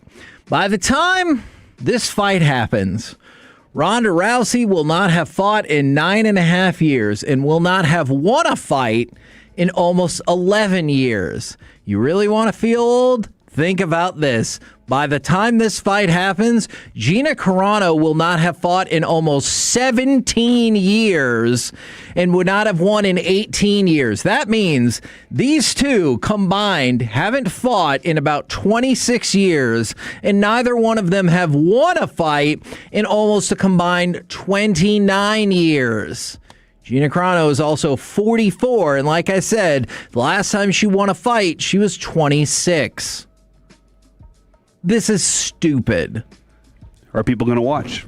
I probably. Why? Because people love freak show fights. But this is sad when they had Hoist Gracie and Ken Shamrock fight 20 years after they were good. If they would have had this fight 10 years ago, I would have seen the appeal, but I'll pass on What's the fight, boxing, MMA, that we never got? That we really should have been. It would have been the ultimate one. See, so I think, and there was lots of rumors about this, that Fedor Emelianenko was going to come in from Pride when he was at the height of his abilities, as maybe the greatest mixed martial artist ever, and he was going to fight Brock Lesnar for the heavyweight title at AT&T Stadium. There were rumblings that that's when the UFC was going to make their AT&T Stadium debut, because Dana White's talked about that a lot, and so there were rumblings that was going to be the fight, and we never got to see it, and that is a bummer. Boxing-wise, is there an Ali fight that we never got, or a Tyson? That was the thing about Muhammad Ali, and that's one of the things that you hated about like Floyd Mayweather Jr. and other people like that, is they were like, I have to have the O to be the greatest fighter of all time. Muhammad Ali lost like 5 fights. Now, I realize one of them he definitely should not, at least maybe 2 of them. But, like, he fought everybody. When Joe Frazier was the dude, he's like, I'll fight Joe Frazier. When nobody could beat George Foreman, he's like, I'll take that fight, too. And so that's one of the things about Muhammad Ali is, sure, he lost. I think he lost one to Ken Norton Sr. as well. But he fought the best of the best. From the 214 Bud versus Pacquiao. Yeah, so I guess another argument there would be timing. You would, like, if I could have seen Pacquiao and Mayweather 4 years earlier, that feels like that would have been a straight up happening. Yeah, from the 214. Even as it was huge. From the 214, Floyd and Manny in their prime. Yeah. Not the way that it ended up. Because I mean, Floyd most certainly did not fight everybody, and the people that he did fight, it's a great example. He made sure to fight Canelo before Canelo was ready, but that was probably smart. And then he fought Manny at a time when he didn't think Manny was a threat anymore. Khabib versus GSP is the one we never got. Oh my gosh, I would have loved to see that. Now, see, the ones I was trying to think of were ones that would match up age-wise. Yeah. And I think by the time Khabib was at that level, GSP was probably just too old. This is like the Jordan and LeBron, Jordan Kobe. Exactly, because otherwise I would have said, Ali against Tyson, like, would he have used a similar strategy to Foreman? Or, I was trying to think of fights that would work in terms of age. But, yeah, if you throw that out the window, those are great ones. Kevin, we've seen... but I hate it. I hate it. You hate... Okay, that other fight. Yeah, sorry, I hate it. We've gotten to see Baby Grogu, otherwise what people call Baby Yoda. Right. Now we have Baby Greedo is making his way into the Star Wars. The Mandalorian and Grogu hits theaters. Oh. And Baby Greedo, have you seen the picture of Baby Greedo? All right, here it goes. Bam, there he is. What is your level of concern? He's out to get revenge for his dad. That we're going to have too many babies make their way into the Star Wars world. I mean, it's not as high as it was 10 seconds ago, because in that time you asked that question, I thought of like a Star Wars babies show, like the Muppet Babies, and I think that would make all of the money. All right, Kevin, I think y'all may have discussed a little bit of this last week. Interesting question. I'm not sure, though. Y'all may have discussed Italy supplied 10,000 condoms for the Olympic Village this year. Did they run out in like 3 In 3 days, they ran out of stock. However, it's not for the reason you think. Oh, not for all the sexing? Alex, hold on, what's happening here? Oh. Evidently, I assume that's why. Evidently, one of the skaters who said that he found the condoms back years ago, one of the other ones, and he thought, hey, it just says Korean generic condom on it. No Olympic rings on the condoms, nothing special. And he was like, I was trying to get some souvenirs back to the family. So he just grabbed he saw a basket of them, grabbed about 3,000 and shoved them into his backpack. 3,000? This is in 2018, all right? This is in 18, Kevin. Oh, my and evidently, goodness. now that's becoming the case. It seems like more of these athletes are just snagging these as souvenirs that they could take back to the family and be like, here you go. Yeah, or that's what they told their significant other. Nah, baby, I just grabbed these as souvenirs. Come on! What is your level of concern for the condom industry if these souvenirs are out there? My level of concern is really high, not just because of that, but because I feel like people might try that in their regular life. If they're like in a long-term relationship and their partner finds them with a condom, you're like, as a souvenir. What? You didn't go to the Olympics. You were out of town.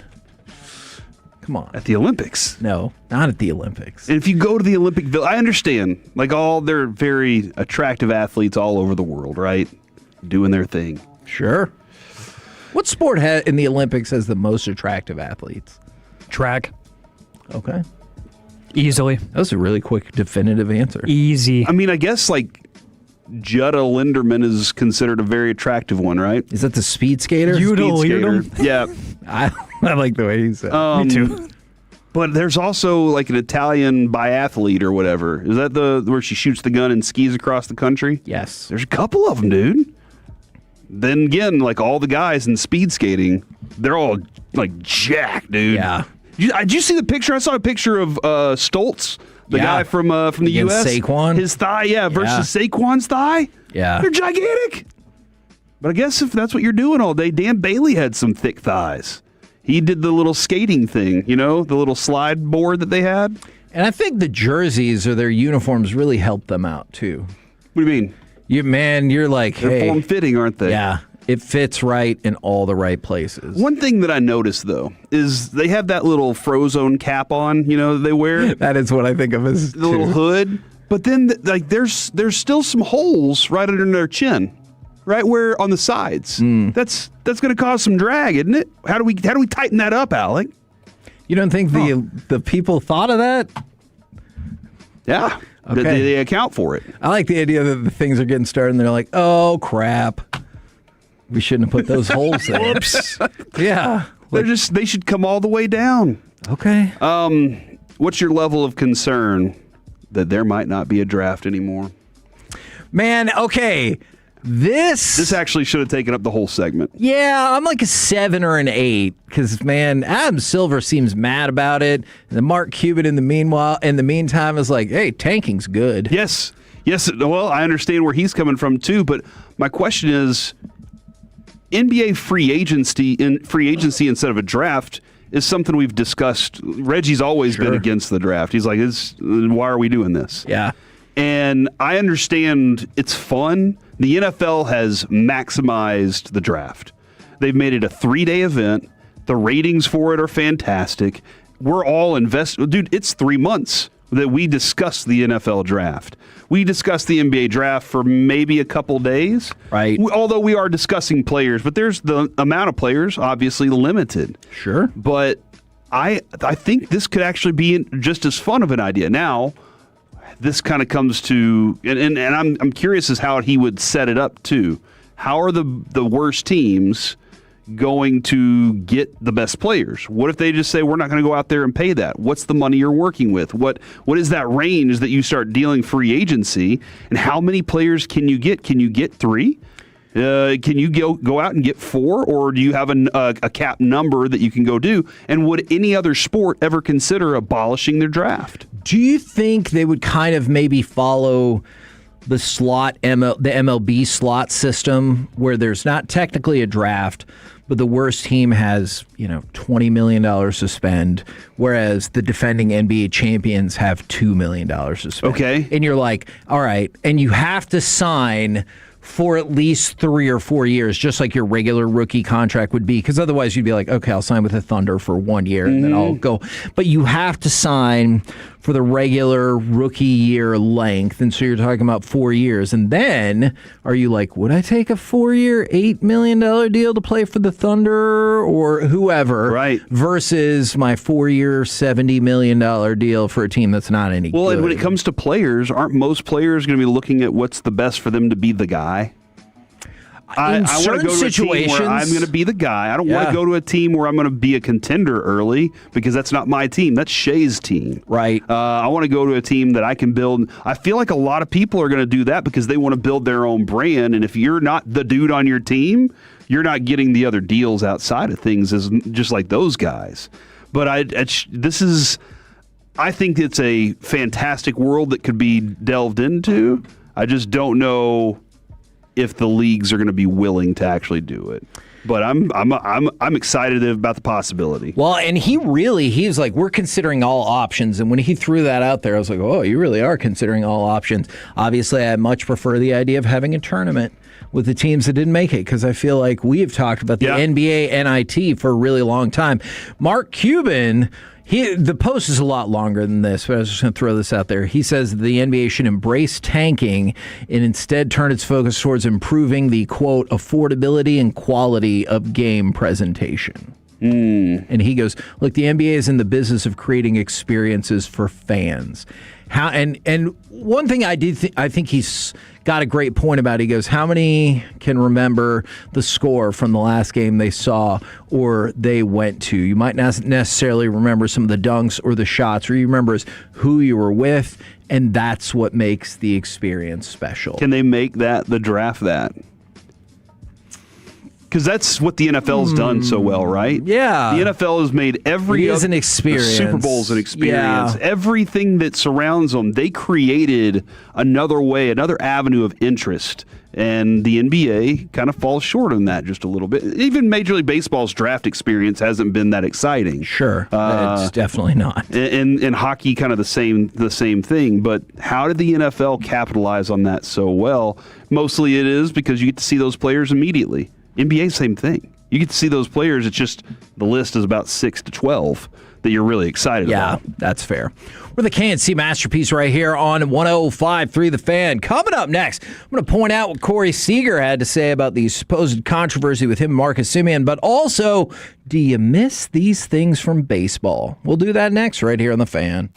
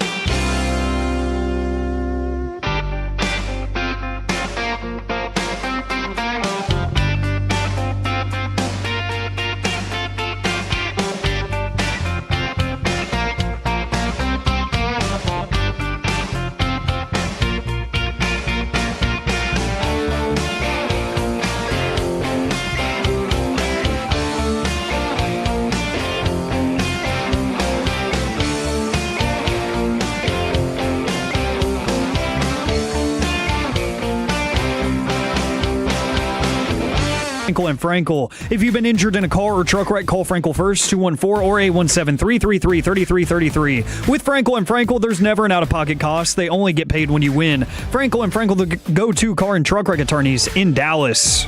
The set by Evaldi, the 2-2 delivery, and a bouncing ball hit the first. Berger's got it. Underhands to Evaldi, and the ball game's over.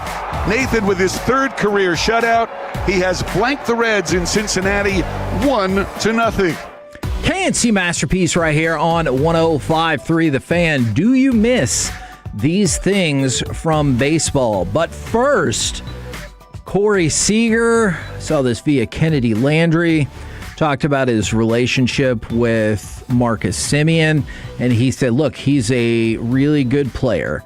We won a World Series here, just like all the 26 people that did. You can't ever take that away from us, what we were able to accomplish. That trade was definitely something I don't know if you expect or not expect, but that's just baseball, right?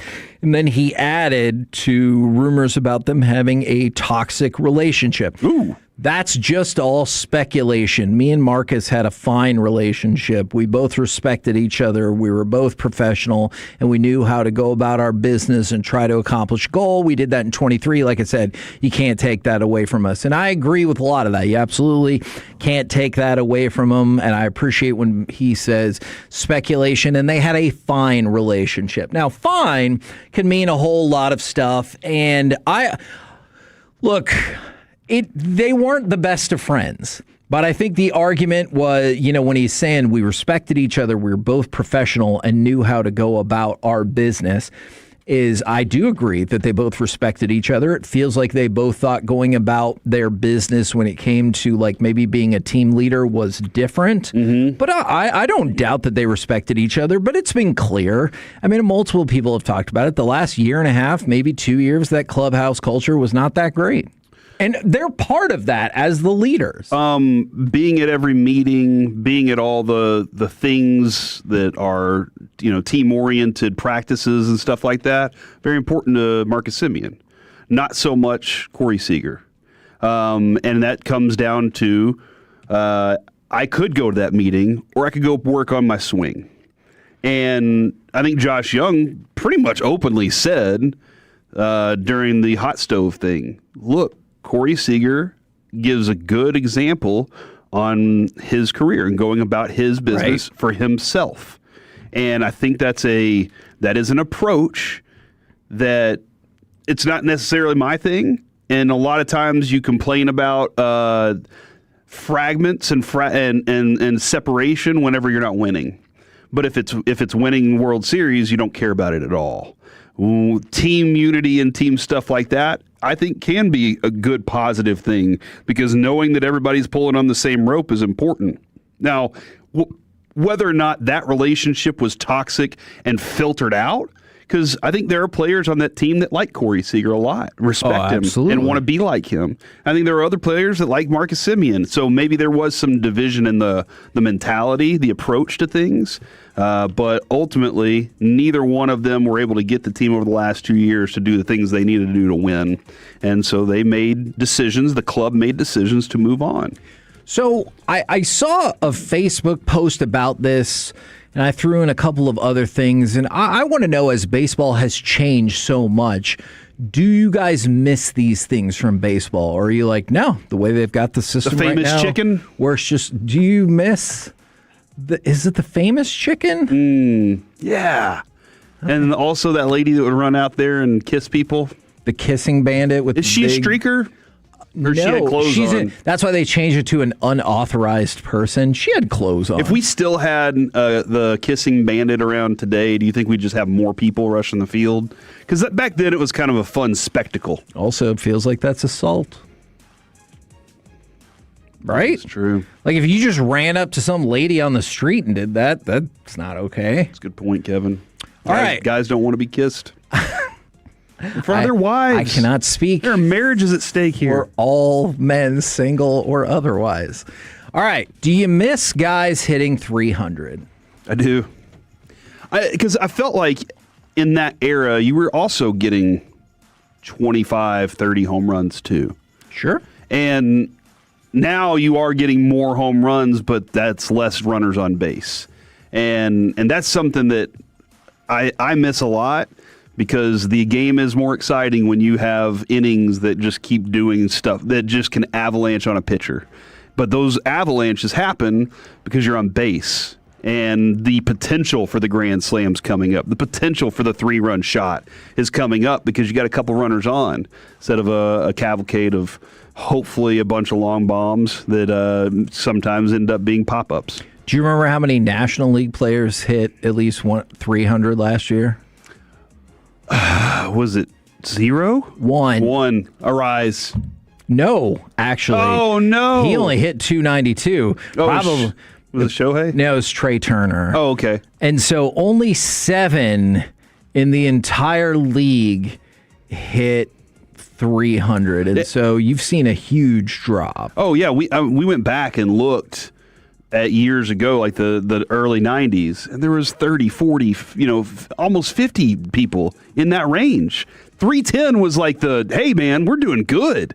300 was kind of, this is what you should be doing. You should be hitting 300 and knocking some runs in. Man, I'm trying to count. There were so many. There was like 34 20 years ago, and then down to 7. All right. Do you miss, and this is why we played this audio to come back, because it still happens occasionally.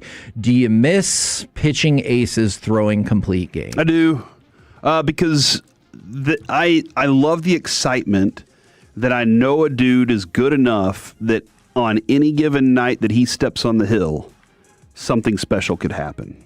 Okay. Right now, I'm pretty well convinced that nothing special will happen with DeGrom or Eovaldi.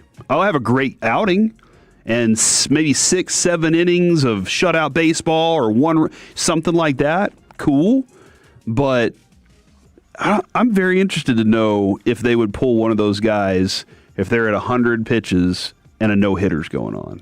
Or if they would just be like, no, you know what? We're going to let them ride. But it just seemed like for the longest time it was on the pitcher's pride. And he was like, there's no way I'm going out here because I'm the best option out here for this win tonight. And I loved that. I really did. Do you know how many pitchers threw at least 200 innings last year? 2? 3. Oof. 10 years ago, it looks like it's about 27. So that is a shocking change as well. All right. This one, Alec, I'm going to get your thoughts on this as well. You get the young person's perspective.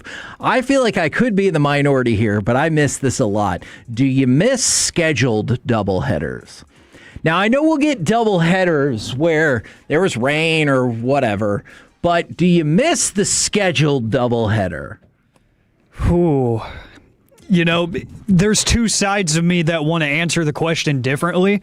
The person that has worked in the production side, no. The baseball don't fan, include that person. Well, that person has a lot of thoughts that won't be shared. The fan in me, yes, because that was one thing that was awesome as a kid, knowing that my entire day was going to be baseball. Whether it was home or away, I knew that I was going to get Texas Rangers baseball the entirety of my day, it felt like, because that was pre-pitch clock and everything. Yeah. So it felt like an all-day thing, which was awesome. So as a fan, I kind of do miss knowing that you were going to have at least one of those for sure. Corey, do you miss the scheduled doubleheaders? Let's play 2. There you go. Yeah, and you're not just saying that because that means you'd get a day off from work. No, because those games aren't starting early enough. You know, they're still going to start at noon. But no, man, it was I feel like those were in a time where we had more time. I do feel like that. Didn't it feel like we don't have as much time now? I feel like we do have as much time, but we count streaming things as time. So we're like, I don't have enough time. The Wire Season 2 is not going to watch itself. That's a good point. Maybe it should. And that's just kind of how I feel about it. I feel like on those days, you knew what you were doing. Nothing else was getting done that day. You were taking a 6-pack to the park, and you were sitting down and watching, or to the back porch, and you were listening to Eric Nadel call the game today. From the 817, select ball is the same now. They want power swing hard, not bunts, singles, get him over, get him in.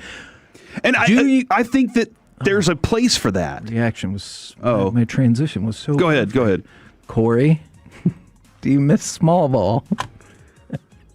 There's a time and a place for it. Your delivery on that was weak, dude. Because I'm so defeated. I do, but again, there are some games that are going to call for my guy's got to go up there and crush. Right. Like some pitchers, you just know we got them today, and it's going to end up being one of those kind of days. There are other days where you're like, man, we might be able to score a run against this pitcher. He's on fire. How are we going to do it? Yeah. And I don't think that you get the practice for all those situations, all those types of games, because most people are saying in most situations we're trying to hit home runs. We're trying to do that. But being able to execute when called upon, very important. Alec, do you miss small ball? 100%. I do too. I miss it just because it adds an intrigue that you don't really have in the game right now. It's an added element as a viewer that you're like, you have to watch all angles of the screen. And as somebody that was exclusively only good at that when I played baseball, I miss it personally because it brings back a piece of my childhood. So, yeah, I miss it a lot. Now, Corey, this question is in honor of Mike Bassick, and I know it happens occasionally. Do you miss plunking folks as retribution more often? Yeah, but you got to do it right. Those things have to be like passed down, too. Like you can't go for somebody's head unless y'all violently hate each other. And it feels like MLB has tried to kind of move away from that too. But it did police itself in a good way, I think, and it brought about us as fans an intrigue. Like you were excited, man. Is he going to get hit on this next at bat because of what just happened in the last?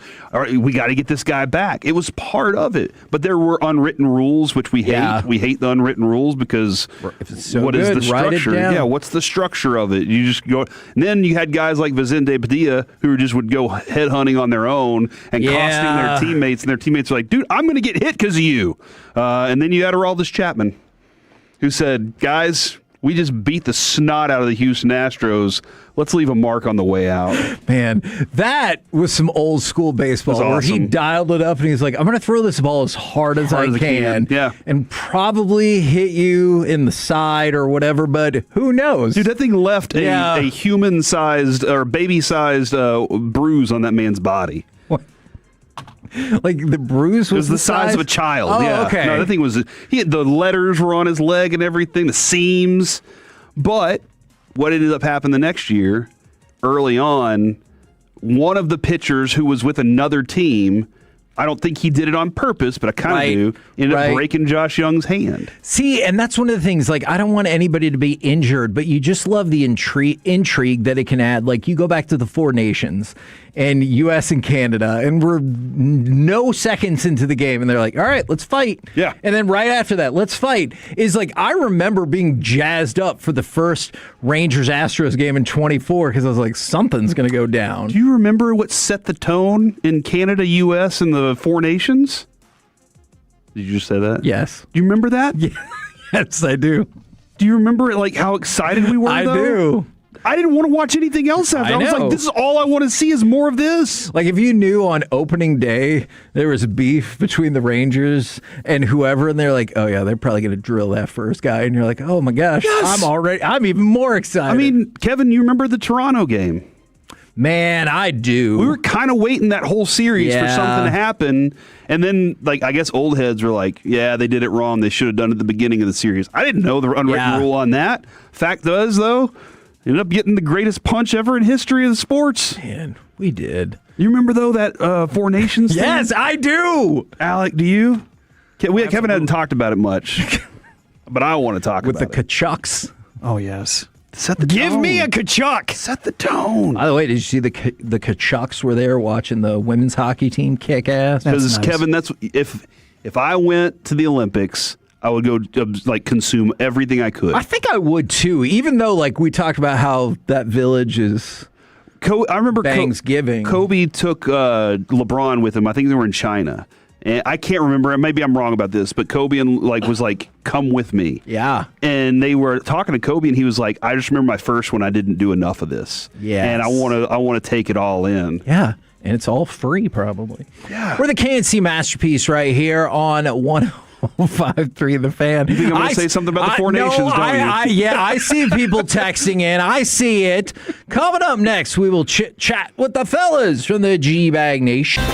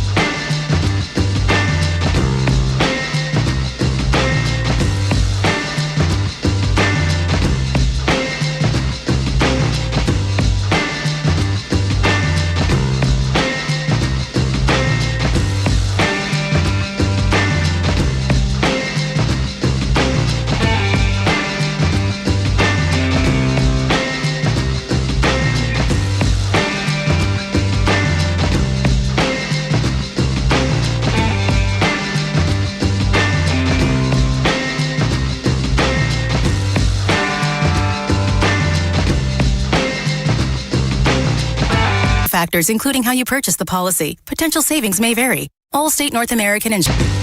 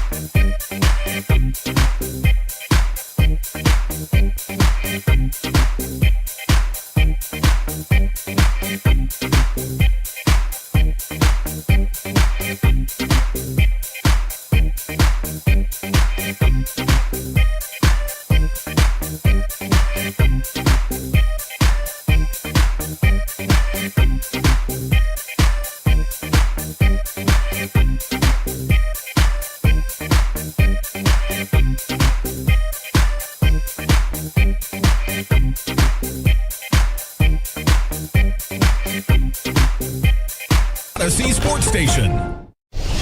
Driven by our D&M Leasing Studios, you're rolling with the G-Bag Nation on 105.3 The Fan. Here we go. It's hour number one of the G-Bag Nation on 105.3 The Fan. Thanks for making us part of your day. It's looks like a Mardi Gras Tuesday, a Fat Tuesday, if you will. It's Fat Tuesday. Yeah. Yes, sir. All right, General, at your service. There is Broadus in his golden LSU sweatshirt and beads. He's ready to rock the house. Lucius Alexander's in the Pimp Cup Master Control here, 75 and 635. You got Wolchuk and Chiafalo. And along with you, we are the G-Bag Nation here on 105 through The Fan. If you want, you can get the Odyssey app, rewind functionality, podcast playlist style. Never miss a segment here in the G-Bag Nation, whether it's us or you can go back and listen to the real Sean Sharif with Sean and RJ. As the 214 says, Broadus is killing it with this Sean impression. That's AD from the OC. Thank you, sir. Appreciate that. Salute to you. Okay, franchise tag window's opening today, right? That's the big story? Yep. It's on. So, any news yet? No. Nothing yet. Nobody's been tagged. We're standing by. We're waiting, and hopefully we get a report coming up here very soon. But I think they have till what? It's March 3rd, the deadline, to actually put the tag on somebody. So they could actually get to the combine next week and hammer something out with George Pickens. Like, it's not a foregone conclusion. Yeah, absolutely. That was the news today from Calvin Watkins that George Pickens' agent wants to start contract talks at the combine starting next week in Indianapolis. Seems pertinent as the team has not talked with his representation to this point, and hopefully that starts in Indianapolis. I'm just bracing for 5 to 6 months of ambiguity here. Jerry Jones has proven he's got a high tolerance for ambiguity. I guess my expectation would be, they have an offer on the table. If George wants to take that, sure, but the Joneses have shown themselves to believe that if we make these players, go through this process, that'll break some of them down and they'll accept what we're offering. And the deadlines make deals things. I mean, it seems like, okay, we finally got here, but I think it's a hurry up and wait situation. That's how I'm approaching it. I think there is a downside, though, he's only been here a year. This is your second year. You want a full off season of building on top of the offense with George Pickens. He's already got a limited route tree. His role is not as expansive as it could be. I don't want to make the biggest deal out of it, though, because he could show up, have a very limited offseason as he did last year up until training camp, and go put up even more. You can get 1,600 yards and 12 touchdowns out of George Pickens next year if he doesn't practice a single day between now and week 1. That's what I believe in his talent. So, how about you? How big of a deal is it that they get something done before too long, Wolchuk? I would like it. I think it would just be nice to just know, okay, where you're moving forward with said player and not have the distraction that it would be. But I was just under the assumption that there's no way that he would play under the tag. This is either we're going to get a deal done or we're going to ultimately trade you. It's made me feel a little bit better, and ultimately, is it kind of the best case scenario with Bobby and others saying, with Todd, who joined you guys yesterday, and Calvin and others, that maybe George Pickens is open to playing a year on the franchise tag. And it might be because of what we're hearing about his market price not being as much value as you think you could get if you were to trade him. And it's because the other teams in the league might also kind of buy into the narrative that's surrounding him that still is there from Pittsburgh. And the fact that, yes, he did miss some meetings and the Cowboys did have to find him, and he's really only had one tremendous year of production, and teams don't care about the context. That's what you're going to talk about when you go into the negotiating table is, well, explain this to me. Why should I pay you off of 1 year of production? So for George, maybe it is. And maybe David Mulligeta's agent's like, hey, you know what, dude, play on the tag, go make it $28 million, be awesome again, and we'll reevaluate this in the offseason. If that's the case, I'd kind of love that from a Cowboys perspective. Let's do this, and let's have another year on a prove-it deal where you're at your best, we're running it back, and it's another year where we kind of get to see with this Dak window kind of where things are before committing too much long-term into the future. Very interesting. I don't know. I'd never asked myself, do I think he would play under the tag? But the way that you painted it right now, if teams aren't believing, and I also think it's interesting that right as this is happening, two articles come out over the weekend of missing the meetings. And of course, Jerry Jones is like, I have no problem with it. I miss meetings all the time myself, so this is fine, but it is out there, Yeah, it is. It is true. Yeah. And I wonder how much they consider it, because with Jaden Blue and Trayvon Diggs, the rules seem to be very hard with swift consequences. But with George Pickens, maybe, they just have no problem with it because the talent is undeniable. Yeah, if you're going to be a dominant player, then, we can skirt some things for sure. But him playing on the tag, I'm still just I'm not convinced is really going to happen just based on the agent that he has, unless George is just totally down with it and he tells his agent, "Hey, step down here. I'm down with it. Let's just go." But otherwise, I think it'll get contentious.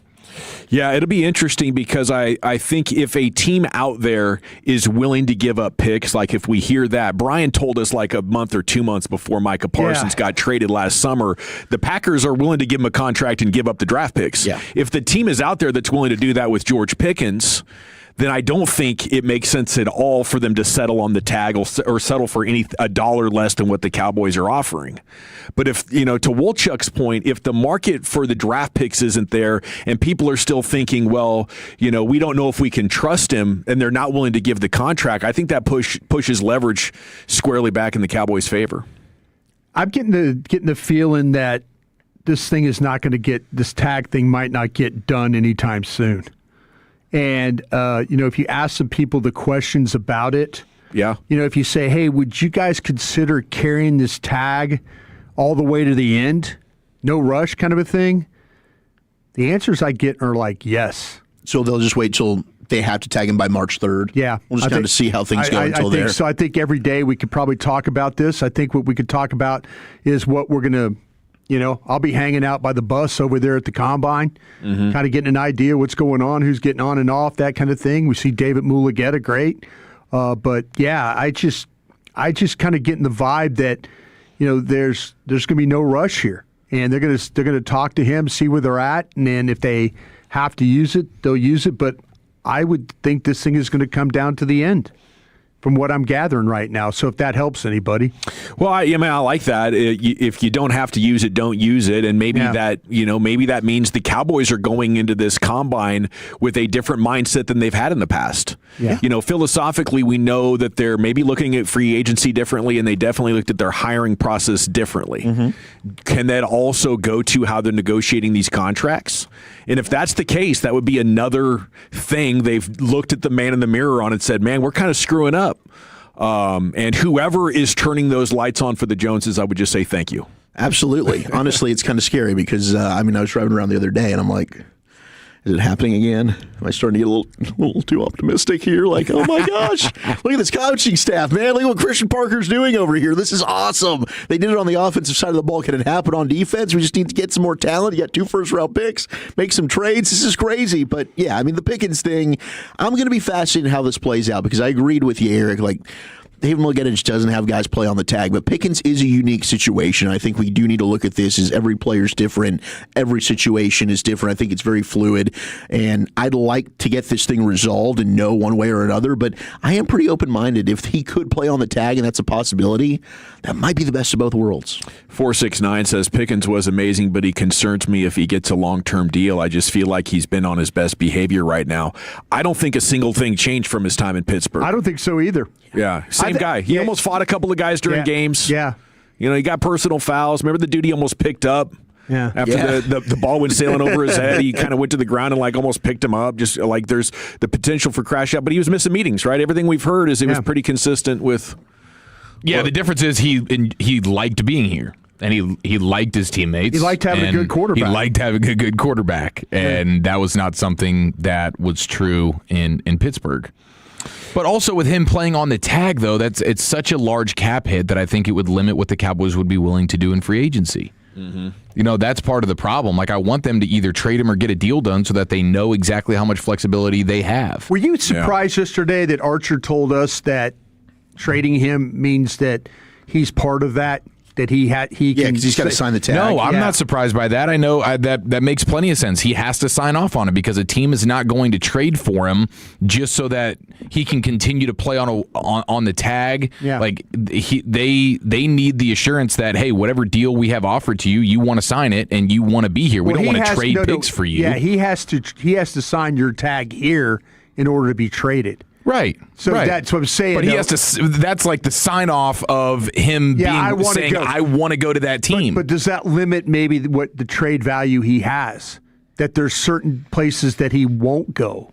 Like if you get a deal together with the Jets and get one of your picks back, is that? And he says, no, I don't want to play at the Jets. Yeah, for sure. I think it's limited already. Like you already know. Like teams aren't going to be that stupid to say we're a million miles away from a Super Bowl and we're just going to trade big value picks for wide receiver. Like you already know the pool of teams you're dealing with, which are teams that are pretty close. So the tag and trade stuff is so unlikely then. Do you get that feeling? I only get that feeling if teams aren't interested in giving what I think is the requisite value for them, which would be a first round pick. Like if teams are only willing to go as far as like a second or third round pick for them, then if I'm the Cowboys, I'm just like, I'd rather thank you. Yeah.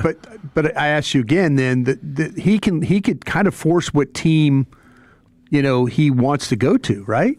He can. Yeah, he absolutely can. See, that's what I'm saying. That's where you're getting limited.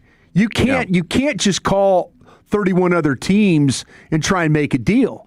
I know. I didn't expect to. I only expect teams that are pretty close to a Super Bowl that need a wide receiver to be willing to make a trade like this. No team picking in the top 10 who's 10 players away from a Super Bowl is trading a first-round pick to go get a wide receiver. You're only talking about contending teams making a move like this. Dawson, have you seen all the top wide receivers in the draft yet? Yeah. Is Pickens better than the top 3 wide receivers on your board? Absolutely. Wilczek? Yeah, he's a better talent, yeah. Mine too. My point is that you talk about top 10 teams that maybe need wide receivers. Like if he's the best receiver on, trading for, and you're a top 10, you would move on to get a guy probably that's better than the receivers you're looking at right now. It makes sense to me. It was crazy the reports we were getting last week that he's not even worth a 1, maybe not a 2. I think it's ridiculous. And I had a team, like I say, a team that was went way through the playoffs, and they were like, listen, if you take less than a 1, don't trade him. Yeah, right. Don't trade him. So, but I'm just my point is, Eric, there's as we look at the draft, there are teams that are going to say George Pickens is better than Tyson at Arizona or Tate at Ohio State or Lemon at USC.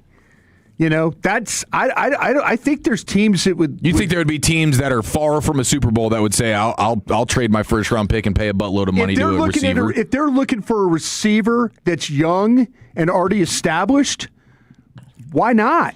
I think if you're George Pickens and that's what you want, I think you could get that from some losing teams. If you don't care about winning, if you don't care about going to the North and you open it up to everybody, maybe that's how Mulligeta gets you the money you want. It becomes really difficult, though, if a team doesn't want to trade for him, the Cowboys have him under the franchise tag, and Mulligeta's still asking for top 3 wide receiver money. Yeah. The market's not reflecting that. Nobody's beating our door down to trade for you, but at the same time, you want to come back here and now beat us over the head for a near market-setting contract, and the Cowboys are looking at it like, but we have you for the franchise tag. Yeah. And the old way of Cowboys doing things would be cross their arms and say, play on the tag or nothing, right? And they would dare the player to miss game checks.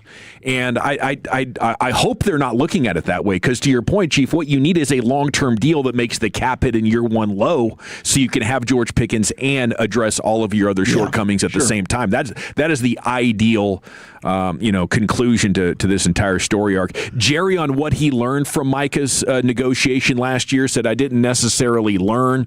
I say that because hopefully you learned something all the way, but what I would say is that the reason those talks didn't work was not the talks or the personalities or not talking to the agent. The reason it didn't work out is Micah got priced away from us. It was just worth more to us to have the picks than to have him. I'm serious. And I think that was part of it. I think feelings became a part of it. But if somebody wants to offer you $45 or $47 million, I think that is a logical football team building decision to say we'd rather have the money and the draft picks, because Green Bay was willing to pay a premium, believing they had the missing link to making them a championship contender. And maybe they would have been if Micah hadn't gotten hurt. All right, we got the champ on the other side. Then Wolchuk's top 10 at 220, buddy. Where are you taking us? Yeah, there's something that I've teased here. Let me pull that up. Coming up here in just a second, we're going to do the top 10 largest fan bases in all of the National Football League. Who do you think's number 1? It's not who you think. That's next.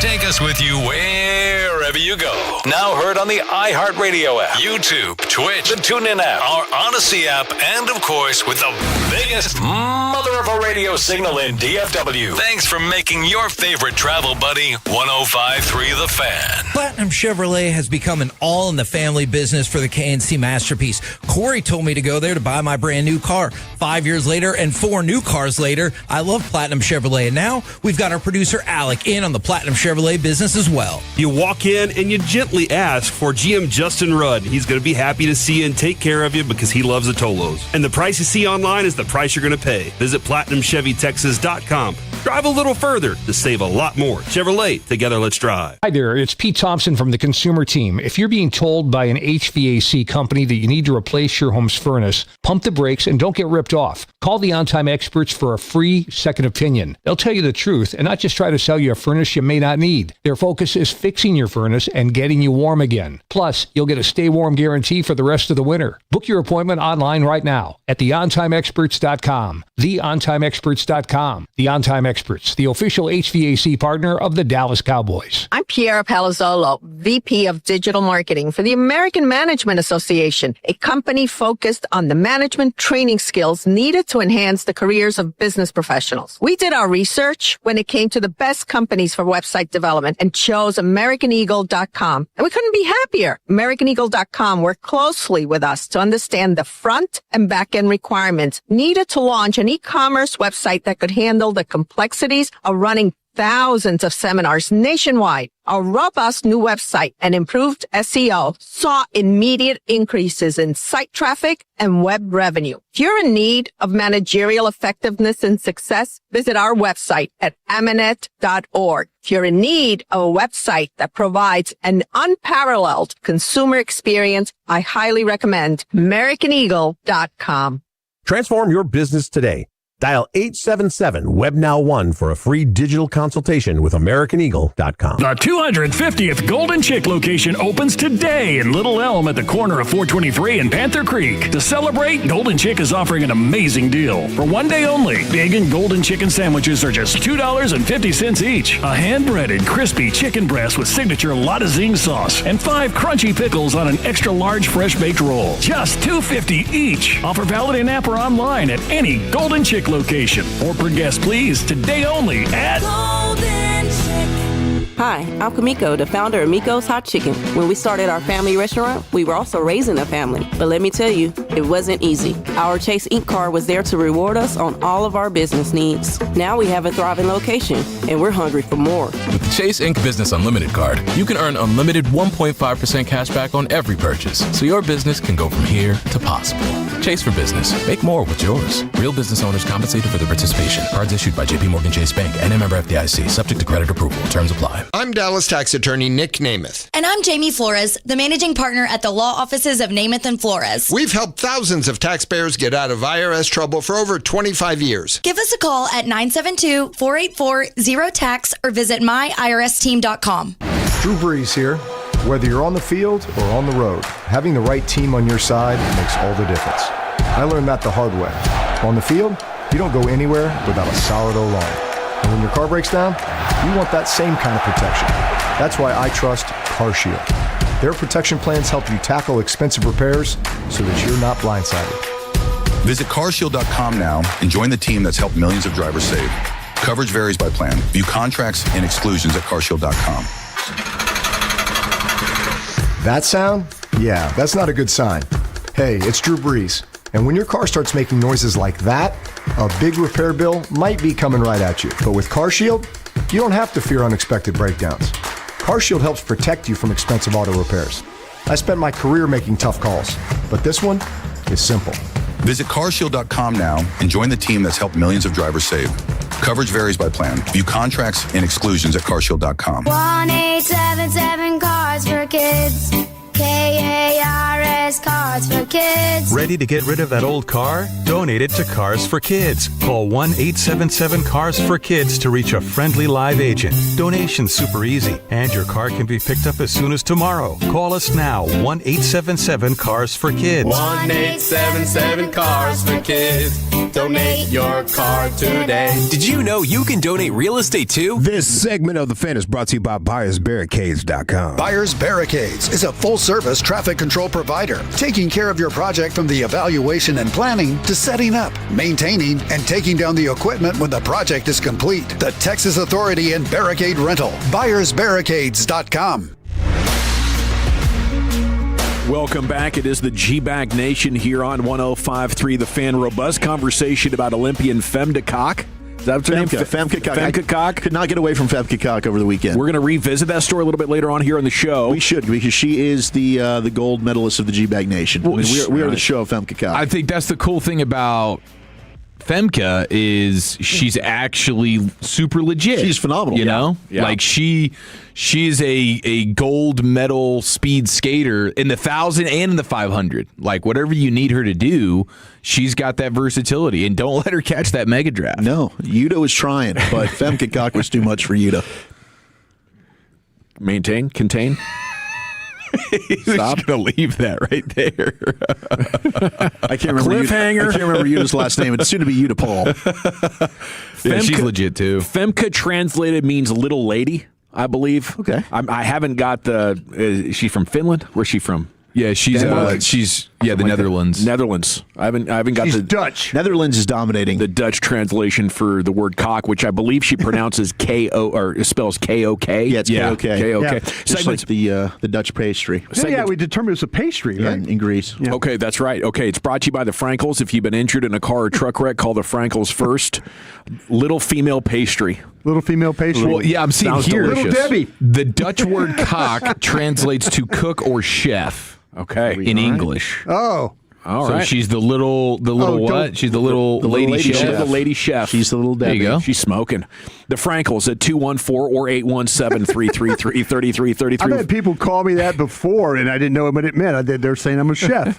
With Frankel and Frankel, there's never an out-of-pocket cost. They only get paid when you win. The Frankels, the go-to car and truck wreck attorneys in Dallas. Yeah, it's quite a compliment for you, Brian. Exactly. If somebody calls you that, I'm like, thank you very much. I cook well. Let's go into the Pimp Cup where Lucius has no, there's no champ. There's a vacated title. Vacated title, bro. Vacated title. Apparently yesterday you went 5 times for your story about you pooing on yourself. I got a few questions for you before we get to Woolchuck's situation. Okay, please. All right. How old is your daughter, respectfully? 14 and 4. So that's junior high? Yeah, no, ninth grade now. 9th grade. Yeah, I So, know. yeah, she's aware of what her dad does every day for radio. Yeah. And people may come up to her and say, oh, yeah, I heard your dad on the radio. That's the guy that pooed himself, my dad said.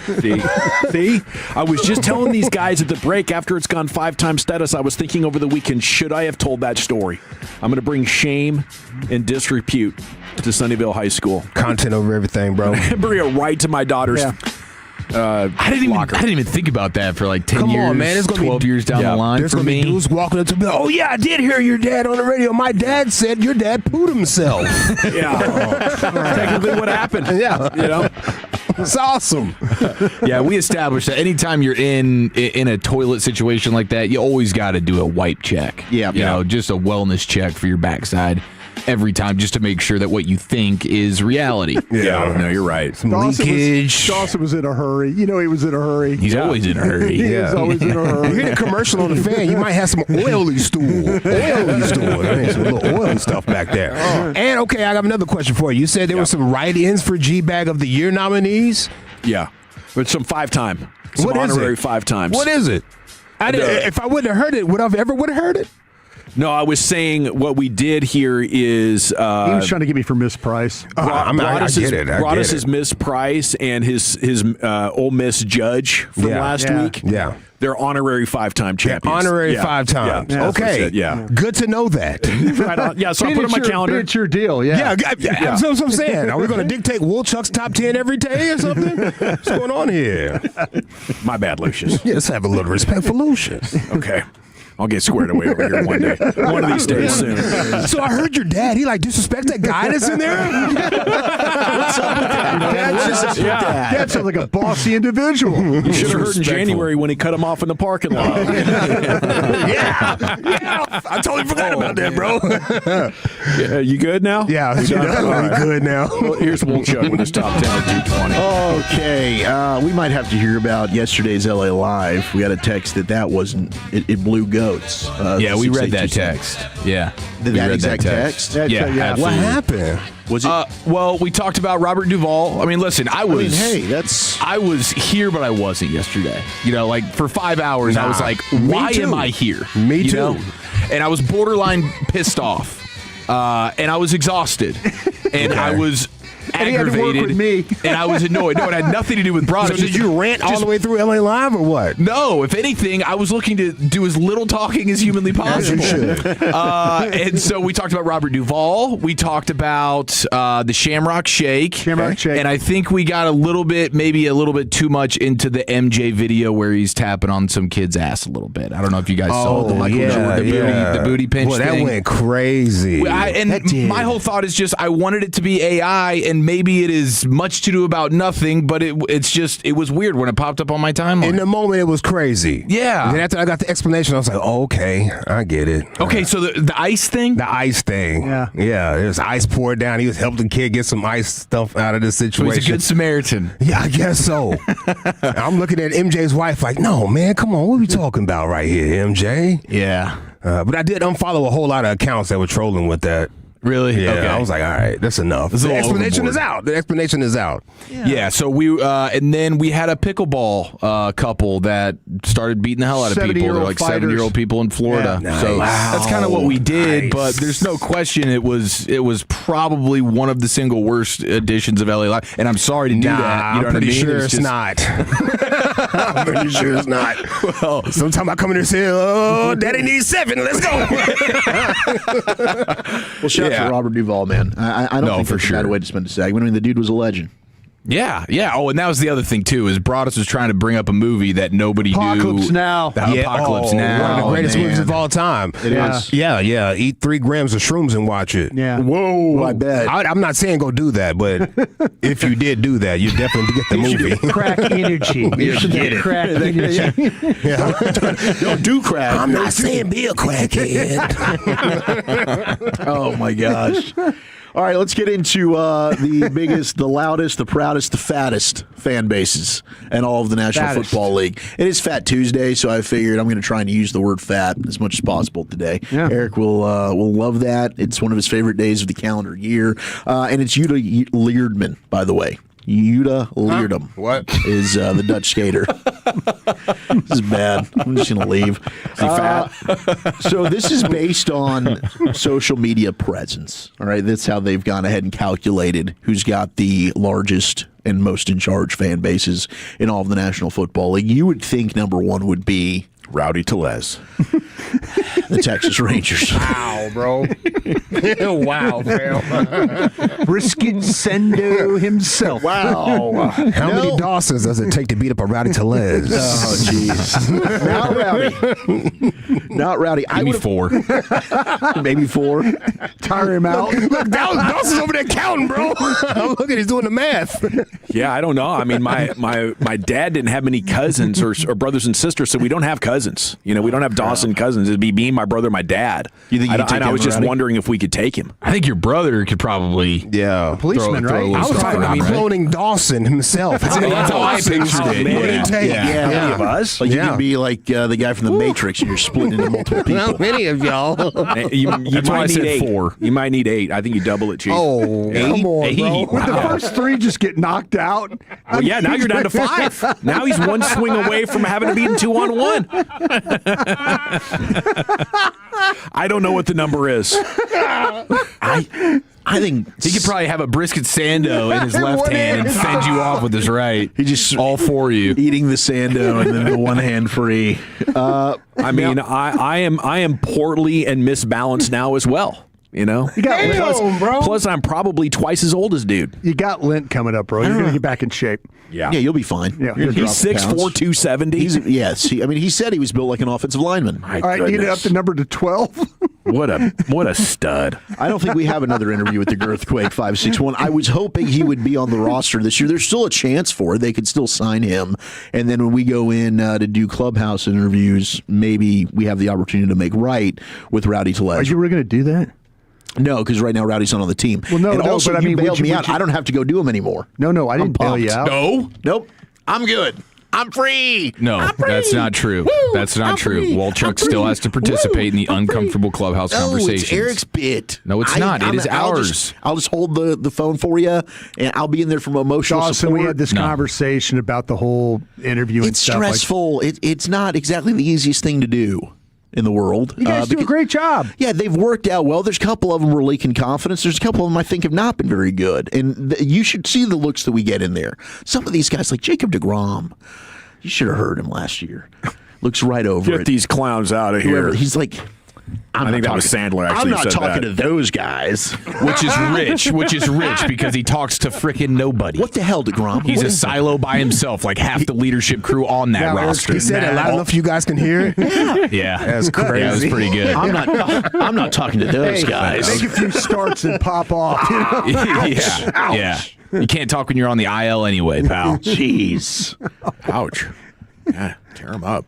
No, but seriously, It was very professional of you guys to hold that in until now, though.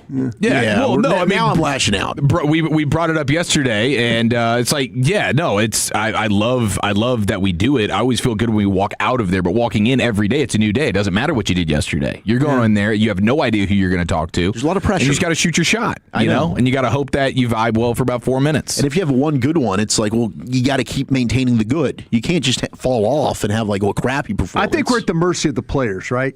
For the most part, yes. To some extent, for sure, but we have to take ownership. Yeah. Yeah, there's some times where like it's just awkward. Like the flow just doesn't go well. Like there's just not a good. The vibe is off, and occasionally that'll happen. And it happened a few times last year. Some of those we just don't air, and a couple of them we did. And I don't want to name names. Well, I think you guys make a fantastic duo. I need you in there, Wolchuk. Don't you do this to me. I'll record you. You got it. I'll come up with a couple Dawson questions. walking out of the press box. Who do you got tomorrow in the interview? I do think it would be funny, and I said this, bet payoff. It could end y'all's bet payoffs forever if Dawson and Broadus walked into the clubhouse and performed one of those. Could you imagine Rich Rice's face if he saw them show up in the clubhouse? I'm in. All bet payoffs. I'm not going in there. Broadus would never go in there. You'd have to drink vodka in the morning for breakfast. Okay, actually, they would go like, "Who smells like booze?" And I have to raise my hand. Okay, you write it's me. You write the most like dong-derived question list. Yeah, okay. I'll go in there and do them. Okay. That would be, I think that'd be special. Hey, deliver them straight like the straight man too, bro. Yeah. Like straight up serious as you deliver it. It's a gift. No joking, no, just straight up. You're talking about a three seam, you know, 4 seam. Right down the middle. Dawson, you're really not going to do this. You're really not. I think it'd be a funny bit if you did. And I'd call love me to see chicken. it. I'm not calling you chicken. I'm calling you like scared. Yeah, I heard your dad. He was talking about the dongs on the radio to the baseball players. It was amazing. I heard of them. All right, surprise, surprise. The team with the lowest amount of fans in the National Football League. Arizona or Cincinnati? It's the Jacksonville Jaguars. What? 2.1 million. Yep, and this is calculated by Instagram, X, and YouTube. They've only got just over 1 million Instagram followers. They don't even hit 900,000 on X. And we're at 136,000 they have followers their on account. YouTube. Yeah, they do have their account. Yeah, I don't think they've been blocked. You still haven't? You're still banned? I'm telling you what, man. It's not banned. I just can't get the damn thing back. You're still hacked. I'm still hacked. The Tennessee Titans, second least. I thought Cincinnati or Arizona would be in here. I know. I mean, I think Arizona's 29. They're pretty low. Cincinnati, though, solid. You know, they're over several teams. They're sitting there at 20, almost in the middle of the pack there. By the way, Black and Gold B, I know you're going to text and be like, where are my Saints? They're at 18, dead in the middle. 4 million is their fan base, 2.2 on Insta, 1.6 on X, and you got 160K on the YouTube. The outside... Top 10 drunkest, though. Got to be top 5 at least. Yeah, 100%. Yeah. 100%. So you made it there, Black and Gold. And happy Mardi Gras. Baltimore, and Buffalo. Not big. Not big? 12 and 11, just on the outside looking in. Oh, wow. Okay. Yep. I'm sorry. I thought you were talking about the bottom still. No, 12 and 11 are cool. Baltimore and Buffalo, and nobody circles the wagons like the Buffalo Bills. The Buffalo Bills. But they're not in the top 10. Buffalo Bills. Number 10, your New York Football Giants, 5 million on the socials. Number 9. This is a stunner, boys. Hey, kitty, kitty. Meow. Carolina Panthers? It's the Panthers. Carolina. They are the biggest surprise in the rankings. 1.1 million more followers and subscribers than any other NFC South team. That is nuts. Wow. And they actually use... That is strange. The term dwarfs in here. If Charlotte dwarfs the greater Atlanta, New Orleans area in terms of population, because it's not as if Charlotte dwarfs the greatest Atlanta, New Orleans area in terms of population. 8, Green Bay Packers. Dun, dun, dun, dun, dun, dun, dun. 7, go, big Pack, upset. go. And I don't know, maybe they got an uptick because they won the Super Bowl, but 7 is the Seahawks of Seattle. I thought they would be top 7, 8. Did you? Yeah. Teams that have been very good in the social media era. They'll be you're probably right, because the 49ers are at 6. The Steelers are at 5. Steelers are real big in South America. Okay. Haven't won a playoff game in a decade. I know, it's pretty nuts. The Chiefs are at 4, $8.5 million. Gracie. That social media team, not to take better advantage of that. They should be 1, wouldn't you think? Yeah. After all the success they've had. The Eagles are at 3. I mean, they have Taylor Swift. Yes. It's crazy. You got to capitalize off of that, guys. What are you doing, Kansas City? Come on, do better. Eagles at 3. Cowboys are at 2, $9.7 million. Yeah. They've by far got the biggest Instagram following. Lucius said, take a hike. YouTube, though, numbers need to move up. But the New England Patriots at number 1. Biggest fan base presence on social media. 5.4 million on Instagram, 4.3 million on X, 401,000 on the YouTube. I think that's bandwagon it right there. Over the years, 20 years of bandwagon. 100%, because otherwise, people didn't care. I will say this, too. Very popular in South America because of when Tom Brady was on the team. Giselle, being from down there. Makes sense. I mean, those hips didn't lie. All that success, it is kind of That's interesting. Shakira, bro. What are you saying? You said those hips didn't lie? Yeah. Shakira. Yeah, Shakira. Okay. I was just thinking Latin Americans. Okay. Big bums. Okay. Down there in Brazil. Shaking that ass. Okay.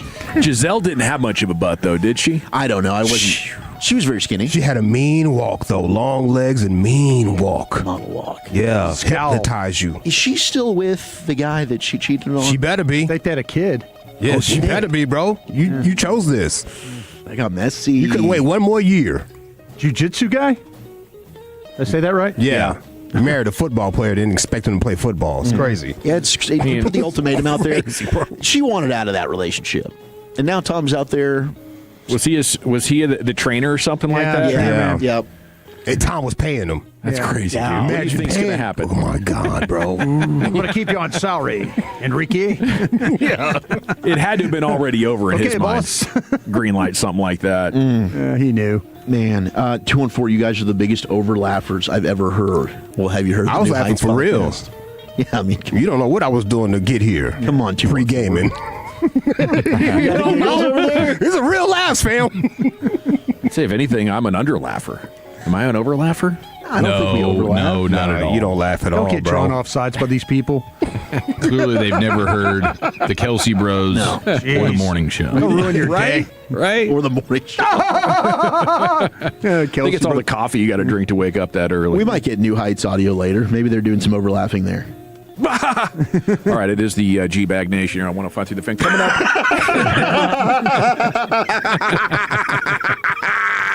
Shut up, 214. We'll talk cap casualties coming up at 3 o'clock. NFL players that are about to get capped What? and join the free agent. What are we doing? We are what? Yeah. Bang. Their contracts. Okay. Cap All right. casualties coming up at 3 o'clock. I thought guns. Mark Cuban on tanking, though, and there's a team-building lesson in here for the Cowboys coming up next. It's the G-Bag Nation on 105 through the Fan. Coming up Wednesday morning on Sean and RJ, Choppy is back. We'll chop it up at 7:40, and 2 more Tim McGraw ticket giveaways in the 7 o'clock and 9 o'clock hours. It's a Hump Day edition. Hump Day on the Fan. Hey, tellers, RJ Choppy here for the Zero Rest Month of Love sale. Not only is that carpet of yours one of the biggest investments in your home, it's also the biggest air filter in your home. And if it hasn't been professionally cleaned, you're breathing in unhealthy levels of nasty dirt, dander, bacteria, and germs that keep recirculating again and again. Looking for you, Zero Res is here with the RJ Choppy Fan Special. 3 rooms pre-treated, clean, and sanitized for $109, plus a free hallway clean and $75 off your air duct cleaning. 214-37-CLEAN or ZeroResDallas.com. You still thinking job change in the new year? Yeah, I need something that's in high demand and more stable in this economy. IT?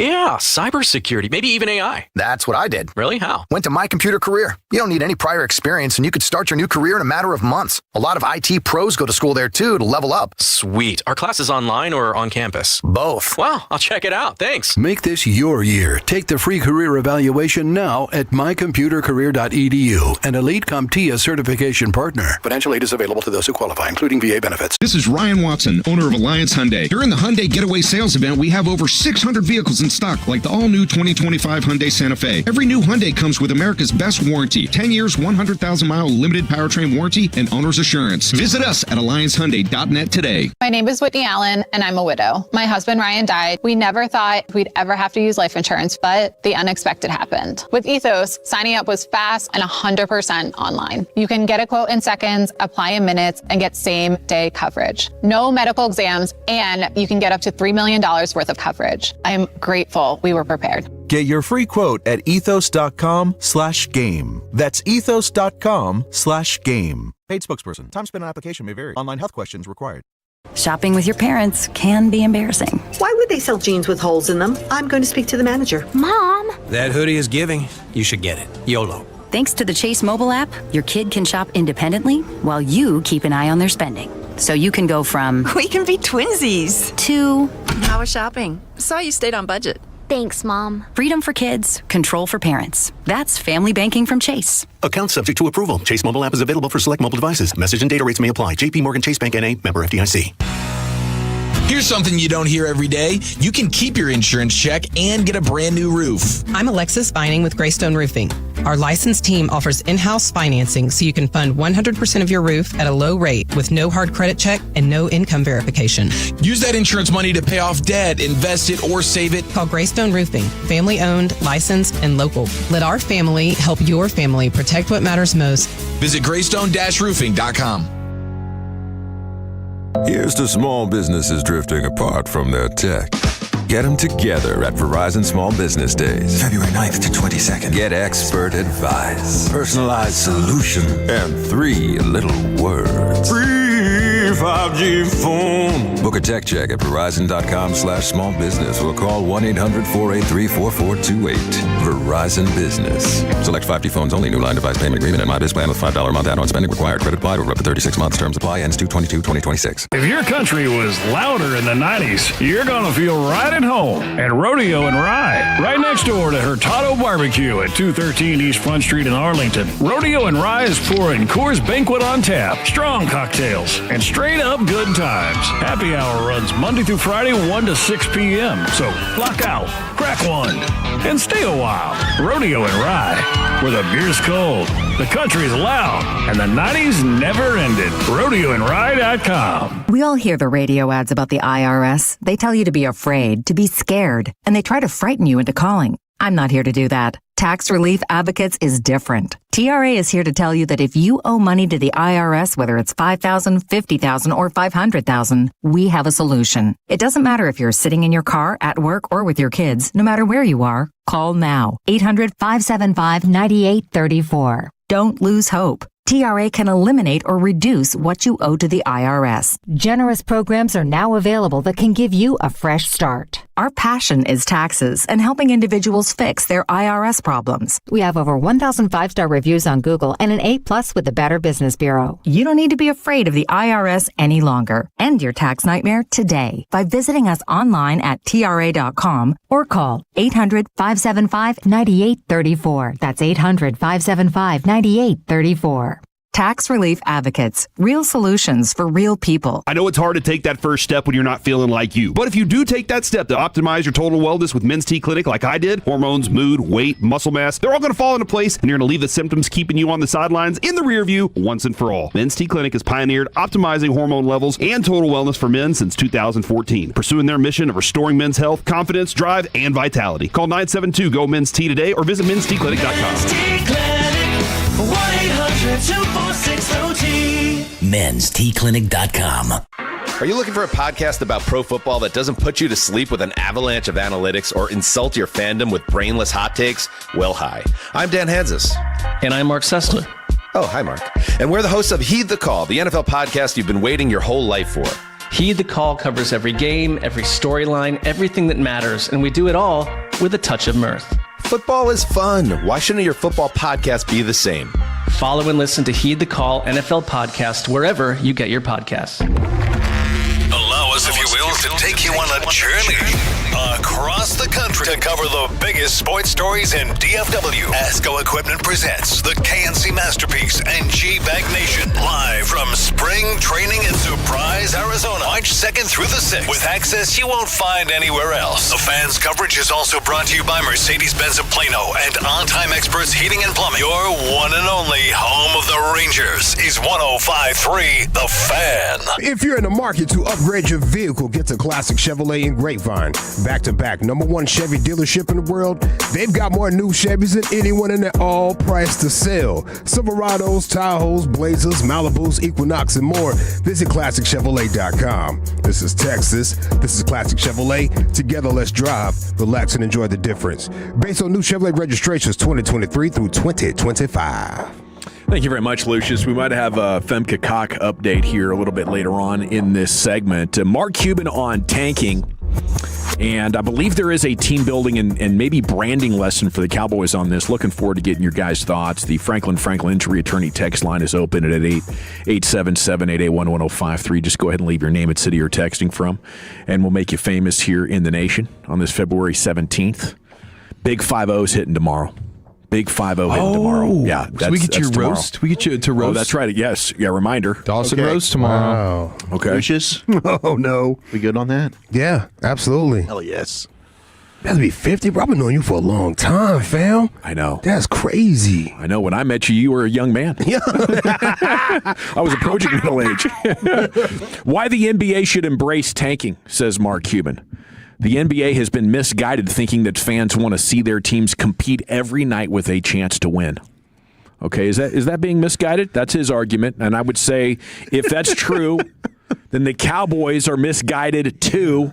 And they need to stop pretending like anybody gives a crap to go watch a 5-11 team try to avoid becoming 5-12. Nobody cares about that. Mark Cuban says it's never been that way. When I got into the NBA, they thought they were in the basketball business. They aren't. They are in the business of creating experiences for fans. This is Mark Cuban on social media a little bit earlier on this afternoon. Actually, I saw it, and within a few minutes, it gone viral, and they posted a story about it on ESPN.com. Cuban says few can remember the score from the last game they saw or went to. They can't remember the dunks or the shots. What they remember is who they were with. Their family, friends, or a date. That's what makes this experience special. Fans know their team can't win every game. They know only one team can win a ring. What fan that cares about their team's record want is hope. Hope they'll get better and have a chance to compete for the playoffs and then maybe a ring. The one way to get closer to that is the draft and trades and cap room. It says you have a better chance of improving via all three. When you tank, and we didn't tank often, only a few times over 23 years, but when we did, our fans appreciated it. And it got us to where we could improve. Trade up to get Luka and improve our team. The NBA should worry more about fan experience than tanking. It should worry more about pricing fans out of games than tanking. You know who cares the least about tanking? A parent who can't afford to bring their 3 kids to a game and buy their kids a jersey of their favorite player. Tanking isn't the issue.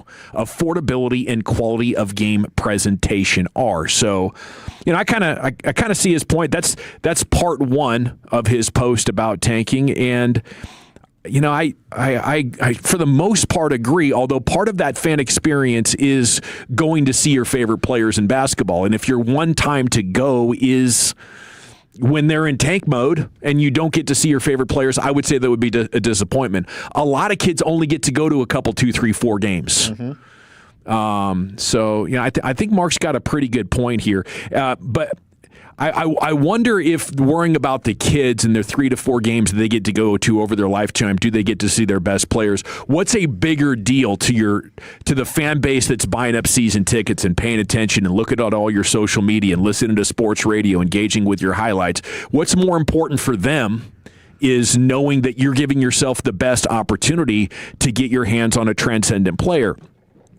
And that's where he goes into with the second part of this post, is that the second apron, the new CBA has bleeped up team building, writes Mark Cuban. In the past, you could have a couple of 35% max players, and if one declined for any reason, the tax wasn't onerous. and there were no draft, trade, and apron considerations then either. With 2 max guys, you better be trying to go deep in the playoffs, so you sign more experienced guys than other teams undervalued or didn't get the contract they expected, and then you cross your fingers. But if one of your 2 max guys underperforms or get hurt, now you're struggling. You hope your injured player comes back before you're out of it, and if he can't, the only smart thing to do is tank. It's the only way to really improve your team since you are at or near the second apron. Like these contending teams, there's no way we can add a player. We're not a player in free agency. We're paying huge luxury tax to keep this thing together. There's 2 months left in the season. One of our best players just got hurt. If we lose the rest of our games, there's actually a chance we hit on a draft pick that can propel us above this level next year. That's like the only way to get it done now. So I think it all comes together to a pretty good point. And Mark's final point is that basically just lying to your fans and punishing your owners for smart team building strategies. Yeah, I think most fans are smart enough to know like where their team sort of is at, you know? Yeah. And so like you have a pretty good understanding. I think the frustrating thing is when you think you have a legit team and you buy a ticket, a month in advance or whatever, and then all of a sudden they're load managing that night. Yeah, and you have a legit team, but they're just resting the good players in the midst of what is supposed to be an awesome season, and that is frustrating. Like, I get what he's saying about the experience, but ultimately when you go to the game, you certainly don't want to see your team get run. Like, you want to see a competitive game. You understand 82-game season, you're not winning them all. But the handful of games you get to go to, you would like to see a good game. If your team doesn't win, okay. Like, that's the nature of it. Yeah. But if you're in a season where you know your team is garbage, like right now, if I go to a Mavs game, I just want to watch Cooper Flagg, and I got no problem that I'm watching a bunch of jobbers everywhere else, potentially, and maybe we lose by a considerable amount. No problem. I'm glad I got to watch Cooper Flagg, and I understand where we're at right now. So I think the fan base generally is smart enough to know sort of where the team is. And I get what he's saying about there's no question there are times where the smartest thing to do is to lose as many games as possible. We talk about that all the time in all of these sports, but I think especially in the NBA, because now they've made it so difficult with all the aprons and the taxes and like trying to build a team that way, and the contracts are just so big. Yeah, it's like you got to be able to capitalize on having a cheap rookie contract kind of player from time to time. It's crazy. Like the NBA has really messed their league up. I think they had a really good thing going when it was Jordan's Bulls, or it was Magic against Bird, or, then it was LeBron taking so many teams to the finals and Tim Duncan. And then he had those Warriors, but the Warriors are the last great dynasty. Like, you really can't keep a contender together for long anymore. And with all these different champions, it just feels like there's a mystical energy that's missing from this game. And it was wrong, by the way. We assigned greatness that wasn't there. What we're asking now is for superstars to truly carry their team, because you're not going to be able to keep those plus role players that allow you guys to crush the league for a half decade or so consecutively. Anyway, I do want to get into this Femke Koch update if we have time for it, Chief. Yeah, let's go ahead and do it. This was from Sunday. This is Femke Koch, the sound of her, the play-by-play broadcast. Bill Spalding, I believe. Bill Spalding, yeah. And Bill. And you can hear her once again dominate the field. Now 33 years old from Ocala, Florida, against the 24-year-old Dutch sprinting sensation, Femke Koch. It's going to all come down to this opening split. And it looked like Aaron Jackson got off the line even faster than Femke Koch. They're going to battle all the way down this 100. When it gets to the corner, that's the part where Femke's been, oh my goodness, 10-18 for Koch. Jackson's right there with her. Femke Koch is going to get the chase now down this backstretch, and she's showing what she does so well. She is such a technical skater, so efficient, and making up a lot of ground. Look at the mega draft from Femke Koch, and there she goes. So the defending champ on the outside, the dominant force on the inside. Femke Koch cruising toward the finish. Femke Koch is inevitable in the 500. Olympic record 36:49. Jackson finishes fifth. Just like the 1,000, the Dutch women go 1-2. They just reverse the order. Femke Kok takes gold. Jutta Leerdam silver. Miho Takagi from pair number 4 wins bronze. But watch this corner. Femke Kok on the right side of your screen. Every single one of these pushes is so powerful. She just accelerates, takes off out of that corner and into this backstretch. Now she is on the hunt. She almost caught Erin Jackson before she hit the corner with the last inner. Down the final straightaway, just textbook perfect. It's so effortless and so easy when she's out there skating, stopping the clock with that enormous Olympic record, 0.3 of a second. I mean, that was a brilliant race of a lifetime from Femke Kok. Femke Kok and Jutta Leerdam first and second. Well, Femke Kok has been the dominant force in the 500 meters, and she was the class of the field again. She was. It's quite an update. Did I hear the term mega draft? Mega draft. Yeah, the mega draft. The mega draft from Femke Kok. All about the mega draft when it comes to Femke. And those guys, I think, do their best to say her name as many times as possible during her runs. She's a star. But I don't know that they met the level of the first go-around. You know, they came out of the gates pretty hot. Yeah. The first time. They might have been asked to cool their jets a little bit on the double entendres, and if they were, that was a mistake. Like, guys, this is a gold medal race. You've got to be professional. No more blasting. All right, stop it. I won't say blasting, boss, but you're not going to stop me from saying Femke Kok at least 40 times this race. Well, it is her name. That's fine. You Femke Kok away. We got 1 down and 4 to go. It's time to talk cap casualties. Who's going to get capped? And very interesting additions to the list of NFL free agents coming up next year. We'll do some shopping for future Cowboys with you on The Fan. Our goal is to have you winning every sports debate with your buds. We'll do the homework. You just listen and enjoy. Turn it on and leave it on. The Fan and our Odyssey, iHeartRadio, or TuneIn apps. This is an Odyssey Sports Minute. The Miami Dolphins cleared up some cap space yesterday by releasing Tyreek Hill and Bradley Chubb. The Dolphins' direction is clear. Cut the fat and rebuild for the future with a new front office and coaching staff. Next up on the agenda for Miami is what to do with Tua Tagovailoa. Can the Dolphins find a trade partner for Tua? And I'm guessing Tua would look forward to a fresh start as well. I'm Chris Black. Did you know about 1 in 3 people with plaque psoriasis may also develop psoriatic arthritis, which causes joint pain, stiffness, and swelling? Does this sound like you? Listen to what it sounds like to be a million miles away. Tremfya guselkumab, taken by injection, is a prescription medicine for adults with moderate to severe plaque psoriasis who may benefit from taking injections or pills or phototherapy, and for adults with active psoriatic arthritis. Serious allergic reactions and increased risk of infections and liver problems may occur. Before treatment, your doctor should check you for infections and tuberculosis. Tell your doctor if you have an infection, flu-like symptoms, or if you need a vaccine. Imagine being a million miles away. Explore what's possible. Ask your doctor about Tremfya. Visit Tremfya.com or call 1-800-526-7736. Why'd I go to the doctor? Working on the farm, my heart kept skipping a beat. I didn't think much of it, but my daughters made me get checked out. Turns out I have atrial fibrillation, which increases the risk of stroke about 5 times.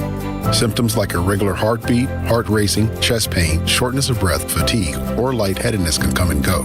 But if it's AFib, the risk of stroke remains. If you have symptoms, contact a doctor. I'm so glad I did. Visit notimetowait.com. Sponsored by Bristol-Myers Squibb and Pfizer. Why choose a Sleep Number smart bed? Can I make my site softer? Can I make my site firmer? Can we sleep cooler? Sleep Number does that. Cools up to 8 times faster and lets you choose your ideal comfort on either side. Your Sleep Number setting. Enjoy personalized comfort for better sleep night after night. And now, during our President's Day sale, take 50% off our limited edition bed. Plus, free home delivery with any bed and base. Ends Monday. Only at a Sleep Number store or sleepnumber.com. When shopping for a new auto insurance policy, AAA could help you customize your coverage to fit your unique needs and budget. Trust AAA Auto Insurance to help you find the balance that works for you. See how a simple switch could make a big difference. AAA, we're always with you. Visit AAA.com/insurance. Insurance provided to qualified AAA members by Auto Club County Mutual Insurance Company. Membership requires a separate payment. At Berkey's, we're celebrating 50 years of service for the Metroplex. Looking for a great deal on a new air conditioning system? Call Berkey's to get up to $4,000 off select Lennox HVAC systems with combined discounts. And 0% financing for 12 months with approved credit. That's up to $4,000 off per system and 0% financing for 12 months. Just call 877-BERKEYS or visit Berkeys.com. Berkey's, we're there when you need us. Jen, I didn't know you shopped here. Hey, I'm hunting for something fresh for spring. Oh, girl, skip them all. Jewelry Television has the best spring looks right now. JTV, way ahead of you. Just hit up JTV.com yesterday. Scored the cutest clover earrings, 2 tennis bracelets, and this gorgeous pearl ring. Right now, new customers get $20 off any purchase of $99 or more at JTV.com. Oh, and gold hoops and this turquoise bracelet. Just a couple things, huh? Maybe more than a couple. With the new IHOP value menu, $6 is all it takes to go to your happy place, where stacks of pancakes with bacon and eggs are just $6 every day. French toast, sausage, and eggs are, you guessed it, $6. And fluffy omelets come with a side of pancakes and only cost $6. Go to your happy plates every day at IHOP. $7 in some locations. Available every day for a limited time at participating restaurants in the U.S. Hours may vary. No substitutions. Not valid with other discounts or promotions. Prices may vary. Your turn it on, leave it on. Home of America's team is 105.3 The Fan. Hello, baby. KRLD-FM and HD1, Dallas-Fort Worth. An Odyssey sports station. Driven by our D&M Leasing Studios, you're rolling with the G-Bag Nation on 105.3 The Fan. Here we go. It's hour number 2 of the G-Bag Nation on 105.3 The Fan. Thanks for making us part of your day. Broadus is going to be at the Combine this time next week. Next Tuesday through Friday, operating out of Radio Row at the NFL Combine. It's going to be amazing to get your takeaways. What are you most looking forward to covering? I really do enjoy the interaction with people as far as getting information. Like, you get to ask players questions, so maybe, you saw something on film. Yeah. But I also like running into general manager buddies, agent buddies, coaching buddies, all that. So, yeah, hopefully I could grab a couple of guys or gals that can come by and have some talk with us on our show. We're going to be there there. Yeah. So I'm going to try and grab some guests. We'll have the setup where I have myself and then another, headset and stuff. Like guys working on NFL teams? Yeah, trying to grab some guys that may be in between and say, hey, come on over and give us some time, after your day's done, and or maybe some media type guys too, some national media guys that I know can come over as well. All righty, and Broadus has Krusty's Corner coming up at 3:40, but again at the Combine all next week, Tuesday through Friday here 2 to 7 on 105 through The Fan. Chief has himself a crazy backpack situation with the worst thing you could realistically leave in a backpack for a week and a half. No. Realistic things. What? Is it the banana? Because there's some things I can leave in my stuff. Yeah, well, I mean, that would make a mess. No, it wouldn't make a mess. Yeah, but it might make a mess of my life. Might get you in trouble. Yeah, might get you in trouble. Yeah. But no, the overripe banana in the backpack. Oh. Yes. Oh, gosh. It's smeared everywhere. Yeah. It's. I mean, I swear to God, they could sit on like a counter for 3 or 4 weeks and be fine. You put them in a backpack for 72 hours, that thing's going to be mush. That was somehow. unfortunate, dude. Laptop and the charger. Ooh. Both I just forgot I threw a banana in there at the Super Bowl. Yeah. Just a little grab and go situation. I remember you grabbing that banana from the buffet. Yes. Yeah. And I forgot. And it's been sitting and it just blackened and got super soft and mush everywhere. Turns to pudding. Oh, no. Well, good to have you back in here, brother. Thank you, All man. good? It survived? Yeah, survives. Okay. Just thank God for, what are those, the Clorox wipes? Yeah, the Clorox wipes. That kind of saved me there, so all things a go. Oy vey. So we got early cut candidates in the NFL and some pretty exciting things going on because when you look at this free agent class, it's kind of underwhelming. You got George Pickens and you got Trey Hendrickson and Devin Lloyd and Tyler Linderbaum. Like the top 5 or 6 players is like, okay, pretty cool. But like, where are the corners? Where are the edges? Where are the good players? And the answer might be they're about to hit free agency with this league year coming up and teams having to get under the cap. They're looking at their most bloated contracts, and we're going to get to those. The Cowboys might have one, by the way, with Kenny Clark. He made this list of the most bloated contracts, could be cap casualties. I think at the bare minimum, you got to have a direct conversation with his agent about if your guy wants to stick around here, we can't pay this like superstar money for an aging guy who's really not finished the season strongly the last 2 years. That's a pretty good sign. Father Time's creeping in the picture, Brian. Did Bill Barnwell have a trade proposal with him for like you get a 6th-round pick out of it? It was one of the worst trade proposals I've ever seen. Was it the worst trade proposal because you didn't agree with the compensation, or okay? What are you looking for then? I mean, I would probably expect a 3 or a 4 for him. Mm-hmm. Otherwise, I'm keeping him. Yeah, I do. Yeah, I mean, I wouldn't expect that. That was honestly kind of what I would have expected for him, especially with a 30-year-old defensive tackle. Yeah, for the quality that he gives you, I think you're talking about like a 6th-round pick. But I think the best play here is just to restructure the deal and lower that number pretty significantly, and have him and Osa and Quinnen Williams. Like I do want him to stick around, but not for $20 million or whatever they owe him. I mean, it'd be great to have 3 good defensive tackles. Yeah, it's 100%. It's been one of the biggest weaknesses on their roster for 20 years. You know, I mean, since Leroy Glover, Jay Ratliff.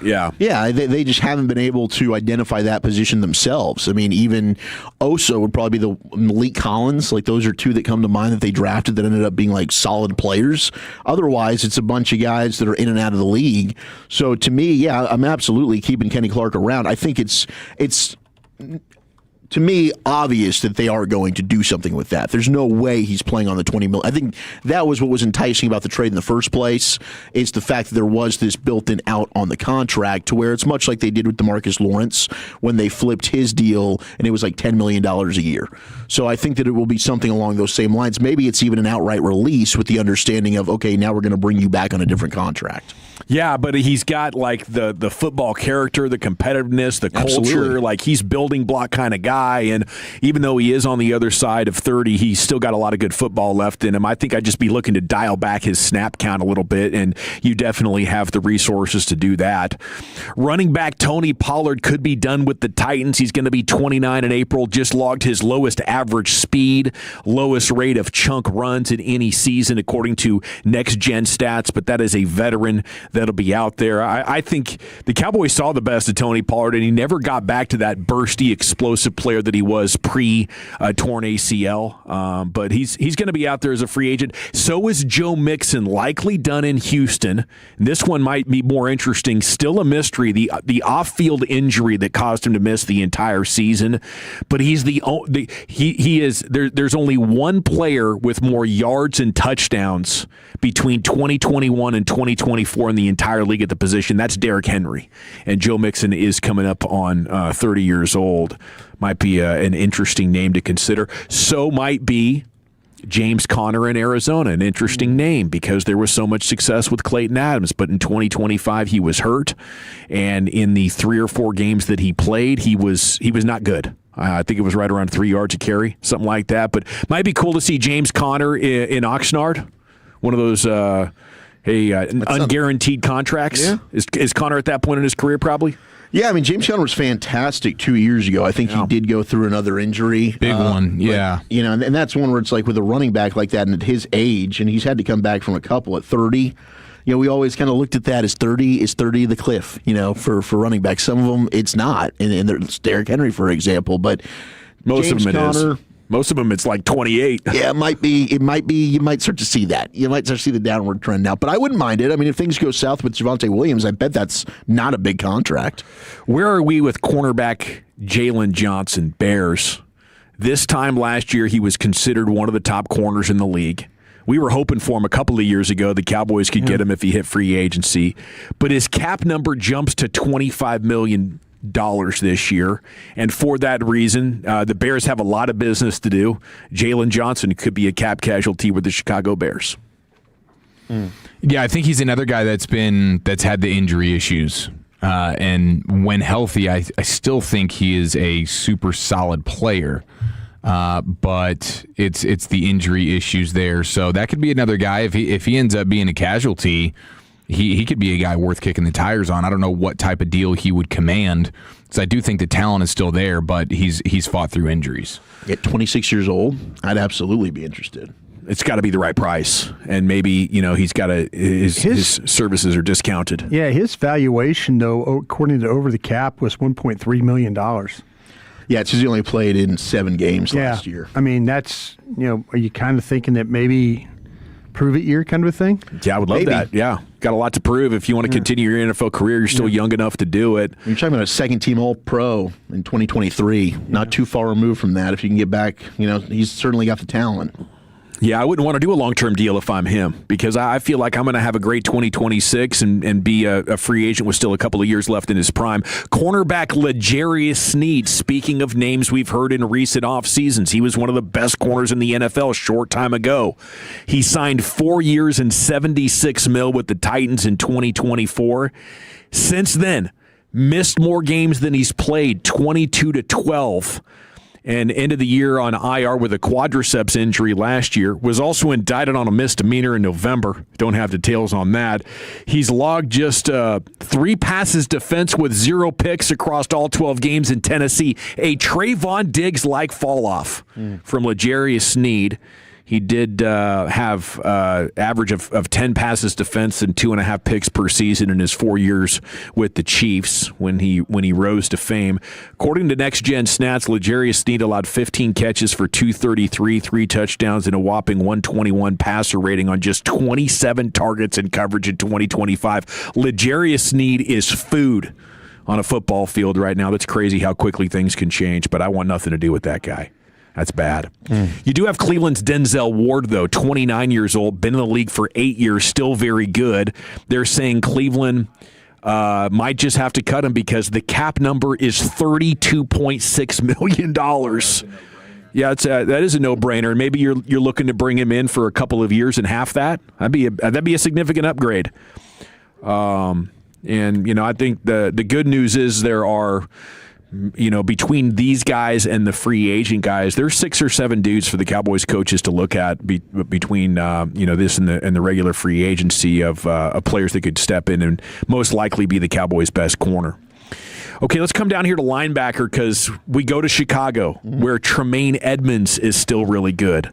He's the 3rd highest cap hit of all linebackers in the NFL. The Bears can save $15 million if they let him go, and they might. Is that the linebacker to consider, Wolchuk? Look, he's 27. I loved him coming out of Virginia Tech. I mean, he was a freak athlete, has the size for it. He just has not panned out in Chicago. I mean, they continued to have to bring in reinforcements, and he also is a guy that 13 games that he played last year. He's only played 1 full season in his entire career. But the production is not bad. I think if you're able to get him on what is not top of the market type of salary, Tremaine Edmonds is no question an upgrade over what the Cowboys currently have. I just might prefer maybe some of the other names that you have out there. All righty, let's jump down here to wide receiver, see if I can interest you in a crash out, Brian. Oh, crash out. We got 4 crash out wide receivers. Crash out waiting to happen. Tyreek Hill over the weekend. And looking at David Chow's content on Twitter, he's got a long journey ahead of him. I guess he's got to have another surgery. They're thinking there could be nerve damage in there considering how that knee was contorted. I famously said you just wanted him to stand up and shake that thing out one time. That's where that drop comes from. But Chow was saying it's not certain that he'll be able to play in 2026. Like, you might have to wait until 2027 with Tyreek Hill. Career-threatening for sure. And he was already significantly on the decline. Year or 2 giant years with Miami, and then his play really started to decline. So I don't think Tyreek Hill is up for that much consideration. But you do have Stephon Diggs, possible cap casualty in New England. You have Calvin Ridley with the Tennessee Titans, who couldn't get anything going but is still around 29 years old. And then you have an even younger and more explosive player, Brandon Ayuk, with the San Francisco 49ers that crashed out in his very own unique way.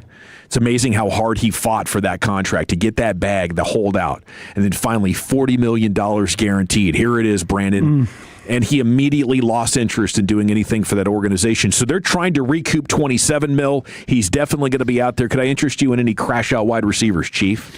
No, I don't think so. If you had a huge need there, perhaps you'd be willing to take a little bit of a flyer on one of these guys, but I'm good here. Assuming Pickens is back, like Pickens, Lamb, Flanoy, and then you sprinkle in a little Turpin, whatever. But yeah, I'm good there.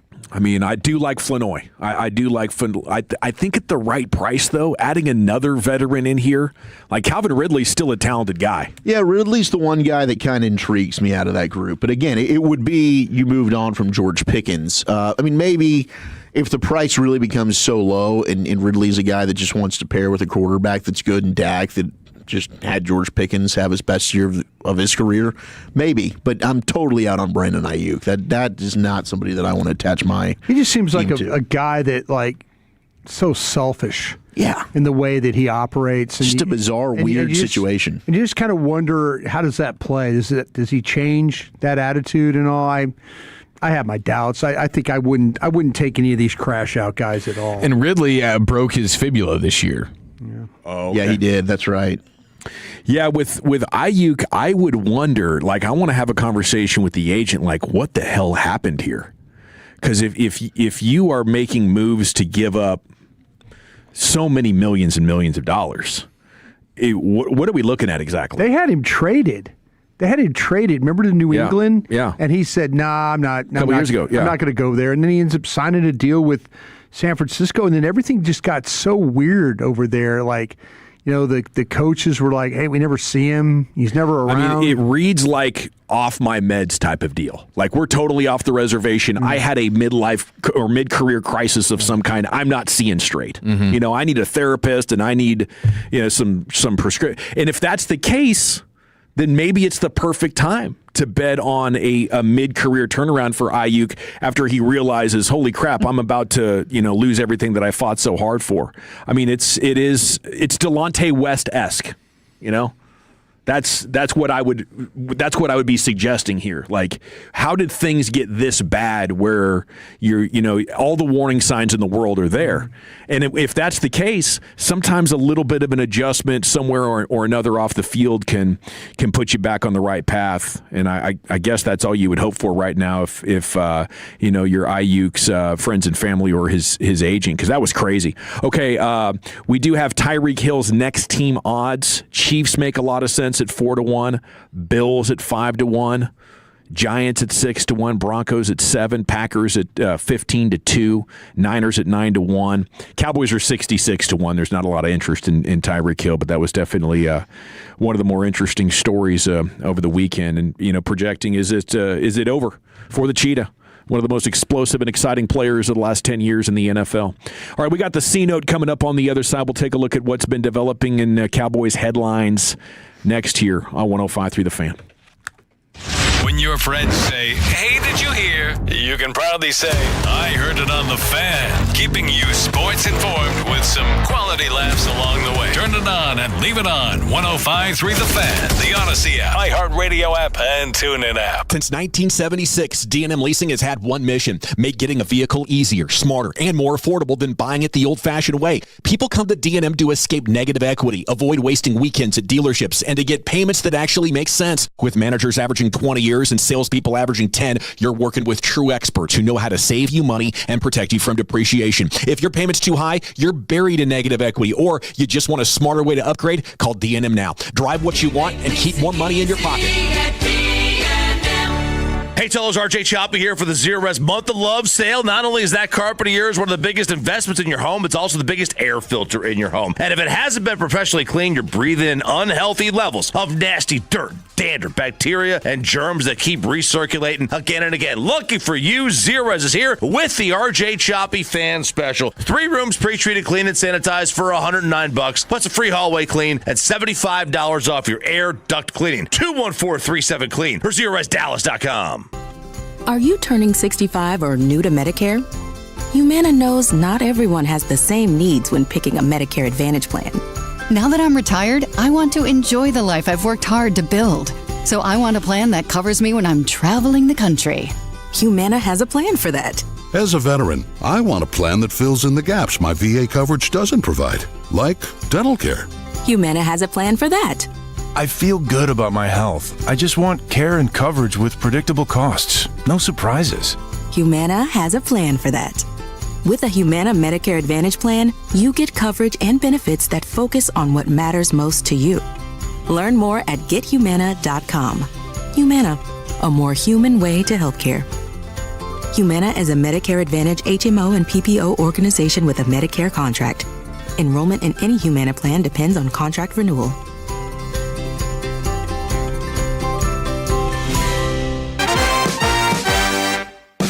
Your kid goes to bed a size 8 and wakes up a size 10. That's not magic. That's expensive. Unless you shop at Academy Sports and Outdoors. They've got undefeatable prices on all the best brands in sports gear, like Nike, Easton, and Baseball Lifestyle 101. And on the off chance that you find a better price at a competitor, Academy will beat it by 5%. That's their best price guarantee, which kind of is magic. Academy. Fun can't lose. O'Reilly. Stop by the new O'Reilly Auto Parts in Glen Heights on Santa Rosa Drive near Shepman Elementary now through February 24th for the grand opening sale. Save $2 on all Xerox 1-gallon antifreeze and coolant. Receive 5 times O Rewards points on an Armor All Complete Auto Care bucket. 5 times points means you can reach your next $5 reward even faster. Right now at your new O'Reilly Auto Parts. Wesley Financial Group is not a law firm. Ask yourself this question. Is it really worth holding on to that timeshare that you know you need to get rid of? Here's the truth. The average maintenance fee just went up over 17%. That could have been 117%, and there's nothing you can do about it. When you buy a timeshare, you give them a blank check for annual maintenance and assessment fees. I'm Chuck McDowell, founder of Wesley Financial Group. For 15 years, I've helped over 50,000 families cancel their timeshare. Not sell it, not transfer it, cancel it. Did you buy a timeshare because they told you it was a great investment and your maintenance fees would never go up? That's a lie. Are you ready to get rid of your timeshare once and for all? Simply call us and I'll send you our timeshare exit kit that explains all your options for cancellation. Call Wesley now for your timeshare exit kit. 800-932-5858. That's 800-932-5858. 800-932-5858. 1-877 Cards for Kids. KARS Cards for Kids. Ready to get rid of that old car? Donate it to Cars for Kids. Call 1-877-CARS-FOR-KIDS to reach a friendly live agent. Donation's super easy, and your car can be picked up as soon as tomorrow. Call us now, 1-877-CARS-FOR-KIDS. 1-877-CARS-FOR-KIDS. Donate your car today. Did you know you can donate real estate too? The Dallas Metro's newest resort community, Bynum Springs Club, is now open. Huge clubhouse, pools, sports courts, walking trails, fitness centers, and more. Home sites average nearly 2 acres. BynumSprings.com. That's BynumSprings.com. Never have I ever called my sister from the finish line of my first marathon. Hello? You won't believe where I am. Are you running? Mile 26. I'm gonna make it. Switch to T-Mobile's 55 Plus plan and get iPhone 16e with its advanced camera system on us. Plus, 2 lines for just $30 a line. Guys, I can't believe it. I knew you could do it, babe. That was amazing. Mom, how do you feel? I feel great. I can't feel my feet. Let's take a picture, and then you may carry me to the car. Share every stride, every mile, every memory on America's best network. Switch to T-Mobile's 55 Plus plan and get iPhone 16e on us and 2 lines for just $30 a line. With 24 monthly bill credits and 2 eligible port-ins on Essentials 55 Plus for well-qualified customers with autopay plus taxes, fees, and $35 device connection charge. Credits end and balance due if you pay off early or cancel. Contact us. Finance agreement 128 gigabytes, $599.99 required. Best mobile network in the U.S. based on analysis by Ookla of Speed Test Intelligence data 1H 2025. Visit T-Mobile.com. A KFC tale in the pursuit of flavor. The Colonel made his $10 Tuesday bucket so full with 8 pieces of juicy, crispy chicken or tenders that it might just last you till Wednesday. If you've got that kind of self-control. I mean, some people want leftovers. Others are more into right nowers. The Colonel lived so we could chicken. $10, 8 pieces, one big deal with KFC $10 Tuesdays. Prices and participation may vary. Taxes, tips, and fees extra. The recent freeze was another reminder backup power matters, and that is why thousands of Texans are switching every month to Base Power. Base Power is the only power company with home backup built in, so when the grid goes down, your lights stay on automatically. And right now, if you switch using our special link for fan listeners, we'll cover your current termination fee up to $250. See if your home qualifies. BasePowerCompany.com/thefan. That's BasePowerCompany.com/thefan. This segment of The Fan is brought to you by the good guys, 16th Lone Star Nationals. Grab your family and friends and head on out to Texas Motor Speedway the weekend of March 6th and 7th for the good guys, 16th LMC Truck Spring Lone Star Nationals, presented by Old Air Products. To win tickets, go to 1053thefan.com/contest to register. Hang with the good guys, where real car people come to play. Welcome back. It is the G-Back Nation here on 105.3 The Fan. It is time now for the C-Note Cowboys news of the evening. Segment's brought to you by the Frankels. If you've been injured in a car or truck wreck, call the Frankels first, 214 or 817-333-3333.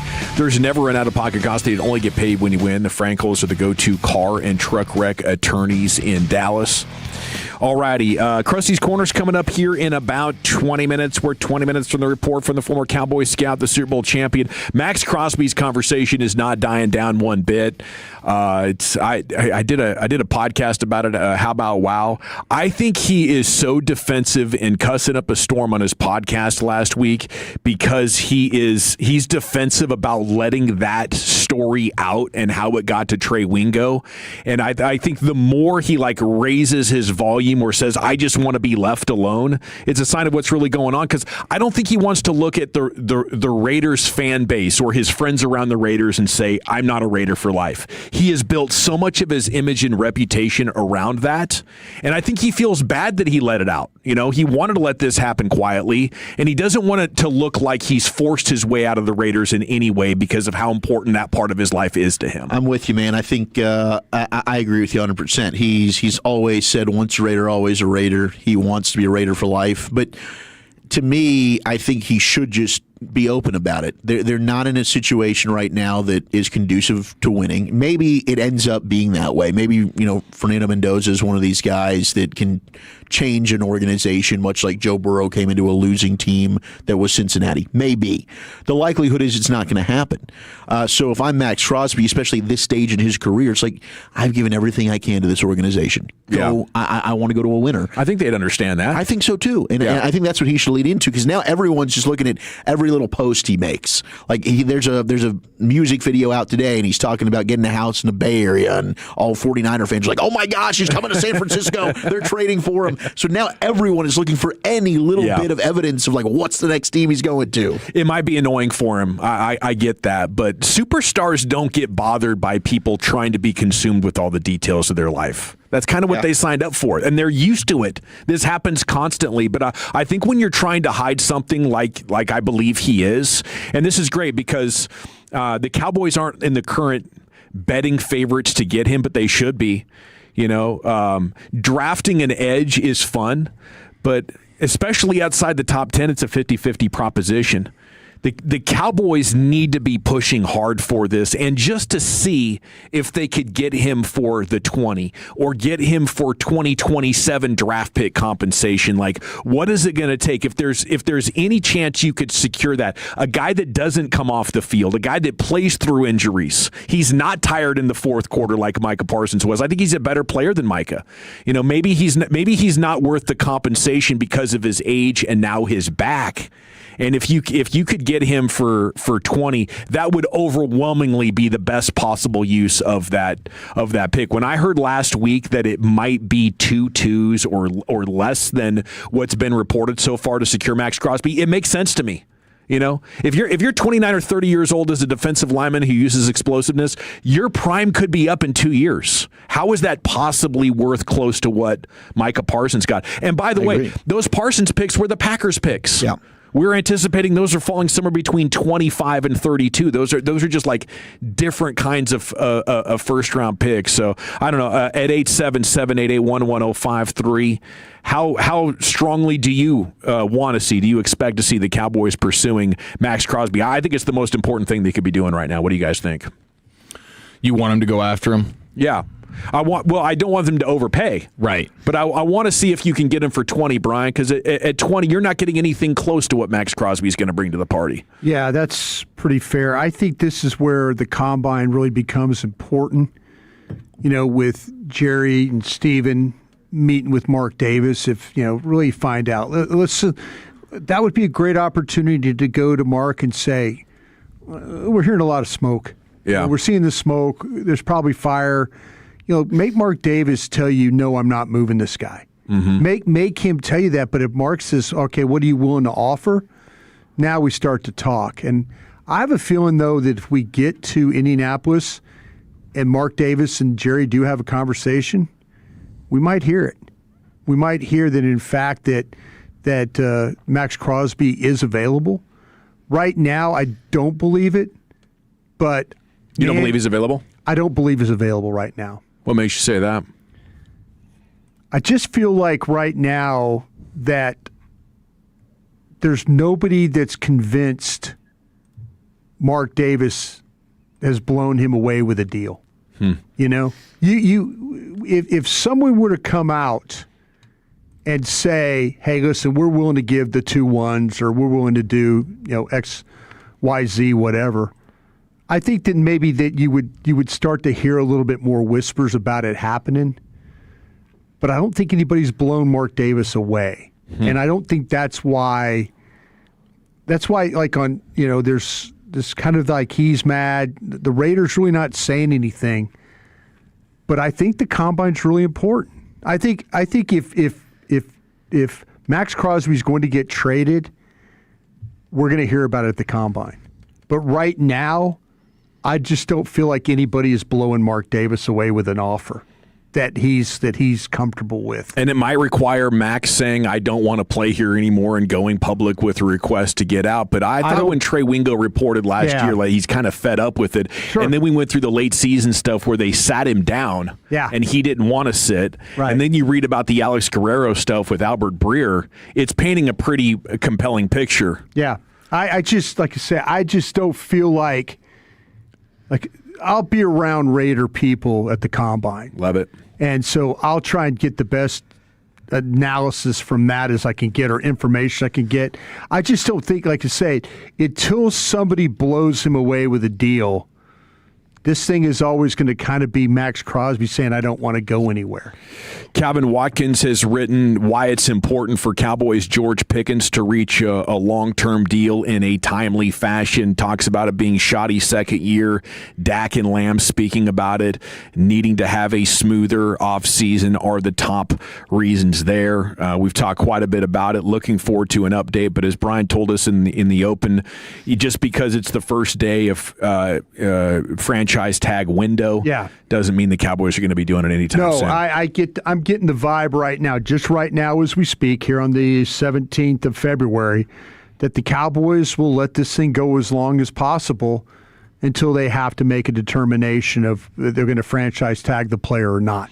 So I wouldn't anticipate anything like this week. Again, I feel like the combine is going to be huge in a lot of different ways. Okay, we got Blogging the Boys here with 21 participants at the NFL Draft Combine that would qualify as local prospects for the Cowboys. Pretty interesting list. You got 309 invites, 21 of them from North Texas in one way or another. So about, what is that, 1 in 15? Yeah. Is that the math on that? I mean, I'm just saying yes. I really have no idea, but that sounds right to me. If it sounds right to you. Yeah. I mean, quite a few players from the area. Let's go ahead and start here with Jordan Tyson from Allen, the Arizona State wide receiver. The PFF rank on him is number 14. Hell of a player, hell of a wide receiver. Cowboys just don't need one, or else we'd be talking a lot about this guy and having the conversation. Should he be the pick at 12? He'd definitely be there. Then you jump down to 40, Anthony Hill, linebacker at Texas. Another good candidate. I don't know. Is 22 rich for Anthony Hill? Yes. Is this a trade down candidate? Yeah, that would be a trade down. I believe I've heard some whispers that definitely be too rich for the Cowboys. 100%. I was asked this. I was told this because I have Hill above Allen. Sure. On my board, and I asked. I go, hey, am I hitting the crack pipe, thinking that Hill is better than Allen? And some of the organization said, well, you're not hitting the crack pipe, but lay off the weed. Yeah. Okay. Yeah. So, but Hitting bombs. But I think they're to a point. It's like, listen, it's not that big, the gap between the guys. Okay. Because it seemed like to me that, like, I know Bobby said, I don't think they would take him. I disagree with Bobby on that. Anthony Hill? Yeah, with Anthony Hill. At 20? I think they would take him. I think at 20, you think they'd take him? I think so. Ooh. Yeah, I think so. There might not be a consensus yet, but I don't think they've finished all of their rankings, their grades yet. Yeah. There might just be a couple of scouts that feel one way, and there might be other scouts that feel a totally different way. And you think Hill's a true middle linebacker? I think he can absolutely do that. Yep. Absolutely. Yep. Number 45, Eli Stowers, the tight end from Vanderbilt. He's also out of Denton. The thing about him is it's a really good player, but 235 pounds. Ooh, that's a small tight end. Yeah, well, he's a tall. converted quarterback. Yeah. He started his college career as a quarterback, 4-star quarterback coming out of Geyer, played at A&M there, then transferred to New Mexico State. But he became Diego Pavia's number one target there at Vandy. But they played together at New Mexico State. Yeah. And that's where they came together. That's buddies. Yeah. Number 99, another local guy, Mesquite, Texas, to Kentucky. Seth McGowan, the running back. You guys into this guy? Yeah. Yeah. The thing about McGowan is really straight line, catches the ball well, blocks none. He just never lived up to the hype. Never. Do you guys agree that the Cowboys need another big play threat at running back? 100%. Guy's not in the building? Yeah. The guy that I'm looking at is Malik Washington from Arkansas. I think he's about to tear up the combine, and maybe as a fourth-round option, could you get him? I think that could be wishful thinking after next week. Local guys with combine invites. Malik Muhammad, the cornerback from Texas, he is a Dallas guy. I feel like I've done 12 cornerbacks and have yet to study. You haven't done Muhammad yet? No, I haven't. Yeah, I mean, I thought Malik Muhammad had first-round talent. It didn't really develop for him on a consistent basis. We had his brother on last year who went to Oregon, ended up being on the practice squad there with the Chargers. I think he's probably going to be a third-round pick. He might go higher. The problem is now there's so many darn good corners in this draft. He's probably going to get pushed down. But he's got the size and everything that you look for at the position. Okay, how about at TCU? You got a couple of guys. Bud Clark, player 115 on PFF's big board, and Eric McAllister out of Alexandria and Azle, Texas there, respectively. I love Bud Clark. Bud Clark's another one of these safeties, a little smaller guy, tore it up at the Senior Bowl, but he's a dude that even as a freshman at TCU, I think that's when they went to their national championship against Georgia and got blown out, but he led the team in interceptions that year. Like, Bud Clark is also one of these safeties. It's a true ball hawking freak. They can run the alley, play the run. Bud Clark would be fantastic. The issue is you don't have a day 2 pick. Yeah. And all these players we're talking about are day 2 players. So if you want to have a chance at them, you've either got to trade down or you got to mortgage future draft capital to go up and get some of these guys. All righty, it is the G-Bag Nation here on 105 through the Fan. Tremendous job on that. Just got word that Christian Parker press conference is tomorrow. Yeah, tomorrow, 3 o'clock. 3 o'clock. Wonderful. Yeah. So we'll take you there live tomorrow during the second hour of the G-Bag Nation. We'll have takeaways tomorrow, 3 o'clock. You're from the Cowboys' new DC, Christian Parker. Coming up next, it's time for Krusty's Corner. Buddy, where are you taking it? Yeah, Matt Miller of ESPN has his number of first-round grades. Is he right on this or not? We'll do that next. But Tolos, you're losing your hair, and you need a simple solution that works. You want the best modern technology with top-rated physicians, something that's guaranteed to work, and that's why, fellas, you need Advanced Hair. They've completely redefined hair restoration. From the experience itself to their unmatched results, whether you have a receding hairline, a bald spot, or some just general thinning of the hair, you can address them all with Advanced Hair's simple one-day treatment in a calm, relaxed environment with the most experienced professionals. Advanced Hair's performed tens of thousands of these breakthrough treatments, and you need to be next. How about this? Your own natural hair begins to regrow the very next day. MLBPA. Absolutely unprecedented stuff. No one can offer anything like the advanced FUE found at Advanced Hair, and I highly recommend their team. They're absolutely fantastic. It all starts with your free consultation. Call 469-599-HAIR, and just for being a Tolo, you'll get $250 off and 250 free hair grafts. Refine your hairline with the team that's redefined hair restoration. 469-599-HAIR or advancedhair.com. Coming up Wednesday morning on Sean and RJ, Choppy is back. We'll chop it up at 7:40, and 2 more Tim McGraw ticket giveaways in the 7 o'clock and 9 o'clock hours. It's a Hump Day edition. Hump Day on the Fan. Good news. Frontier is joining Verizon. That's right. America's best mobile network and Frontier's lightning-fast fiber internet are coming together. So whether at home, on the go, or running a business, you'll have the connection you can count on to get more done. And for a limited time, switch and bundle both plans to get our best offer ever. Frontier and Verizon. Better together. Visit Verizon.com/welcome-frontier to learn more. Based on Root Metrics U.S. Root Score Report second half 2025. Not an endorsement. All rights reserved. The results may vary. Service availability varies. Terms apply. AutoNation's New Year, New Wheels event is going on now. Drive any new or used vehicles 0 down and 0 payments for 90 days. Save thousands on your favorite cars, trucks, and SUVs. Plus, we'll buy your car for top dollar today. Don't miss 0 down and 0 payments for 90 days. Hurry to your nearest AutoNation store or AutoNation.com. On select models with approved credit, interest approves from date of purchase. See store for details, subject to in-store verification. The 250th Golden Chick location opens today in Little Elm at the corner of 423 and Panther Creek. To celebrate, Golden Chick is offering an amazing deal. For one day only, Big and Golden Chicken sandwiches are just $2.50 each. A hand-breaded, crispy chicken breast with signature La Zing sauce and 5 crunchy pickles on an extra large fresh-baked roll. Just $2.50 each. Offer valid in app or online at any Golden Chick location. Or per guest, please. Today only at Golden Chick. If you're looking to buy a home, this is a call out to you to call TexasLending.com for your home purchase. Mortgage rates have fallen. It's a great deal right now with the number of homes that are for sale, and TexasLending.com has a free call, free application, free pre-approval letter. Get a free quote right now at TexasLending.com when you call 972-387-4600. It's TexasLending.com. 4201 Spring Valley Road, Suite 1150, Dallas, Texas, 75244. NMLS number 2297. Equal housing lender. Hi, I'm Texas tax attorney Nick Namath. And I'm Dallas tax attorney Jamie Flores. We are pleased to announce that the law offices of Nick Namath will now be known as the law offices of Namath and Flores. For help with any IRS tax problems, call 972-484-0TAX or visit myirsteam.com. Best Buy Windows and Siding. Thanks, Dax. Maybe leave the singing to the pros. Hey, I can't help it. I love these windows. Well, it's easy to sing about savings. Get 10 double-pane single-hung windows for just $59.50. And 0 down and 0% financing with approved credit. Exactly. So call Best Buy Windows and Siding today at 469 Windows. That's Best Buy Windows and Siding. Close enough, buddy. Best Buy Windows and Siding. This is the story of the one. As the purchasing manager at a manufacturing plant, she knows the only thing more important than having the right safety gear is having it there when you need it. That's why she partners with Grainger for auto reordering, so her team members can count on her to have cut-resistant gloves on hand, and each shift can run safely and efficiently. Call 1-800-GRAINGER, click Grainger.com, or just stop by. Grainger, for the ones who get it done.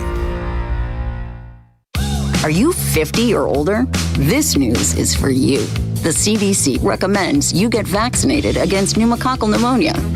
Even if you're healthy, your age puts you at risk. People 50 or older are over 6 times more likely to be hospitalized with pneumococcal pneumonia compared to adults 18 to 49. Just one shot can help protect you. Learn more and schedule at vaxassist.com. That's VAXassist.com.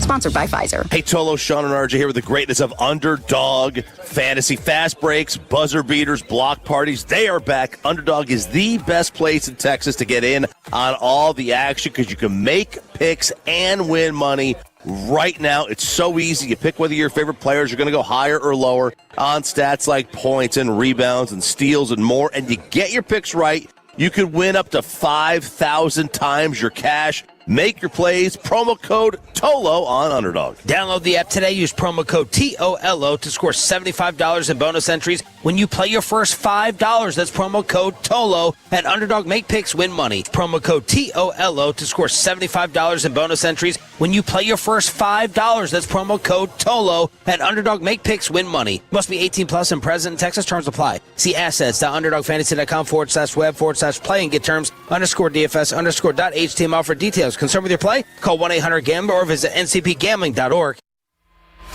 It's a crucial Cowboys draft with 2 first-round picks. So we're heading to the Combine in Indianapolis to get you ready. Yorkie Pet Care Connectors presents Sean and RJ and Bobby Belt, joined by our draft guru Brian Broaddus. Live from the Combine next week. The Fans Combine coverage is also brought to you by East Dallas Diesel. Don't let us know where the best draft coverage is. It's right here on The Fan. If you're in the market to upgrade your vehicle, get to Classic Chevrolet in Grapevine.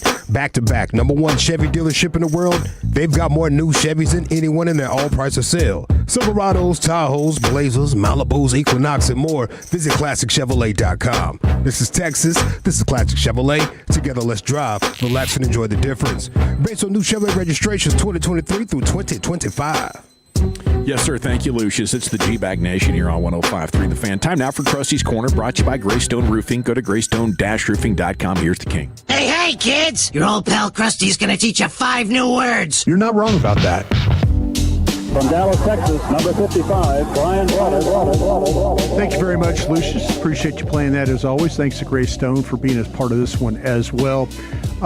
If you had a chance to ask Christian Parker a question tomorrow during his press conference, do you have one in mind? Wooly Bully? Do you think Deron Bland is better outside or inside? Dawson? How many brisket sandos are you in right now? Seriously. Yeah. Speaking of big guys. I wonder if he'd answer questions candidly about the personnel. Like, how many corners do you think you need? How many linebackers do you think you need? Safeties? You know what? I like what you did there because I think he's been here long enough. I know they're interviewing coaches every day and they hired coaches and stuff. He had to sit down and look at his personnel board and look at the players he has and the players he's working with. Probably sat down with Will McClay, and went through the roster and the defensive guys. I would like to believe that he knows kind of what he's working with right now, without not coaching him up, but the fact that he competed against the Cowboys a couple times a year, that he would know that, like, okay, on defense, I know they had this problem or that problem, or how about this for a question? Like, the Joneses gave you a lot of freedom to go hire your staff. Yeah. Are you going to have a lot of freedom to bring in new players? Yeah. And if that's the case, I would have a tremendous amount of confidence that they'll get this put together in a pretty good way. Chief, you got a question for the man? Yeah, I mean, like, what was the thinking behind all the hires that you made here? I mean, dipping into the college ranks quite a bit. I mean, I like the response you gave yesterday as to why he's bringing so many college guys in, but what was the criteria that you were looking for all these coaches? Because it seems like young and a lot of them from the college ranks. Yeah. I yesterday we had this discussion, and what Chief's talking about is, I said, I think he's bringing in a bunch of these college coaches, young coaches, because old coaches are set in their ways. Yeah. They don't want to like, I'm a young guy, and I'm telling you how he's got to coach the coaches. Yeah. Right? And if you got a bunch of young guys like John Fox, say, is on the staff, like John Fox hadn't been coaching for 5 years, but, he's my age, and John Fox probably has a way he did it back in the day. And then all of a sudden, when you bring a guy like that on and you're like, hey, John, I want you to coach it this way. Mm-hmm. And John Fox is like, you really want me to do it that way? Yeah. Not to say that John Fox would be that kind, but I'm just... Somebody could, and then the next thing you know, they're having conversations. Yeah, wow, can you believe the idiot wants us to do it this way? Bingo. Like, now you got resentment. Exactly. You get little pockets of coaches, or John Fox or whoever. I'm using John Fox because he's an older coach that just got a senior. Could be Dick Fangio, though. Exactly. Yeah. But you're in a situation where when you bring in guys, you want them to coach it the way you want it coached. Yeah. And he might... The reason I think that he hired some of these guys is because I think they're very scheme specific to what he wants to do. I think there's some guys, whether it's this guy's got an odd man front, 3-4 front background. He coached linebacker. He coached rush outside linebackers. This guy coached inside linebackers. My secondary coaches, this is how I want my guys to play. I think sometimes you do that. You bring guys in and gals to be able to, like, I want it done like this. I don't want any pushback. I don't want any questioning. I don't want any, and I'm not saying he's just being a tyrant about this, but this is his first opportunity, you know? This is his first opportunity to lead a defense and to stand up in front of the defensive players and say, okay, we're going to play this way. And if these coaches don't buy into the way that I'm teaching this is not going to work. Yeah, those young guys are going to be eager to learn your way of doing things, and hopefully bring along their expertise as well. I want to see which coach off this staff becomes the young guy that somebody else is hunting for a defensive coordinator job. That's what I want to see. I think it might be that SMU guy. He sounds like an absolute stud when it comes to He's been a defensive coordinator. At SMU's been fantastic. I heard he can coach the whole scheme. The whole scheme. Deep line, linebackers, secondary. Which was what Christian Parker was doing with Dick Fangio. Yeah. So that makes a lot of sense. I'm interested to see if, in fact, who the next guy is. Who the guy off the staff is going to be the next defensive coordinator. Maybe at the Cowboys? Because if Christian Parker has success and turns this thing around, it turns into a playoff team and they get into the divisional round and maybe get a win, Christian Parker's going to get a job in the NFL being a head coach. Yeah, you could see him being out of here within the next 3 years. Yeah, and I think a lot of it trending young, relatability with some of these players. It's about coaching too, but also you've seen a lot of these younger coaches, especially head coaches, Mike McDonald being one.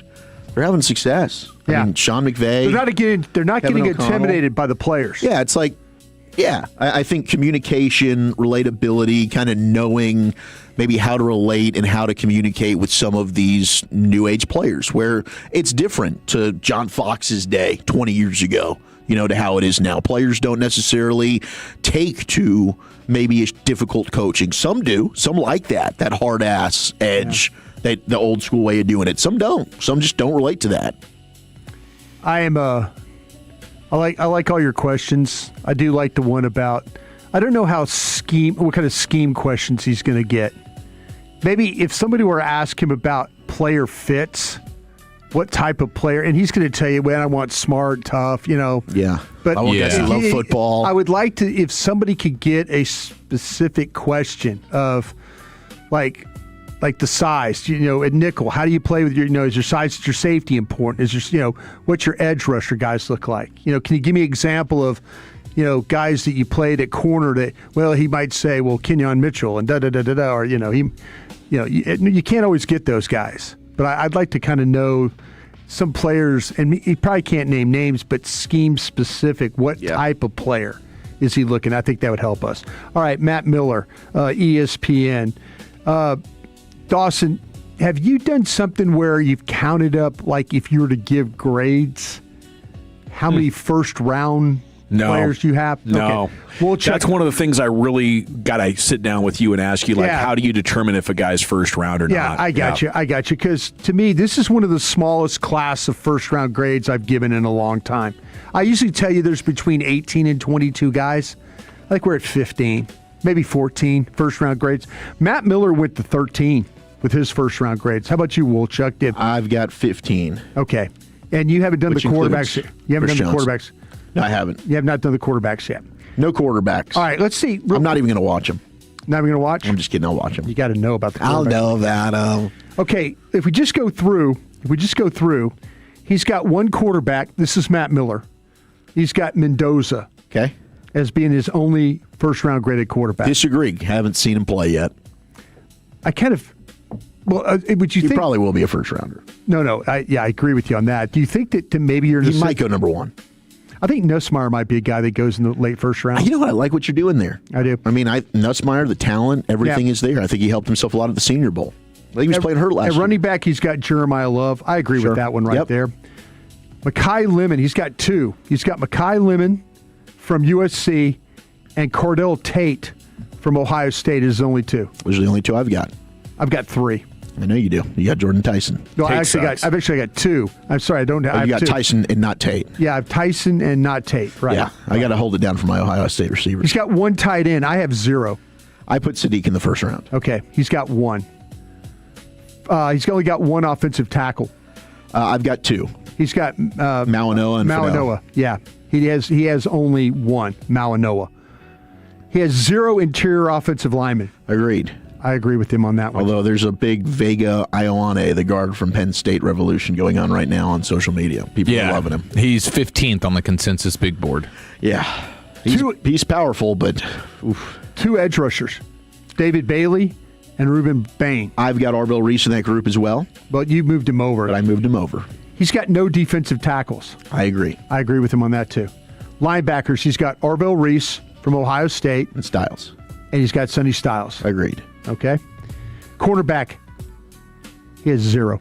He has zero corners. He has zero corners. Maybe I'm overrating the corners, but I've got four. Yeah, I got four too. He says no cornerbacks currently have a true first-round grade, but there are two players on the radar who should be considered top 15 picks and could work their way into a 90-plus rating on my board by late April. Wow. He says Caleb Downs I've got. He says McCoy looks like a future top 10 pick during his sophomore season in 2024. We all kind of agree with that. Absolutely. And he says Masor Delane. Yeah. The two guys. But he does not have... He doesn't have Terrell? No. Wow. He's got no first-round cornerbacks on his board. Okay. And the only safety he has is Caleb Downs. Is he wrong on the cornerback stuff? I think he's wrong on the corners, but you know what? Maybe we're wrong on the corners. Maybe I'm overrating the corners. Well, consensus big board, you have Mansour Delane at 8. Yeah. I've got him. And you have Jamad McCoy at 12. Okay. And then I've also got Avion Terrell as a first rounder. And I got Cisse in there too. And I got Chris Johnson from San Diego State over Cisse. So you got Chris Johnson in the first round. Yeah. And I got Cisse at the top of the second. So yeah, it's a low number. But it's really surprising that he had no first-round corners on that board. Very surprised, because I think McCoy and Delane are they should. I would have assumed most people have them as first-round guys. I would argue those two as first-round corners. Yeah. I'll take the heat on Cisse and Terrell. I hope everybody agrees with Miller, though. That'd be great to see one of those dudes at 20. Yeah. That'd be awesome. Thank you, Brian. Thank you, guys. Krusty's Corner brought to you by Greystone Roofing. Go to greystone-roofing.com. I got more draft content coming up here for you in 20 minutes. NFL Draft Big Board Report. Again, we just found out Christian Parker presser tomorrow at 3 o'clock. Looking forward to hearing from that Cowboys DC. Well, Chuck, what is next, my man? I got a new Cowboys mock draft trade, and this Super Bowl MVP is unlikely to get tagged. That's next in the nation. But first, I want to bring some great news to my town, Fort Worth. Ladies and gentlemen, the all-new Alliance Hyundai, it is here, and it is conveniently located right in Fort Worth. Shout out to the 817. It's at I-35 and Golden Triangle. And listen, I worked in the car business for a couple of years. Let me tell you, man, my buddy Ryan Watson, he's the owner. Him and his team are doing things second to none. Their commitment to honesty, top-notch service, and treating every customer like family is absolutely the real deal. I've seen it firsthand, and it's why people keep coming back. Now, right now, it is the Hyundai Getaway Sales Event. It's happening at Alliance Hyundai. Every new Hyundai comes with America's Best warranty. We're talking 10 years, 100,000-mile limited powertrain warranty, plus owner's assurance for total peace of mind. And you can score huge deals right now, like the 0% APR for 60 months on the 2026 Hyundai Tucson, or you can get $13,000 off MSRP plus 0% APR for 72 months on the all-new 2026 Hyundai Ioniq 9. No appointment needed for same-day oil changes, and they've got a great selection of the all-new 2026 Hyundai Palisades ready to drive home today. They have a state-of-the-art facility. It features advanced diagnostic tools and Hyundai-certified technicians who train constantly on the latest technology. Quick, same-day service, plus relax in their comfy waiting area. Free Wi-Fi, drinks, snacks, the whole nine. Visit AllianceHyundai.net. That's AllianceHyundai.net. And remember, at Alliance Hyundai, it's their mission to be your ally in the automotive business. Sean and RJ, the KNC Masterpiece, G-Bag Nation, and Fan After Dark. Live and local. Turn it on and leave it on. 105.3 The Fan and our Odyssey, iHeartRadio, and TuneIn apps.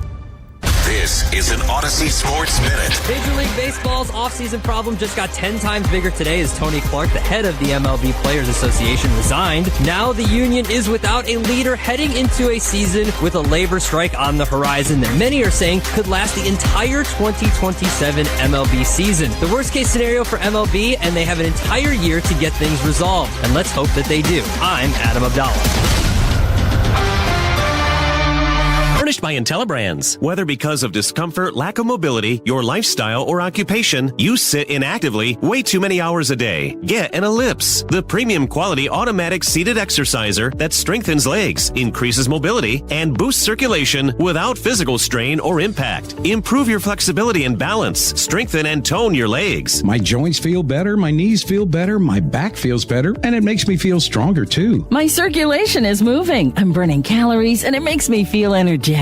It's so quiet that none of my coworkers even know I'm using it. Call now and order Ellipse, the seated exerciser that strengthens legs, increases mobility, and boosts circulation. And for a limited time, get a free upgrade to our deluxe bundle with a faster motor, sport mat, and wireless remote. Call 800-555-1212. That's 800-555-1212. 800-555-1212 now. These statements and products have not been evaluated by the Food and Drug Administration. These products are not intended to diagnose, treat, cure, or prevent any disease or condition. Are you tired of falling short on your health and fitness goals? It may be your hormones. Optimizing hormones can have a dramatic impact, both physically and mentally. BioT is the world's leader in training healthcare providers on bioidentical hormone optimization. BioT's providers treat low T, low energy, muscle loss, low sex drive, and performance. Get your edge back in 2026 by visiting myhormonelevels.com to see if you qualify for a reduced cost program offered by a BioT certified provider. That's myhormonelevels.com. And Doug. There's nowhere I wouldn't go to help someone customize and save on car insurance with Liberty Mutual, even if it means sitting front row at a comedy show. Hey everyone, check out this guy and his bird. What is this, your first date? Oh, no. We help people customize and save on car insurance with Liberty Mutual together. We're married. Me to a human, him to a bird. Yeah, the bird looks out of your league anyways. Only pay for what you need at libertymutual.com. Liberty, liberty, liberty, liberty. What are the most common calls you guys get for someone who's like, oh, I wonder if I should call the Frankels for this? The bottom line is if you're in a car wreck and it's not your fault, you may not need us, but the call and the consultation are free. So what can it hurt? I was in a car wreck. I went to the emergency room. I don't have health insurance. Now I've got a $20,000 bill. What do I do? I missed a week of work. I got hit by an uninsured driver. How do I deal with that? Make us your first call. 214 or 817-333-3333. Franklin Frankel, Principal Office, Dallas, Texas. Hi, I'm Kamiko, the founder of Miko's Hot Chicken. When we started our family restaurant, we were also raising a family. But let me tell you, it wasn't easy. Our Chase Inc. card was there to reward us on all of our business needs. Now we have a thriving location, and we're hungry for more. With the Chase Inc. Business Unlimited card, you can earn unlimited 1.5% cash back on every purchase, so your business can go from here to possible. Chase for business. Make more with yours. Real business owners compensated for their participation. Cards issued by JPMorgan Chase Bank and a member FDIC, subject to credit approval. Terms apply. Hey y'all, this is Post Malone. Back in '86, Stevie Ray Vaughan inspired Texans to take pride in ending roadside litter. That spirit lives on. Let's keep it going and do our part to keep Texas looking its best.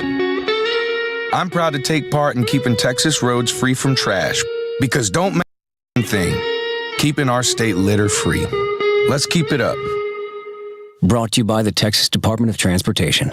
You know your customers. Ralph likes his coffee black on Fridays, but Mondays he takes a little cream. Jennifer comes in every 3 years when her lease is up to get the newer and better model.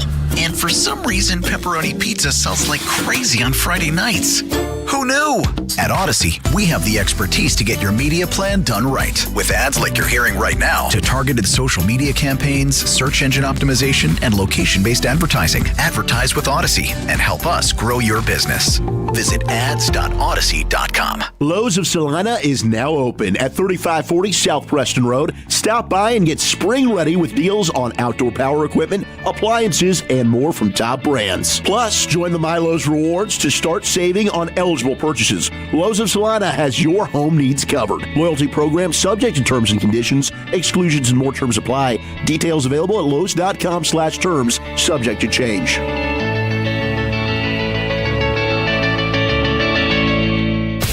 This is the exclusive home of Dallas Cowboys football. KRLD-FM and HD1, Dallas-Fort Worth. Let's go, Cowboys. An Odyssey sports station.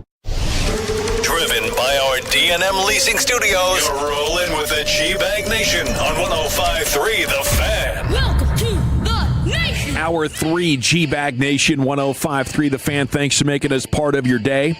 We got NFL Draft Big Board Report coming up here in about 15, 20 minutes. Again, Christian Parker presser tomorrow at 3 o'clock. Everybody's been waiting to hear from the Cowboys' new DC, and you'll hear from CP tomorrow at 3 o'clock right here on your home of the Cowboys.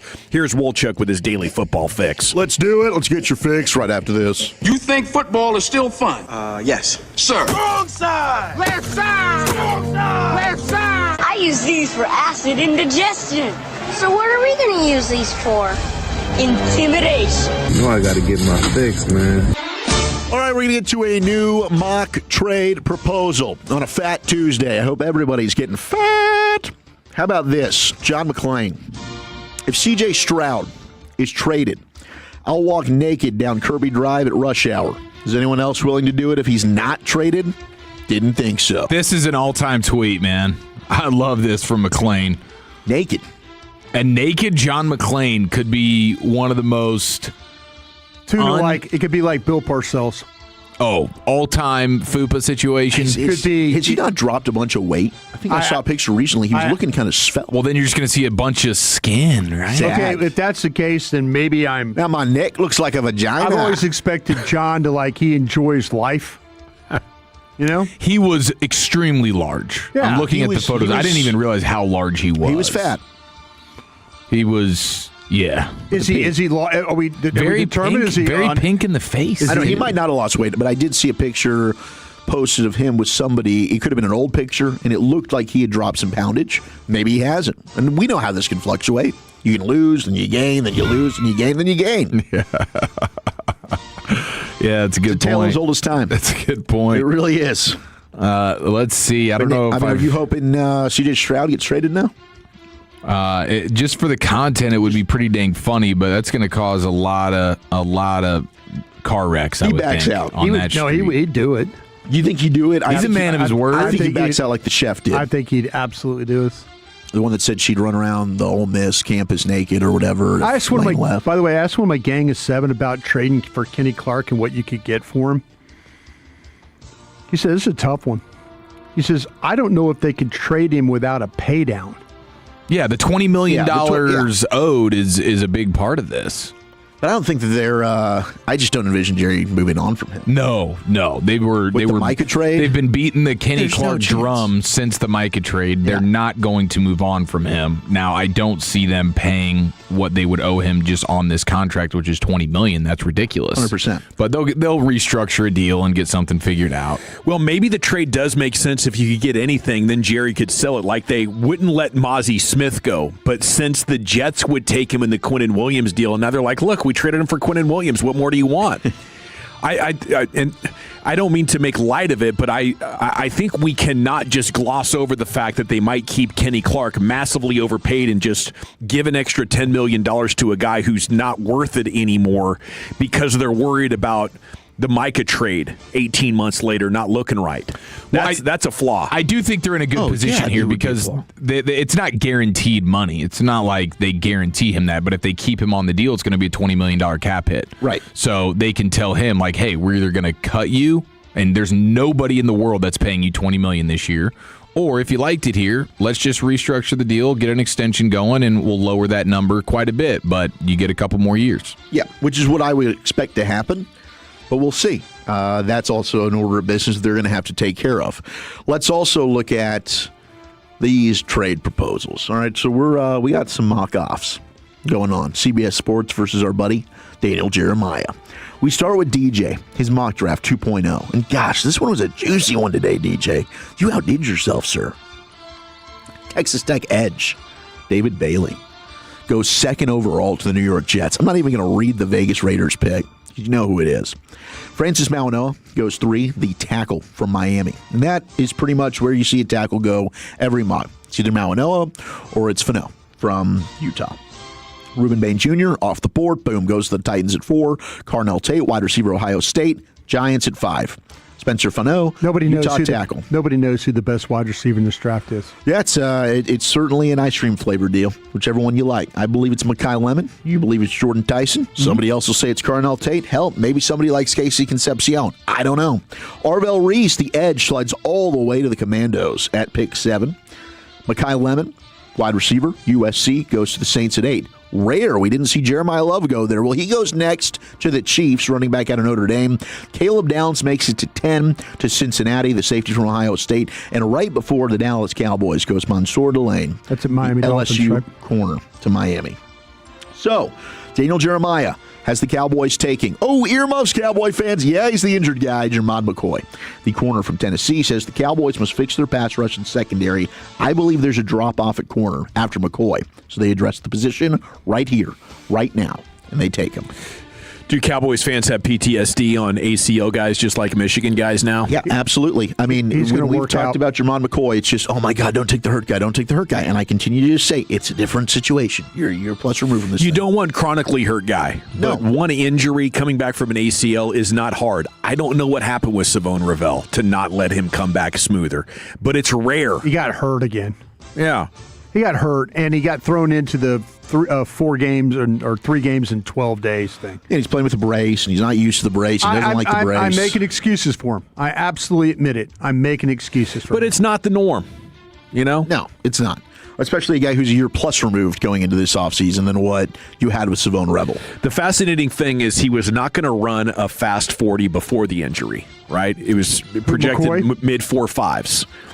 What if it loses a half tick and it's 4.59? What if it's 4.61 and now teams are really bailing on him and he's sitting there at 20? Yeah. I jump all over. I would too. I think that's tremendous value at 20. Fans will be nervous, and maybe some will throw out as this Caleb Farley.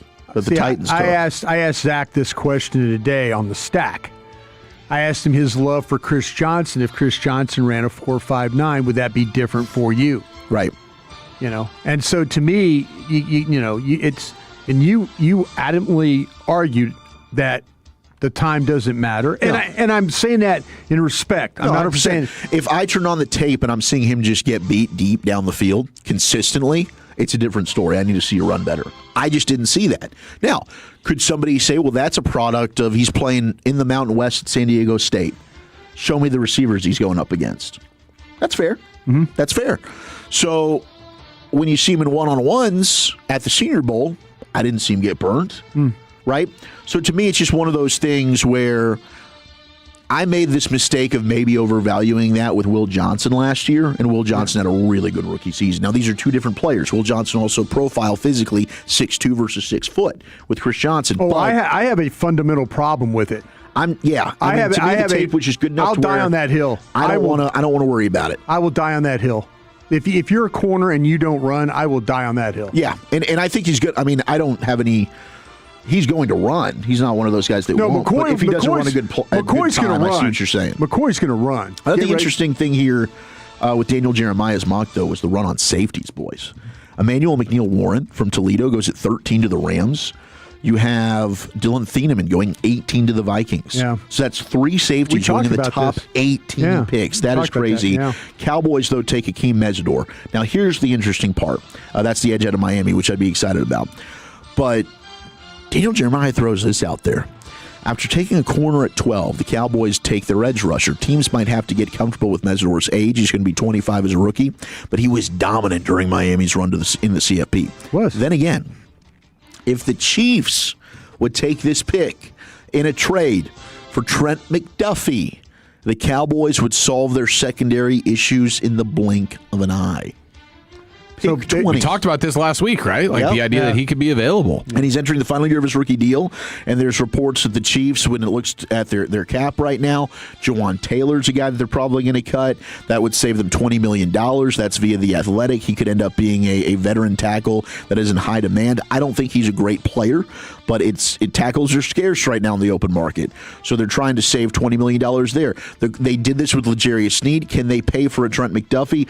The caveat is you're going to have to turn around and pay McDuffie. Or you're trading for him for a rental. You're not giving him a first-round pick for a rental. No. So would you trade pick 20 for Trent McDuffie, and now you're giving him a contract extension? Would you rather have McDuffie or Max Crosby? I'd probably rather have Crosby right now. And that's what you need to think about. Yeah, but just in this scenario specifically. Or go ahead and just take Mesidor, but you could. Yeah. And I don't know that I would want. I mean, this would be you're taking McCoy plus you're also trading for McDuffie. So now you're completely overhauling your secondary, which would be nice from Daniel Jeremiah's perspective. Yeah, either one of those players. I think I'd probably rather have McDuffie because he's younger and hasn't been as hurt as Crosby. But if you could solve cornerback with that move, I think it's brilliant. And this team's timeline just doesn't scream let's long rebuild this thing and see where we are. Not with Dak. No, not with that window. No. It screams, I can't wait, and I like Mesidor, but I think being 25 years old definitely matters here. By the time his rookie contract is done, he's out of his prime. Yeah. And maybe you see him as we're winning now with Mesidor because he's going to step in and be an instant impact player. Do you have the mock draft, the whole mock draft? Give me the defensive ends that were taken after Mesidor. After Mesidor? Yeah. You did not have one. Zion Young's the only one. Patriots at 31. Edge out of Mizzou. Wow. Otherwise, there was not a single edge taken. Keldrick Falk went right before him. The Auburn edge, he went 19. And T.J. Parker went 17 to the Lions, the edge from Clemson. So Jerry really wants to put his money where his mouth is. You sign Pickens, and you use 20 to trade for a player that can impact your defense at an all-pro level. It's not a bad option. Yeah. Not a bad option at all, especially if you – the other play is you trade down from 20, and that's easier said than done. You've got to have players, and now I'm wondering, is there going to be a player that a team really wants to move up for? And if there's not, then you're going to stick there. How about one of those safeties? Maybe. Maybe if you get a run on safety, that could very likely happen. The other news of note, Seahawks not going to be tagging Kenneth Walker. Bucky Brooks saying Seahawks are likely going to target a running back on day 2 to replace the Super Bowl MVP with a younger and cheaper option. As they say, it's business. It's never personal. And that's the John Schneider playbook. He loves the second-round running back. He will. Zach Charbonnet, second round. He'll take him Kenneth Walker, second round. He loves Rashad Penny was the one that he took at the bottom of the first round, but he is a second-round running back fiend. The other runner that's going to be available, Tyler Algier from Atlanta. He's been in that tandem with Bijan Robinson. Well, looks like Atlanta, according to Pro Football Talk and The Athletic, they're going to move on from Tyler Algier. They can't afford to have him because they have Bijan Robinson, who they're probably going to give a record-setting running back deal. So that's another runner on the market if things don't work out with Javonte Williams. Final news of note, Mike Evans is coming back, baby. Mike Evans has made it official. He fully intends to play a 13th season in 2026. Where that will be, though, is up in the air, according to our friend Jordan Schultz. He will be an impending free agent. Evans' heart's always been in Tampa. Matt Bowen, who covers the NFL for ESPN, said that a return to Tampa clearly an option, but becoming the top receiver in Buffalo with Josh Allen. Oh, I was going to say, makes a lot of sense. Would you want to grow up in Texas and then Florida and then go play in that cold weather? I wouldn't, but he probably is chasing a ring at this point. And does he think he can do that in Tampa? You better have some great cold weather gear. That's all I would say. That sounds insane to sign up for. But hey, at this point in your career, there's only so many places you can go. Can I get my way to Kansas City? Kansas City maybe also going to be cold, but yeah, that'd be a nice reclamation. Tyreek Hill in Kansas City seems like maybe they're going to have a reunion that Baltimore's been flirted out there. I don't know why they'd want to do that, but who knows? The wide receiver is going to be interesting what happens this offseason. There's a lot of players that could be on the move, not only George Pickens, but A.J. Brown as well. I don't think I'd want Mike Evans, though, because of his injury history. Obviously everything is available at the right price, but might be a tough negotiation. All right, it is the G-Back Nation here on 105.3 The Fan. We got an NFL Draft Big Board report coming up next, then a mixed bag, Football's finest coming up at the top of the hour there at 5 o'clock. And again, tomorrow at 3, the Christian Parker press conference. At 3 o'clock, you'll hear from the Cowboys' new DC for the first time. It's the G-Back Nation here on The Fan. Let's chat Trajan Wealth, though, and I thought I had things in good shape. You know this if you've heard me talking for a while. Eric and I were both like, for retirement, what do you think? We going to be in a good position? Well, we were missing a lot. Now we've got a clearer path to retirement, and we got a way more peace of mind thanks to Trajan Wealth, who are fiduciaries, which means they're putting your needs first. I'm trusting them with my future, and you should too. Call Trajan Wealth today. Set up an absolutely free consultation. The number to call, 469-579-3500. That's 469-579-3500. I love the Frisco location. My guy Steve Shelby there is awesome. They're also in Arlington, Fort Worth, McKinney, and Eric, how about that South Lake spot? Yeah, it's 10 out of 10. Shout out to Trajan Wealth getting me taken care of at the highest level. Now, I too have the confidence and peace of mind that retirement is actually a possibility for me. And I would encourage you to go ahead and schedule that free, no obligation consultation, because at Trajan Wealth, your needs come first. They're a fiduciary firm, so they're going to be prioritizing your financial well-being above all else. And the more money you make, the more money they make. So trust me, they want to see you win, and they are in this with you.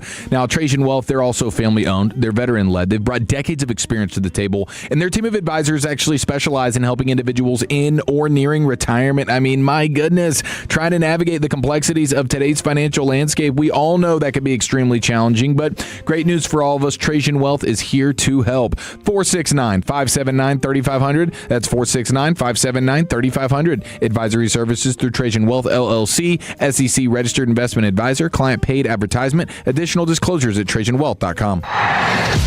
Tolo means turn it on and leave it on. Thank you for making 105.3 The Fan and the Odyssey app part of your day every day. Jeff Cox, president of Berkey's Plumbing, AC, and Electrical. I'm excited to announce the membership plan, the only plan you need to maintain all of your home's vital systems, including plumbing, AC, heating, and electrical. Benefits include priority scheduling, no service fees during the week, and member discounts on repairs. Join MVP today for only $19.75 per month in honor of our 50 years of serving DFW. Call 877-BERKEYS or visit Berkeys.com. Berkeys, we're there when you need us. M37968. Are you turning 65 or new to Medicare? Humana knows not everyone has the same needs when picking a Medicare Advantage plan.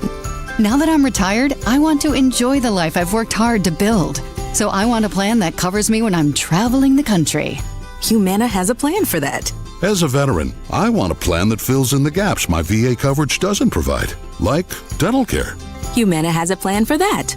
I feel good about my health. I just want care and coverage with predictable costs. No surprises. Humana has a plan for that. With a Humana Medicare Advantage plan, you get coverage and benefits that focus on what matters most to you. Learn more at gethumana.com. Humana, a more human way to healthcare. Humana is a Medicare Advantage HMO and PPO organization with a Medicare contract. Enrollment in any Humana plan depends on contract renewal. The recent freeze was another reminder backup power matters, and that is why thousands of Texans are switching every month to Base Power. Base Power is the only power company with home backup built in, so when the grid goes down, your lights stay on automatically. And right now, if you switch using our special link for fan listeners, we'll cover your current termination fee up to $250. See if your home qualifies. BasePowerCompany.com/thefan. That's BasePowerCompany.com/thefan. Texas isn't just a place, it's a feeling. We take pride in the way we treat each other, both on and off the road. So drive like a Texan, kind, courteous, and safe. Brought to you by the Texas Department of Transportation. I'm Bob Burke, founder and chairman of Burke America Parts Group, a family of brands that includes RepairClinic.com, an appliance and HVAC parts solution company that's grown into an international brand. Before AmericanEagle.com, we partially launched a new technology platform developed by another firm. American Eagle helped take our technology to a whole new level with digital marketing, software development, and business insights into our key markets, appliances, HVAC, and outdoor power equipment, and did so both on time and on budget. AmericanEagle.com has the resources, experience, and talent needed to produce solutions. Our new technology platform, developed by AmericanEagle.com, has produced tremendous results with higher traffic, conversion, engagement, and online revenue. If you have any home repairs you need to take care of, check us out at RepairClinic.com.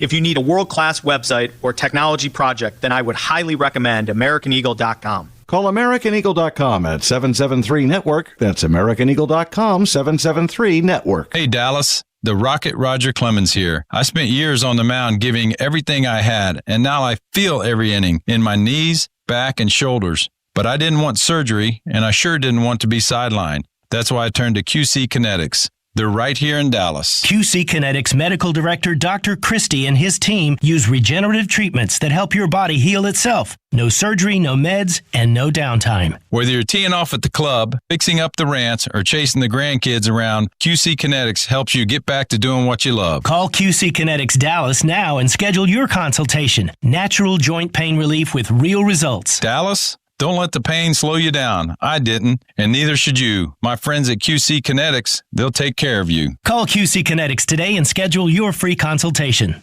Call QC Kinetics, 972-972-8610. That's 972-972-8610. 972-972-8610. Attention. Have you racked up $10,000 or more in credit card debt? Are you barely getting by making minimum payments? With credit card debt reaching all-time highs, National Debt Relief is notifying consumers about significant debt relief options currently being made available to help those with overwhelming credit card debt. These options may reduce a large portion of credit card debt for those who qualify. You don't need to declare bankruptcy or take out a consolidation loan, and you may only have to pay back a fraction of what you owe, even if you have bad credit.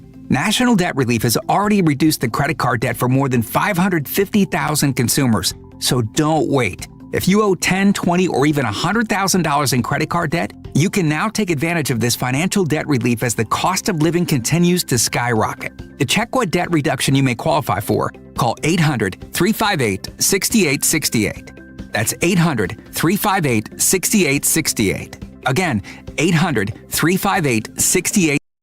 Men's T Clinic, it is time here in 2026. Mention me with your first appointment. Get a free in-body composition analysis and a free B12 shot. If you're tired of feeling off, low energy, weight gain, lost drive, you are not alone. 1 in 5 men has low testosterone. So what is next? Let's stop the cycle. Do what I did. Call Men's T Clinic, the local experts in testosterone and total male wellness. Real labs, real data, personalized plan. 972-GO-MEN'S-T. Men'sTClinic.com. Get back to being you with Men's T. Men's T Clinic, 1-800-246-LOT. Men'sTClinic.com.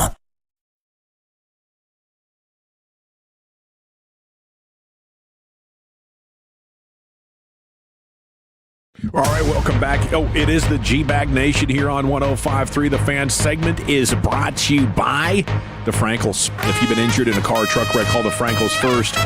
214 or 817-333-3333. There's never an out-of-pocket cost. They only get paid when you win. The Frankels are the go-to car and truck wreck attorneys in Dallas. That sets the scene for you right there. Spring training.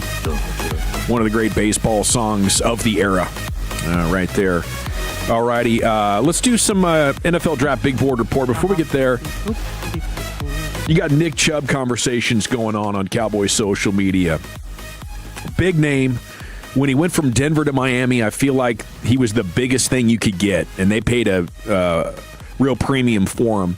He never really followed through on that promise that he showed in Denver. So here, just 3 or 4 years later, they're planning to move on from him, and he hits the trade market, and you're like, oh my goodness, Chubb's out there. Let's get this pass rusher, but not the guy that's going to answer your problems. I think what you're looking at with Jadeveon Clowney, similar type of player, maybe without the injury concerns that Chubb's had. Like, this guy couldn't even stay on the field there for a while, could he? Yeah, he's had some injury issues, and that's obviously going to slow him down, especially at this stage in his career. He's not the same player. He does have some familiarity with Christian Parker going back to his Denver days for like a season and a half before they traded him.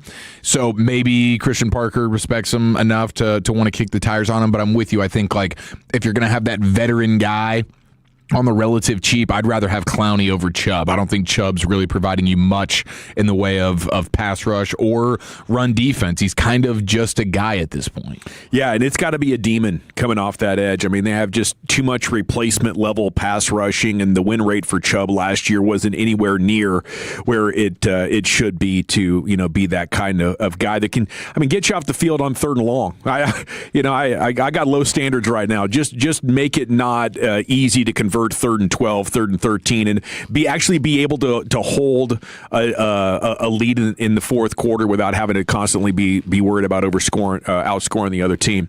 Landry has a mock draft up. They call it Plan Lions. Okay, basically, it's kind of like building up the middle, which I do not mind at all if that is where the best players are available, And at 12, they actually have you taking Jeremiah Love, Notre Dame running back. Wow. Is he good? Okay, so I did more research. I watched his USC game. I'm trying to get sold on Jeremiah Love. You guys keep looking at me like I'm an idiot. Here's what I found out. His backfield partner at Notre Dame is ultra quick. Like this Price, dude, Jadarian Price. And I think that might be the reason that I think he's slow in the backfield is because when his teammate comes in, I'm like, this is the real guy with the juice. But he would make almost everybody in college football look like that. I think it's dangerous when you have this many needs on defense to be seriously considering a running back at 12. But if he's special and it can be an answer to your problems for the next 9 or 10 years, I also found out the idea that he runs routes is false. He does the running back stuff, and he's very good at it. He has soft hands. He just can't run routes that well. Yeah, I mean, I don't know. They will at times put him out wide, but yeah, I mean, he doesn't have like the route tree to your point, but he does have good hands. I mean, there's no question about that. I'm with you. Like, it's likely that he could be the best player, one of the best players on the board. He probably will be. He's going to be a top 10 player on my board. But I don't know that I can pull the trigger there at 12. I think it'd be hard to pass up at 20 if somehow he got there. Right now, it just looks unlikely that he's going to even make it there at 12, much like Ashton Genty last year. Like, Kansas City is a sexy place to put him. New Orleans is a sexy place to put him. So I think he's fantastic. He would definitely give this offense a boost in terms of that home run threat, the juice, the explosiveness that you want from a running back. There's no doubt. You'd have one of the best backs in the league for the next 4 to 5 years. But at this point, with how bad the defense is and you were okay on offense running the football, I think I don't think I can do it at 12. You need a guy to score 40, 50, 60-yard touchdowns. No. That is such a game changer. I'd be willing to look at him at 20. I think at 12, considering the defensive needs on this team. Unless you just go crazy in free agency. There you go. Like, if all of a sudden I've done things, even if it is Bradley Chubb, and I get it. Like, I think I'm higher on Bradley Chubb than you guys are. He had 11 sacks before his injury. He had 8.5 sacks last year, and he's coming off a torn ACL. Like, I think Bradley Chubb, to me, at 28 years old, especially if I'm getting a good veteran deal, I'm doing it. At the right price. Yeah. I mean, I'm not paying top of the market for this guy anymore, but if I'm getting like a $10 million a year player, I'm down. Sign me up for him. Bring back Jadeveon Clowney. Like, we got veterans in the room. You have Donovan Ezeraku improve. He's a captain. He's a guy to help mold some younger players. Like, I don't mind having Bradley Chubb at all. Let's get this thing rotating and going. I feel like with an 8-sack guy, it's just so different compared to a 14-sack guy. Even though it's only 6 sacks and it's not even half the games, the 14-sack guy feels like he's breathing down your neck. Yeah, 100%. Like, where is this dude? Yeah. 8-sack guy, probably 3 of those, it was just a blown blocking assignment, really. And how often is he actually right there? Chief, you have something you want to add there? Well, I mean, you just look at the pass rush win rate. Like, 11% of the time he's winning. So, yeah, you could probably go back and look at his 8.5 sacks, and you'd probably see majority of them are great coverage, quarterbacks holding the ball for forever, and he got like a high motor sack out of it. Okay. And the top edge guys are living in like the low 20s. Yeah. You're like one out of every those guys. For sure. I get what you're saying. That's the whole point. Like, what are some players that I can actually get that are going to be improvements and upgrade on my roster? Bradley Chubb, for the price he's probably going to get for everything you illustrated, I'd be open to it. Now, if he still is demanding and thinking like, hey, I'm one of the top tier guys, I should be getting $20 million, we're not having that conversation here, boys. I'm with you. And I wouldn't be viewing him as a starter. Yeah, I'm looking for a rotation.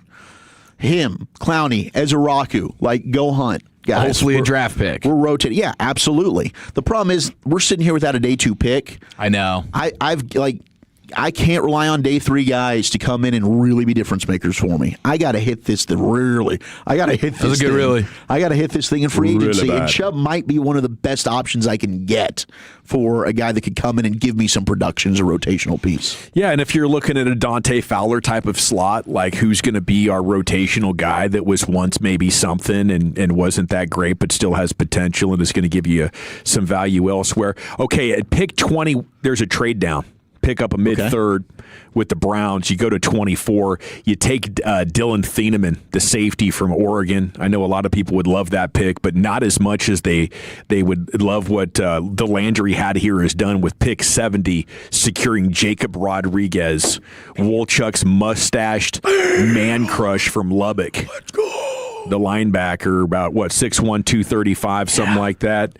And, you think so much of him that you'd be considering him at 20. To get him at 70 would be something else. It's going to be a huge combine for him. Yeah, like how strong is he? How explosive is he? Because if he answers those questions, I could see him being a second rounder. I'm with you, man. I think he's going to end up going day 2. I think he's going to end up having a really good week. I think he's going to crush the interviews. This is just a guy that you turn on the tape and he makes plays. He's in the right place. He's finding a way to punch the football out. It is hard to find a linebacker that was around the football as often as Jacob Rodriguez. You get him at 70, tremendous value. I'm all about it.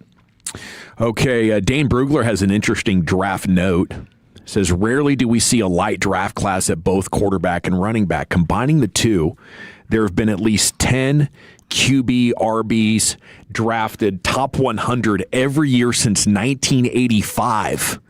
There's a decent chance that streak is snapped in 2026. He says there's only 6 combined quarterbacks and running backs in the top 100 class. So kind of building off that conversation we were having with about Jeremiah Love, and with you not having a second and third rounder, how do the day 3 picks look at adding this guy and maybe replacing Jaden Blue as far as your young guy with explosiveness that you're hoping hits?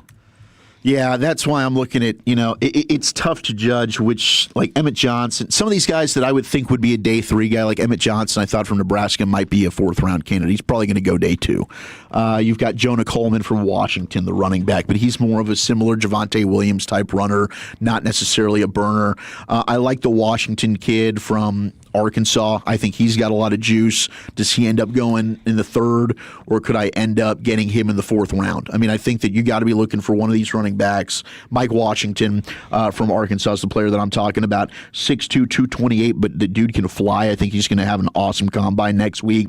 I'm interested in if he plays himself into day 2 based on the weak running back class and the fact that he's probably going to run a really good time, but he'd be the guy that I'm looking at the 4th round if he's there. All righty, and then a little note here from Blogging the Boys on new coaches the Cowboys are going to face in 2026. John Harbaugh, Mike LaFleur, Robert Saleh, Jesse Minter. I don't know if this weighs into it. I think the opportunity is when you face truly first-time head coaches who might be underwater and trying to tread water as they're figuring out what it's going to take to be a head coach and lead a room. But I think there's quite a bit of experience in there. Maybe the Cardinals with Mike LaFleur finally get that figured out. One of the cursed opponents here for the Cowboys, along with the Broncos, the Arizona Cardinals. Jesse Minter, maybe with the Baltimore Ravens. Man, things really started to fall apart with Baltimore, and it's looking just like when Newsom left and the front office decayed, and the influence that he had on Harbaugh, not only with the roster but with the coaching staff. That'll be interesting. And then obviously the Giants up there, grabbing Harbaugh. I think it's got a chance to raise their floor, but I don't think he's going to go in there and wave any sort of magic wand and make everything about that operation suddenly championship level. All righty, mixed bag coming up next. Chuck, where are you taking us? Yeah, we got some big-time baseball news. We'll get to that coming up on the other side. All right, I want to chat Frankles with you before we do anything else, though, because if you are injured in a wreck due to somebody's negligence, 18-wheeler gets you commercial vehicle rideshare, just a regular negligent driver. Next thing you know, your life could be completely turned upside down, and you can have a massive financial burden that's starting to accrue. The ambulance ride, the hospital stay, vehicle replacement, you got lost increased wages. You might need to change your career.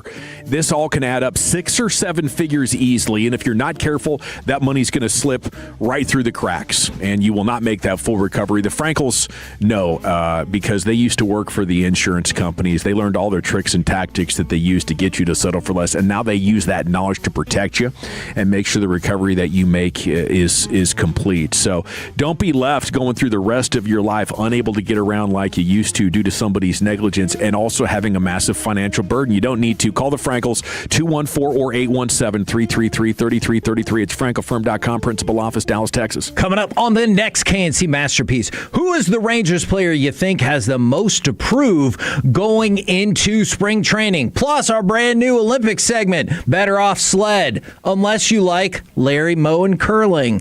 Join the show 10 a.m. to 2 p.m. right here on The Fan. What's up, everybody? Nick Hustle's here helping you beat the books with Westwood One Sports. Huge game tonight in college basketball as Michigan, the number 1 team in the country, about a 2.5-point road favorite at Purdue. And I like Purdue in this game to keep it really close. I even think Purdue can win. I would love to get +3 with Purdue as a home dog. Purdue's surging right now, but if we don't get it, I'll take 2.5 with Purdue. Bet smarter and beat the books. Download the BetMGM app today.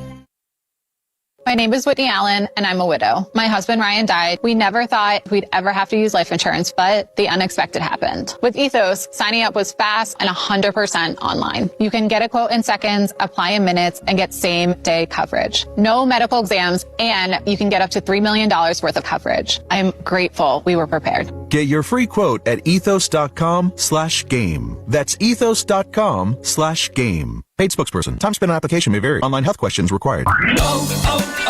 O'Reilly.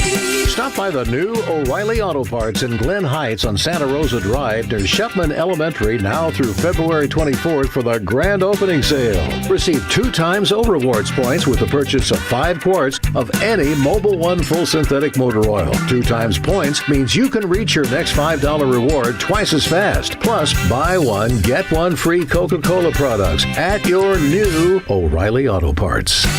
Platinum Chevrolet has become an all-in-the-family business for the KNC Masterpiece. Corey told me to go there to buy my brand new car. 5 years later and 4 new cars later, I love Platinum Chevrolet. And now we've got our producer Alec in on the Platinum Chevrolet business as well. You walk in and you gently ask for GM Justin Rudd. He's going to be happy to see you and take care of you because he loves the Tolos. And the price you see online is the price you're going to pay. Visit PlatinumChevyTexas.com. Drive a little further to save a lot more. Chevrolet, together let's drive. If you owe back taxes, listen carefully to rule number 1. Never go up against the IRS alone. They're cracking down, freezing bank accounts, garnishing paychecks, canceling passports. Even your home or business could be at risk. But here's what they don't tell you. The IRS has powerful tax relief programs that could save you thousands if you qualify. That's why smart people call Optima Tax Relief, America's #1 tax resolution firm. Nobody knows these programs like the experts at Optima. Their team of tax attorneys and licensed professionals have resolved over $2 billion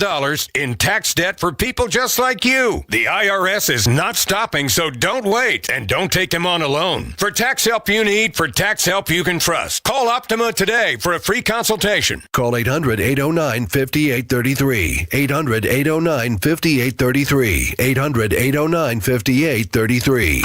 Optima Tax Relief. Some restrictions apply. For complete details, please visit OptimaTaxRelief.com. Make this your year. Looking for a new career in the high-demand fields of IT and cybersecurity? Attend classes live, online, or on campus. Go to mycomputercareer.edu and take the free career evaluation today. Financial aid is available to those who qualify. Just hearing the word IRS can make people break out in a cold sweat. No one wants to deal with the IRS, and now you don't have to. The good news is Legal Tax Defense has been successfully negotiating with the IRS for more than 15 years. It doesn't matter how much you owe, whether it's $5,000 or $5 million. You deserve the best in the business on your side, and that is Legal Tax Defense. Even if you're working with someone else and just want a second opinion, there is no cost or obligation to call. They can prevent levies, liens, wage garnishments, even file back tax returns. And the best news about Legal Tax Defense is they won't take your case unless they know they will reduce or eliminate your tax debt. Call Legal Tax Defense right now for a free no-risk consultation. 800-323-8922. 800-323-8922. You have nothing to lose but everything to gain. 800-323-8922. So, you're ready to propose, huh? Yeah, man. She's definitely the one. What are we thinking about the ring? I got my wife's at Hellsberg. I couldn't recommend a better jeweler. I could use some help with that. Man, go to Hellsberg. I had no idea how many details you need to consider. Did you know you can get a natural or lab-grown diamond? I didn't. Figure out what she wants. Trust me, they'll make it happen. Start your story with Hellsberg. Shop in store or at hellsberg.com. Ready to slim, smooth, and tighten all at once? At Souza Clinic, discover our new all-in-one transformation package combining skin tightening, cellulite reduction, our all-natural weight loss program, and laser that targets stubborn visceral fat, that deep belly fat around your organs. No surgery, just real visible results. Normally valued at $1,900 a month. Now get the complete transformation for just $350 per month. Call Souza Clinic at 972-479-5187 for your free consultation today. Souza Clinic, weightlossfortexas.com. This segment of The Fan is brought to you by the good guys, 16th Lone Star Nationals. Grab your family and friends and head on out to Texas Motor Speedway the weekend of March 6th and 7th for the good guys, 16th LMC Truck Spring Lone Star Nationals, presented by Old Air Products. To win tickets, go to 1053thefan.com/contest to register. Hang with the good guys, where real car people come to play. Allow us, if you will, to take you on a journey across the country to cover the biggest sports stories in DFW. ASCO Equipment presents the KNC Masterpiece and G-Bag Nation live from spring training in Surprise, Arizona, March 2nd through the 6th, with access you won't find anywhere else. The Fans coverage is also brought to you by Mercedes-Benz of Plano and On Time Experts Heating and Plumbing. Your one and only home of the Rangers is 105.3 The Fan. If you're in the market to upgrade your vehicle, get to Classic Chevrolet in Grapevine. Back-to-back #1 Chevy dealership in the world, they've got more new Chevys than anyone in their all-price sale. Silverados, Tahoes, Blazers, Malibus, Equinox, and more. Visit ClassicChevrolet.com. This is Texas. This is Classic Chevrolet. Together, let's drive, relax, and enjoy the difference. Based on new Chevrolet registrations, 2023 through 2025. Well, thank you, Lucius. It's the G-Bag Nation here on 105.3 The Fan. Football's finest coming up at 5 o'clock. Here's Wolchuk and his mixed bag. All right, let's talk some baseball. We did get some good news, and we'll have Sean McFarland coming up at 6 o'clock of the Dallas Morning News. Covers the Rangers there. He's got our eyes in spring training, boots on the ground there. But we got an update regarding who is going to start the spring training opener for your Texas Rangers, and that will be Nathan Eovaldi. He will be starting the opener on Friday. Excited about that. And Josh Young, per Jeff Wilson, is the Rangers union rep who will be replacing Marcus Semien. And he said he has no information about Tony Clark resigning as the MLBPA chief. Player reps will have a conference call this afternoon. I'd assume that conference call probably going on because there is a lot of crazy stuff going on with Tony Clark. Yeah, I just got a couple follow-up questions there, Wolchuk. Wow. Was this your brother's wife or your wife's sister? Yeah, I don't know. This is wild. This is... Oh, yeah, I guess it's a good point because he was sister-in-law? He had an extramarital affair with his sister-in-law. Yeah. Who also worked for the union. Right. So they were sort of co-workers, him being the sort of the boss in this scenario. And also supposedly the reason why she was hired. There was some nepotism involved here. So was this true love, like I married the wrong sister? I think oftentimes it's just girls gone bad. We just want to shag. Yeah, just some shagging. Dad's gone bad. Good old fashioned shagging wagon. Can you imagine to being in the Clark family today? No. And you just get this bombshell laid down on you? The kids' group chats have to be like crazy. The stuff that PTSD is made of. Yeah. Insane, bro. Yeah. So if you didn't know, the Major League Baseball Players Association Executive Director Tony Clark resigned today after an internal investigation revealed an inappropriate relationship with his sister-in-law, who was hired by the union in 2023. And you know this is legit because Don Van Natta It's all over this one. Jeff Passan, both reporting it during the union's internal probe, which came in the wake of a wide-ranging and still open federal investigation into the MLBPA's finances and other alleged improprieties, including nepotism. Yeah, remember they'd started the league that never became a league. Yep. They were going to have like a youth sports league, and it ended up like siphoning $5 million or something to union leadership. Well, because he was just buying fancy undies for sister-in-law. Yeah, it could have been. It could have been just Valentine's gifts. We're getting the Skims package here for you. Whatever Femke Cox wearing while she's racing. But the relationship between Clark and the woman then came to light, according to sources, prompted him to step down. Who called him out? After more than a dozen years as the union's leader. Well, the probe. They were probing, and then they found out he was too. They found a good probe. Oh, no. Yeah. It's a double probe situation. Yeah. Cell phone records. Either way, this is bad. It is so bad. The timing's terrible because we've been heading towards most likely a lockout next year. Anyway, I think this is going to be an ugly negotiation. Might be good that this guy gets out of here then. Maybe. I don't know who the interim guy is going to be. Did this guy kind of suck at his job? I think he sucked. Yeah, I didn't think he was very good. Well, he was clearly he was busy. We don't know who was doing what in that relationship. Can you imagine story? Wife calling sister, something's wrong with Tony. I think he might be having an affair. Oh, you don't say. She's confiding in you. Yeah. Who do you think it is? I don't think so. No, When's the last time you saw him? Have you checked his phone? You're just paranoid. Then she calls Tony and tells her, hey, your wife's on to us. AKA my sister. Yeah. Sending her screenshots. Jeez. That is freaking brutal, I'm going to bro. guess that the sisters don't get along. Maybe. Well, again, we don't know. He's got a brother. It could be his brother's wife. I think we don't know which one it is. More than likely, it's his brother's wife, which is a screwed up deal. Why more than likely? You can keep it in family when it's like that type of situations. Yeah. The Jacksons did it. A lot of people do it. Just the Thomases couple did of brothers. One brother used to date the girl, then she ended up marrying another brother. Yeah. I've seen it, bro. Could have been an estranged deal. Yeah. Where, hey, since you're not married to him anymore, I still think he's a good man. You guys are a great family. It's technically extramarital. We're just kind of swapping. Yeah. Yeah. It's just community. I seen you always looking at my wife. Go ahead and take her, brother. He's a very family-oriented guy. Yeah, very family-oriented. Hey, what are you working with over there? Yeah. It was his first sister-in-law. Yeah, that's absolutely wild. What a crazy story. We also have another crazy story emerging regarding IMG Academy right now. Yeah, this is pretty nuts. Oh, my gosh. Bradenton's IMG Academy agreed to pay $1.7 million to settle a potential liability suit after allowing 2 students with ties to the Mexican cartel to attend the school. The U.S. Department of Treasury has announced Thursday that IMG Academy's continued tuition transactions for the 2 students racked up nearly 90 violations of counter-narcotics sanctions over the span of the last 4 years. So IMG gives it near $100,000 a year in tuition money. Where does it come from? I guess from the cartel for these 2 players. Hey, they do some good things with their money sometimes, you know? Crazy.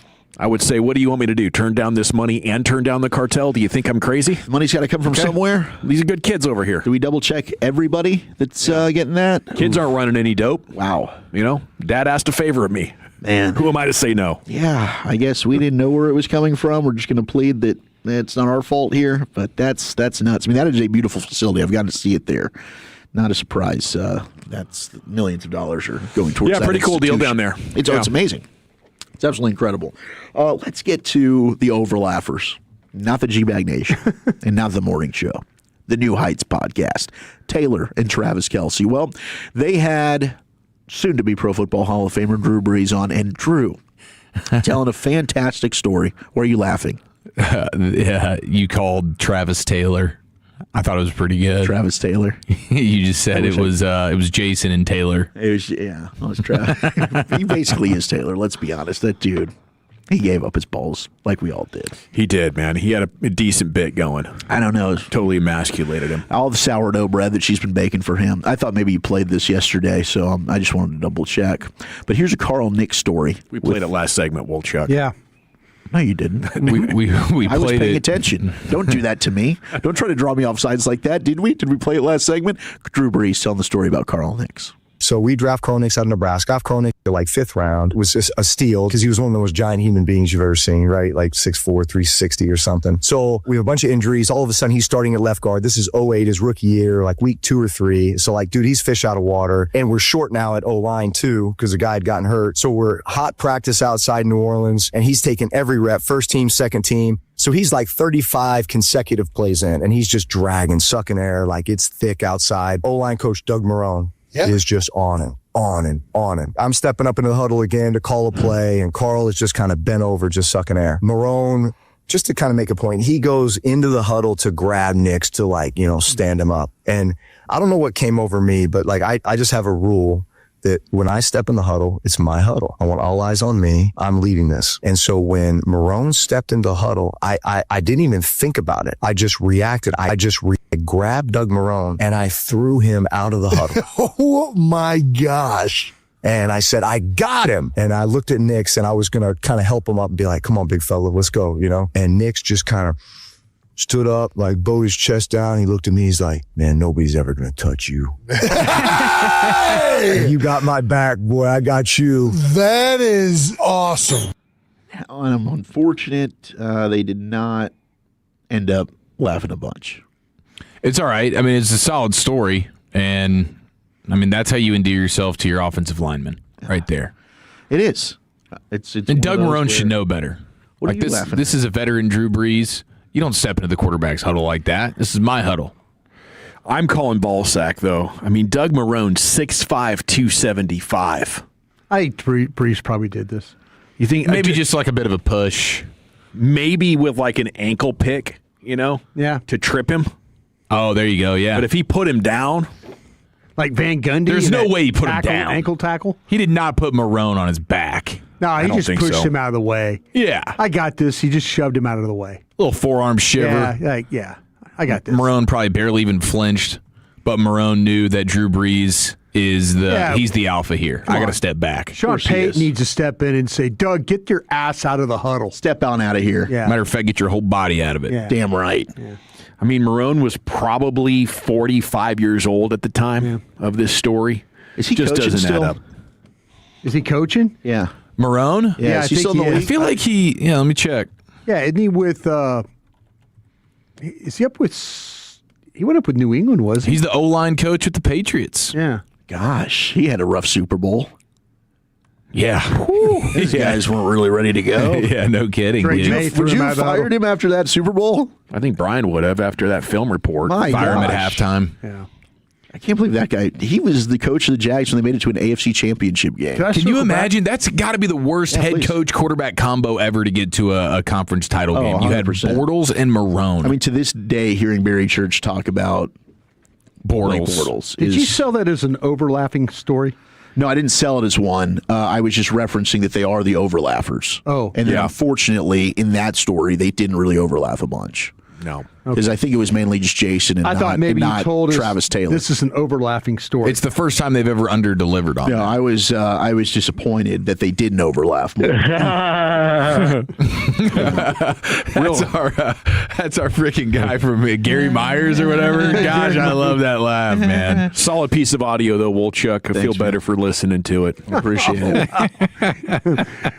We got 3 down, 2 to Nobody's go. going to touch you, Dawson. Nobody's going to touch my Wolchuk, Brian. Back off. Okay, we got football's finest coming up next, buddy. Where are you taking it? Yes, should the Cowboys abide by these rules for free agency next to the nation? The more time you give, the more our crush grows. Together we continue to build something special. Keep turning it on and leaving it on 105.3 The Fan and the Odyssey iHeartRadio and TuneIn apps. This is an Odyssey Sports Minute. There will be no shortage of pass rushers available for those in need this offseason as the Dolphins cut Bradley Chubb yesterday. Chubb had 8.5 sacks and 20 quarterback hits last year after missing all of 2024 with a torn ACL. With Chubb, Trey Hendrickson, and presumably Max Crosby, teams with the need for a pass rusher will have their pick from a solid class. The question will be the cost. Chubb and Hendrickson will need new contracts, while Max Crosby will have to be traded for. I'm Adam O'Donnell. This is the story of the one. As the purchasing manager at a manufacturing plant, she knows the only thing more important than having the right safety gear is having it there when you need it. That's why she partners with Grainger for auto reordering, so her team members can count on her to have cut-resistant gloves on hand, and each shift can run safely and efficiently. Call 1-800-GRAINGER, click Grainger.com, or just stop by. Grainger, for the ones who get it done.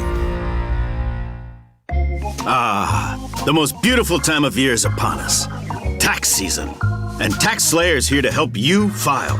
We guarantee 100% accuracy and your maximum refund. Those are some good numbers.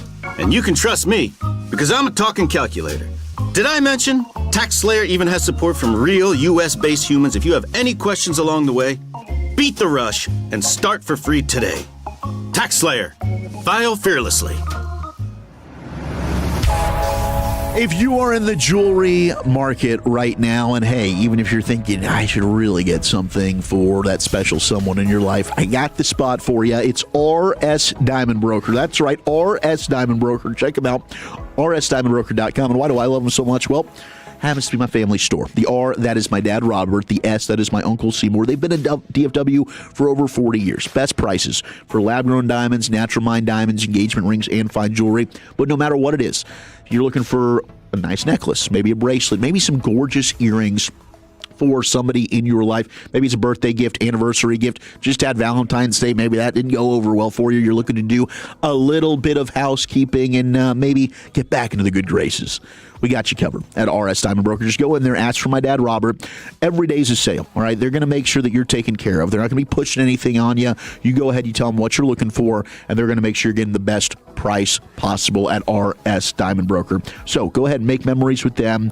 They've been in DFW, as I mentioned, for over 40 years. Just ask around. Someone you know has done business with us. That's rsdiamondbroker.com, or go on in, check out that beautiful performance showroom, Preston and Campbell, right there in North Dallas. RS Diamond Broker. Go check them out today. Hi, this is Pete Thompson from the Consumer Team. If you're dealing with a furnace breakdown, call the On-Time Experts. 7 days a week, they'll be at your home same day, or the service and diagnostic fee is free. And their technicians are here to fix your furnace and get you warm again, and not just try to sell you a new system you may not need. Set your appointment online right now at theontimeexperts.com. Theontimeexperts.com. The On-Time Experts, the official HVAC partner of the Dallas Cowboys. Are you tired of falling short on your health and fitness goals? It may be your hormones. Optimizing hormones can have a dramatic impact, both physically and mentally. BioT is the world's leader in training healthcare providers on bioidentical hormone optimization. BioT's providers treat low T, low energy, muscle loss, low sex drive, and performance. Get your edge back in 2026 by visiting myhormonelevels.com to see if you qualify for a reduced cost program offered by a BioT certified provider. That's myhormonelevels.com. Hey Tolos, Eric Schiaffalo here with Josh and Alexis Vining of Greystone Roofing, a family-owned business that's been serving DFW for years. Thanks, Eric. Here at Greystone Roofing, we're licensed, we're local, and we don't use door knockers or high-pressure sales tactics. We just deliver honest, quality craftsmanship. We're a family, and we treat your home like our own. If you're looking for a roof that's built to last with no gimmicks and no hassle, just honest, reliable service, call my friends at Greystone Roofing today or visit them online at greystone-roofing.com. Whether you're commuting to work or heading out for a fast coffee break, getting an auto insurance quote is just a tap away. With AAA, you're always connected, so you can focus on the road ahead. Rest easy knowing AAA's got you covered, no matter where life takes you. AAA, we're always with you. To start your quote, visit AAA.com/insurance. Insurance provided to qualified AAA members by Auto Club County Mutual Insurance Company. Membership requires a separate payment. Looking for the right machine to get the job done? ASCO and Case Construction is backed by decades of experience and a full lineup of equipment, from light to heavy. Right now, our compact track loaders and excavators are moving fast. And with ASCO, you get the support and expertise to keep your operation running. Don't settle for less. Get the machines that get the work done. Visit your local ASCO dealership today or visit ASCOEQ.com and see the full equipment lineup for yourself. ASCO and Case Construction, built to work, built to last. This is the exclusive home of Dallas Cowboys football. KRLD-FM and HD1, Dallas-Fort Worth. Let's go, Cowboys. An Odyssey sports station. Driven by our D&M Leasing Studios. You're rolling with the G-Bag Nation on 105.3 The Fan. Welcome to the nation. Shoot, yeah, it's Hour 4, G-Bag Nation on 105.3 The Fan. Tomorrow at 3 o'clock, you're going to hear from the Cowboys' new defensive coordinator at his introductory press conference. Now that the coaching staff has been finalized. Christian Parker tomorrow at 3 o'clock right here on your home of the Cowboys. Here's the chief of football's finest. Okay, should the Cowboys abide by these free agency rules? Right after this. But at the end of the day, it's about taking it a day by a time. A day and a day, just continuing to do that. You cannot lose games in the NFL and still win.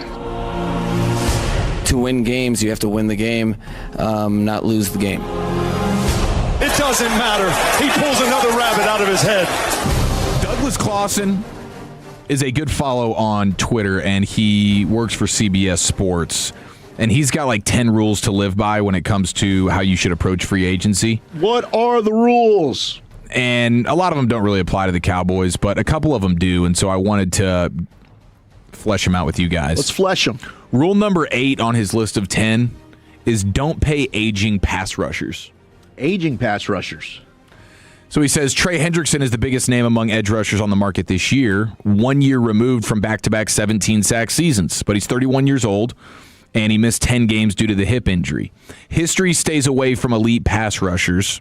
Or it says to stay away from elite pass rushers at this age. He looked at pass rushers like Hendrickson with at least 4 10-sack seasons at age 30 or younger since the year 2000. Over 30 players, and they fall off a cliff in terms of production in their 30s. They average just under 13 sacks at age 29, and then by age 31, it's just over 7 sacks. So their sack numbers drop quite a bit. He references the Von Miller deal, 6 years, $50 million guaranteed at 32 years old with Buffalo after he won the Super Bowl with the Rams. And in those 3 seasons with Buffalo, he had 14 sacks. He does mention like a better outcome is the DeMarcus Ware one with the Broncos. 3 years, $30 million. He was 32 years old. He had 10 sacks his first year and then 7.5 the second year when they won the Super Bowl. But that was also him surrounded by dominant players. Like he had Von Miller on the other side of him. Yeah, and that was great. They got the Super Bowl out of it. So, it worked out well for them. But it just happened with TJ Watt, under 10 sacks.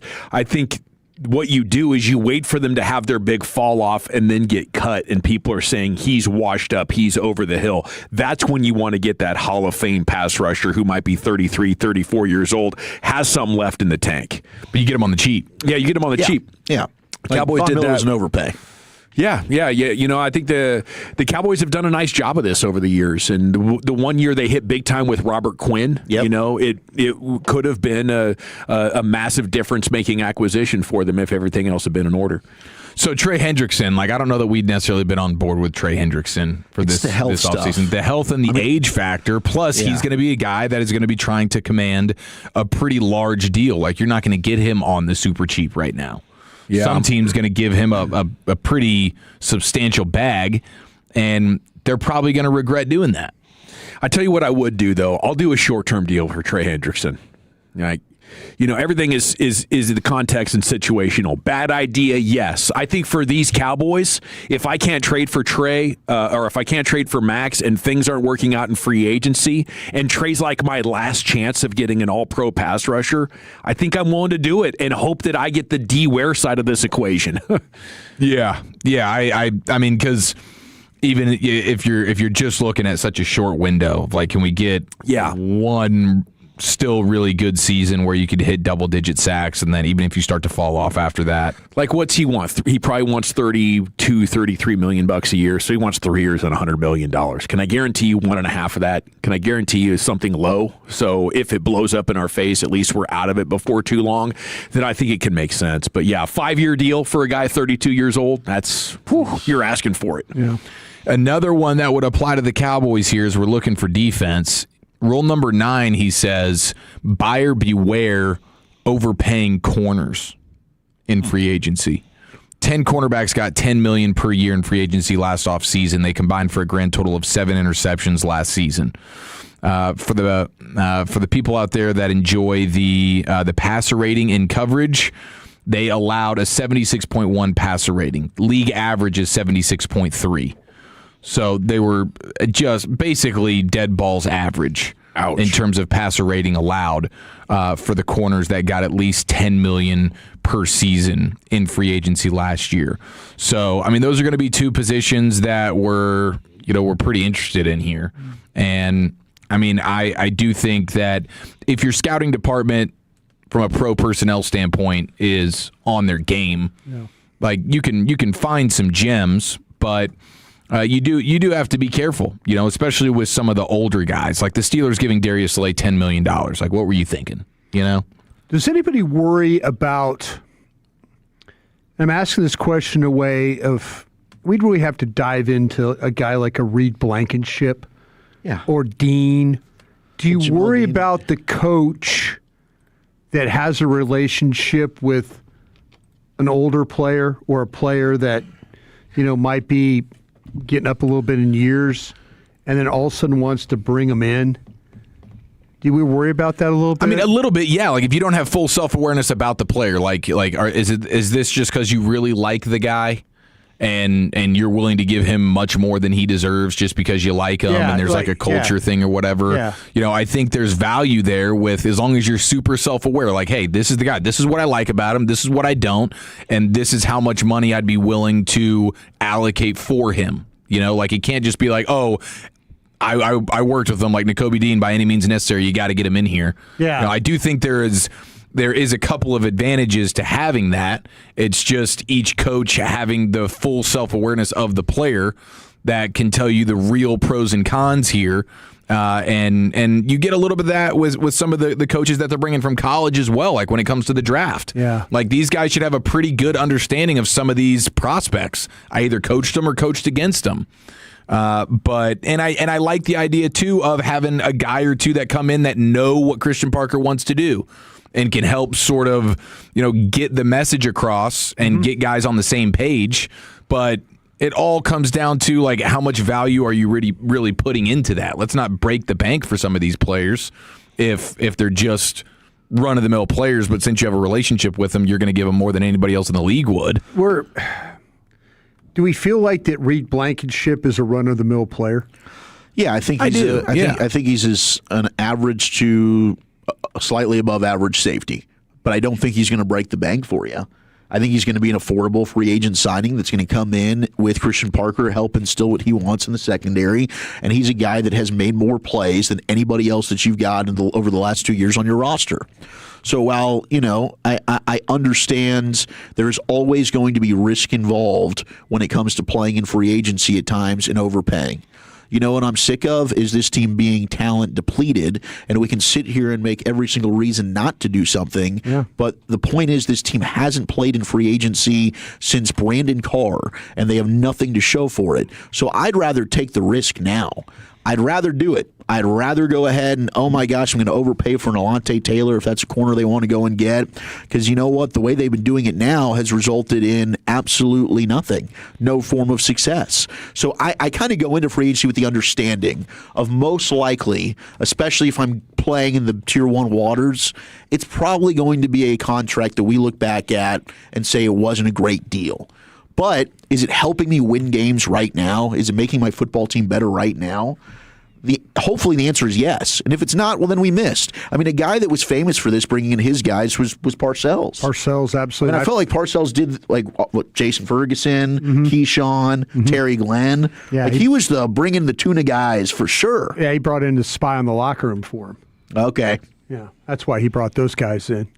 I mean, he had some guys, Richie Anderson. He had some leader guys. I'm not going to... Like DeMarco Rivera? Yeah. But that didn't work out. I got fired because of Marco Rivera.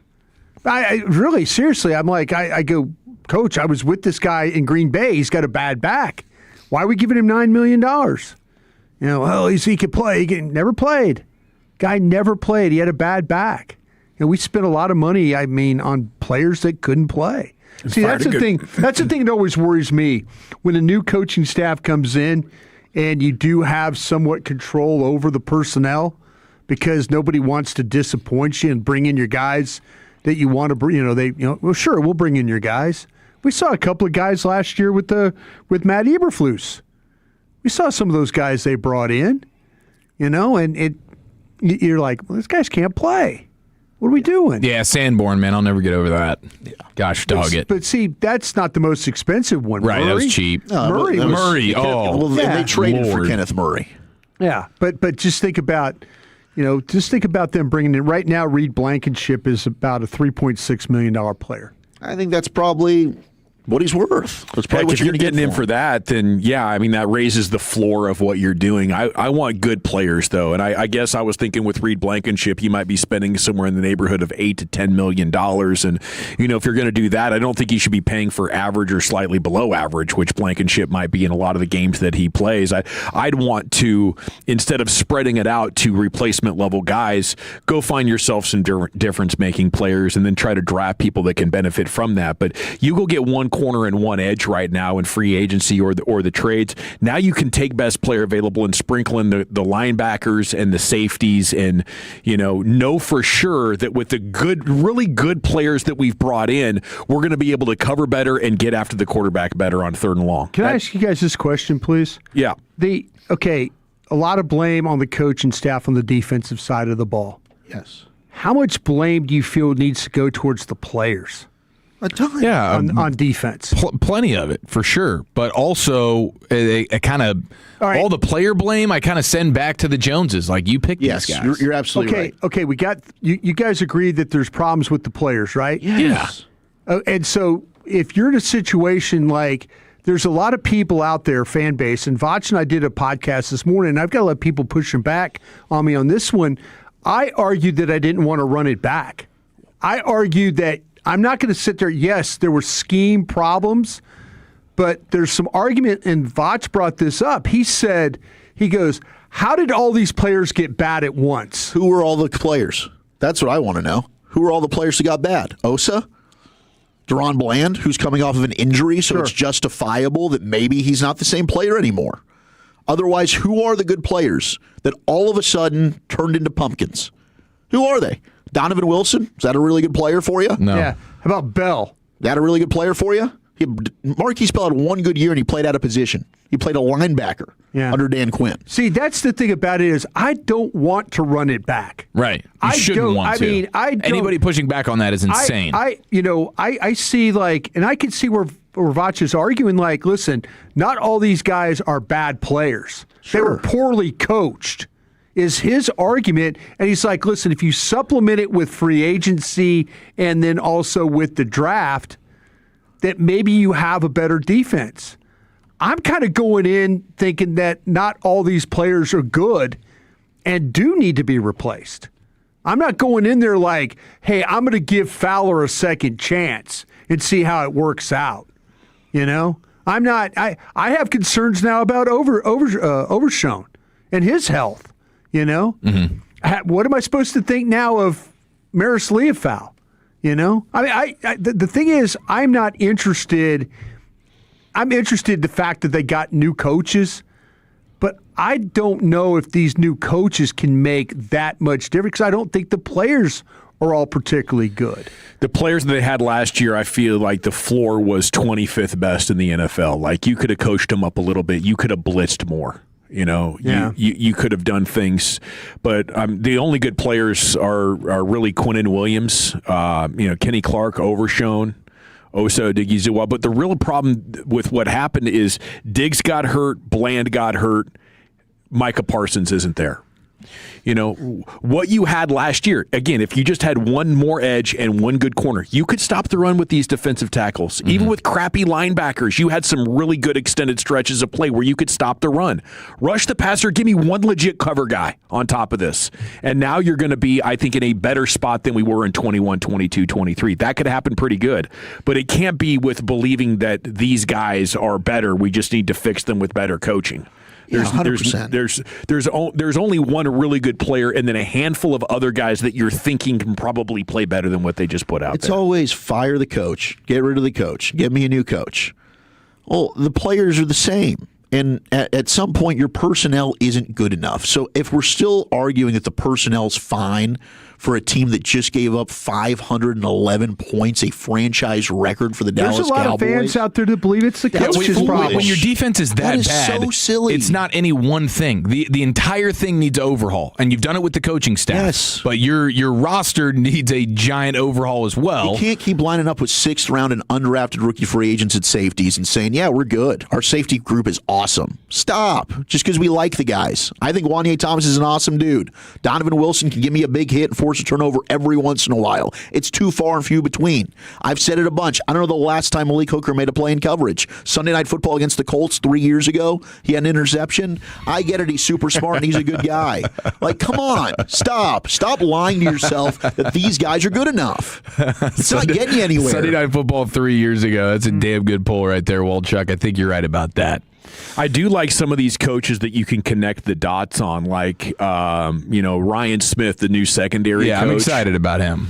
And the safety in Arizona that's a free agent, Jalen Thompson. Like, I think it makes you better than what you were. Mm-hmm. I don't know how much this dude, Brian Bing, who has been with the Cowboys a couple of years, but he was in Chicago, I don't know how much he knows their safeties, but both Kevin Byard and Jaquan Brisker are available. Like, I would want to be picking the brains of my coaching staff. Who do you have relationships with? Because that's one of the things you're betting on or banking on with this Shoddy and Christian Parker approach is we're going to have relationships, we're going to have educators, and in all of their past are players that, in theory, if you've met the best relationship builders, the best culture builders, and the best teachers, there should be players in their background that are like, hot damn it, I want to go work for that guy again because of what he opened up for me or how confident that he made me feel, how much of an advantage that he gave me on game day. And if you believe that your coaches are giving you that, then I don't think you can overlook it, Brian. But like what Chief said, you have to have awareness. Yeah. Am I just trying to get this guy a job because I like his family and I want to see him do good? See, that's that's the thing. I mean,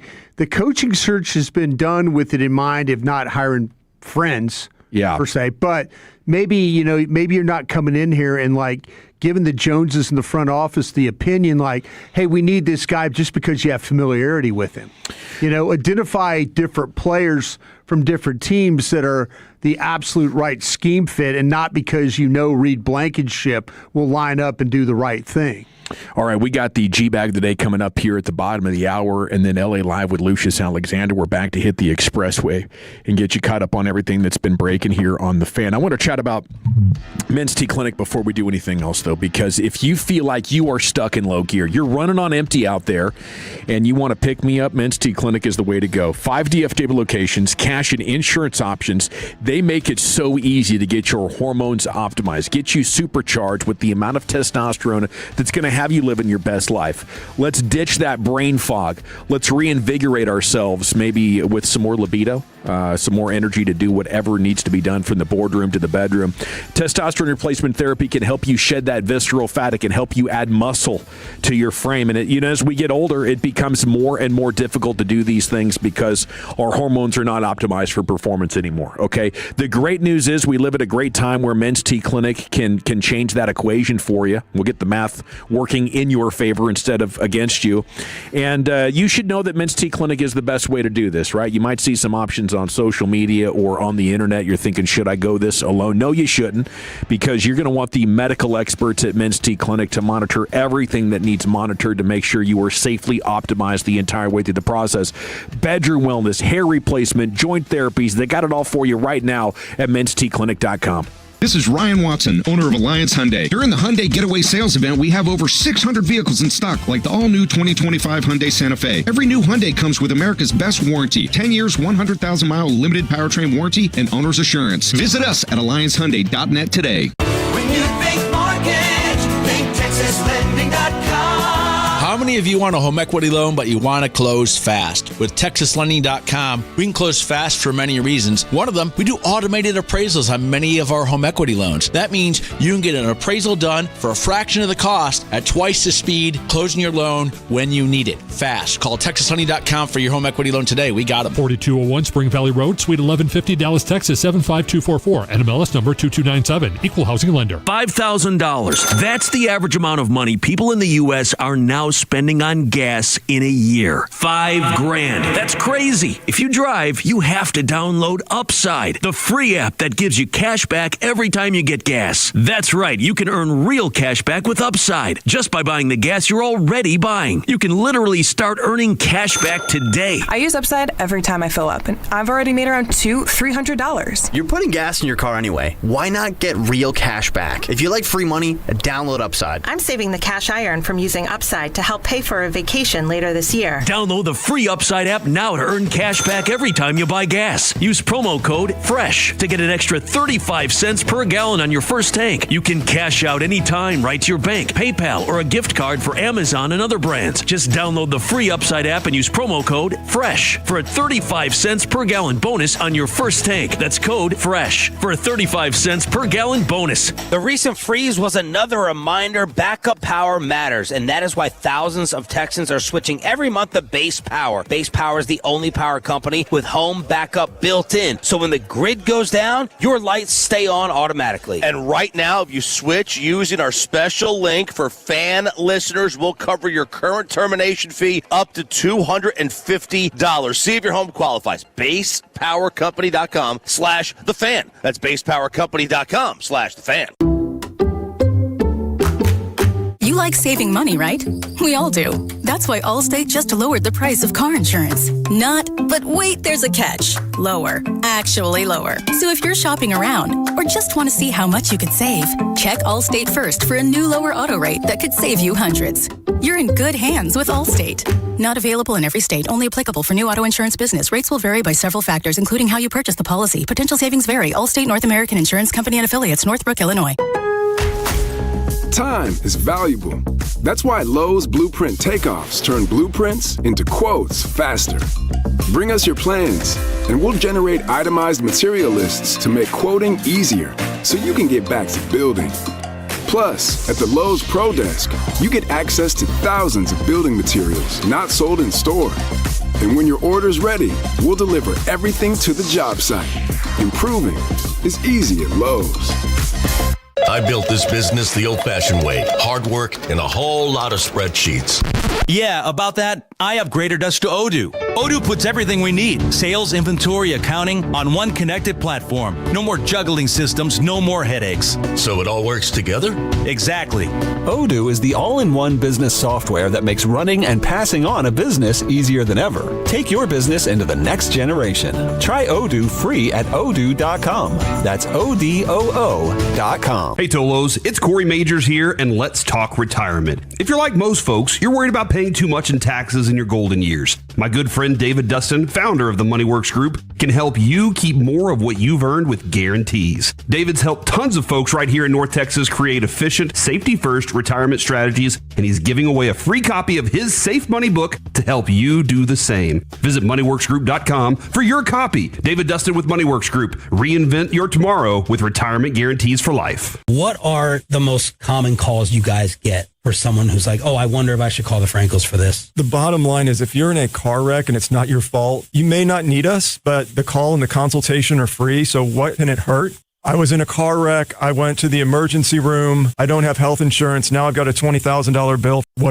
do? I missed a week of work. I got hit by an uninsured driver. How do I deal with that? Make us your first call. 214 or 817-333-3333. Franklin Frankel, Principal Office, Dallas, Texas. This segment of The Fan is brought to you by DFWsecurity.com. Looking for security you can actually count on? DFW Security is local, top rated, and always there when you need them. Get security with smart cameras and control it all with one easy app. Call DFW Security today. DFWsecurity.com. Yeah, buddy, welcome back. It's the G-Bag Nation here on 105.3 The Fan. It's time to hit the expressway. It's brought to you by the On Time Experts. Sean McFarland, Dallas Morning News, talking Rangers with you, is coming up at the top of the hour, 6 o'clock. We'll be in surprise for spring training before you know it.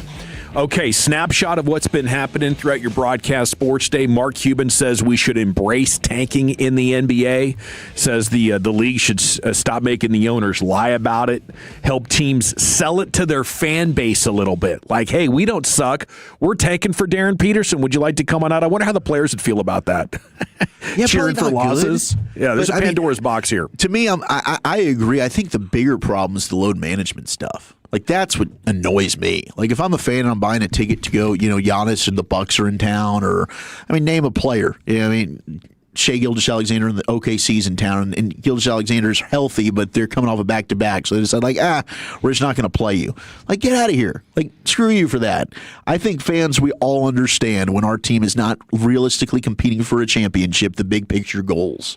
Yeah. And the tanking thing, to me, is really not that big of a deal. It's just so funny. Do you guys remember when Mark Cuban, fired at Kavanaugh during a show? Because, in 2014, 15, 16, we're rolling out Team Tank hard because the championship years were obviously over, and we were pushing for tanking hard. Cuban came out against it, and then ends up tanking for Luka. Right. They end up tanking for Lively. Yeah. Sean Heath, their PA guy, is calling us like idiots on social media for being pro-tank, and now Mark Cuban has completely flowed the other way. I think part of this is a partial admission and apology to the nation. Yeah, well, it's also, you get the clarity now when you're removed and you're not the majority owner and everyone's not yelling and screaming at you for why'd you blow up the championship team? We told you that was a terrible idea. Now you can't even compete and win a playoff series. Yeah, it's a little bit of hypocrisy there on Mark's part, but I do agree with the majority of what he said. The one that I don't is, yes, will we not remember the score sometimes? But you do remember the win or the loss. Yeah. You remember the last game I went to, the team win or lose.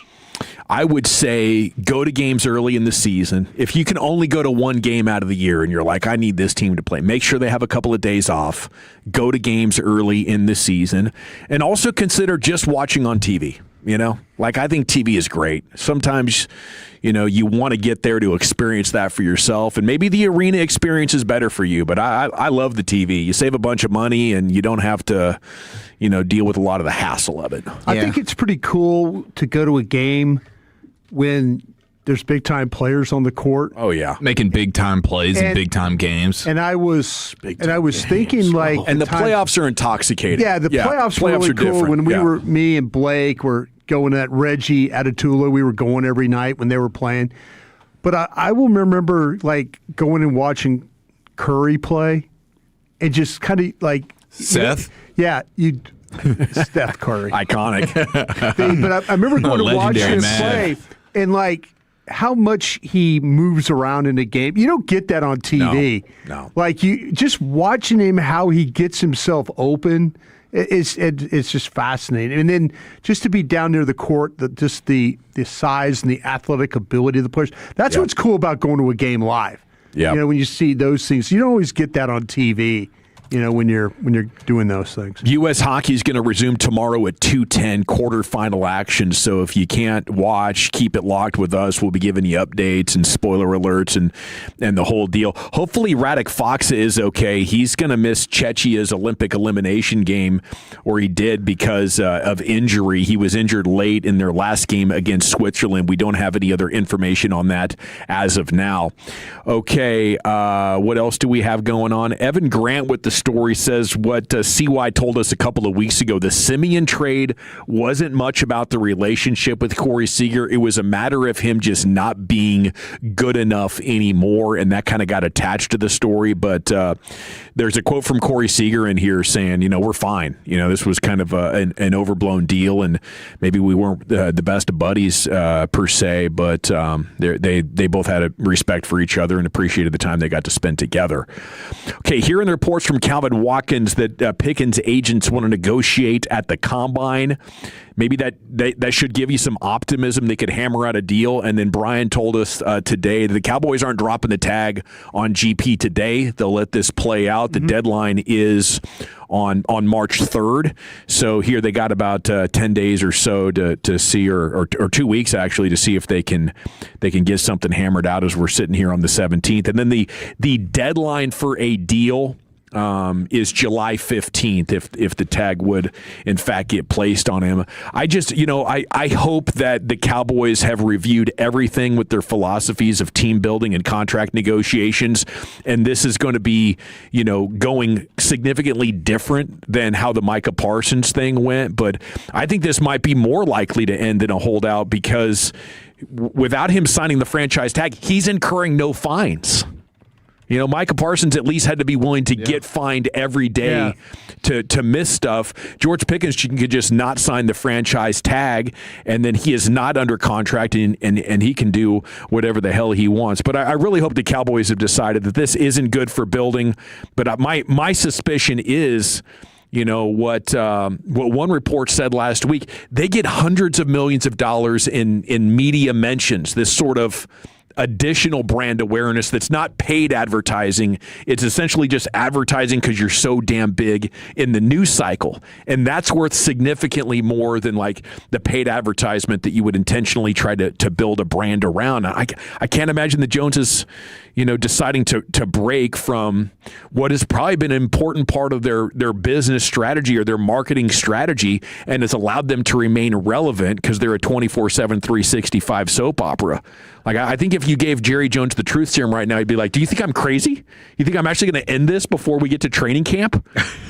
Do you know how many dead days we have to go through between now and then that the Cowboys can continue to dominate the media cycle and the nudie cycle? The nudie cycle, too. I was worried about that one. Big fan of that. What you just said there is inaccurate. Okay.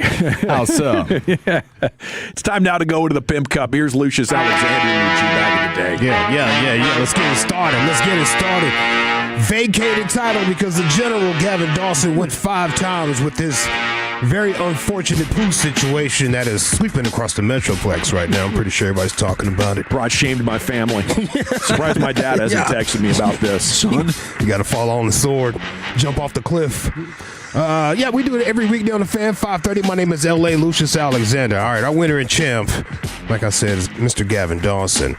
So we're going to go to a Arizona high school basketball game.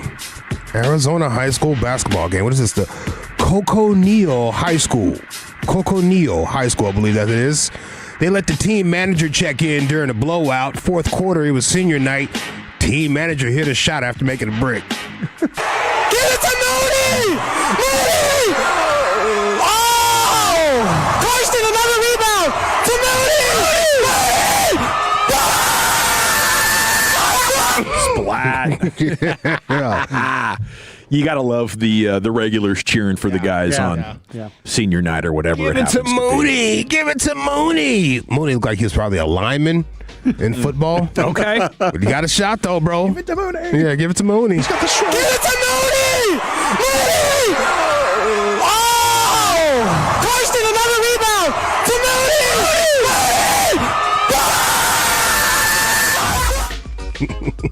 Did he make the shot? Yeah, he made the shot. He missed the first one, got the rebound, and kicked it right back out to him. Love it. And he put that sauce on that thing. Shout out to Moody on a Fat Tuesday. They're wearing that engineer out, bro. I think we're overmodulated. Yeah. I mean, usually I'd have no interest in being the team manager, but if I knew there was a chance I could get in, hell yeah, in a blowout situation, might sign up for it. It just seems like such a beatdown. You're at all the practices, you're taking notes, getting towels, you're taking stats. Yeah. Where's the value? Yeah. Let's see here. DoorDash man right here was not feeling the dogs. My guy got a DoorDash order and his dogs ran out there, and they look like some friendly dogs, but they're really, really big. DoorDash dude was not feeling it. Yeah.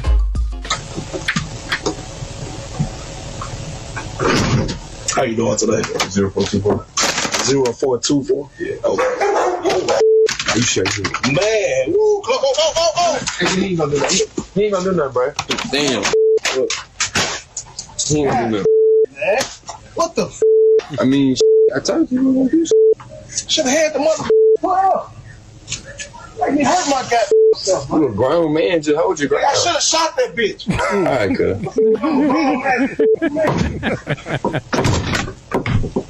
Dumbass. Man, that's why you just leave it at the door. Yes. You know? Yes. Or do no contact delivery. Just knock and run. Yeah. Man, say you a grown ass man. Why are you scared of the dogs? Because they're huge, bro. Yes. Did you guys see a video of the lady with the going through the TSA lines with the Doberman? No. Oh, wait. Was it a Great Dane? Great Dane. Yeah, I saw. Sorry, Doberman. I'm sorry, Great Dane. Yeah, My I saw that. Great I Dane. saw that. She's going to pull that into a seat? It's a freaking horse. That Huge thing, dog.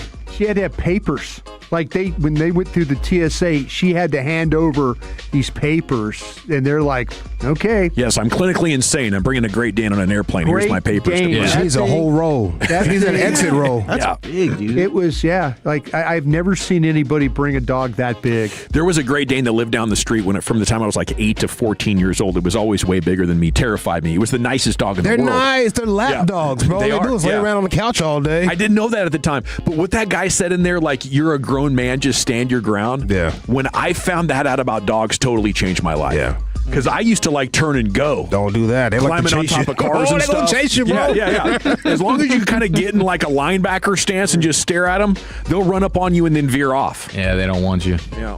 They think, oh, wow, this is the boss right here. It's just all body language, you know? Yeah, like scaring a bear away. You got to put out that alpha energy. Get away, bear! Shoe bear! Shoe bear. Yeah, that's a challenge for me sometimes. Shoe bear. Shoe bear! Let's go to former Rangers pitcher Derek Holland. He was on the show Friday. This is not one. This is not one. But I just like this. You got to continue to just do your game. People are always going to criticize you, whether you do good or whether you do bad. But it is funny to see when you do good. When you do good. It's funny to see when you do good. Yeah, that's my guy, Dutch. Doo-doo. Didn't know anything about that last week. Yeah. Dropping knowledge on you, bro. When you do whether you do bad. But it is funny to see when you do good. It is. I feel satisfied. I turn around like, yeah, boy, you do good. I'm healthy today. Let's go to Fox 5 DC. A reporter crashed out right here. He thought his hit was not live. He thought they were recording it, but it was actually live, and he got to cussing and fussing. I've just spoken to one of the snowplow driver's roommates who says he'd been out here for days clearing this roadway. God damn it, motherfucker. Wow. I know that feeling. Man. Coming again in 3, 2. Yeah, bro. Just redo this. Bill, you're live. Yeah. Clearly somebody told him that in his ear, and that's why he got back on the game real quick. He'd been out here for days clearing this roadway. God damn it, motherfucker. Yeah, you're live. All right. You're live. Yeah, Of course I am. Yeah, you got me. Good luck, buddy. Can we just throw it to an emergency break here? Can we just gather ourselves? Sorry. Up next.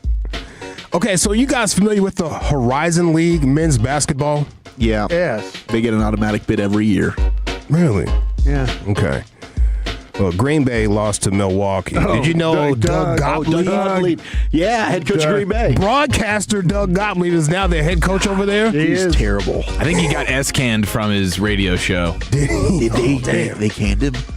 Dang. And then he go, I guess. Probably about to get fired from this. So he's pent up. He's won like pent up. 4 games in his career. It's been horrible. Why did they hire him? It's crazy. Doug Gottlieb. All right. Well, he had an intense post game. He's criticizing the officiating. Every time we touched them, there was a foul in the second half. The last play of the game, just to get the ball, they're grabbing us and holding us. Okay, and I understand. If you're not calling that, that's fine. You had the exact same play at both ends in the last play of the game. The exact same play. Ooh. The exact same play. So I need the new commissioner of the Horizon League to explain to me what a technical foul is when I don't leave the box, I don't curse, I'm not demonstrative. Okay? There was nothing that should have been called a technical foul. I know when I earned one. I did not earn one. Okay. I know when I put that work in. Yeah. I know when I earned cuss. one, okay? I know when I cuss just 30 seconds ago. Yeah. That was a two-handed Hulk smash down on the podium right there. That was pretty good.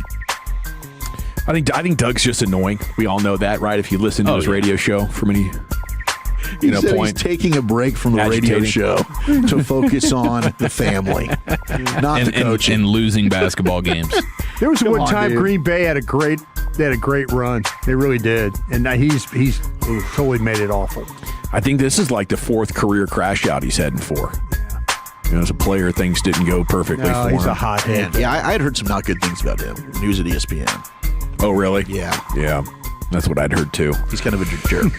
Yeah, I heard he stole from teammates. Is this thing as a player. Like, yeah, that's... Oh, yeah, that was a thing. That was back in the day where transfers weren't likely. It's like, wow, why is Doug Gottlieb at a different school right now? You hear enough bad things, maybe some of them are true. We got... it's time to vote, Lucius? Yeah. You mean he steal from teammates? What does that mean? I think he stole one of their laptops or something like that. Wow. Cam Newton? Why did he get... Yeah. Cam Newton. He's going to transfer like Cam. He did. Put a blend, Doug. It happened back in the day Where did he before trade? NIL. Yeah. You know, you had to get Needed ahead the however you cash. could. Yeah. Okay, you have the high school team manager checking into the game, making a jumper. You got dogs attacking the DoorDash guy. By the way, the text came after me pretty good. Say that I tried that on some fighting dogs and they'll rip my face off. They probably would. Yeah, if they're trained to fight, they probably will. Yeah. You know, but I'd have my forearm out there, right? I'm going to sacrifice the forearm and then get on top of them and start giving them the business with some Muay Thai. Boy, them pit bulls, they got the locking, bro. Oh, Yeah. my gosh. Yeah, I'd probably lose my Imagine forearm. the pain you're in, though, as you're trying to, like... Yeah. He's got your arm in his mouth, and you're thinking about karate moves. Yeah, sacrifice my forearm. No I'm problem. in big trouble. You I'm just in big immediately trouble. pass out from the pain. I think so. You got Dutch Oven when you do good. You got Fox 5 DC reporter crashing out. I like the DD. And we got the Horizon League. Doug Gottlieb got a tech for being annoying. Okay. Wow, this is tough. I'm going to go with our high school shot maker team manager. Shoot, man. Are you kidding me? Give me Dutch. We're tied at 1, Lucius. God, high school basketball. All righty, we're at 2-1, Wolchuk. Give me Gottlieb.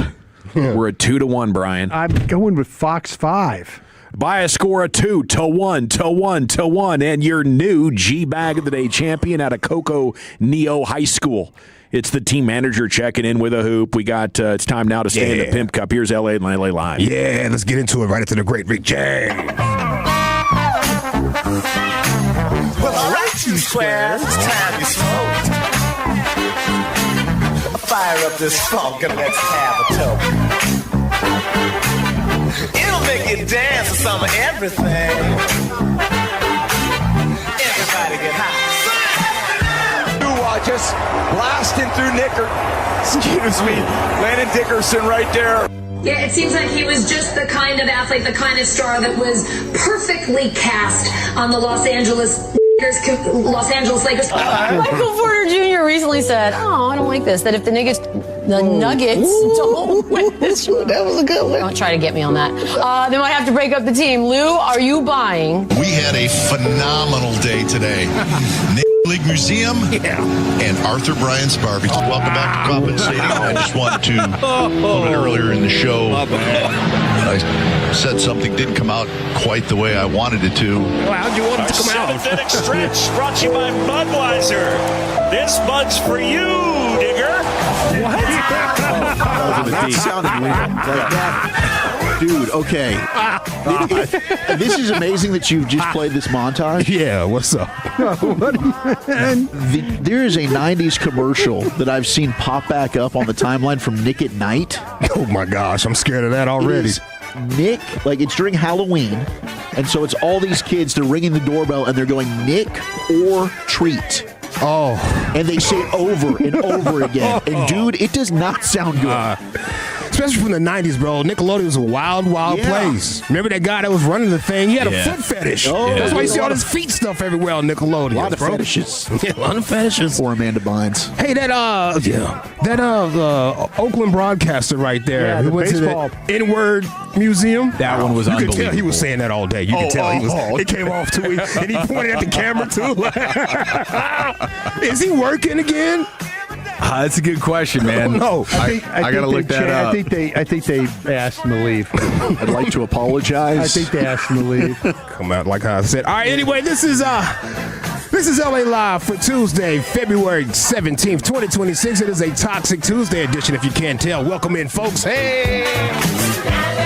Shout out to the first time, last time, and long time listeners of this here station. Happy Chinese New Year to you.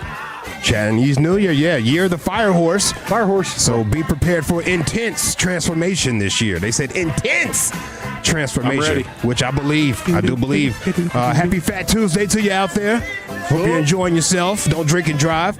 I definitely wish I was out there in Trinidad Tobago right now, enjoying that carnival.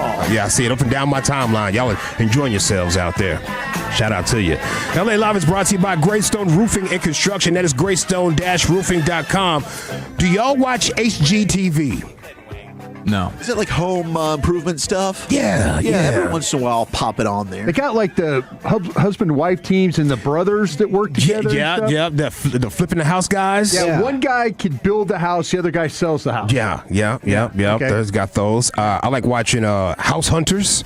And House Hunters International. Yeah. I used to get mad at them, like, oh man, come on, what are you doing? International one? Yeah. Come on, man, what are you doing? Get the bungalow, bro. Picking the wrong one. You're picking the wrong one. $6,000 cheaper. Yeah, we're gonna go with the one with the. Yeah. No, you idiot! What are you doing, dog? You got the money. Get the other one. Beachfront view right there. You're down the street from. Come on, man, what are you doing? And My Lottery Dream Home. I watch those on HGTV. I do watch them sometimes. Very good shows. Yeah, I do like HGTV. HGTV has scrapped and removed its Rehab Addict. Show Rehab Addict has been scrapped and removed from all platforms, hosted by Nicole Curtis. Shout out to Nicole Curtis. The cancellation is because of a 2-year-old video that leaked. Showing Curtis using the N-word while working on a project. You know, she's getting a little frustrated and something just jumped out. It's a very creative little, I've never heard it put this way. Let's see. Why? It's my last one. Oh, fart Nick. What the f is that I just said? Nick, you gotta, can you kill that? Oh. My life. Yeah, that's a creative one right there. I never heard of that one. She definitely had a hard ER on there. Oh, fart Nick. Yeah, I've never heard that one before. Wow. That is definitely a new one to me. It's a career ender right there. Yeah. It's 2 years old. Well, for everybody but Kyle Larson. Why would you? Yeah. Why would you just not find out about this? You drive the car well. I don't know. Probably got protected. Yeah, okay. People around him. It should have never got out. How did it get leaked? I was trying to find how it got leaked. Somebody didn't like her. Yeah. It should have been scrapped a long time ago. Yeah. Maybe just a little, hey, watch your mouth in a meeting or something like that, and you keep going. Yeah, somebody went after her. It had to be something like that. Somebody didn't like it. Disgruntled employee had a copy of that file. She probably said somebody on set at one time and made her mad, and this isn't the fart. Got back at her. This ain't the first fart N-word she's probably dropped. Yeah, fart. I've never heard it like that. Now I've heard. She's a Michigan gal. Did you fart N-word? But not fart. I've never heard it like that. Yeah. And who like are a these? command, like a fetish of sorts. Do it for me right now. I never heard it like that. And who are these producers back here that can't stop it? Listen. Can you kill that? Why not? It's live, right? I mean, it's not live, right? All right, can't kill it. Sorry. Nope, sorry. We're keeping fart N-word in there. Yeah. We don't like you very much, Nicole. This is what we were waiting for. I have so many questions about that clip. I really do. You're effed. I don't know why it's out. That British gentleman might be the first witness I would cross-examine. Yeah. I was trying to determine who let this thing out. Yeah, I'm with that. I'm with you. Speaking of Fat Tuesday, Nigel to the set. It's not the first time she's used the N-word that way. Yeah. I wish YouTube would ban it. I really do. Got a lot of uses of it. Yeah. It's just too much. It's too much sometimes, bro. And they banned a whole lot of words, but they don't ban that one. It's kind of crazy to me. But speaking of Fat Tuesday, my man Shia LaBeouf got beat up in New Orleans, bro. Oh, did he? Got beat up in New Orleans. He gets beat up a lot. He had a bad moment. You know, he drinks a lot. A lot of attitude. Yeah, and he dressed like he does construction every day. He does, yeah. I love it. Like he's a contractor. I love trying to blend in. Yeah, I love it, dog. Yeah, he reportedly started the fight with a member at a bar in the French Quarter. Okay. Staff member, that is. Staff member at a bar. So he's fighting to help. Oh, my gosh. What are you doing? Can't do that. There's a video of the situation. It shows Shia LaBeouf getting knocked down to the ground, and the man warns him to stay down. Then it delivers 2 more blows to him. Foul! Foul! If you were there with Shia, would you help him? I think I would. Did you fight for him? No, and I like Child a lot, but no, I'm not fighting for you, dude. Especially after he's warded their time and tell him to calm down, and he tries to stand back up and go back at it. Yeah, it's like, dude, you got to learn your lesson here. Bro, you've been to New stop. Orleans, right? You've been in New Orleans? Yes. That ground ain't good, bro. No way. That ground, there's a lot going on he the needs ground. he needs a penicillin shot. Yeah, there's stuff that scares vomit penicillin and pee down and there. poo Yeah, and yeah. God knows what. Yeah, I wouldn't be on the ground much longer either. Yeah, but he's standing up trying to fight them again. It's like, that's fine. We can get you up, dude, but don't keep fighting now. You've lost. You've lost the battle. You got to admit when it's over. Wave the white flag. Yeah, but laying on the poo, throw up ground, It was like crisscross applesauce.